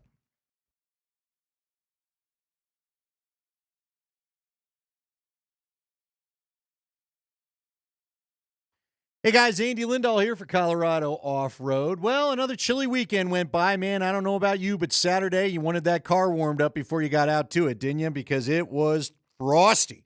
You could get that done if you went over to Colorado Off-Road, got a remote start kit put into your vehicle. I had that done a few years ago. I've been so happy that I did. It's been really, it might be the best thing I added to the truck. The bed covers right along with it because of all the convenience that it adds and not having to get snow out of the bed. But I'm telling you, a nice, warm, toasty car this time of year before you walk out and get in it is the way to go. And again, you can get those remote starts over at Colorado Off-Road. They've got all sorts of truck and 4x4 accessories. If you're a contractor, they love upfitting vehicles. They can get the work done for you that you may need. So give them a call. Jerry Jones, his wife Wendy, they've owned this Colorado business coming up on 25 years. I got to go check it again, but I believe this year's the anniversary. But it's a long-time Colorado business, and they know what they're doing, and they know what they're talking about when they recommend a product to you. Stop by Jerry's shop. The showroom is 3 blocks south of downtown Littleton off Prince Street there, right behind ACC. You can also find them on the web at cooffroad.com or give them a call, 303-761-1264.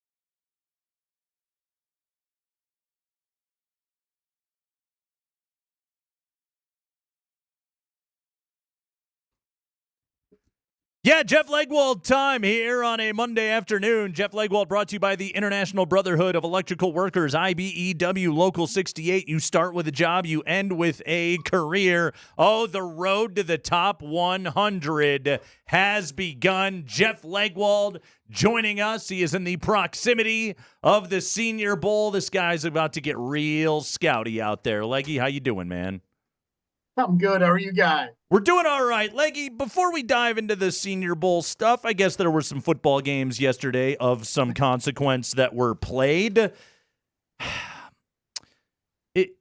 Is it possible to beat those guys without just playing an absolutely perfect game? Like, the Bills played well, but they didn't play perfect, and just the slightest crack of the door means that Andy Reid and Mahomes are going to kick it down and they're going to win. Like, how in God's name does this just continue to happen?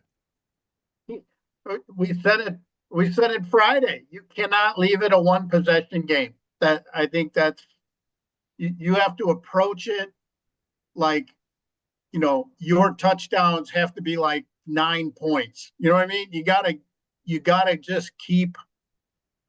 You can't give him the ball in the last 5 minutes of a game with the opportunity to beat you, because he is Tom Brady like that. He will beat you.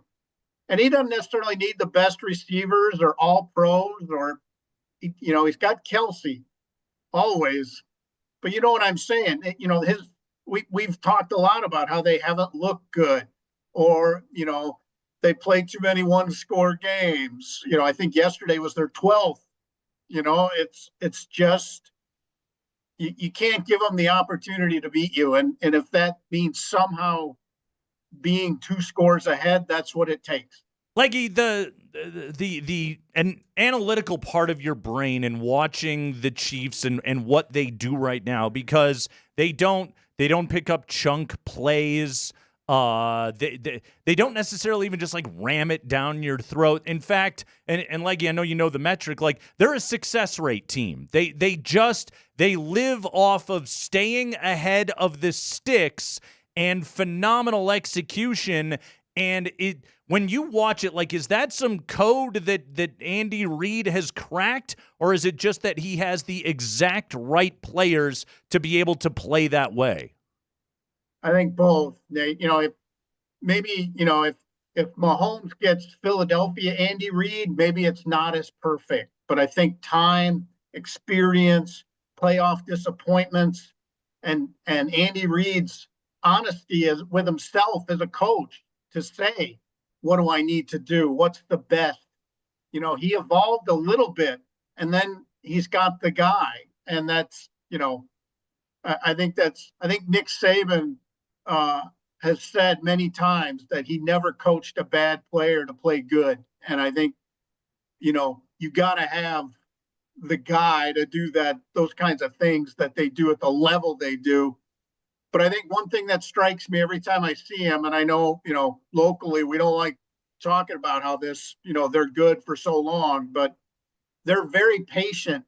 They save the good stuff for the exact right time in the game, whether it's a blitz. Sending McDuffie off the edge right there on 4th down. It's just, they have a knack. They don't like so many teams, including the Broncos, unpack the suitcase on the first drive. It's like, here you go. This is all this good stuff we have, have at it. And they, they're just patient. They've matched the personnel, and I've said it before, it's basically a draft-built team. And when you draft players and you have success both, those players are invested in you, in your team, in your franchise, in your culture. It just is.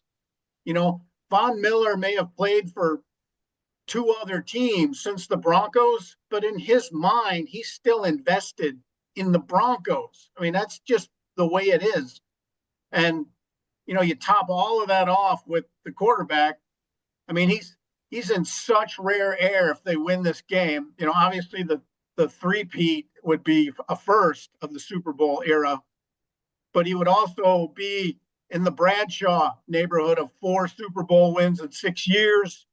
He would be in the Brady neighborhood of, 3-4 Super Bowl titles, at least 3 titles in your first 7 years, 8 years in the league. That's Brady territory.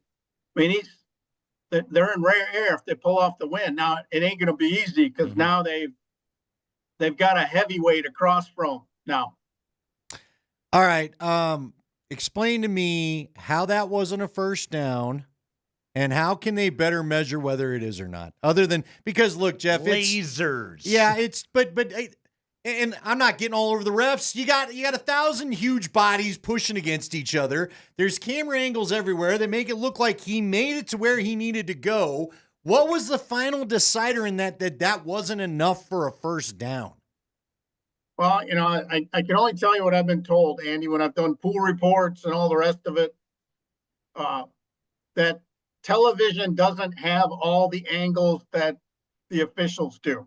I've always been told that. I don't know if it's true. I've not stood in the, I've not had a chance to be in the replay booth in New York or on site to see if that's actually true, but it's always what I've been told, that there are angles we don't get on television. I find that hard to believe, but that's what I've been told. And, look, they hold major tennis tournaments with no lines people now because they have lasers and Hawkeye and all the rest of it. The technology is out there, but the league is that's one place they've not been willing to go, and no one really has a good answer for as to why. But the technology does exist. I mean, they got cameras in the pylons right at the goal line and all the rest of it, and they do on the first down markers. But, again, to me, if they can have, the Australian Open tennis tournament with no lines people because the lasers, the Hawkeyes handling the business, I think that would work in the NFL. And by the way, I want to make it clear. I mean, Josh Allen had the play to James Cook where he couldn't make the throw. James Cook runs for who knows how far if he does. Yeah. So I'm not putting this all on 1 4th down, but it is frustrating to have yet another call kind of be part of the storyline of this thing. And then there's the catch, and the catch was weird. The dual possession, or did it hit the ground or whatever. I think we're getting used to some catch being contested. I do want to ask you this, though, Jeff. I mean, you go back to we've always, Andy, this for centuries, we've always felt like the good teams get all the calls. That's just the way it is. Well, and again, they made all the plays. They continue to make all the plays. They get a field goal, and a field goal holds up. And like you said, they bring a blitz at the right time. Kansas City's just that good. It makes me puke in my mouth, but it is. How about Josh Allen? How does he get over this? Have you ever covered an athlete that's had to face this? Because even Manning lost twice in the playoffs before he finally beat Brady, but he did finally beat Brady. Like, they were talking about it all over ESPN today. We have never seen one quarterback own another quarterback 4-0 in the playoffs. How does Josh keep, how do you keep coming back for more if you're Josh Allen? Well, part of the reason we haven't seen it is this is the first time that the number 2 in the AFC has been so clearly defined. Burrow hasn't been able to get his swings at it like Allen has. Allen's team has been better. Their organization's been better.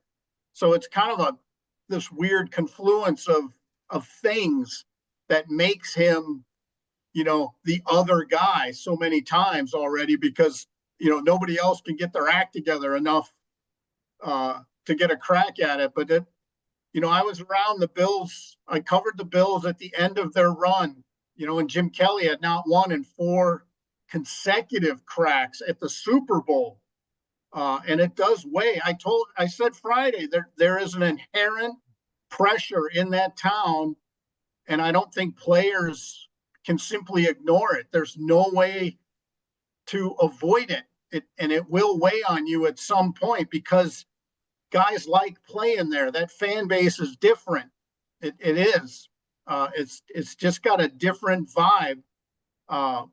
It's almost like Green Bay, and it's sort of cultural texture of where the team fits in the city, and I think that's going to weigh on players, and no more, no player will have more weight with that than Josh Allen. And, I just don't think he got enough help. And I don't know why they coaches continually go away from things that are working. It's like they don't want to have it be too good for too long. I live in the Shanahan world where, he would just say, until they stop it, just keep doing it. But James Cook should not have that few carries in the first half. You keep building the lead, you keep the ball, you do everything you need to do if you just stick with that a little more. 6.5 yards a carry, and he only carried the ball 13 times in that game. You got to be kidding me, man. Come on. I can't wrap it happens every week in the NFL. I'm Don Quixote in the windmills. I just don't get it. He's our Sancho Panza, everybody. He's Jeff Legwold with us here on a Monday afternoon. All right, Leggy, let's talk about the other side of the bracket. The Philadelphia Eagles just big boy the hell out of the Manders yesterday. Again, Washington made the mistakes, and when they did, Philadelphia absolutely punished them. I rewatched the game today, and the thing that struck me was how well Jalen Hurts played in that game yesterday, both running the football, operating outside of the pocket, and then 20 of 28 for 246, like his best passing game in quite some time. If the Eagles can put that together with Hurts playing that way and with Saquon doing the thing, is that enough to overcome the dark magic of Mahomes and Reed? Yeah, get up 2 scores. Go into the last 5 minutes of the game up 2 scores and take your crack. But when Jalen Hurts has a very definite line of demarcation. When he gets the ball out of his hand in under 3, he's a far different quarterback. And if he can get that number down to 2.5 and even under that, he's a far different quarterback. And that's the one thing I took away yesterday. And look, we said Friday, turnovers will kill you if you're Washington, and 21 points off turnovers. And the one before the half, that's a playoff, backbreaker. That you just can't have those in a playoff game. But when Hurts moves the ball and gets it out of his hand, it's a totally different offense.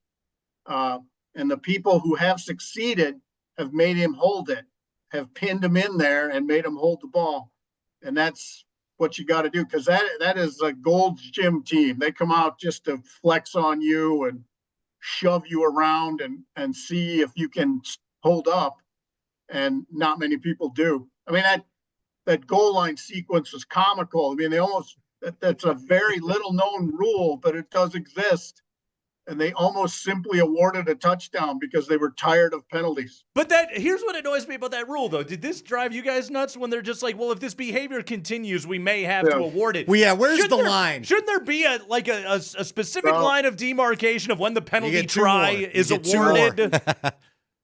Welcome to the rule book. It's like, whenever he feels like it. Yeah. But it sounded like such a substitute teacher. This if behavior continues. Hey, I got to ask you, this is not really a big picture thing, but you like fake punts. Yes. That was the most, I thought that was the most technically difficult fake punt pass I've ever seen drawn up. Leggy, what'd you think of that? I was like, wow. I mean, you needed almost like a real throw on that one. That wasn't just some guy off in space and don't mess up an easy pass because no one was around him. He had a dude in trail. That might have been the most impressive fake punt pass I've ever seen. And then you only get 3 out of it.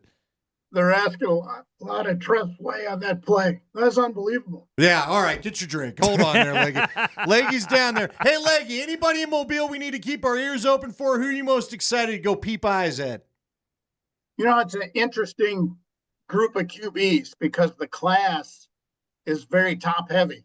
The top 2 guys, and then a huge gap. And somebody's getting picked in the first round beyond the top 2 quarterbacks. And the guys here can make a lot of hay and find their way, into that mix. I think, because I find it hard to believe only 2 quarterbacks are going in the first round of a draft, but there's an enormous gap between Shedeur, and the rest of these guys. So, and this is an interesting group down here, but we got, grab another slug of tea, Leggy. We feel you fighting it. Come on, baby. We need the info. I'm You're good. getting that guy Jackson who's Dart- talk like this. That's where your voice going for us. That's right. But no, you got on the same team. They did this when the Broncos were the staff here, when Baker Mayfield was here and Josh Allen. But they have stacked the one team. Jackson Dart, Jalen Milroe, and Riley Leonard are all on the same team here. So obviously people want to see these guys grouped together. It's like when they put Penix and Bo Nix together last year here. So, but that's what I'm really intrigued about, because Dart's an interesting prospect because he played in such a funky offense in Ole Miss, but he's a big guy who can really sling it. And I think if he can show like traditional drop back skills here, he could be the mover in this group. Good stuff to keep an eye on people right are there. predicting that Dart will be the one everyone falls in love with. Yeah, 6'2", 225, big fellas. 6'2". Yeah. Leggy, last thing. Ain't no Brock Osweiler 6'8". Leggy, who the hell is Declan Doyle? That's a nice promotion. No for kidding. A group who had very little production for 2 years. So I'm not sure, but that's, coaches go with who's recommended, who gives them the right, sort of reference. They roll with it. And sometimes I think they don't even look as to what happened, but, more power to him, baby. He's, that's a great promotion, and you're going to get a little runway, in a rebuild. So you're not going to have to uncork unbelievable seasons, and you're not the play caller. So you really gotta, this is a game plan. That's a game planning position with the Bears. He's in charge of getting the details right. Yeah. So the head coach can be the head coach. Hey, isn't he old? Who was the guy? Outen? Is that who he just basically is? Outen under our guy. Right. Remember him? Yes. He was a tight ends coach, and he became under OC under Haxie, right? Mm-hmm. And then we fire everybody, and Coach comes in and calls all the plays. Hey, Joe Lombardi does the job here in Denver. That's true. No, it's a big job, really, frankly. And you don't get much, the glamour. Now, sometimes guys will let, those guys call games in the preseason and the like, but I don't know how they'll work it in Chicago, but again, you're going to get a lot of runway there. So that's a good move. Darren Muji too. People should know here, Muj is a really good scout. I think it's pretty cool. He gets to run a team now, and it speaks a lot to a guy that was with the Broncos for a very long time. Yep. He worked his way up all the way from intern. And now he's going to be a GM, and I think that's pretty cool. Yeah, I can't get over that Spy Tech worked for Josh. That name, man. You got to change that name. Spy Tech. Jeff Legwold, everybody. ESPN, Reed Legwold stuff. He's down covering the Senior Bowl. Leggy, we'll talk to you Friday. Thanks, buddy. Take care, pal. All right, Jeff Legwold right there. Yes, the Mooj I had heard of because Peyton talks him up. Mooj? But okay. Andy, be honest. I didn't know. I had never heard of Declan Doyle, Broncos tight ends coach Declan Doyle, until he got the job as the OC of the Bears. The only Declan I know is our Declan here. There Runs you go. the ball arena. I don't know no other Declan. Also, you've fallen through a Declan before. Yeah. Got to be careful. Thank you. Yeah. Thank you, Serbian guy. That one was warranted. That's okay. The Broncos tight ends coach is now an OC. The guy who led the worst batch of tight ends in the NFL. I didn't even think about that, too. Is now an offensive coordinator for the Chicago Bears. Yeah. Yeah. I thought Davis Webb was a hot candidate to move up to be an OC. No, it was the tight ends coach, who I got to admit I had never heard of until he got that job. All right. Tease it. What do you got for me? Well, I'm trying to figure out how I want to say this.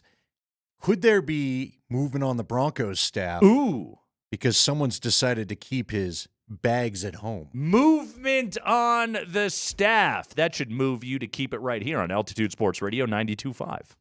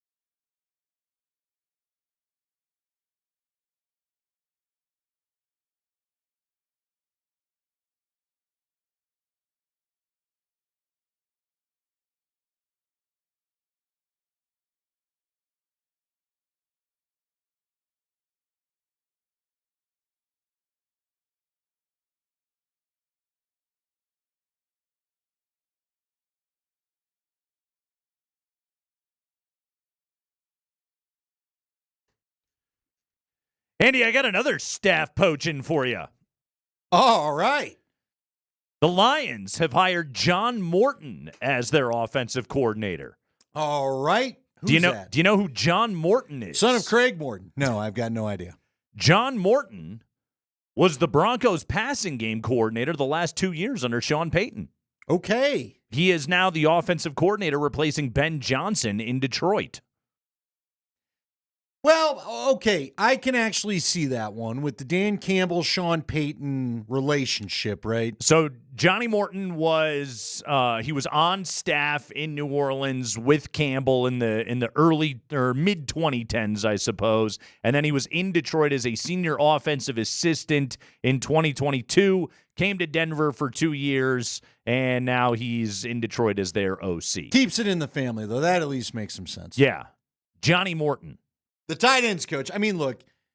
Declan Doyle, the tight ends And coach. I'm happy for Declan Doyle. Good for you. Maybe you'll be a rising star in this league, but Ben Johnson's going to call his own plays. I'm happy for him that I now know of his existence on this planet. Yeah, because there was not much talking about with the tight ends, as you had said. No.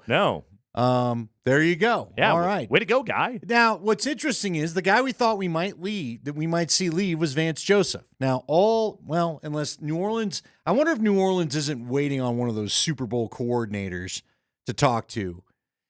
For the love of God, would somebody hire Spagnuolo? How about someone just take one for the team and get Spagnuolo out of the Chiefs organization, and then maybe they won't have the best defense in the playoffs every year. That would do the league a solid. Can somebody fall on the sword? Give the guy another shot. Seriously. New Orleans, what better you got going? Come on. The Raiders. You could have just gone Spags? My God. Anyway. By the way, Tom Brady, Spags got you in a couple Giants Super Bowls, if I remember, too. Sure did. They're good. Serenity now. Yep. Cannot do 2 more weeks of this stuff. So Vance Joseph looks like he's going to stay put, but I am kind of curious. We all were kind of caught off. I don't know if caught off guard. I think we all knew it was an interesting relationship, we'll say, between Sean Payton and Vance Joseph. Yeah. And then we had the little sideline tete-a-tete. I still don't know. I mean, like, Sean yelled. Vance gave him the look back. Sean kind of walked away. That was kind of that. I don't think it's unusual for a head coach and his defensive coordinator to occasionally snipe at each other on the sideline. Especially Sean. We read the whole middle of the year story about game day Sean. You just got to be ready for it. And Leggy told the funny story about how one of his buddies says he's been fired about 180 times by Sean during a game. So nothing too, but we find out today via Mike Kliss that Jim Leonhard doesn't plan on going anywhere. Jim Leonhard has been a hot name in the defensive coordinator community. I know he made a lot of good impressions at Nebraska. I thought he was the guy that was going to get the job at CU last year for a while before they got Livingston. And now he's with the Broncos. I just kind of wonder, could Jim Leonhard hanging out here be a signal that maybe Sean's staff isn't completely solidified? Could we still see a surprise Vance Joseph move? Remember, Sean said at the end of the year, we'll take a couple weeks and we'll talk everything over. Well, we're probably getting close to the let's all get back together and start planning for next year point, right? Also, wouldn't it be – it's a little late to fire VJ, right? Is it?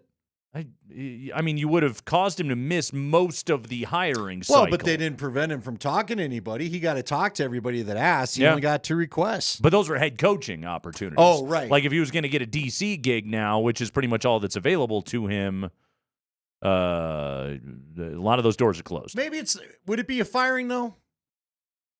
Or would it be a get-together and maybe we're going to part company? The old mutual parting. There's no such thing as a mutual parting of the ways, though. Like there's always somebody that wants the breakup more than the other. I agree with you, but this one I could see being somewhat more mutual than others. I could see VJ going, I could get a senior assistant position with anybody. I'm sure Vance Joseph would walk out the door and would feel quite the weight off the shoulders. Yeah, and he probably would get hired by somebody quite fast if that was the way it were to go. Right. It would dawn on him like, okay, I'm losing a good title and all that good stuff, and I got to move, and that's a pain in the ass, but I don't have to talk to Game Day Sean ever again.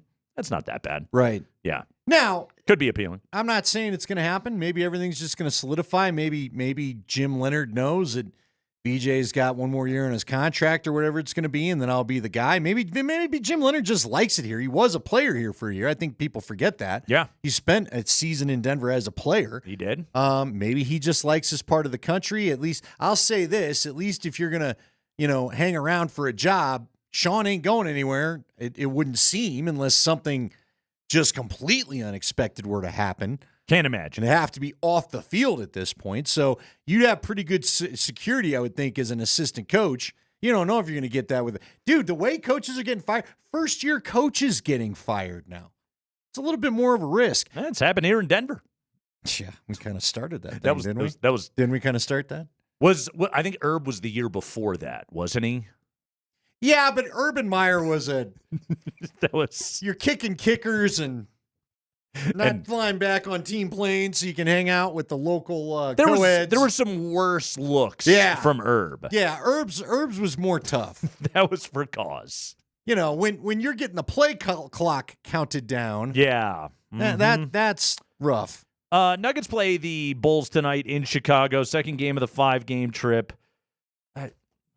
Andy, this is a weird thing to say, okay? Because we don't say it hardly ever. Jokic kind of played like crap on Saturday. Yeah. He didn't play well enough to win. He had 7 turnovers. He was not good in that game. I'll be honest with you. Mm-hmm. I had a bit of a pouty moment that day. What happened? Well, I was already frustrated. I wasn't sure how I felt about the Mikko trade. You were Boston mad at the played Avalanche. 5 good minutes of hockey. Uh-huh. They win the stupid game. I flip over to the Nuggets. They're getting I take blasted. in a quarter. Every member of the T-Wolves roster is hitting threes. Look out for Anthony Rob Edwards Dillingham. is just yapping at everybody. And so I threw my remote and walked off for a while. So I can't give it the in-depth. I'm sorry, Jokic. I will not offer any. He wasn't good. I'm not going to fake it with you. Yeah. All I know is, again, I was like, how is it that every member of the Minnesota T-Wolves hits threes against this team? Yeah, he wasn't good. Didn't Julius Randle finally do some things for like the first time since the trade, too? Also, Russ against Julius Randle's a bad matchup. That's the one that gets you thinking, should they just look at a sliding starting 5 and play it based on the matchups and play AG when you're going up against Julius Randle because Russ can't guard him. No, Randle just kind of threw him around. Not good. 20 turnovers leading to 37 Minnesota points. The other thing that sucks about it is the Wolves now, they have the psychological edge on the Nuggets. Feels that way. And that sucks. They've beaten them 4 times in a row. It's not good. Do you blame anything on the start time? Sorry, do you blame anything on the start time at all? No. I told you I hate afternoon sports. Play better. Timberwolves played. You can play better. I hate afternoon basketball. So we will dive into the Mikko Rantanen trade. John Michael Lyles is going to join us coming up here in just a moment. We'll talk to him about what impact this has on the room, where this team is currently at, and what they shall do going forward. A wide-ranging discussion with JML coming up next.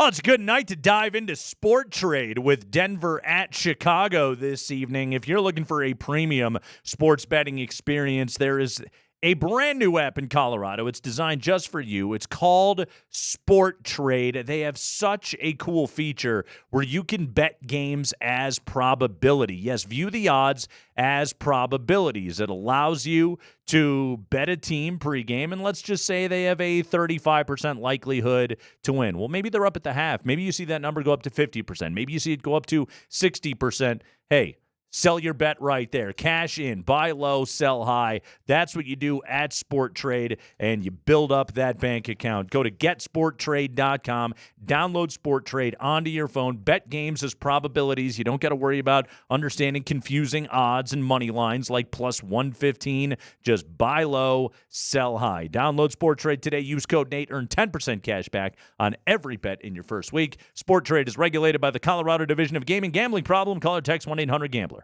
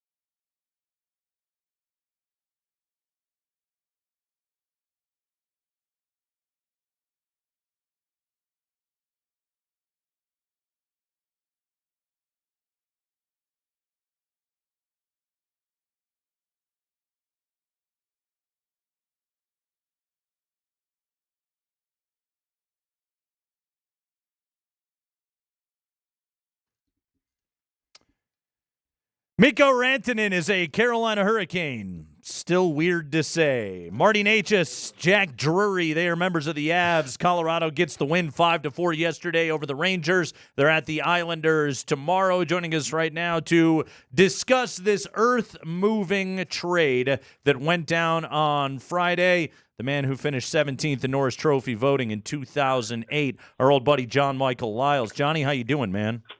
I'm great, guys. Thanks for having me on. It's great to have you. Let's just start with the deal itself. What does that do to a room, really to an entire organization, when you trade an all-time legend and it just happens that abruptly mid-season? Yeah, I mean, listen, it's definitely a huge moment and a huge deal, and inside that room, I can only imagine. Like, at first I said, okay, it's an afternoon game in Boston, so maybe it's better that they're not having morning skate and having to deal with the media, and then they can just go out and play the game. Well, I don't know that I was agreeing with myself afterward, just because they finished the game, they lose a heartbreaker where they outplayed Boston for the majority of the game. They were skating. And just in the end couldn't get enough pucks by Swayman. And so, then you see the Nathan MacKinnon reaction, the Jared Bednar reaction. And I mean, there's genuine, disappointment that he was going to be gone, or he was gone. But I think honestly, the best thing that could have happened is they end up with a back-to-back against the New York Rangers. And both guys that are part of the deal that come the other way end up contributing. Jack Drury with the goal, and Marty Necas with a couple of assists. And Marty Necas and Nathan MacKinnon are two of the faster players in the league. So listen, losing Mikko Rantanen, you're never going to replace a guy like Mikko Rantanen. But in the end, you get a player like Marty Necas, and you get deeper and you get some flexibility. And I understand what management's thinking and the rationale. And it wouldn't shock me if there's another deal in the works, by the deadline to hopefully help this team get better and deeper as well. So, obviously a huge deal when it comes to, the magnitude of a player like that going, not even at the deadline, mid-season. But it's, listen, it's still going to take a little while to, I am excited about Marty Necas playing with Nathan MacKinnon and Jonathan Drouin, just because I do think he's a tremendous player. And when you add that type of speed, and now all of a sudden you're slotting in on a line with Nathan MacKinnon, I do think that's going to elevate his game even more. I'm with you, though, Johnny. It still sucks. But you know what? I think we all fall in love with the guys that win you a championship that you have a parade with. They're just special players in fans' hearts from that point forward. Let me ask you this, though. Until they get Val back, I'm a little concerned about the size on the front line. And, watching that Boston game, and you're right, it couldn't have been more frustrating. I think Boston played 5 good minutes of hockey and ended up winning, right? And then added the empty netter at the end.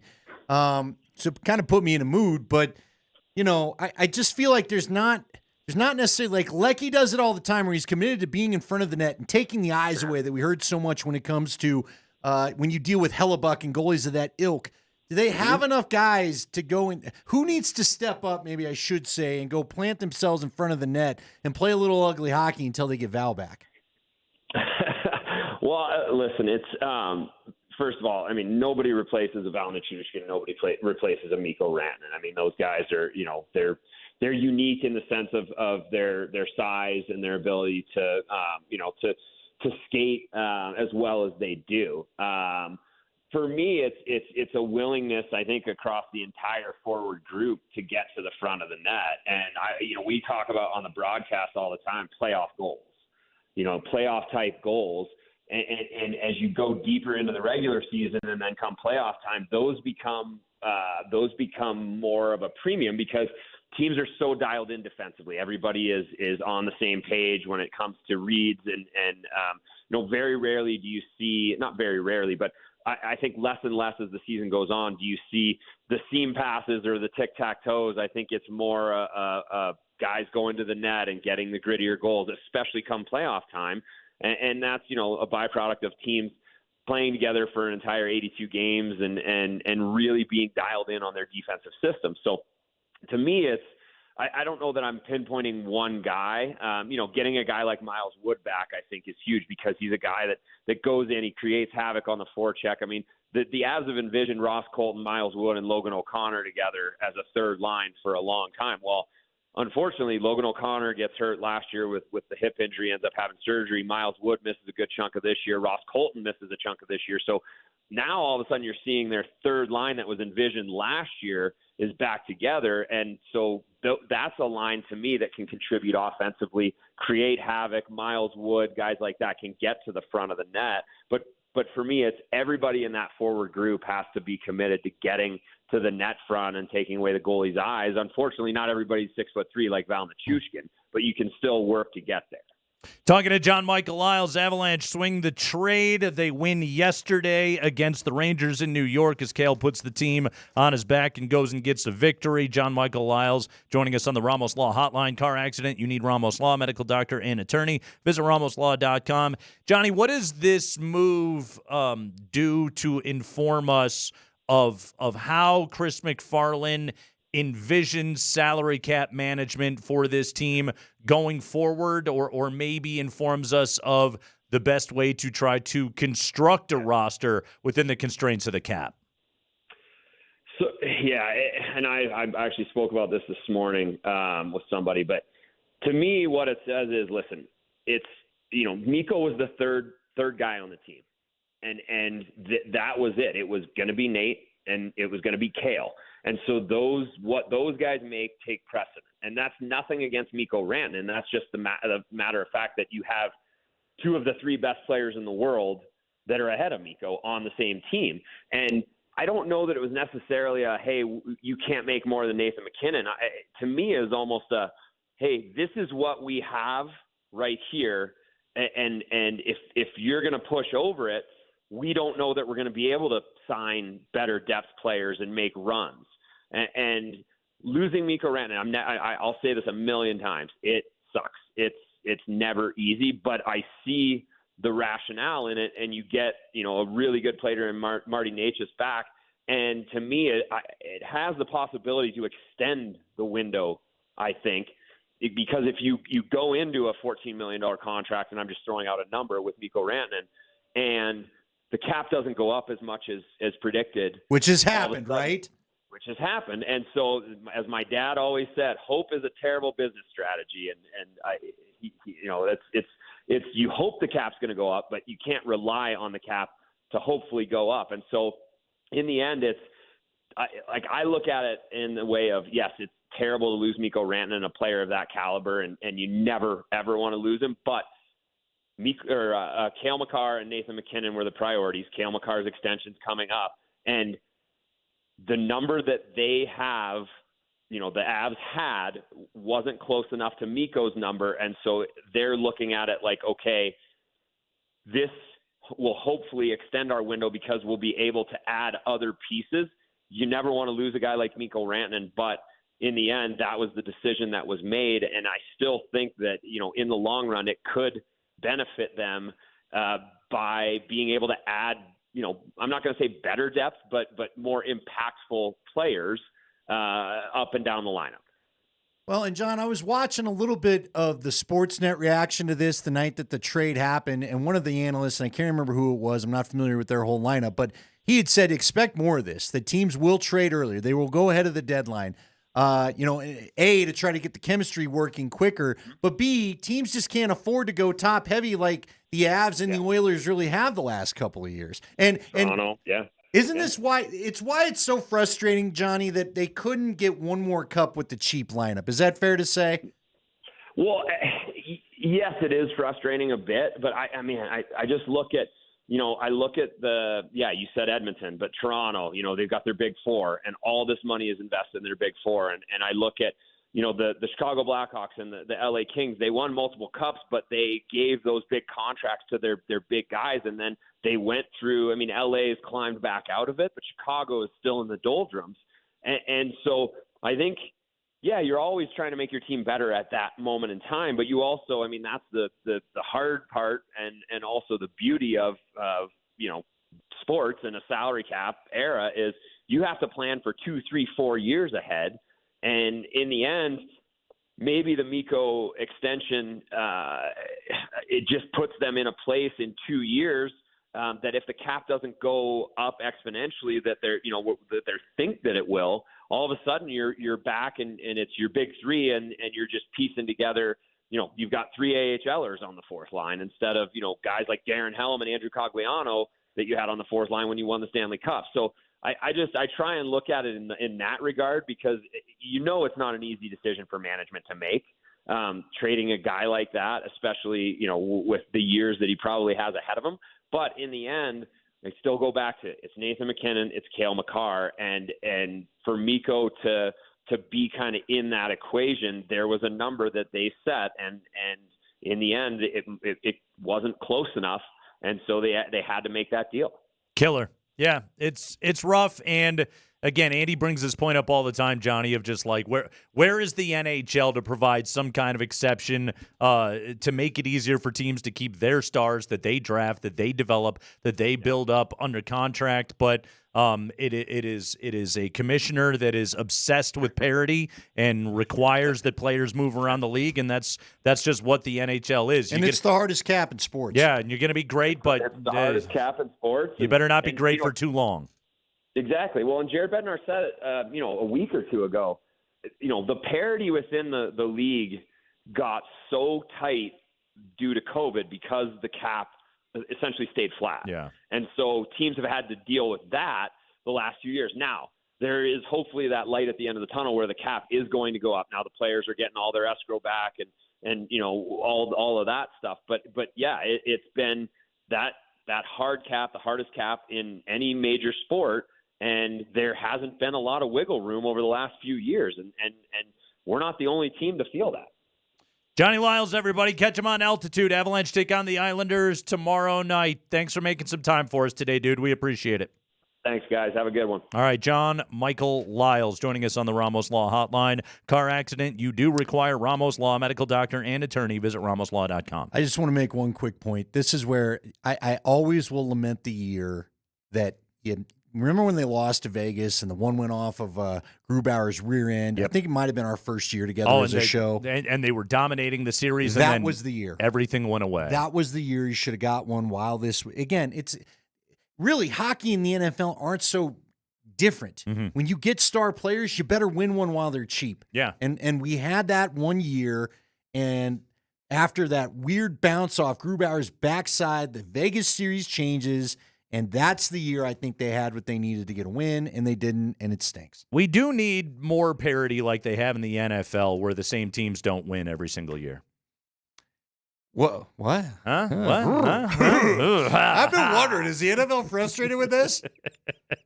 Seriously. It's the same dudes. Really, they got plenty of parity up until championship weekend.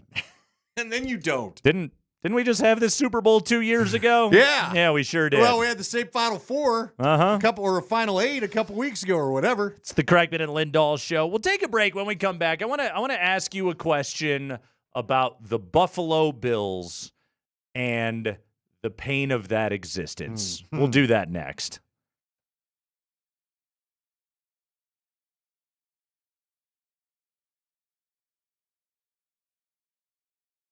Hey guys, Andy Lindahl here for the Rocky Mountain Men's Clinic. Well, we're coming up on the end of January. Have you kept a lot of your New Year's resolutions? I mean, most folks go ahead and pass on these things halfway through the month. I hope if you've been dealing with erectile dysfunction and you said to yourself you're going to get this solved this year that you've not passed on that already, because there's a simple place that you could go to talk about your problems and likely find a cure. It's the Rocky Mountain Men's Clinic. You should give them a call today. Don't deal with the frustration and embarrassment that ED causes, because there's a chance that they've got the right fit for you as far as a treatment right there at the Rocky Mountain Men's Clinic. Just go and see them. It's real easy. The first visit, you schedule a consult with the Rocky Mountain Men's Clinic, and you get that initial visit for $99. It is a consult with a Colorado licensed medical provider, a TMPSA test, and if it's medically advised, you'll get a test dose. If that test dose isn't working in the office, the visit is free. They have an expert staff, and if you're like a lot of men, you could be having sex the day after your appointment. They have 5 locations in Colorado to serve you, including Fort Collins and the Springs. Call them today to see which one is closest to you. That's 720-440-7900, or visit them at RockyMountainMen'sClinic.com.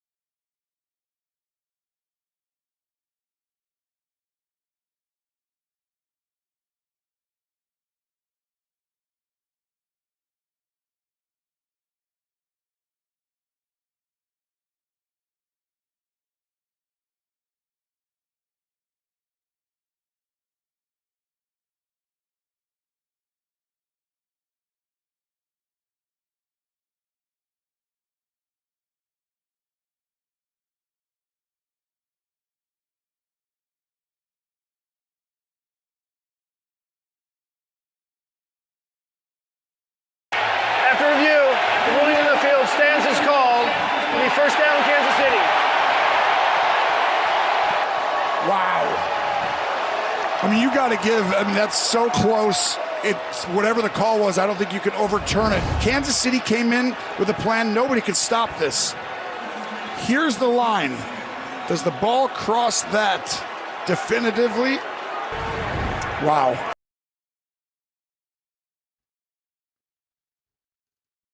The only explanation I can come up with is that the football, half of it disappeared like a video game glitch. You know, like the game freezes and you get caught between worlds? Again, I haven't played video games since Sega Genesis. This probably doesn't happen anymore. But I think half of the ball disappeared in a glitch, and it was the half of the ball that was, beyond the 40-yard line and thus would have been a first down for the Bills. That's all I can come up with. I took a screenshot of it today. I was rewatching the game, and I stopped. Both angles? And each side? I took a screenshot. I don't have both angles. I only have the one. Didn't they show us two? I thought they showed us There was an above. the left and the right. The above looked like he was beyond it, but the problem was you couldn't see the ball. I know, but what part? Okay, but this go is, ahead. This is what's throwing me about it, though. And you can see from the picture that I have here that I took of, like, his left knee, to me, appears to be right at the 40-yard line. Now, you're like, well, that's not the ball. Why does that matter? Well, his body was angled forward with Kincaid pushing him. Thus, his right shoulder was above his left knee, leaning. And again, like, I can't see the ball exactly, but I know that the ball is somewhere within his torso. And if his right shoulder is on the 40-yard line, doesn't that mean the ball would have had to have been there? Yeah, you would think. And again, like, the two refs ran in at different sides. How did you determine, we'll go with the guy that's said short? Yes, and the other said no. So how did Josh is dead in the middle. How did you decide, then we'll go with the guy that said short? I don't know. And here's the thing, Andy. I do not think this is a grand conspiracy in favor of the Kansas City Chiefs, okay? I don't believe that that's the case. I just think it's a bad call that doesn't make any sense to me as I look at this play. Now, again, I'll look at the Bills and go, you guys ran tush push left how many times? And it sucked all day. And you just kept trying to do it, and give Kansas City credit because they loaded up. And again, Spags figured it out. Yeah, you were effective like once at it, but it didn't work most of the day. But still, I don't know. I don't know how it's not a first down. I can't say definitively I see exactly where the ball is above the 40-yard line. I just see where his midsection is, where his torso is, and I'm assuming the ball is right in there because I don't see him holding it out here or anything like that. How the hell is it not a first down?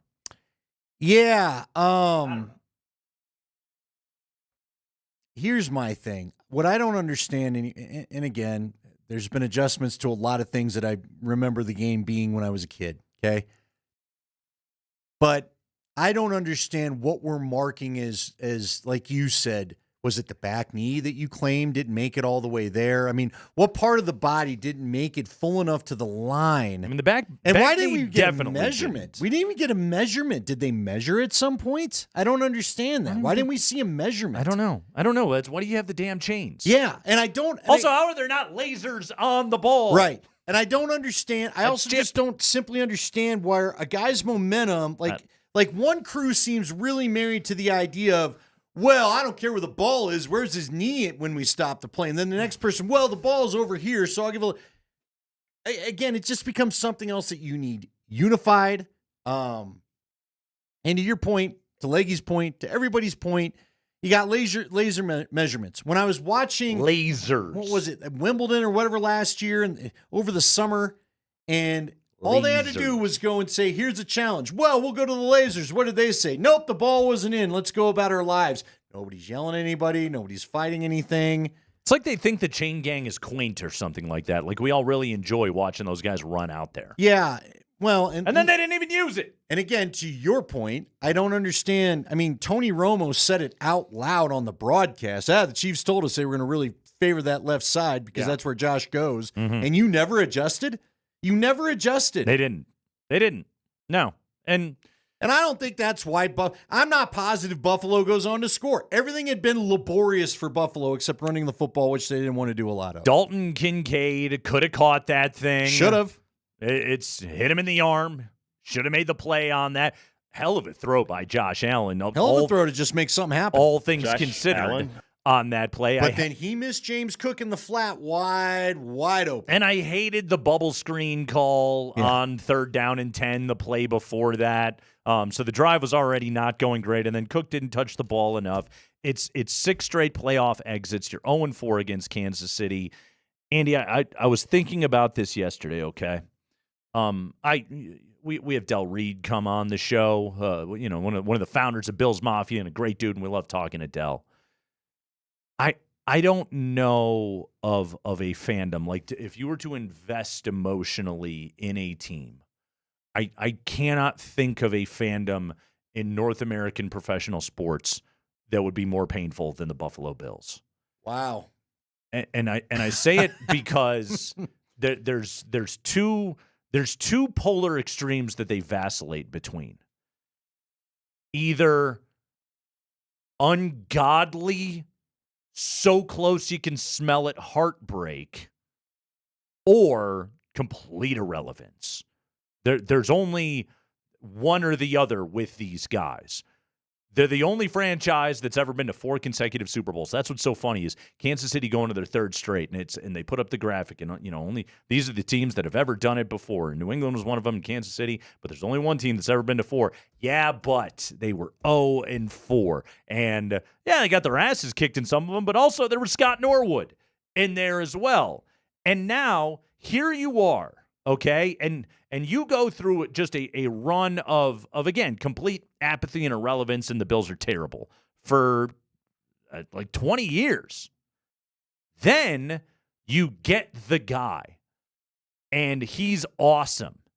But the problem is that there's one other guy, and he's just a little bit more awesome, and he always figures out how to beat you guys because you leave the door slightly open, and that guy doesn't do that. Well, the other thing that sucked for Buffalo, they lost Rapp, the safety, before they even got to the game. Yep. So that hurts things. And then they had to play that backup corner after the other one got his concussion again. Yep. And they just immediately, Kansas City's like, oh, that guy. Bing, bing, bing, bing, bing, Kansas all the way City down got the field. the one big special teams play. Yeah. Remigio had the one big return, which almost that almost serves as like a turnover when you didn't really turn the ball over, but you give up one big return and Kansas City goes right into score to go up 2 scores. So you get stuck right there.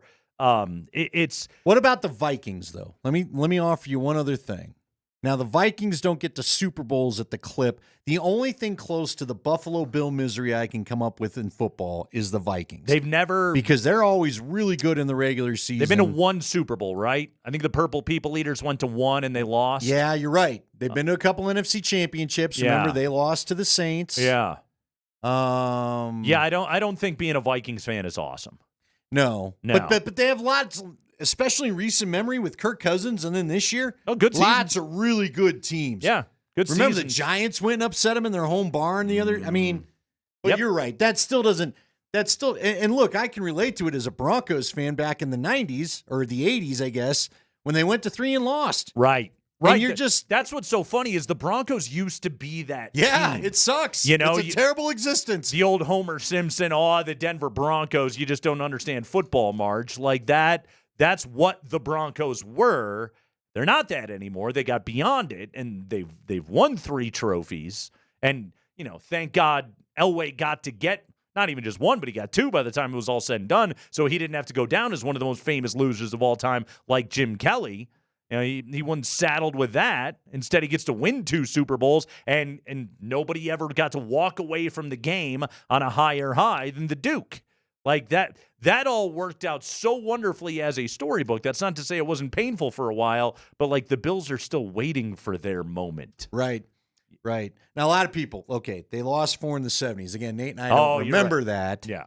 But in modern times, I still, despite my Bronco friends that insist otherwise, and I got plenty of them. Oh, the boomers are coming out of the woodworks I'm glad you guys are listening. To text us. Thanks, guys. I honestly... That Randall Cunningham, Randy Moss rookie year, right? Carter, when Gary Anderson missed the field goal in '99, I still don't know. That would have been one awesome Super Bowl. And I've had every member of the Broncos team that was on that. Every member I could talk to has told me, we had something for him.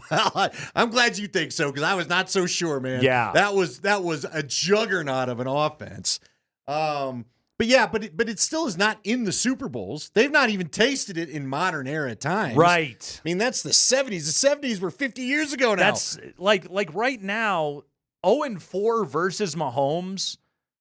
It's kind of like being 0-4 in the Super Bowl. Absolutely. You can't get past this guy. And this is the thing that's wild about it, is as I'm watching it yesterday, okay?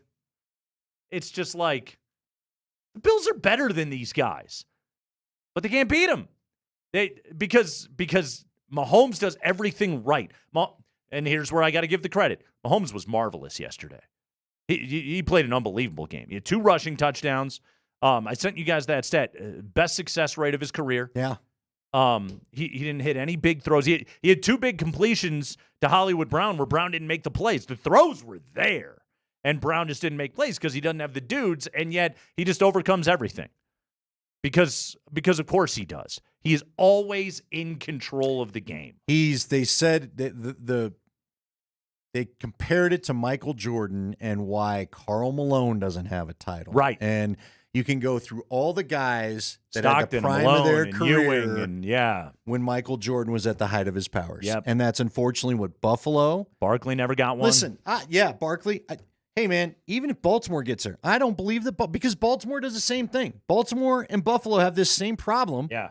They're both better teams than the Chiefs this year, but they don't know how to make the plays like the Chiefs do. Becomes old hat. And you talked about it.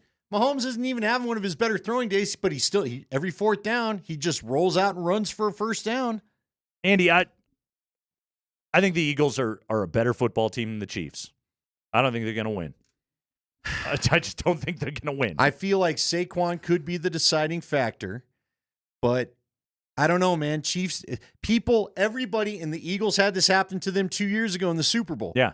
There's just some sort of weird voodoo that goes down when you play the Chiefs and you just don't play your game or your sane game, right?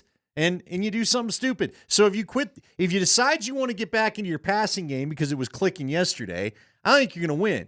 Now, if you're gonna big boy up and you're gonna run the football down their throats and you're gonna keep Mahomes off the field, I think you can win. That's basically what they were doing a couple years ago in the Super Bowl and then kind of went away from it. By the way, they can win. Is it not insane that the Chiefs possibly could have 4 Super Bowls and 2 came against the Niners and 2 came against the Eagles? Get out of here. Keep lining them all up. Keep lining up Buffalo. Keep lining up Baltimore, and you can't beat those guys. Again, why has nobody hired Spagnuolo, if for no other reason, to at least weaken the Chiefs that way? Your defensive coordinator as a head coach, kind of like the way the Broncos hired Fangio. Do you think Josh gets over this? I mean, at what point can you?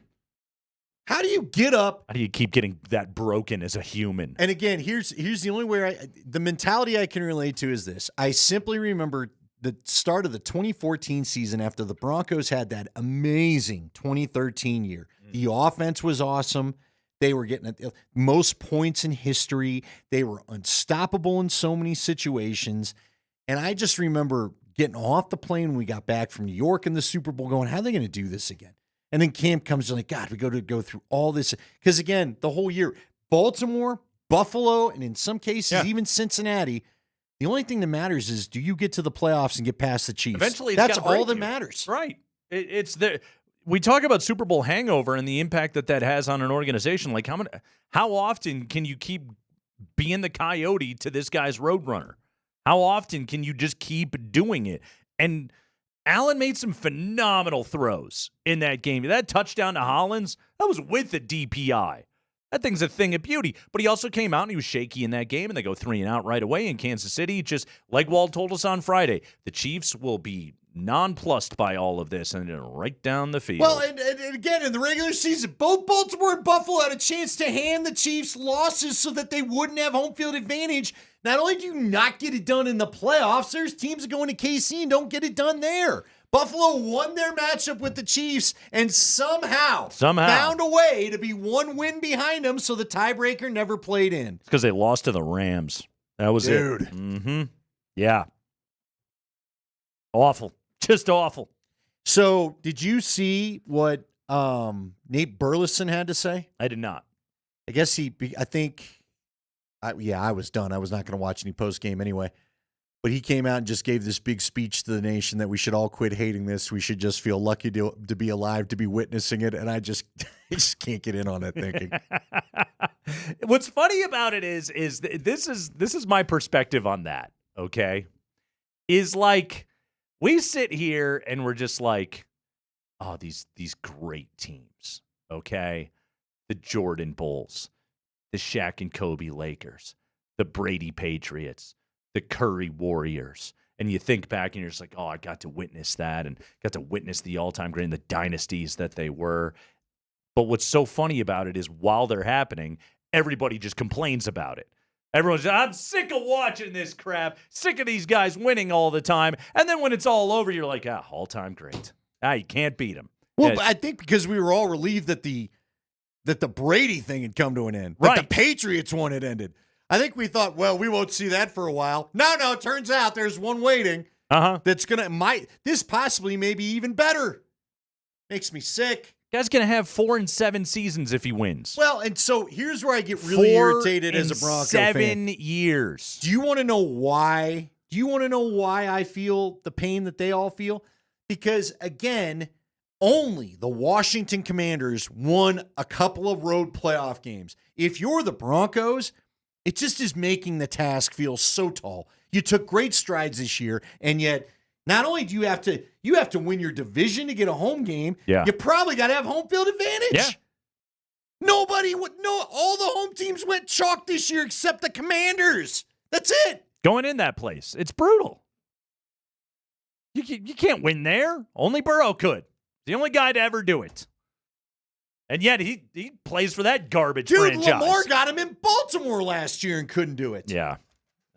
It's unbelievable. It's that 1,000-yard stare from Josh Allen sitting on the bench. I feel so bad for that guy. Right? It's not often that I feel bad for an athlete because you know what? You're going to wake up and life's going to be okay and all that stuff. I mean, how that guy relatively must hurt. Speaking, right. That one dude is always in your way. Mm-hmm. One guy. Yeah. That one team and that one guy, and you are so friggin' good, but that other guy is just a little. And bit probably doesn't even want MVP now. He's probably like, please give it to Lamar. I don't even want to go to NFL honors. Yep. I don't know. I don't. If you're a Buffalo Bill fan, I'm sorry. I'm sorry. The pain. It's absolutely brutal, and the only thing that I can tell you is you should have been perfect. That's your only choice. You had to be perfect. You can't miss open guys, unfortunately. You can't. No. It's you have to be perfect. Also, it was a first down. It's Kreckman and Lindahl.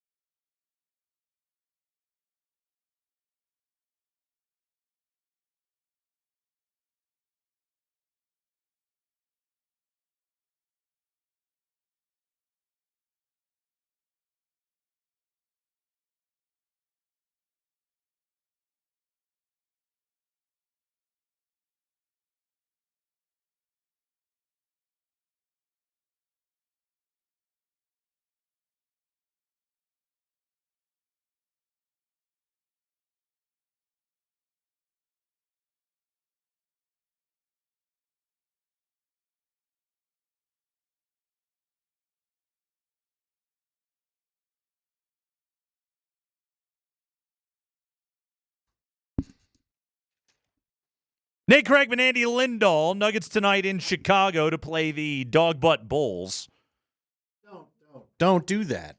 Don't. They're not good. I know. I believe they've lost 7 of their last 8. But every time you've said that, unfortunately, this year, bad things have happened. They lost to the Wizards was the only time that it happened.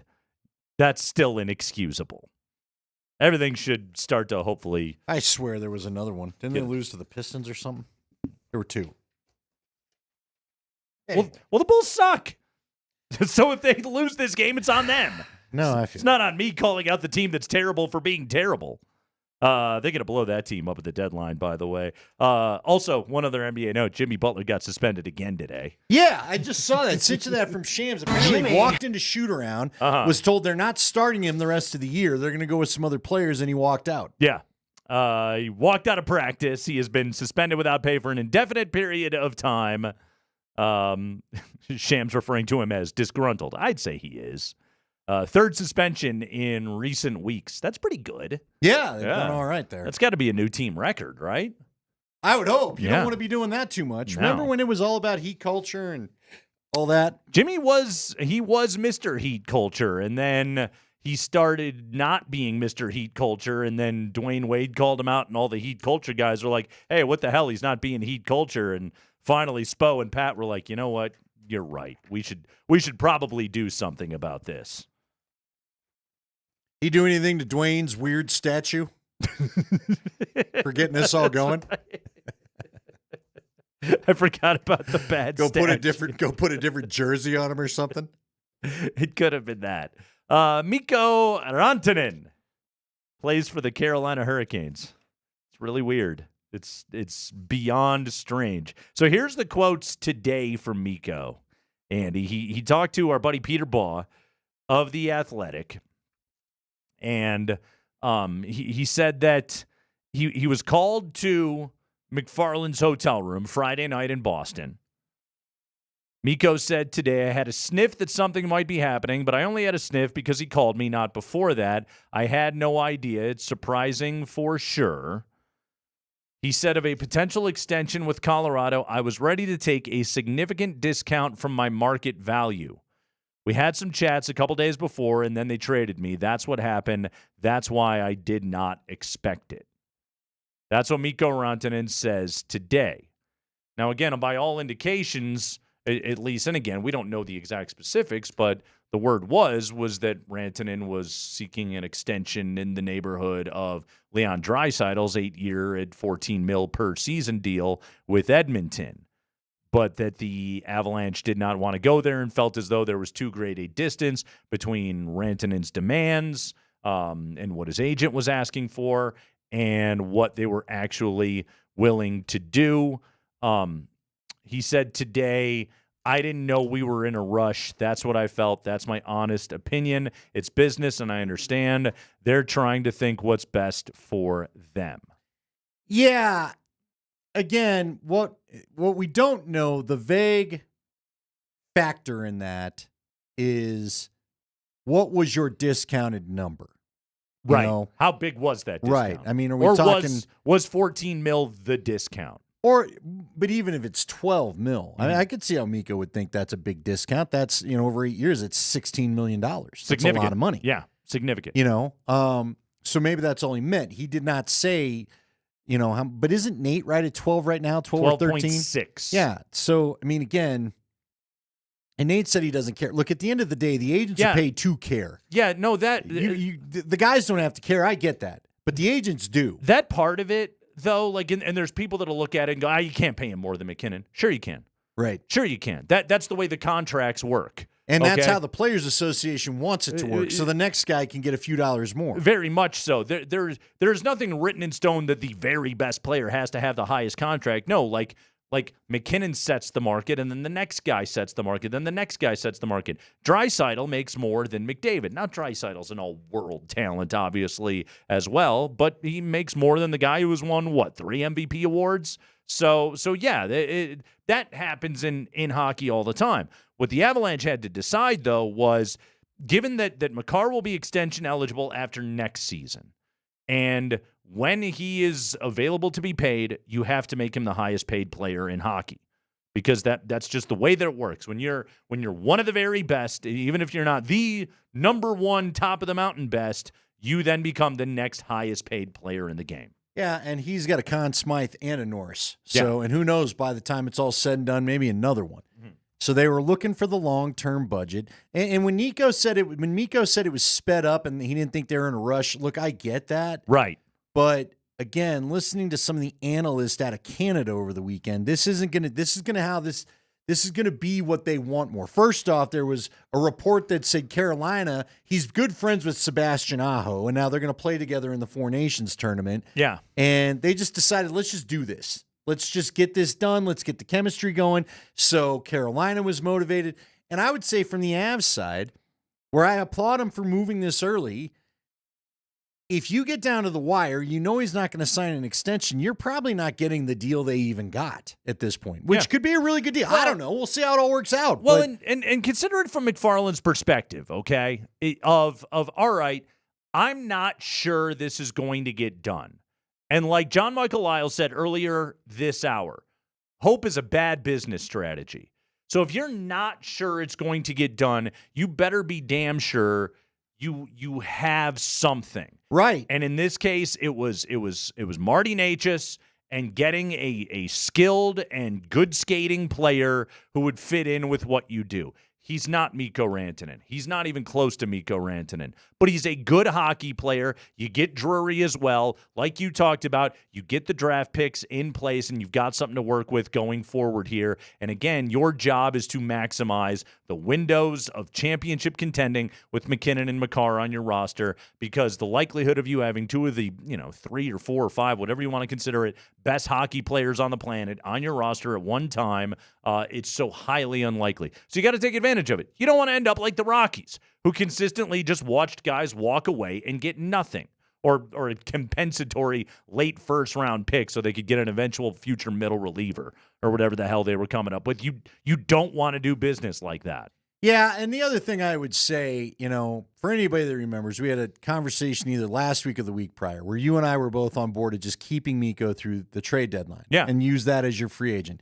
The problem was the Avs offense had stalled out. They did not have – Jared Bednar complained a number of times since we had the conversation that our top guys are doing too much, and the power play had been on a ridiculous scoreless streak. Mm-hmm. So not only do you do this now, you shake some things up. To your point, trying to just look at it positive. Look, guys, no one's going to tell you this is great to lose Mikko Rantanen. No. It isn't. It sucks. It does suck. Okay? Mikko Rantanen is one of the only guys in the NHL that makes scoring goals look easy, and it's so hard to do. Right. But the reality is you can't afford to keep rotating through your CHL players trying to make up your bottom 5 or 6 guys, which is what they've been doing. And guess what? Not enough depth, leading to the frustration. The top line playing too much. So now they can at least look, I still think they need to add a physical stay-at-home defenseman. I'd like to see that added. If you add Crosby, great, fine. Yeah. But we're also hyper-focused on offense. Go look at yesterday's game. Offense wasn't their issue.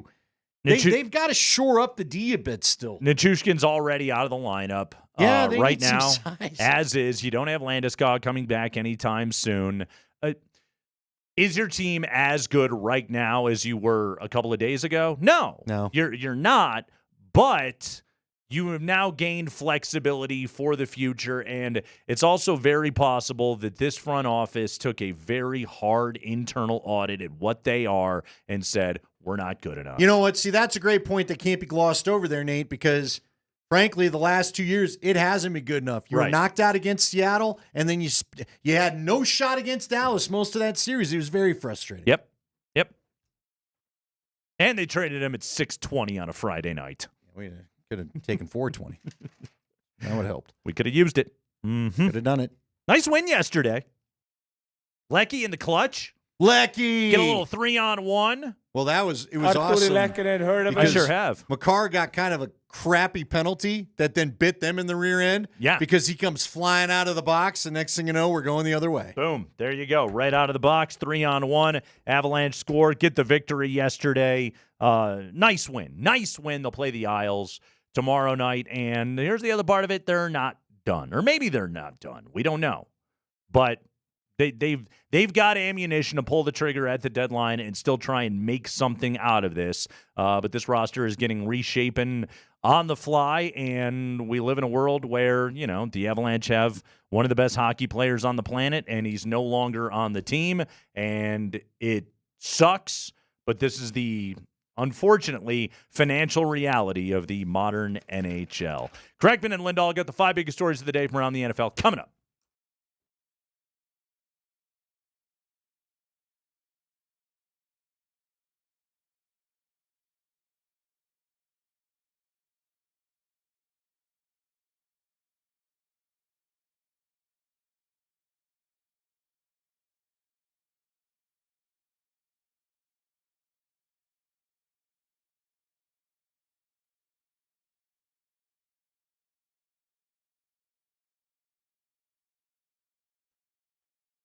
Speaking of Hooters, hey, it's Nate Kreckman and Andy Lindahl for the Colorado Lottery.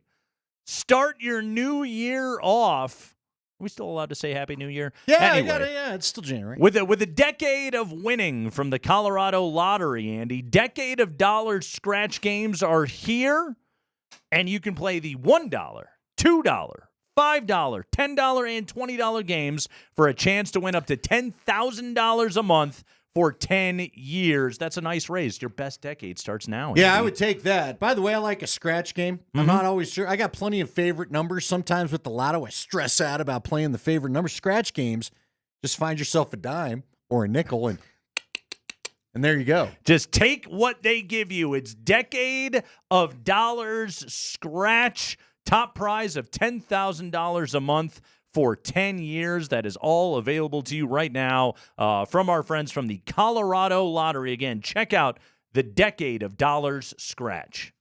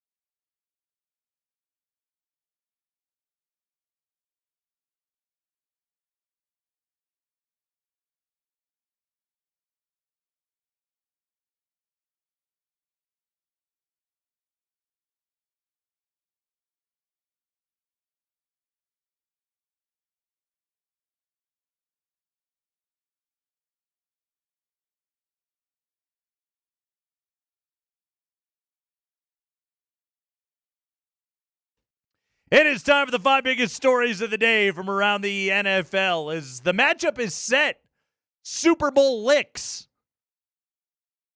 That logo is weird to me. It says licks. Chiefs, Eagles. Whoa. Yay! Let's dive into it. We got football news right now. In spring, we got the Broncos coaching staff getting raided. Yes, let's talk about all that right now in the High Five, brought to you by Bet365. Whatever the moment, it is never ordinary at Bet365. Today, the New York Jets introduced new head coach Aaron Glenn and their new GM, Darren Muji. He was the former assistant GM for George Payton with the Broncos, so he is now the GM of the New York Jets. The Bears have hired former Broncos offensive assistant, tight ends coach, Declan Doyle, as their new offensive coordinator. Obviously, Ben Johnson will call the plays, but Declan Doyle is the Bears' new OC. The Lions are hiring John Morton. Is he the tight end coach? Is John Morton the tight end coach? John Morton was the passing game coordinator. So he is now the OC for Dan Campbell. Declan Doyle was the tight ends coach who is now the OC of the Bears. And Chris Banjo, Broncos special team assistant, is interviewing with the Cowboys for their special teams coordinator opening. How many of these guys did you know worked on staff? Because I already told you, I didn't know we had a passing game coordinator. So I thought it was Sean. So I knew about the Mooj because George Payton has specifically referenced the Mooj in prior press conferences, so I knew that guy was on the staff. I couldn't tell you, like if I saw him at Safeway, I would walk right past him and have no idea who he was. But I knew the name, the Mooj. Okay? Declan Doyle, the tight ends coach, no idea. Yeah. No idea. We talk a lot of Broncos. We never got so in depth to get all the way into the weeds on the tight ends coach. Well, because it's all Sean Payton stuff, right? And then you got Joe Lombardi there. Also because the tight ends suck. Yeah, there's no need to talk about the tight ends. And then John Morton is the offensive coordinator for the Lions. He's the passing game coordinator. To your point, Eddie, Sean Payton's the passing game coordinator. Exactly. Okay. Yeah. This guy watched some film, but he was on Dan Campbell's staff before, and Campbell knows him, and they worked together in New Orleans, and they worked together in Detroit. So familiarity. Johnny Morton becomes the offensive coordinator for the Lions. And then Chris Banjo, I knew of him because he was a hot young candidate. Because we talked about him last week. Yeah. I didn't know him before that. But here we are. But I knew him now. Bunch of Broncos people's leaving. Yes, so. But not Vance Joseph yet. So no VJ. He'll stick around, but who knows? Yeah. How many Broncos assistant coaches can you name? Not many. I know the O-line coach is Zach Streif. Good call. Yeah, I know that one. Had you asked me that directly, I'd have taken a minute, but I'd probably got there. Yeah. Because I think he's done a good job. I don't know who the running back coach is. QB's coach is Davis Webb. Yep. Yeah. Which I think he's important. We know Jim Leonard is the DB's coach. Is the DB's coach. I don't know who coaches linebackers. No. Not off the top of my head. Remember when who was it? Bill Kolar was the big defensive line. I do coach remember there. Bill Kolar. Reggie somebody was the linebackers coach, and they were the guys yelling all the time. Mm-hmm. Yeah, that's about it. I remember Otten. Is Bobby Turner still the running backs coach? No, man. He's not. Okay. No, he's with the Niners, right? Bobby Turner? Yeah, he's had a couple stops. he He went works to for Kyle Washington now. with Mike. He's with Kyle. I think he spent time in Houston. He's been all over the place. Know your obscure Broncos assistant coaches. Clint Kubiak is going to get hired in Seattle, right? Yeah. Or got hired in Seattle. Yeah, he got a new gig. He used to be here. Yeah. Uh-huh. Outen. I just remember Outen was our tight ends coach because he's basically getting the same role as our other tight ends coach is going to get there. Declan Doyle is going to get with Ben Johnson because Ben Johnson's going to call the plays. Remember, Outen was the guy that was calling, that allegedly was the OC for Haxie. Andy, as you know, I was a Bears fan in a former life, and all my buddies that are Bears fans are texting me, what's the deal with this guy? And my answer was, I don't know. Good luck. Yeah.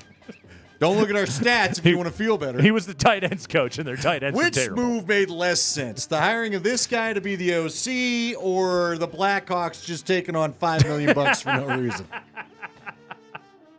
Chicago sports, man. Just hitting nothing but doubles to the gap. Go ahead, Spring. High five. All right, we had NFL coaches, new hires introduced to the media to start in the division with the Las Vegas Raiders. They introduced Pete Carroll as their new head coach today. He said that they are going to lean on Tom Brady as much as they possibly can for insights on what to do at quarterback. He was also talking about how he thinks they can get more Las Vegas Raiders fans at Allegiant Stadium instead of, visiting team fans. And he was interrupted, I believe, by Marshawn Lynch, who was in attendance at the press conference. You'll hear what Marshawn had to say as Pete's talking about this. We do want to fill our stadium up with our guys. I know that we have a good draw for people from out of town.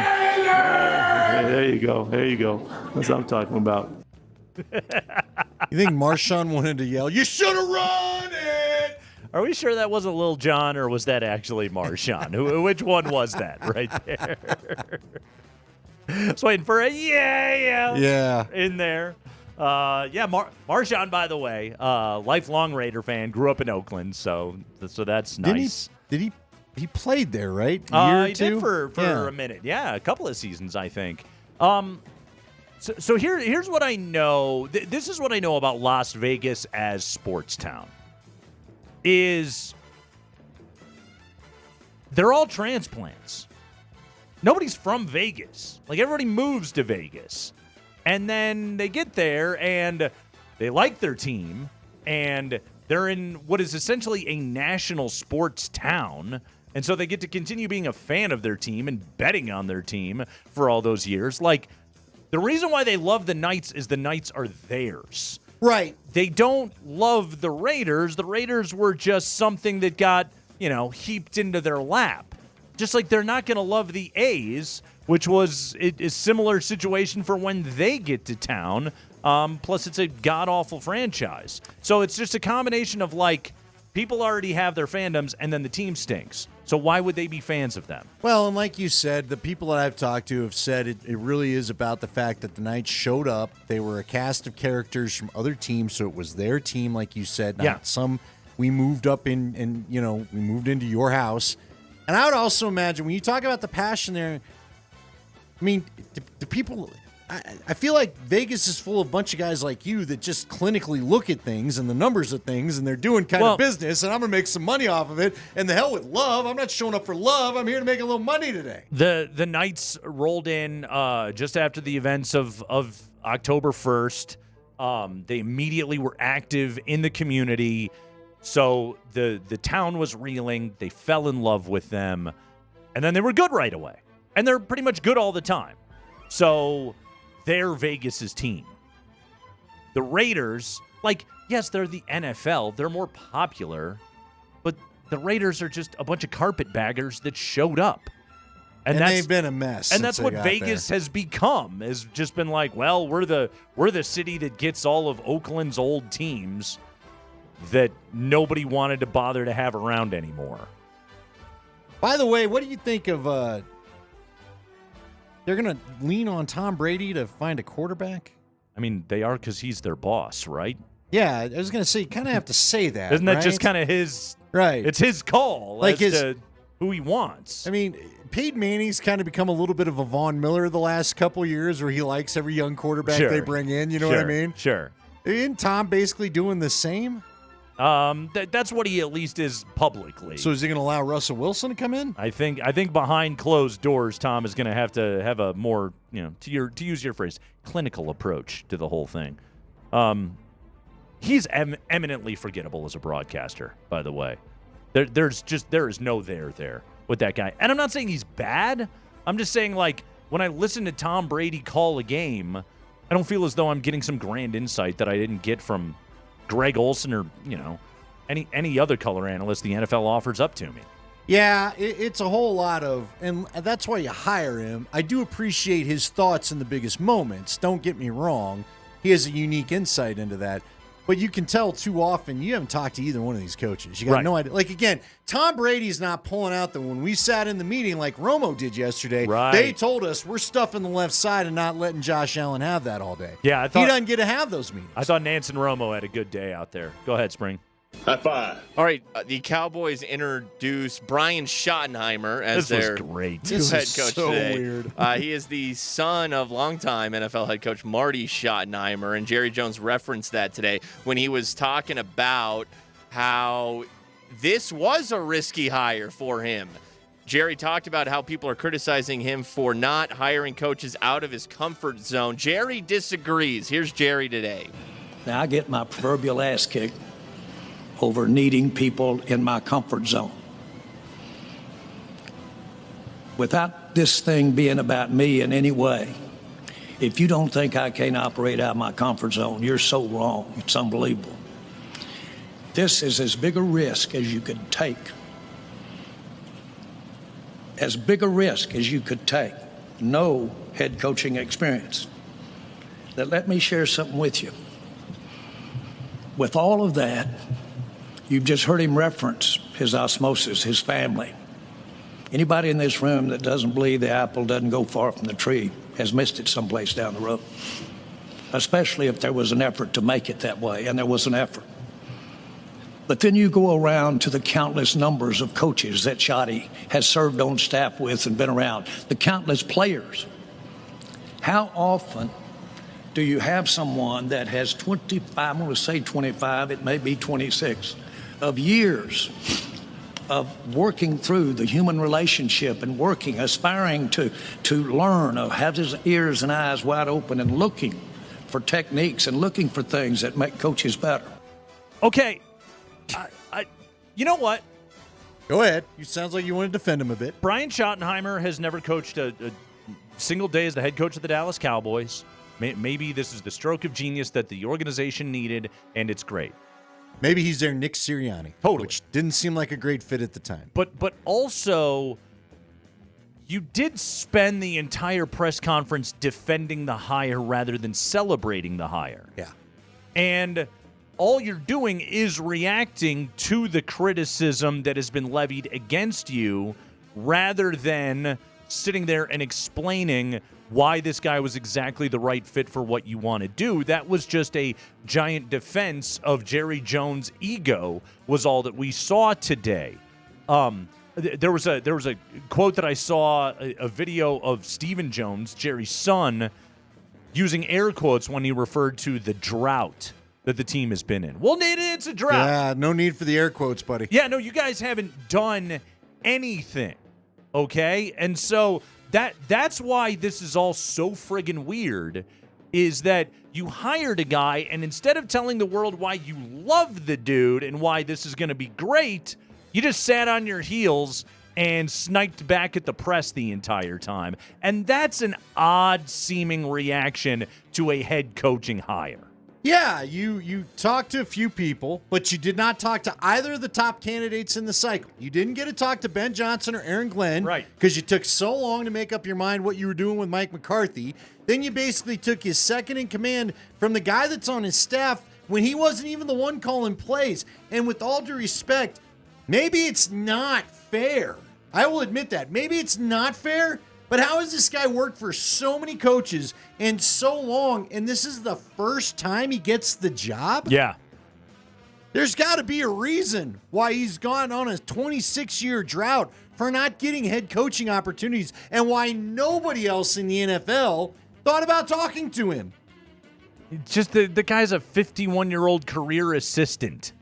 Yeah, it's always a huge indictment when you hire a guy and nobody else wanted to talk to him. To your point, we've had these rants when they hired Dan Campbell and he was biting kneecaps and Sirianni was being weird in his first one, and ultimately it worked out, and maybe this will work out for the Cowboys too, but I don't know.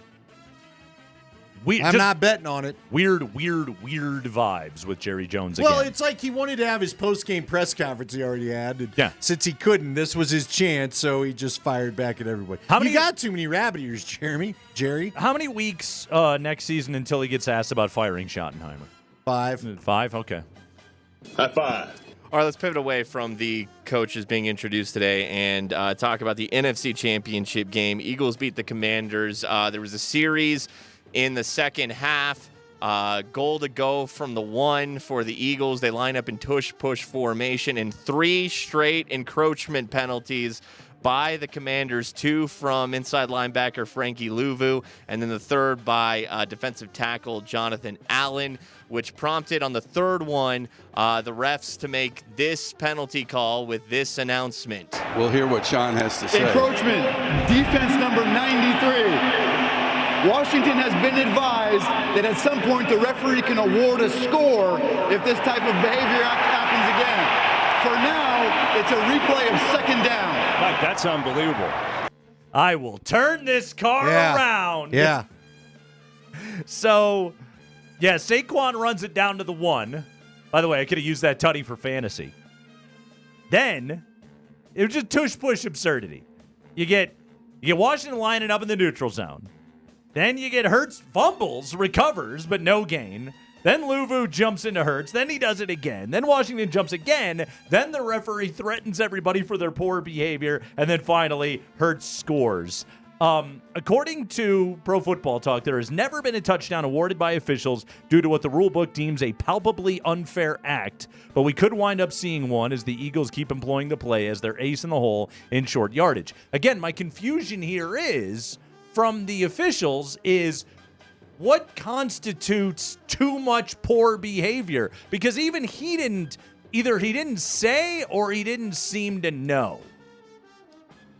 Yeah, I mean, it's just number of fouls, right? Yeah. Just, was he going to take 2 more? What's the cutoff? There's also a point where it's like, how do you move the ball up anymore? Well, I've laughed. They just tap it with their finger, right? Just at some point. Here we go. I don't know, man. That was weird. Weird, wild, wacky. How is it that we're this deep into the history of the NFL, and yet always at playoff time we seem to learn about some new rule we didn't know about? Something new. That Eagles defense is legit. By the way, that Quinyon Mitchell interception late in that game, unbelievable. Great season for the Manders, but they got big boyed yesterday out there by those dudes, and they had the bad turnovers. They had the fumble on the kick. They had the Eckler fumble.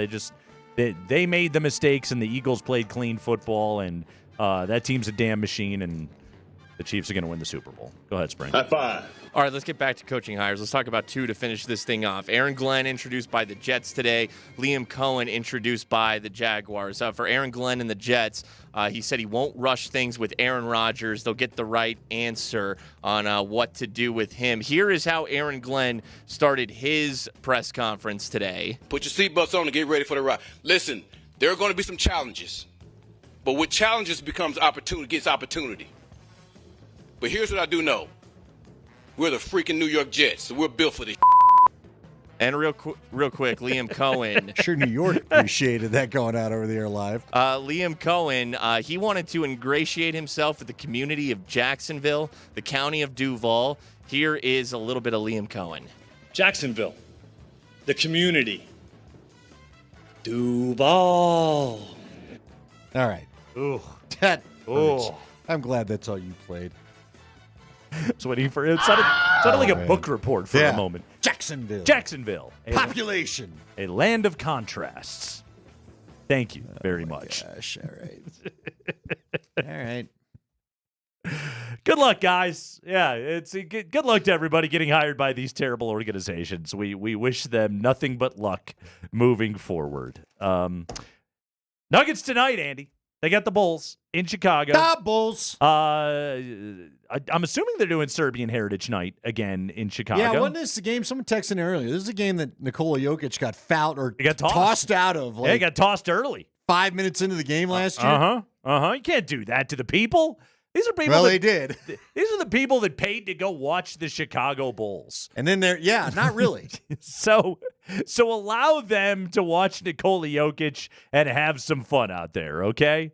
How many Bulls can you name, Andy? None. Zach LaVine, obviously. Yeah, I wouldn't. They still got Vooch. Lonzo Ball's their point guard. He came back from the same surgery as Gabe. All right. Is he playing? He is. Yes. How many has he played in a row? Has he been up and down? I thought he was kind of in and out. He's been in and out. Yeah. He's Lonzo Ball. Josh Giddey. Sure. May have once Heard of him? May have once, dipped his toes. Uh-oh. That guy? No! Illinois legend Io DeSunmu plays for Chicago. Io DeSunmu. Great guard. You'd like him. That's all I got for you. Who is your Illinois guy that I said the name exactly as it's spelled, and I shouldn't have? That was Kofi Yes, Coburn. that's right. Our but old it's big not man, spelled like that. Kofi Coburn. Last name spelled Cockburn. Sure. Sounded more like a possible. Yeah, you don't see a symptom of something. The silent CK all You that really often. don't. Yeah, No, yeah. you don't. Linguistically, it's rare, and yet on that one, you had to make sure to say it properly. Otherwise, you were describing an unfortunate system. Do you think they get it done tonight? Do you think they wake up? The Nuggets? They unleash hell? They'll win tonight. Yeah, they'll win tonight. That team stinks. That team stinks. They're about to blow it all up too. So no one's interested? Yeah. I mean, Levine's not going to be there. Vooch isn't going to be there. They're going to, yeah. That's not a good situation. Is the Levine, Porter, Denver dalliance dead as far as the rumor mill is concerned? I haven't seen anything for a while. I mean, I think it's still humanly a possibility, but I don't think it's going to be happening. No, I think if the Nuggets make a trade, it's going to be around the periphery. I don't think they're going to do anything to the core. Probably not doing anything then. Right? It's Unless also you can get a big man. Yeah, it's also very possible they do absolutely nothing. Yeah. Nuggets Bulls. Berto's got your pregame coming up here momentarily. Kaz has the call coming up at 6 o'clock. We'll have tip-off. Thanks again to John Michael Lyles. He was with us, and he was great. Jeff Legwall joined the show as well. We're back tomorrow at 3 o'clock. Have a good night, everybody. Go Nuggets.